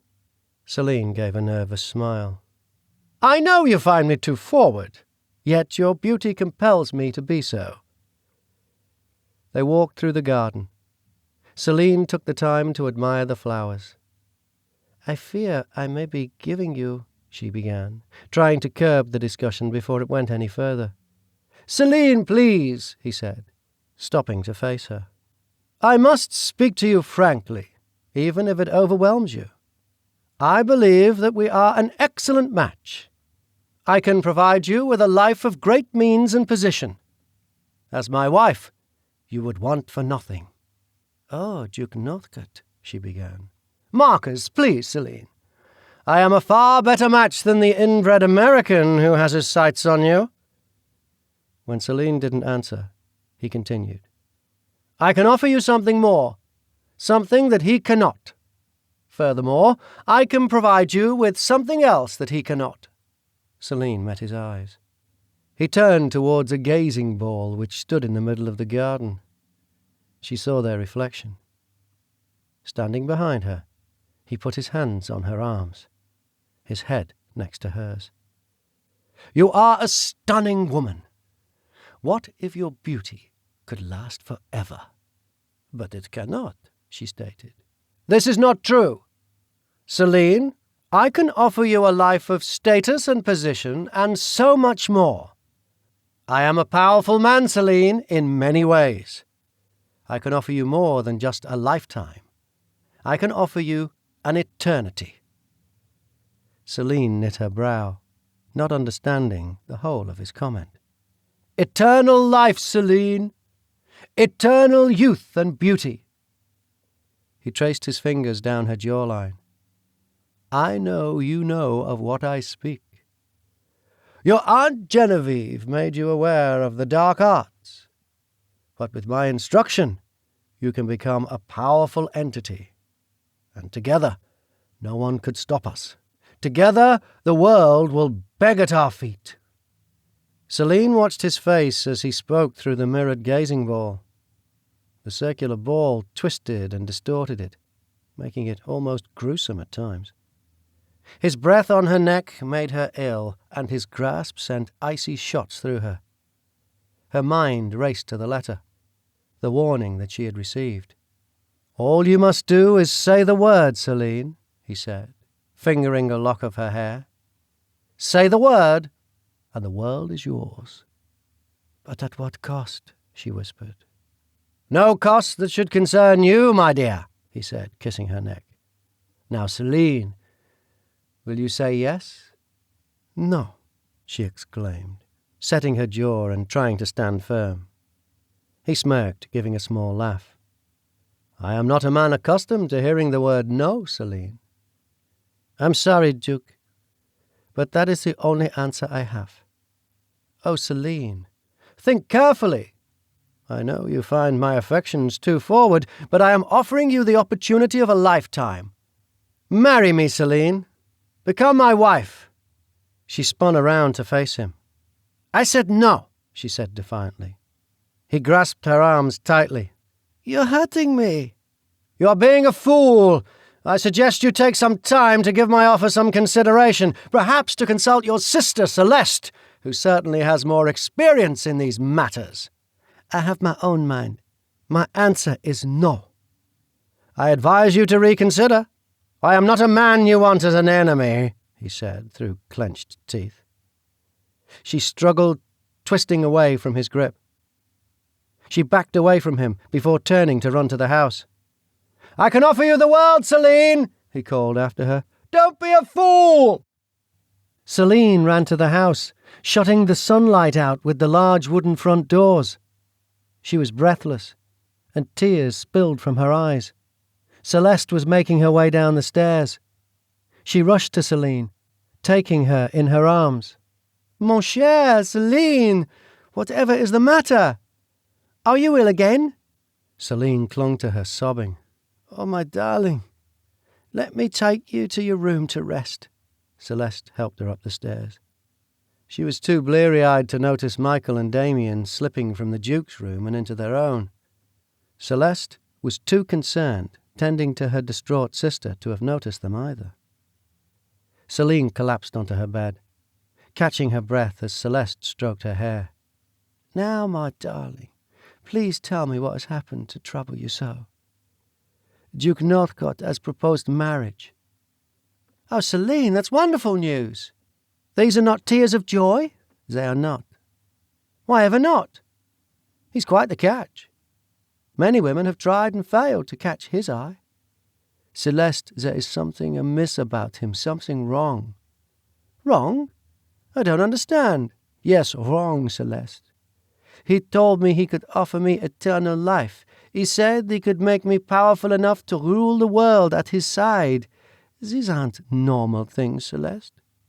"Oh, I'm sure he meant he's an incredibly powerful man. He is well-bred. He possesses a fortune and good position. He's fifth in line to the British throne. It would be a very good match if you became his wife, Celine. You would want for nothing. You would be the toast of society." "No, he told me that, but then he told me that through the dark arts he could offer me more." "Celine, you're being childish. It's a good offer, take it." Celine was sceptical, eyeing Celeste incredulously. The words from the letter she had received echoed through her mind. "Do not trust your sister Celeste." Celeste continued her lecture. "You grew up with no mother, and I tried to be the best substitute. Yet I know I was not a suitable replacement. But even so, your behaviour is untenable. You must settle at some point.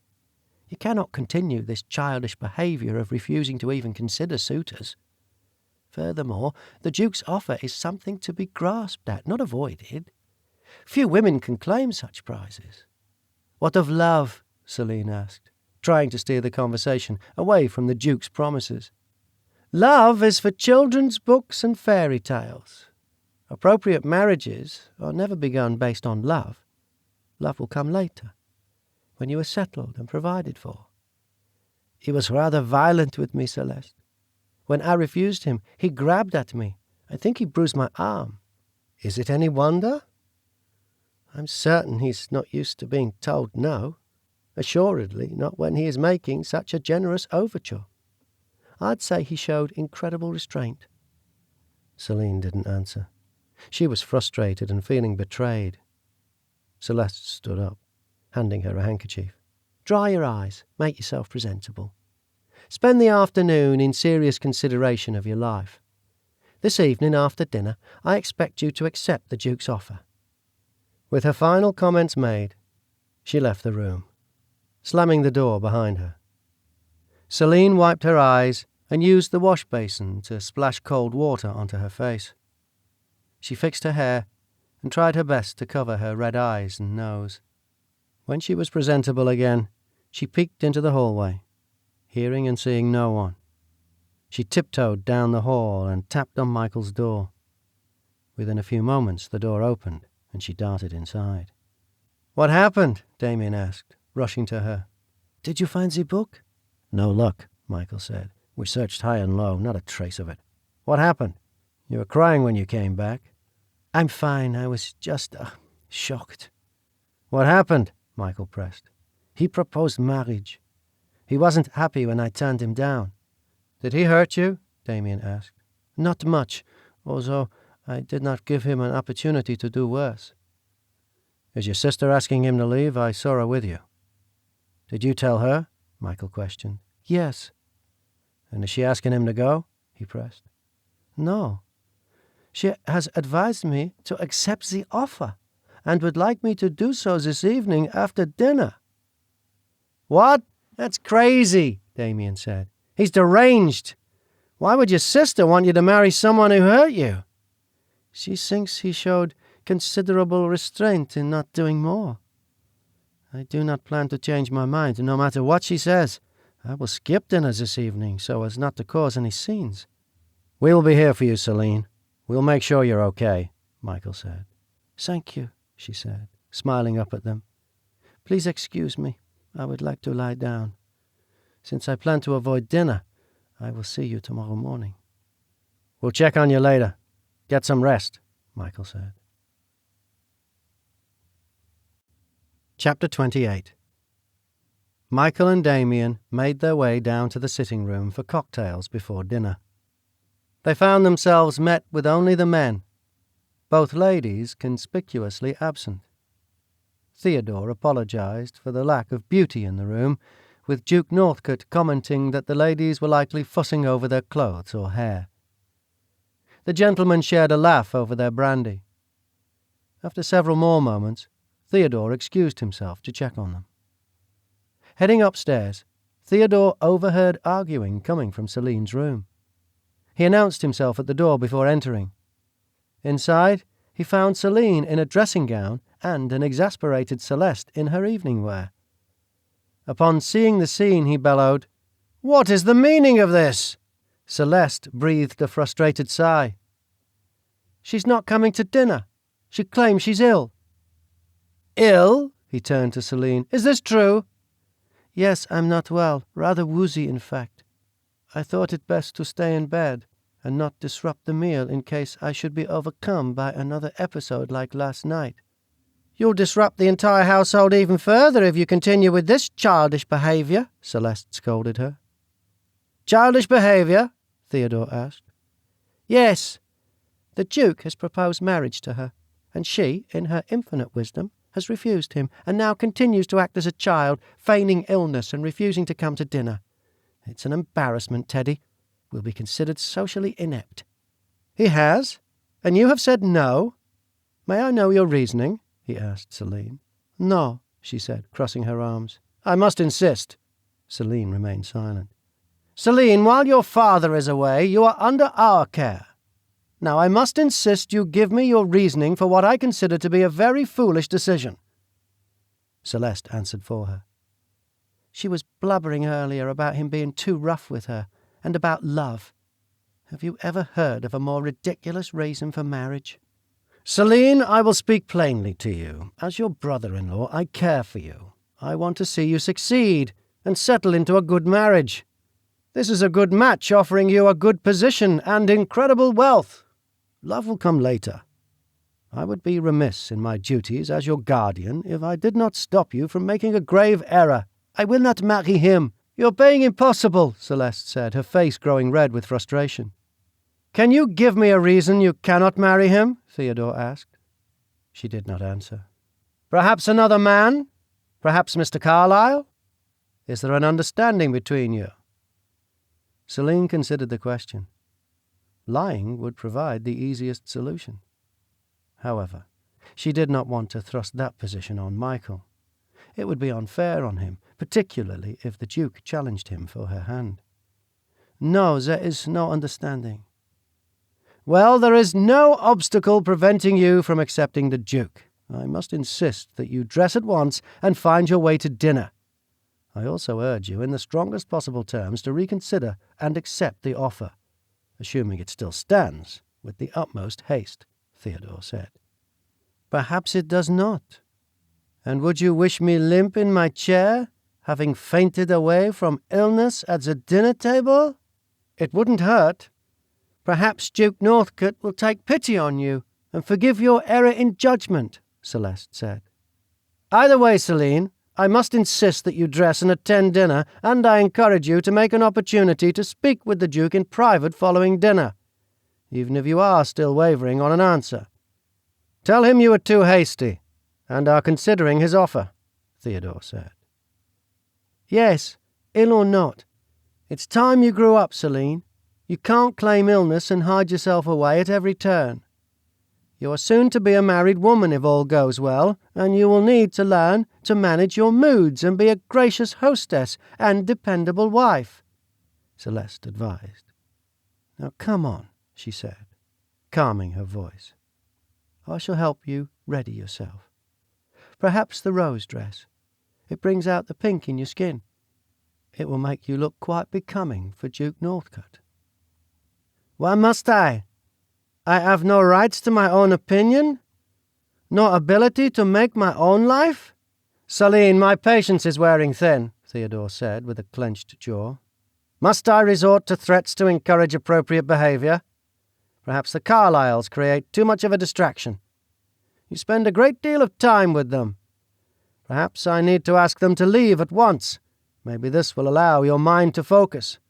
"No, you mustn't," Celine begged.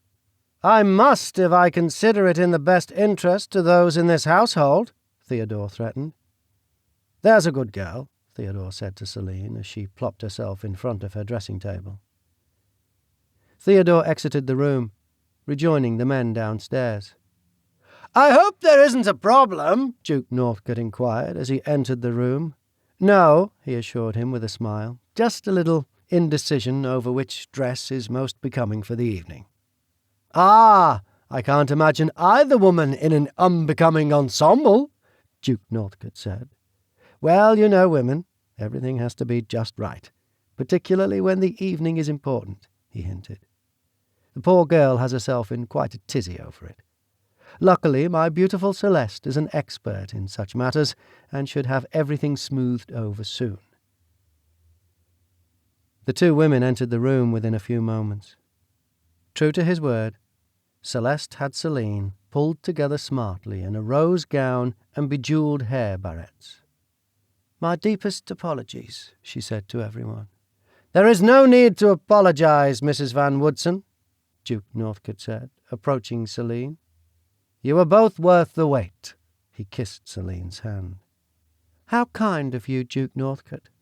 What an understanding man you are," she answered, shooting Celine a glance. "Careful, my dear, I may become jealous," Theodore said, laughing. "Shall we? I believe Cook may become impatient with us." They entered the dining room. Polite dinner conversation was made. As usual, before, the ladies went through to the sitting room to play cards, while the men enjoyed a final drink and cigar. Before joining the ladies, Duke Northcote asked if he could speak with Theodore, sending Michael and Damien to the sitting room ahead of them. "I assume you heard by now that I offered marriage to Celine?" Duke Northcote asked, once alone. "Yes, I did, and I advised her, as did Celeste, that it is in her best interest to accept the offer. It is in my understanding that she is considering it." "She has declined my offer." A childish and impulsive reaction, I'm sure. The poor girl doubtless didn't know what to say. You are quite an imposing man. "Don't patronize me, Theodore. I'm not in the mood. Either way, we must proceed. I will not take any chances. Since she has not expressed interest on her own, we proceed as discussed previously. Is everything prepared?" "Yes, although I think you may find that she may have come round to the idea now." "We shall see. What of the two Carlyle gentlemen? Have they been approached?" "No, but I plan to this evening." "Good," he said, turning to leave the dining room. Theodore and Duke Northcote joined the others in the sitting room. They found the four engaged in a game of cards. "Oh, Celine," Theodore said, already sipping a brandy, "I'm sorry to delay you. You wanted to take a walk this evening." Celine's heart sank. She was hoping to avoid this, but Theodore would not allow her to get away without facing it. "Yes," she said, reluctance filling her voice. "I can accompany you. I'd like to get some fresh air too," Michael said, standing. "Oh, Mr. Carlyle," Theodore said, holding a hand up, "I was hoping to discuss a rather important matter with you and your brother." Celine forced a weak smile. "Thank you, Mr. Carlyle, for your kind offer, but perhaps Duke Northcote would be kind enough to accompany me since you are unavailable." "I would be only too happy to," Duke Northcote said, nodding toward Celine. "You may want to take a shawl, sister dear. You wouldn't want to catch a chill. If you come with me, I will fetch mine for you to borrow. Duke Northcote, if you would be so kind as to meet us in the foyer. I promise we will not be more than a moment." "Of course, Mrs. Van Woodson." Celeste guided Celine from the room and up the stairs to her bedroom, retrieving a shawl and wrapping it around her sister's shoulders. "Be charming, Celine. Apologize for being too hasty. Beg his forgiveness and accept him. If he should question you, tell him you were feeling ill and exercised poor judgment. But make him aware that it is only on the rarest of occasions that you do this. Don't be foolish, Celine. I shall look forward to a blushing announcement of engagement from you when you return." Celeste fussed with her hair, pinched her cheeks to give them colour, and pushed the bust line of her dress down just a tad. "There. I think that should do." She turned her around, pushed her out the door and down the stairs toward the waiting man. Celine felt as though she were being ushered to the gallows. Every step another one closer to her doom. The words in the letter reverberated in her mind constantly, warning her not to trust Duke Northcote, Theodore, or Celeste, urging her not to give in to him. If she didn't, Theodore had threatened to remove her only two allies. Sometimes winning the war was more important than winning the battle. She plastered a smile across her face and approached him across the foyer. Smiling, he offered her his arm, and she, feigning graciousness, accepted it. Celine glanced back at her sister, who nodded to her as they made their way out of the door. "Everything is so beautiful in the moonlight, wouldn't you agree, Celine?" he said as they entered the garden. "Yes, it casts a romantic glow," she said before taking a deep breath and beginning her performance. She stopped walking, turning to face the Duke. Her heart beat hard in her chest. She hoped he didn't notice the sweat forming on her brow as her nervous instincts went to fever pitch. She glanced down at the ground, then up to him. "Duke Northcote," she began, then fluttered her eyelashes as she had seen her sister do so many times when charming a man. "Marcus," she offered a small smile, "I must apologize for my behavior earlier, and beg your forgiveness." She paused, unsure if she could continue without choking on the words. "I haven't been feeling well, and I believe it has had an unintended effect on my judgment." Duke Northcote tilted his head, considering her words. "Have you a different answer than you had earlier?" "Have you the same offer?" she asked demurely. "Yes, my offer remains unchanged." "Then I should choose to accept it. Oh, please know that I am not always so imprudent in my decisions." "I should hope not. I will need my wife to be a sensible woman. Let us consider the matter forgotten, and begin our engagement with a fresh start, shall we?"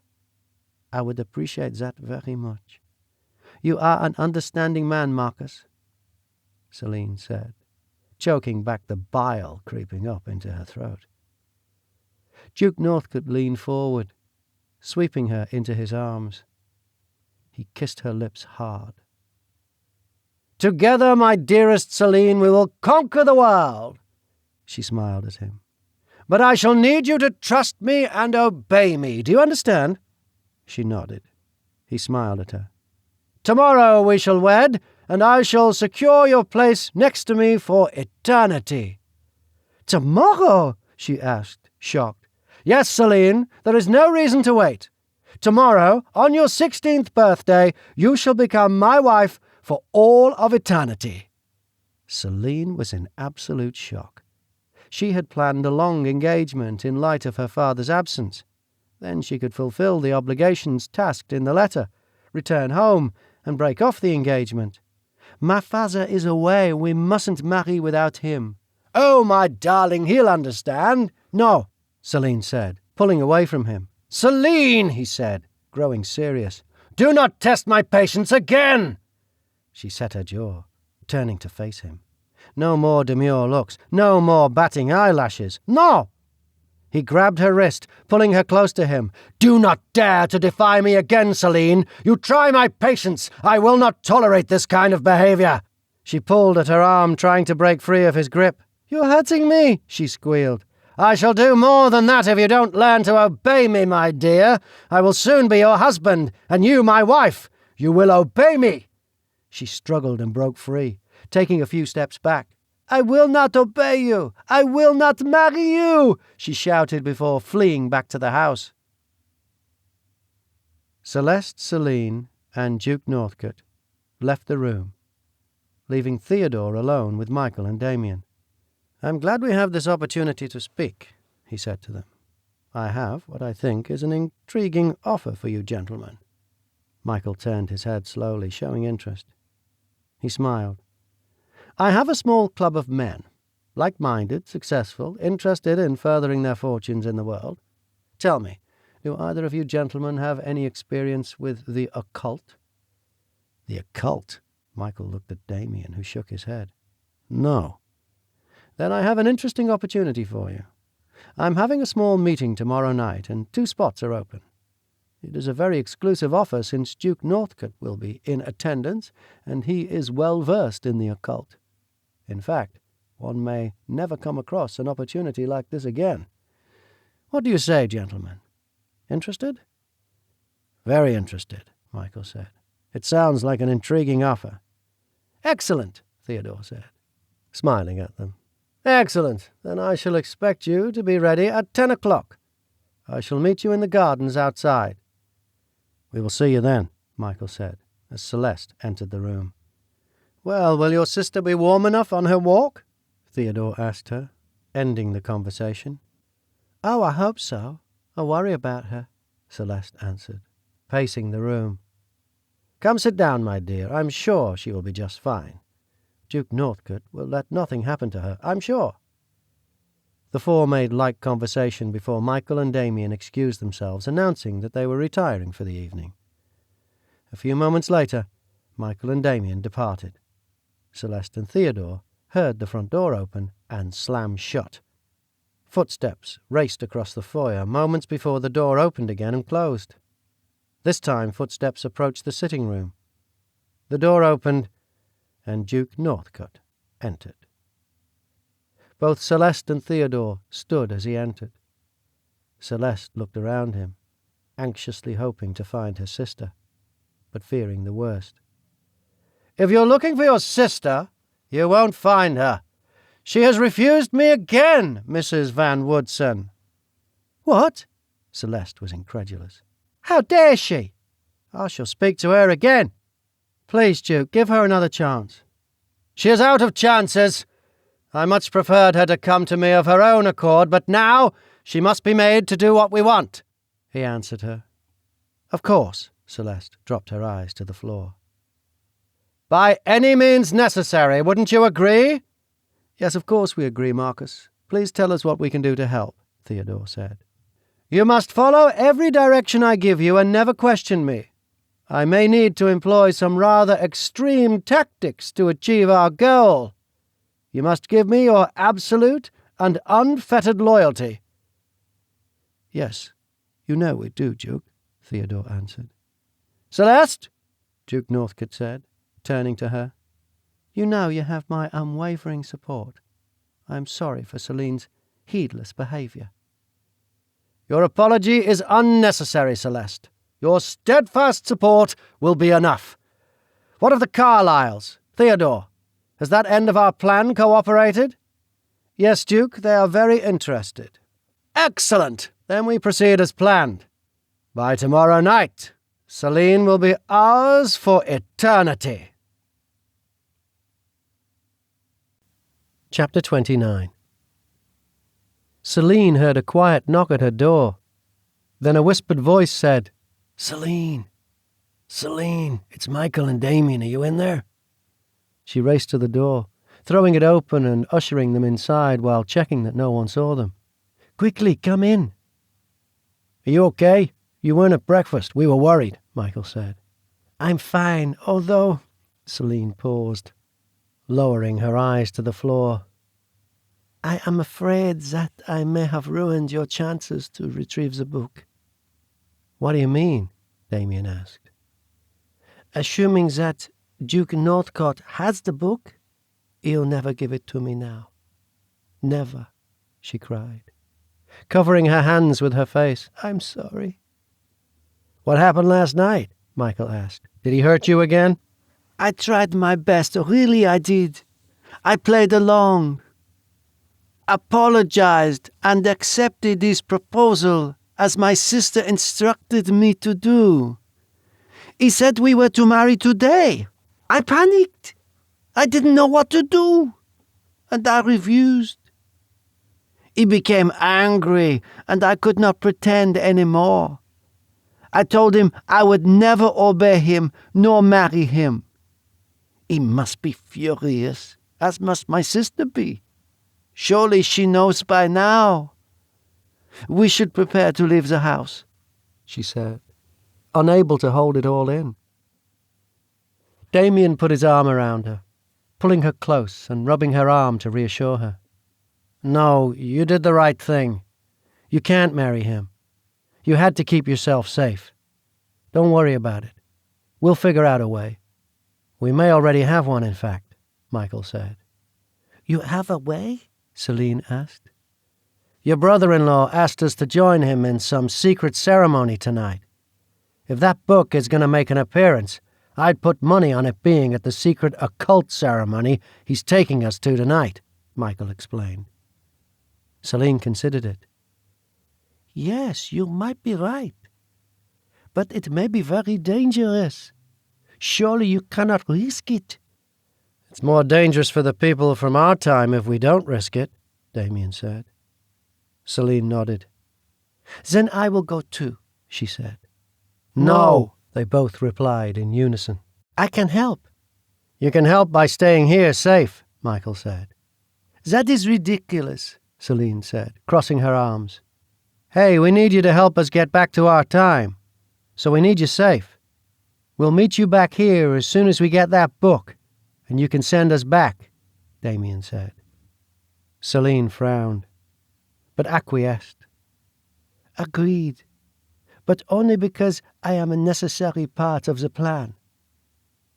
We're meeting Theodore at 10, so expect us maybe 2 or 3 hours after that, Michael said.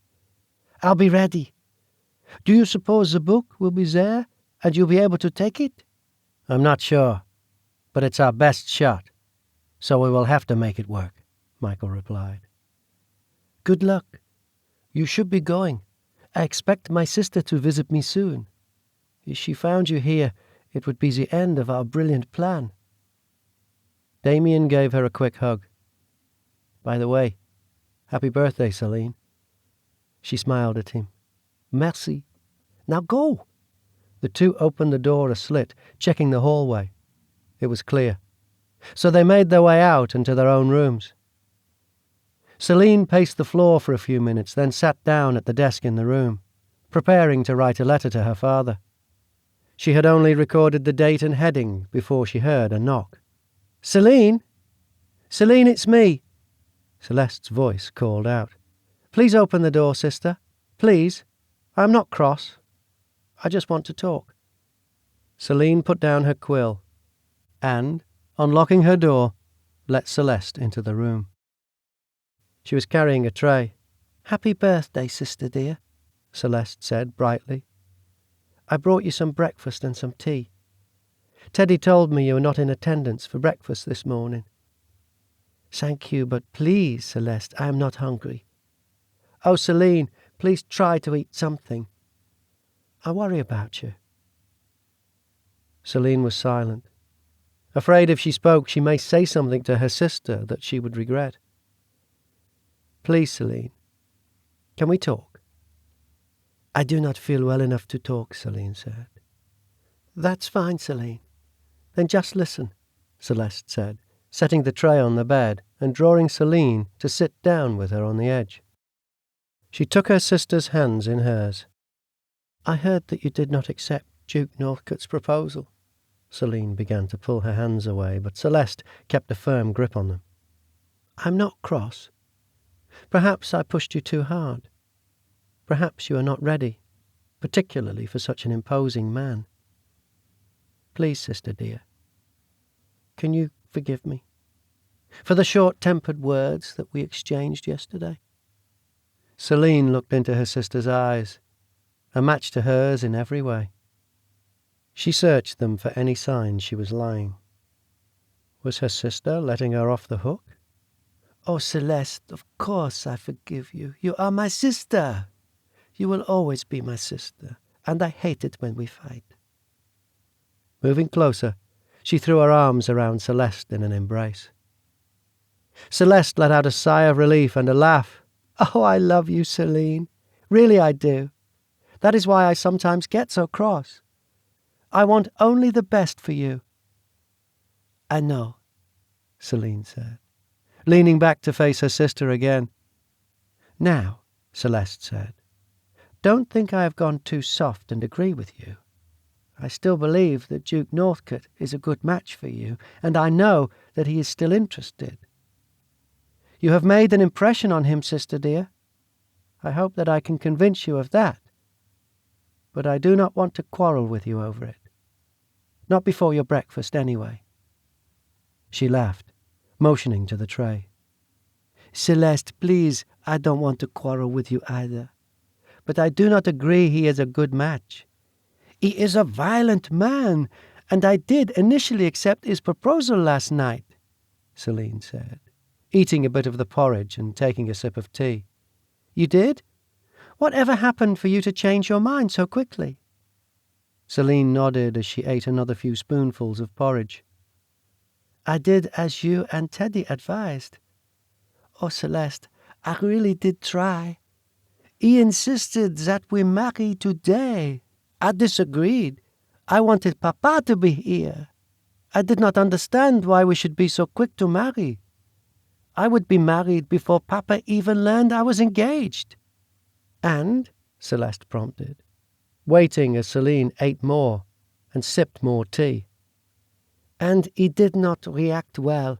He grabbed my wrist, twisting it until I was in pain, and told me I must learn to obey him. His sudden turn frightened me, and I called it off." Celeste considered the story for a moment while Celine finished her porridge. "You know, Celine, I don't always agree with Teddy, but I do as he sets forth. That is part of being a good wife. You are so young to understand, and it must seem terribly unfair, particularly since Papa has let you do as your heart pleased for so long. He has spoiled you." She smiled, tucking a lock of hair behind Celine's ear. "But it's my job, as your older sister, to make sure you will be looked after." "You think I should have agreed then?" Celeste stood, walking a few steps away from the bed, contemplating the question. After a moment, she responded. "You reacted hastily. You should have sought me out for counsel. Together, we would have sorted things out. Teddy and I are your guardians at the moment. We could have intervened." "I did not expect you would have listened, Celeste. And for that I'm sorry," she said, turning to face her. Celine sighed.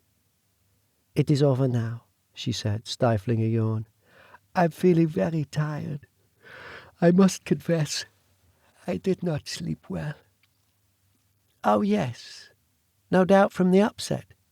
Again, I apologize for my part in that, but I hope it is resolved and we can put it behind us." Celine smiled sleepily. "Yes. Here, let me help you into bed," Celeste said, pulling the covers up around her. "Rest now, sister dear, rest." Celeste kissed her forehead as Celine's eyes closed and she drifted off to sleep.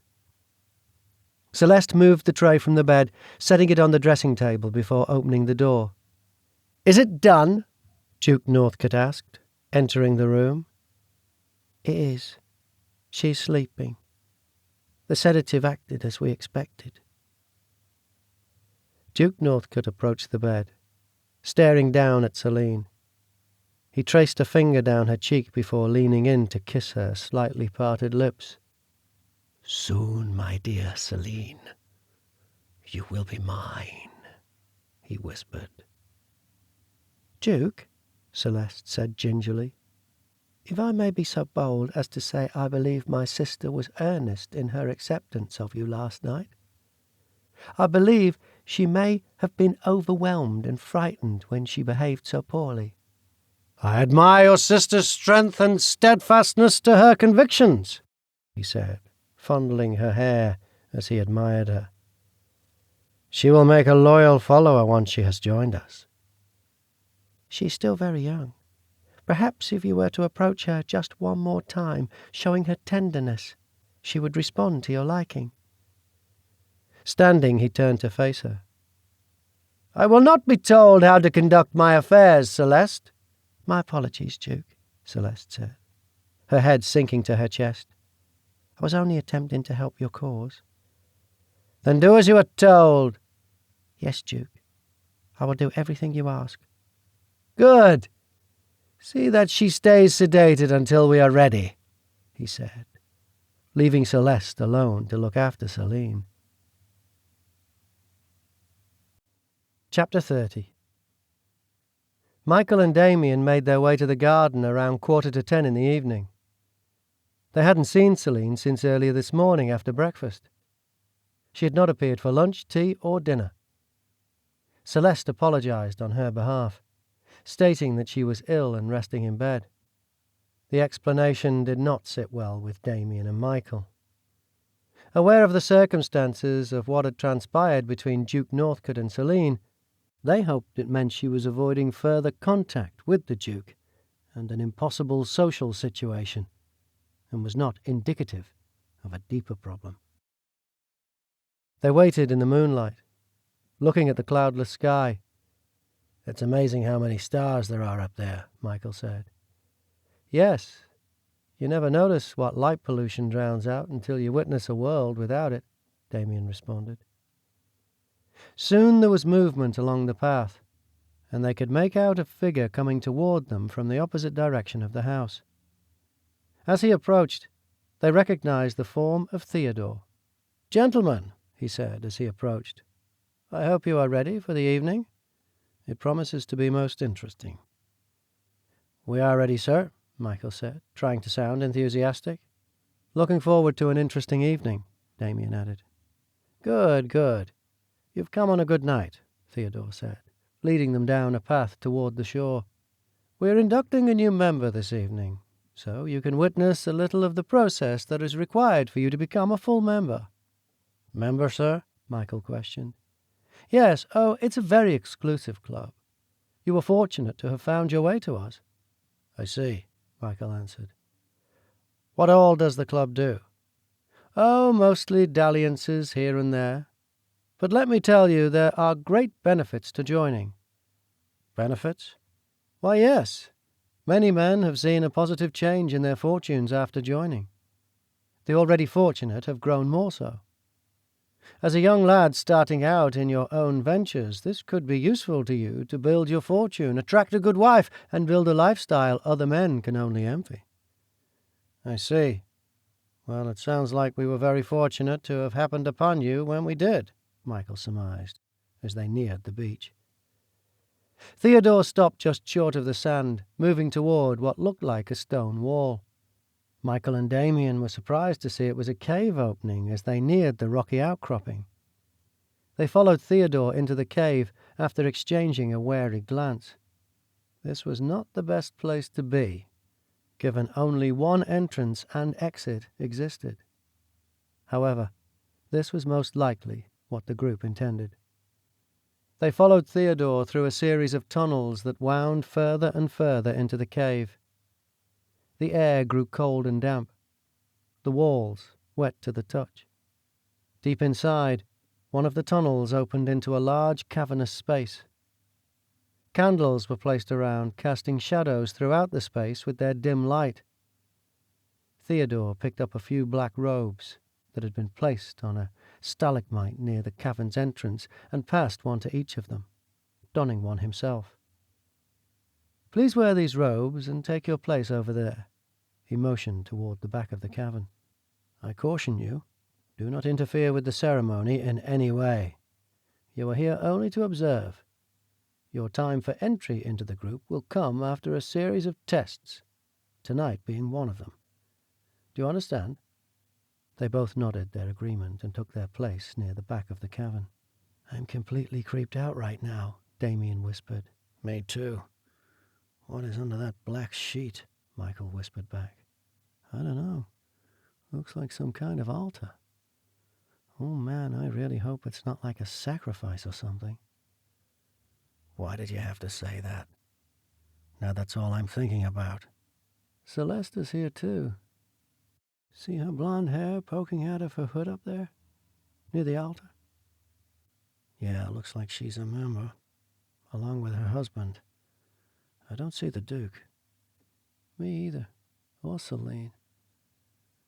But look, next to Celeste, a book. Could that be the Book of the Dead?" "I don't know, but I bet it is. How are we going to get it?" "No idea, but I think I spotted an opening behind us. It's hard to tell. It's so dark back here.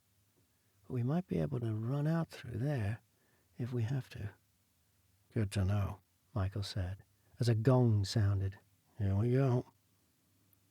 At the sound of the gong, a low chant began to fill the chamber. From another tunnel, Duke Northcote appeared, wearing a similar long black robe, the hood thrown back. He approached the altar, stopping in front of it. The chanting continued, growing louder and louder. "Tonight," he said in a loud voice as the chanting lowered to a murmur, "we welcome a new member to our group. A very important member. A member who will stand by my side as we continue to make our mark on the world. Let us begin." Turning toward the altar, he pulled the black cloth off the altar, revealing what was underneath. "Oh my God," Damien said, putting his hand over his mouth that was agape. It's Celine. Celine lay on her back, unmoving. Her eyes were closed as if she was asleep. Duke Northcote fingered a lock of her hair, staring down at her for a moment before continuing. He removed something from his pocket and leaned toward her. "It's time to wake up, Celine, dear," he said, holding something under her nose. Her face twisted as though the smell was putrid, and her eyes shot open. She blinked a few times, her brow furrowing with confusion. Duke Northcote leaned over her, stroking her cheek.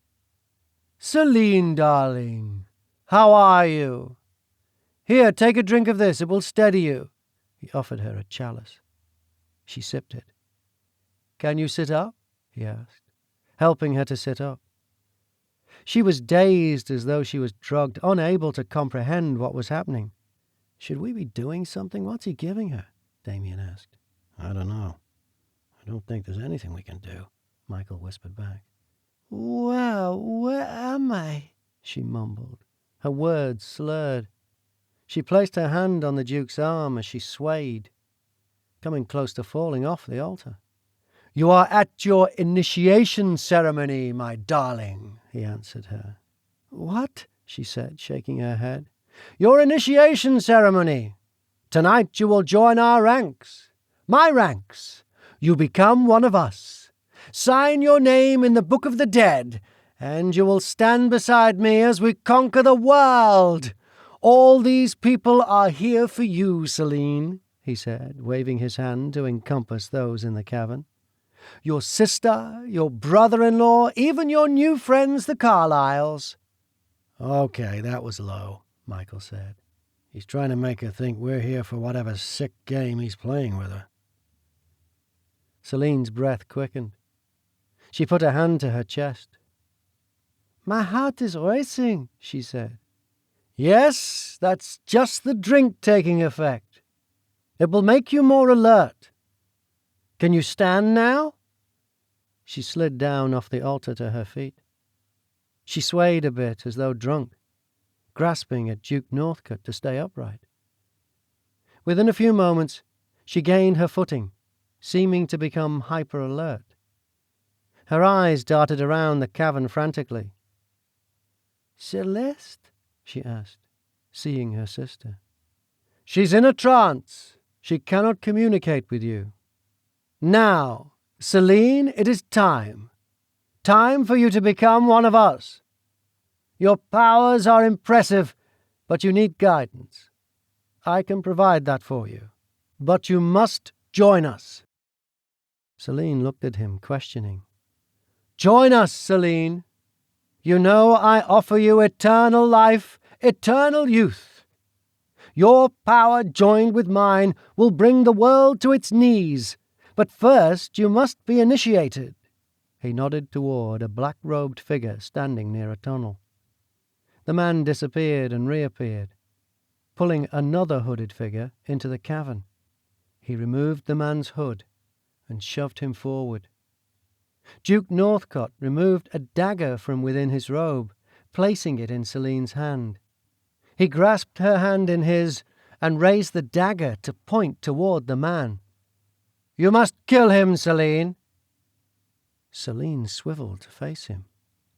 "I will not," she said, incredulous. "Celine, you must draw blood to become one of us. I order you to kill him. Now kill him." "I do not wish to become one of you. You and your cult. It's evil."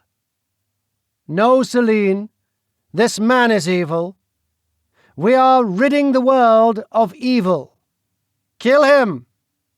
The man looked pleadingly at Celine, his eyes silently begging her not to kill him.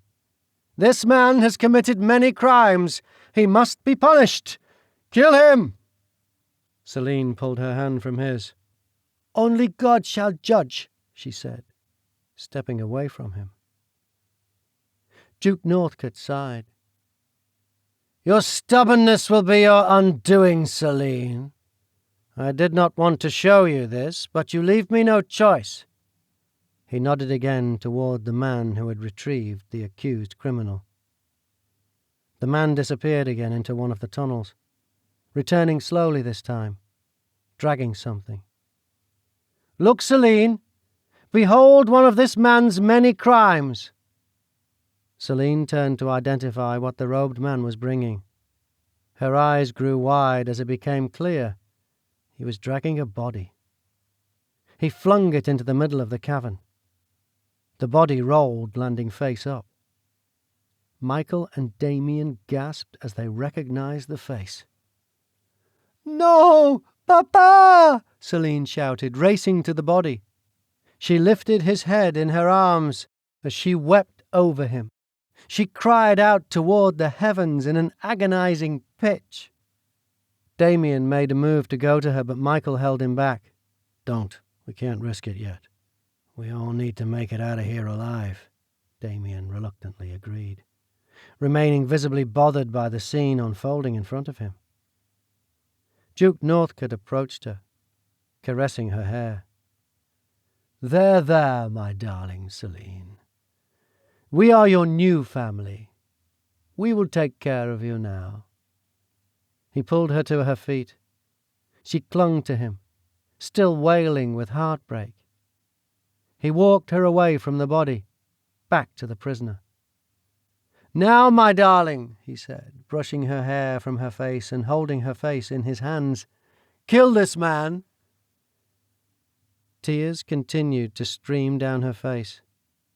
She looked like a frightened child as she stared up at him, in complete and utter shock. He placed the knife in her hands again. "This is the man responsible for your father's death. When your father departed, he robbed him on his way to the ship and then killed him. He killed your father for a few pieces of gold, Celine. Now I want you to make him pay for his crimes. Kill him, Celine." He pointed the knife toward him, holding her hand in his again. "No," she sobbed. "No, I cannot." "Celine, listen to me. Kill him. You can and you must. I will guide your hand. I will provide you with the strength you do not have, but you must kill him." Pulling her closer, he pressed the knife forward until it was touching the man's chest. Celine sobbed, tears rolling down her cheeks. "Please," the man said to her, his lips quivering. Celine squeezed her eyes shut for a moment. Duke Northcote moved around so he was behind Celine. "Celine, he killed your father in cold blood. Make him pay," he growled into her ear. "Do it now, Celine." Celine was wide-eyed as she peered at the man, then scanned the room. She sniffed and choked additional tears out as her eyes darted between her intended victim and the others. "Celeste?" she asked again. "She cannot help you, Celine. She is in a trance. Now concentrate, Celine. Finish your task, and you shall see her again." Celine looked toward Damien and Michael. Michael shook his head slightly, showing that he did not agree with what was happening. She glanced back at the man in front of her, then back to her friends. Damien mouthed the word, "book," to her, and darted his eyes toward it. She followed his glance, noting the book. She looked back at him, giving him a slight nod. "No!" she shouted, pulling her hand from the Duke's hand and letting the knife clatter to the floor. She took a few steps back away from him, moving toward the book. "No!" she shouted again. "I will not do it! I will not join you!" "Celine!" Duke Northcote warned in a loud voice. "No, Marcus, no! You are evil, and I will not join you!" she said, backing up further. "Celine!" he warned again. "Do not do something you will regret!" She shook her head. "The only thing that I would regret is joining you!" Then she looked toward Michael and Damien and shouted one word to them. "Run!" Immediately after issuing her warning, she spun around, grabbing the book from its place on the altar near Celeste and fleeing through one of the nearby tunnels. She hoped her co-conspirators followed her lead and disappeared down the tunnel behind them. While these tunnels were a maze, she was sure she could navigate to them and give them the book. "Celine, no!" Duke Northcote howled behind her. "Find her!" he demanded of his loyal subjects. Celine heard footfalls running. They seemed to be coming from every direction. She weaved through the maze of tunnels, having explored enough of the cave while visiting her sister on previous occasions to move through them with ease. She tried to put as much distance between her and the cavern as possible, while also making several turns so there was not a straight path to her.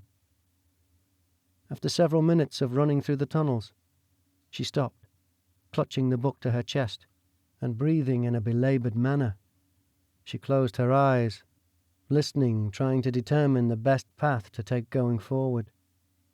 After a few moments, she opened her eyes, peering into the blackness. She thought she detected a noise to her right, so she moved left. She went around a corner into a small circular opening. Standing in front of her was the man Duke Northcote had asked her to kill. In his hand, the knife she had dropped earlier. He smiled at her. "I'll be taking that, miss," he said, motioning to the book with the knife, a grin crossing his grizzled face. "No, I cannot give it to you, I'm sorry," she said, clutching it to her chest tighter and turning to leave. "I wasn't asking, miss," he said, grabbing her arm and turning her around. He grasped the book, trying to pull it from her. "I said no!" she shouted. He let go of the book, nearly causing her to fall backwards. "And I said I wasn't asking," he said, plunging the knife into her abdomen. Intense pain surged through her body as the knife pierced into her belly. She dropped the book, grasping at the knife now stuck in her stomach. The man chuckled as he picked up the book. "You scream less than your daddy. I'll be seeing you, miss. And thank you. This'll get me back into the Duke's good graces." He disappeared down the tunnel. Celine sunk to her knees, pain narrowing her vision to pinpoints. She grasped the knife and pulled it from her body, shrieking as it slid out of her wound. Clutching her belly, she struggled to stand. She looked at her hands, covered in blood. She leaned against the cave wall, feeling its dampness as she laboured in pain to move. She heard a noise behind her. "Oh, mon Dieu, I must go, he is coming," she said aloud, motivating herself to move. She struggled to move forward, staggering a few steps forward before almost collapsing. "Celine, stop!" a voice said behind her. She recognised the Duke's voice and sobbed as she tried to push forward, realising that she could not escape him. "Marcus," she said, turning toward him, tears again streaming down her face. She began to collapse forward. He noticed her clutching her stomach, the blood that covered her hands and dress. "Celine, no!" he shouted, rushing toward her and catching her as she collapsed. "No, Celine, my darling," he said, holding her in his arms and surveying the wound. "Who did this to you?" "I did, Governor," the criminal said, entering the cavern again. "But I got the book back for you see," he said, brandishing the book.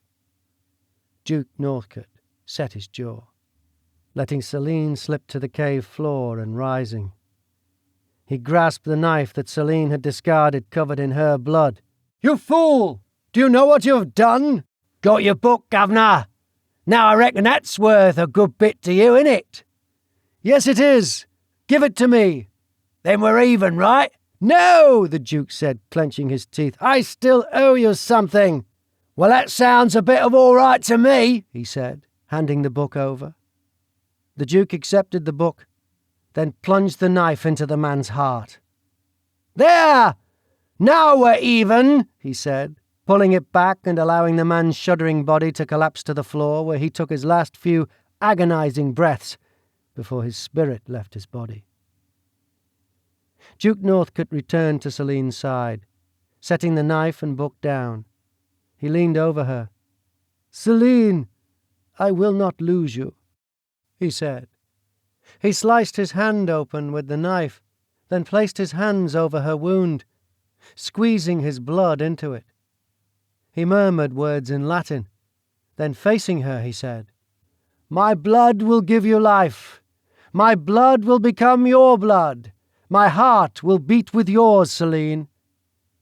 Celine groaned as the pain worsened for a moment. Within seconds, she felt the pain subsiding.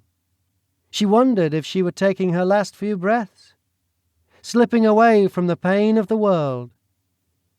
But as the pain subsided, she began to feel stronger, not weaker. She looked down, and it appeared as though her wound was closing. She looked up at Duke Northcote, bewildered. "You will be all right now, Celine," he said, stroking her hair and breathing what appeared to be a sigh of relief. She sat up. There was no more pain in her abdomen, no more blood oozing from her body. She looked to him. From the corner of her eye she saw the book. He had just saved her life, but she knew she had to deliver the book to Michael and Damien. If she was correct, the Duke could be injured but not killed. His hand had bled but was already healed. A deep wound could buy her the time she needed. "Thank you," she whispered, then added, "I'm sorry." His brow furrowed with confusion. Then his face twisted with understanding as he felt the knife pierce his gut. She grabbed the book and fled from the room. The knife clattered to the floor behind her, but she dared not look back. "Celine!" she heard a voice call out. She did her best to head toward it, recognizing it as Michael's. Threading through the tunnels, she made her way to the mouth of the cave.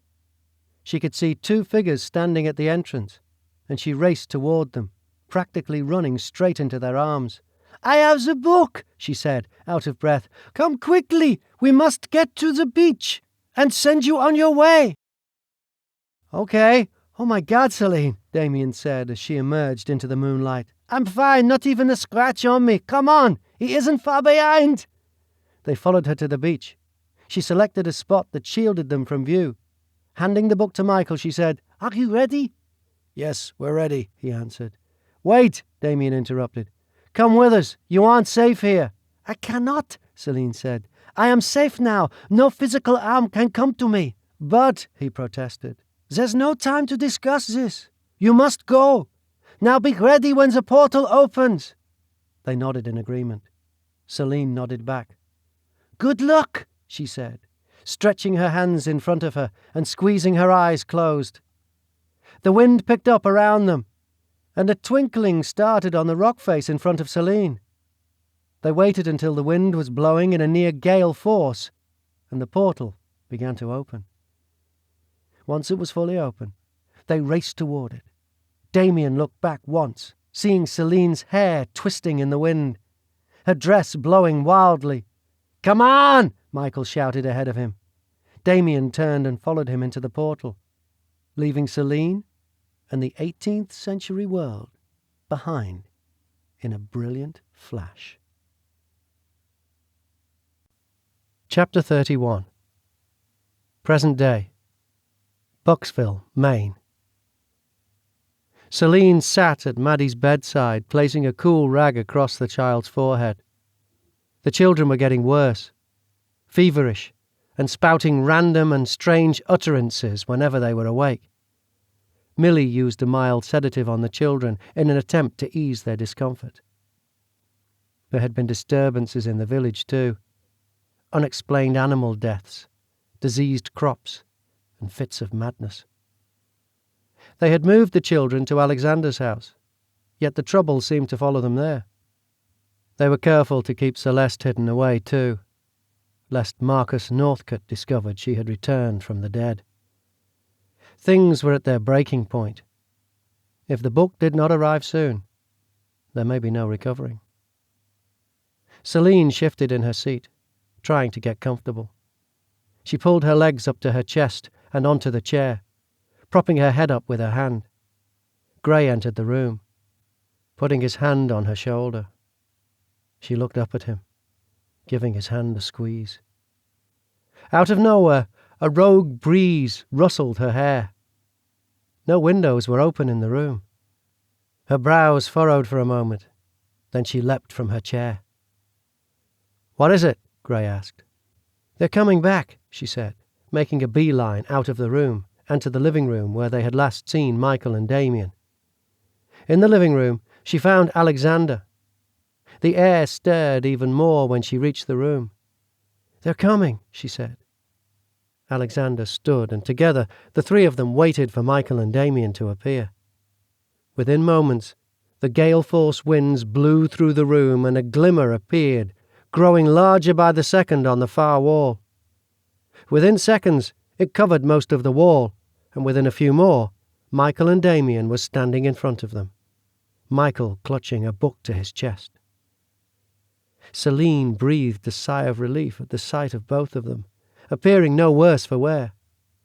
She ran to them, pulling them both into a hug at the same time. "We got it," Michael said. She stepped back. "Are you okay?"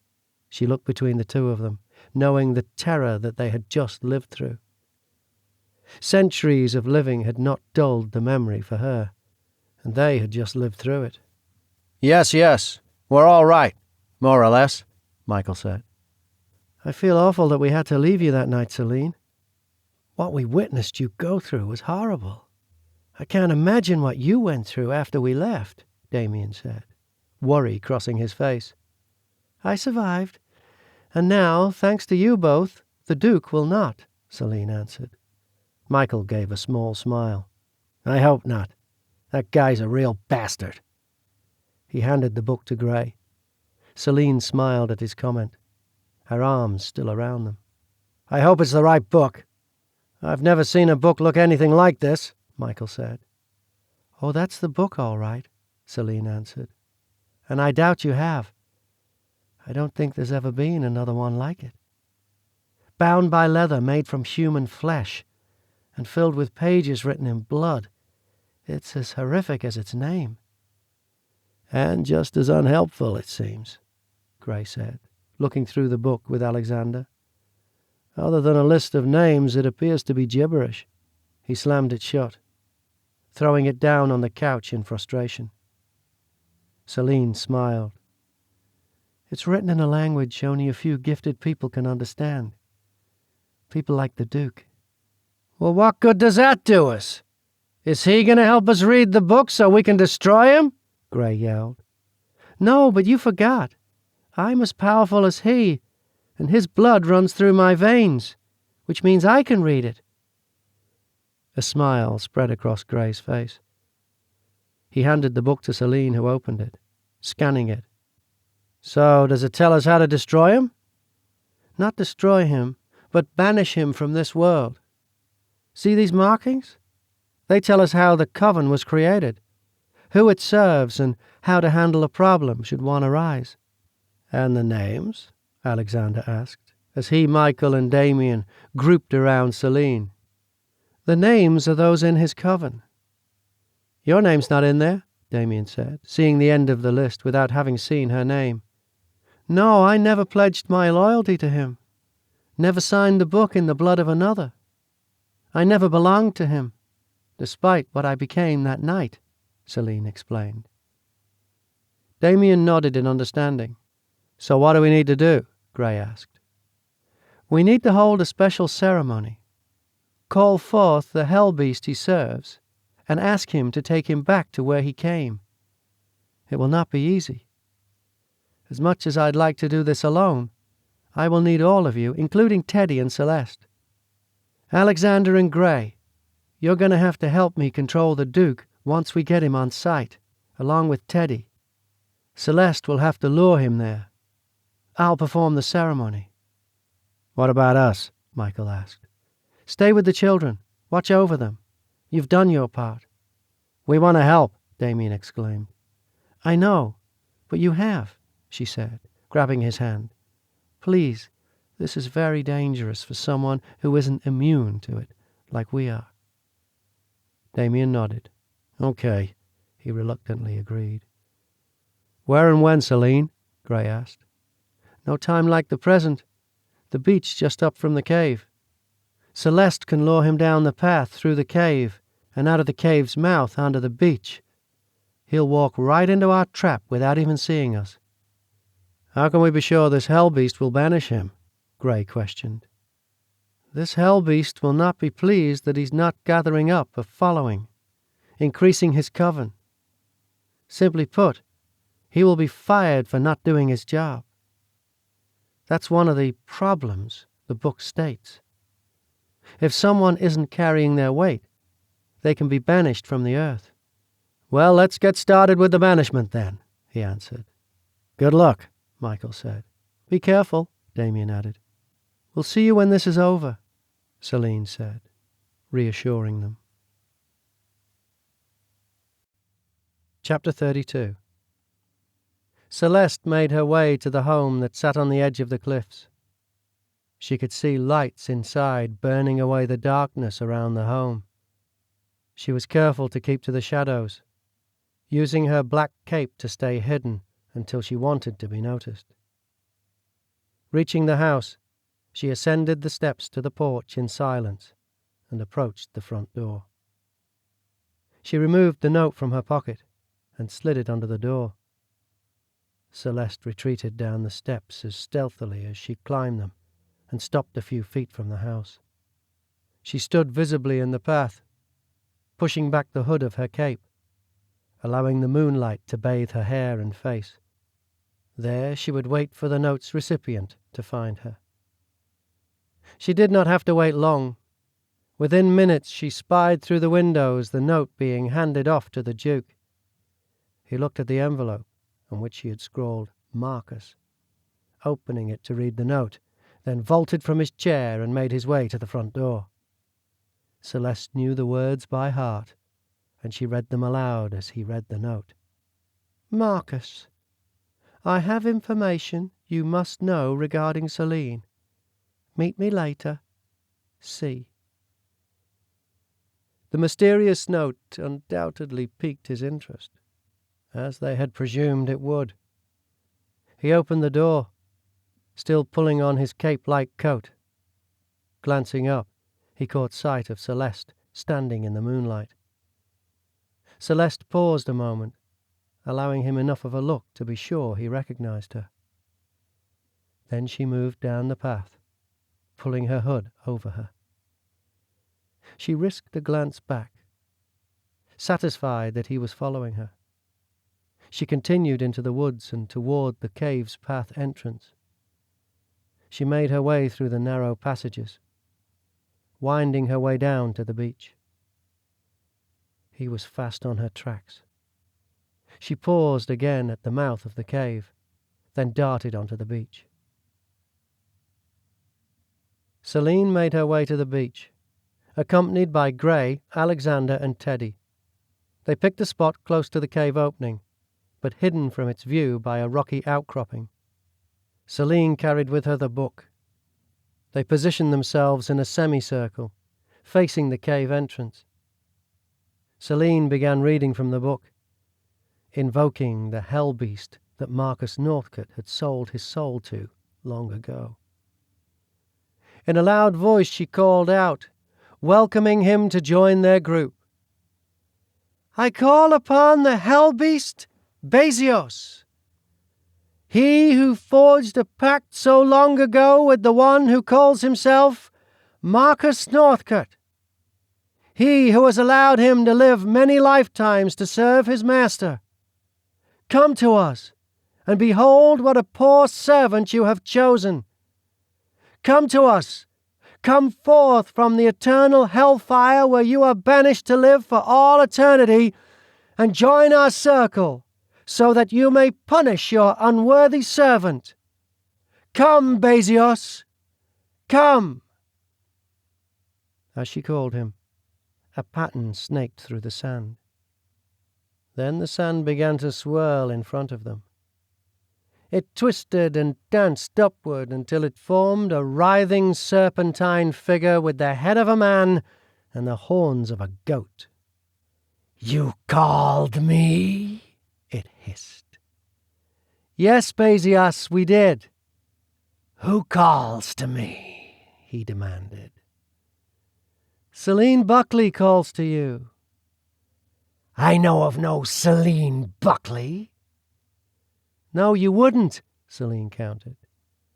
"But I was intended to be one of yours, brought to you by your servant Marcus Northcote. Marcus failed to deliver not only my soul, but the souls of many others. See here how the book you and he signed in spilled blood has no new entries. For centuries you have allowed him to walk this earth, and for centuries he has played you for a fool." "Why do you call me to tell me these things?" "Because I want you to reclaim him and take him to the depths of hell with you." "Why should I do your bidding?" "Because your book demands it. Or are you too weak to make him pay for his lack of obedience?" The sand snake quivered in anger. "Must I do your job for you, Basios? What will your Dark Lord say?" Celine continued to needle at him. He growled with rage. "Bring him to me, and I shall deal with him." "You're in luck, Basios, for he approaches us now. He is close. Watch and observe how your so-called servant displays his arrogance, throwing your pack to the wind as he pursues the only thing he has for epochs, his own gratification, by making me his." Without a word, the sand serpent slithered his way to a nearby rock. Hidden in the shadows, he waited. Celine saw Celeste approaching the circle. Celeste nodded her head discreetly. "He's coming," Celine said in a low voice. As Duke Northcote approached the group, confusion plain on his face at seeing Celeste alive along with the other members of the group, Teddy shoved his hand forward, jolting him with a shock. He stumbled to the side, not expecting an attack. Following Teddy's lead, Gray launched his attack, jolting him from the other side. He reeled as Alexander launched a frontal attack. With the element of surprise gone, Marcus was quick to recover from the latest attack.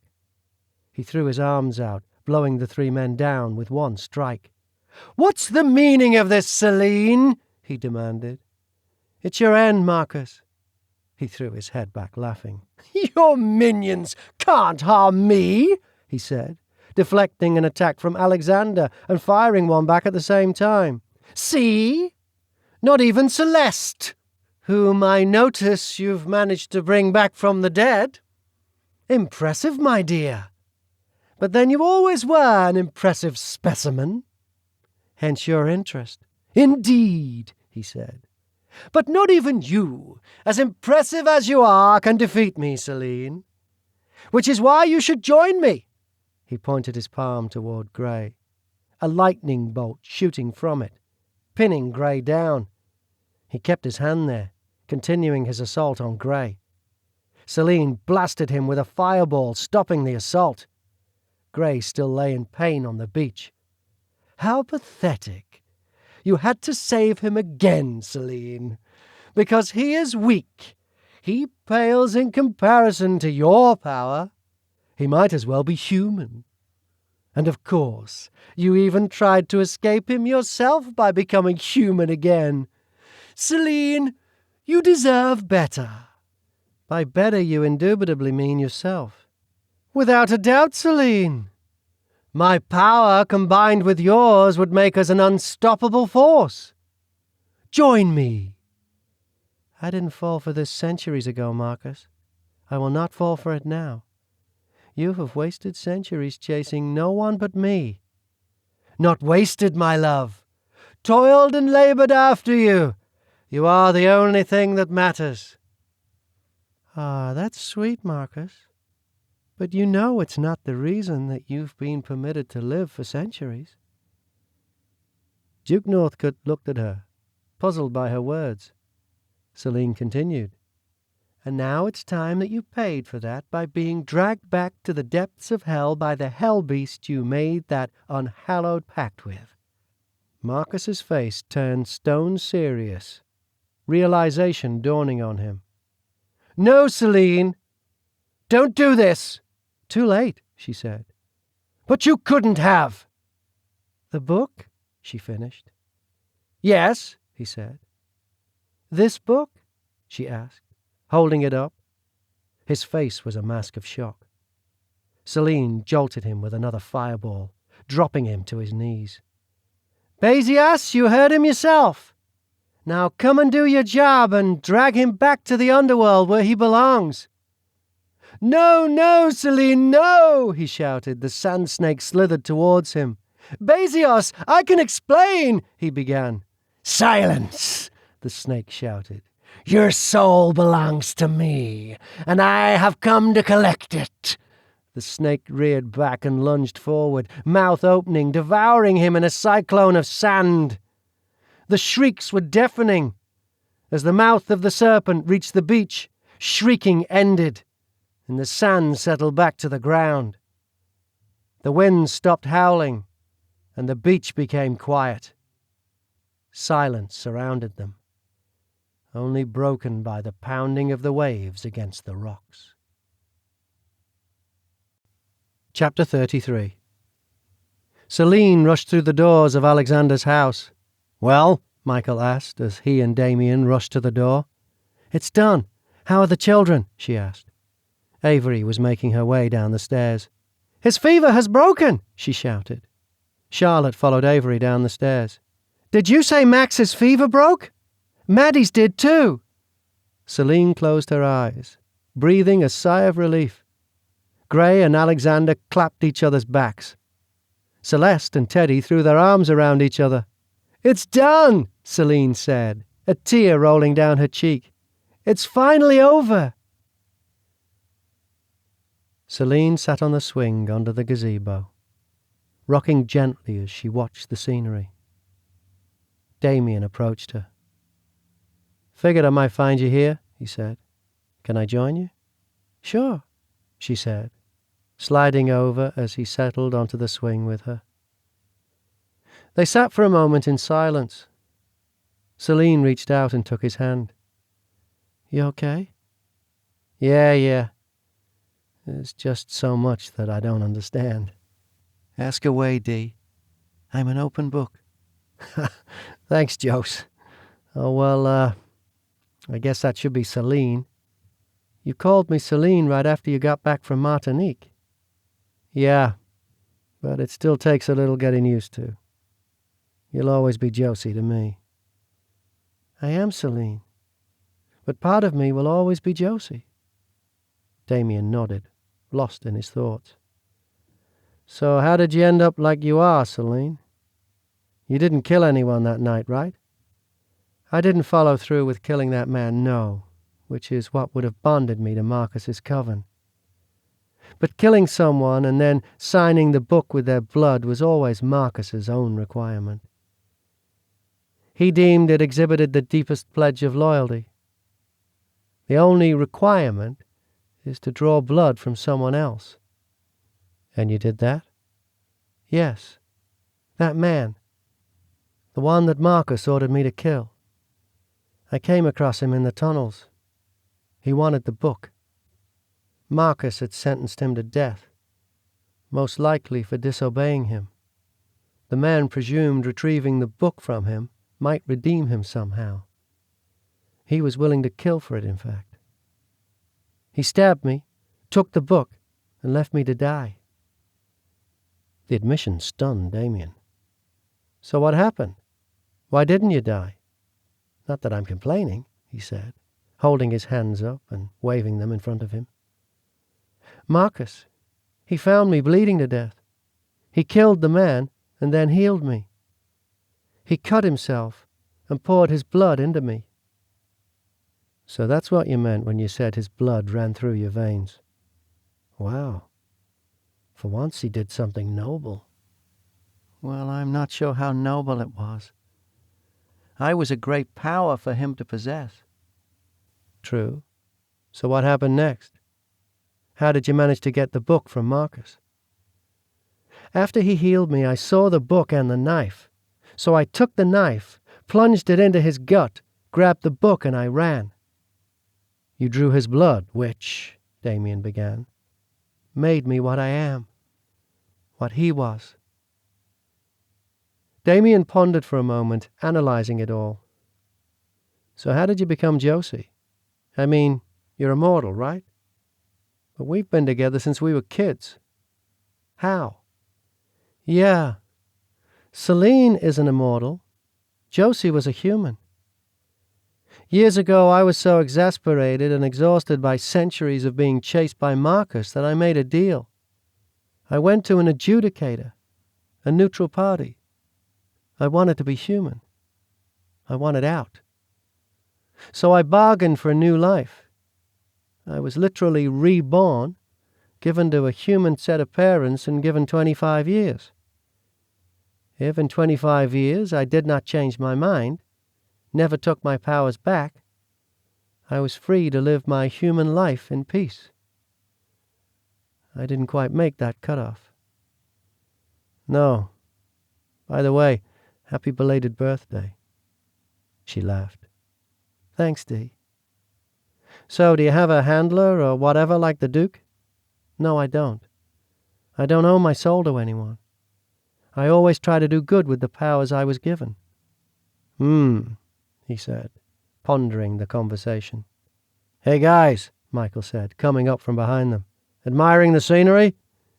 Yeah, Damien said. It is beautiful here. Yes, we can finally enjoy the beauty and peace here, Celine said. I'm glad for that, Damien answered, sighing. I don't know how I could go back home without you. He stared down at the ground. Celine looked over at him. She would also be heartbroken if he left her. She had already given the situation hours of consideration. She could understand what Damien was suffering through.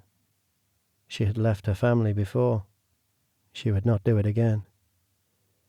About that, she began, I was thinking. You've been talking about going 100% remote with your company. Perhaps now is the time to do that. How would that help? Then I'll be alone even more in that house, Damien answered, kicking the ground with his foot. Not if you stayed here with us. Understanding filled his face, along with a smile. You mean, move here? Celine nodded. Yes, move here. Then I wouldn't miss you, and you wouldn't miss me. And besides, we could always use a good person like you to help us fight the darkness. The Duke is gone, but evil always exists. His smile broadened. I would like that. I will talk to my supervisor first thing tomorrow morning. With Damien settled, Celine turned to Michael. How about you? Are you okay to go home? Well, it looks like I'm losing two of my friends. But at least there's the internet. And I'm not sure there is a normal life for me after what I just experienced. I just feel this connection I don't want to lose. Unless? Unless? Celine asked. Unless we open a branch here. I could oversee it. Live in town.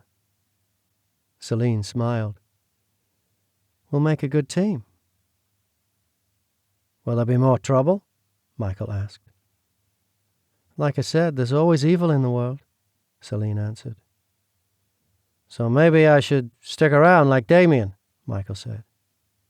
Maybe you should, she agreed. You should. We are a team of shadow slayers. Besides, we already have our next task, Damien joined in. We do? Yeah. As far as I know, that painting is still missing, which according to the legend means no one is safe. We need to find that painting. Epilogue.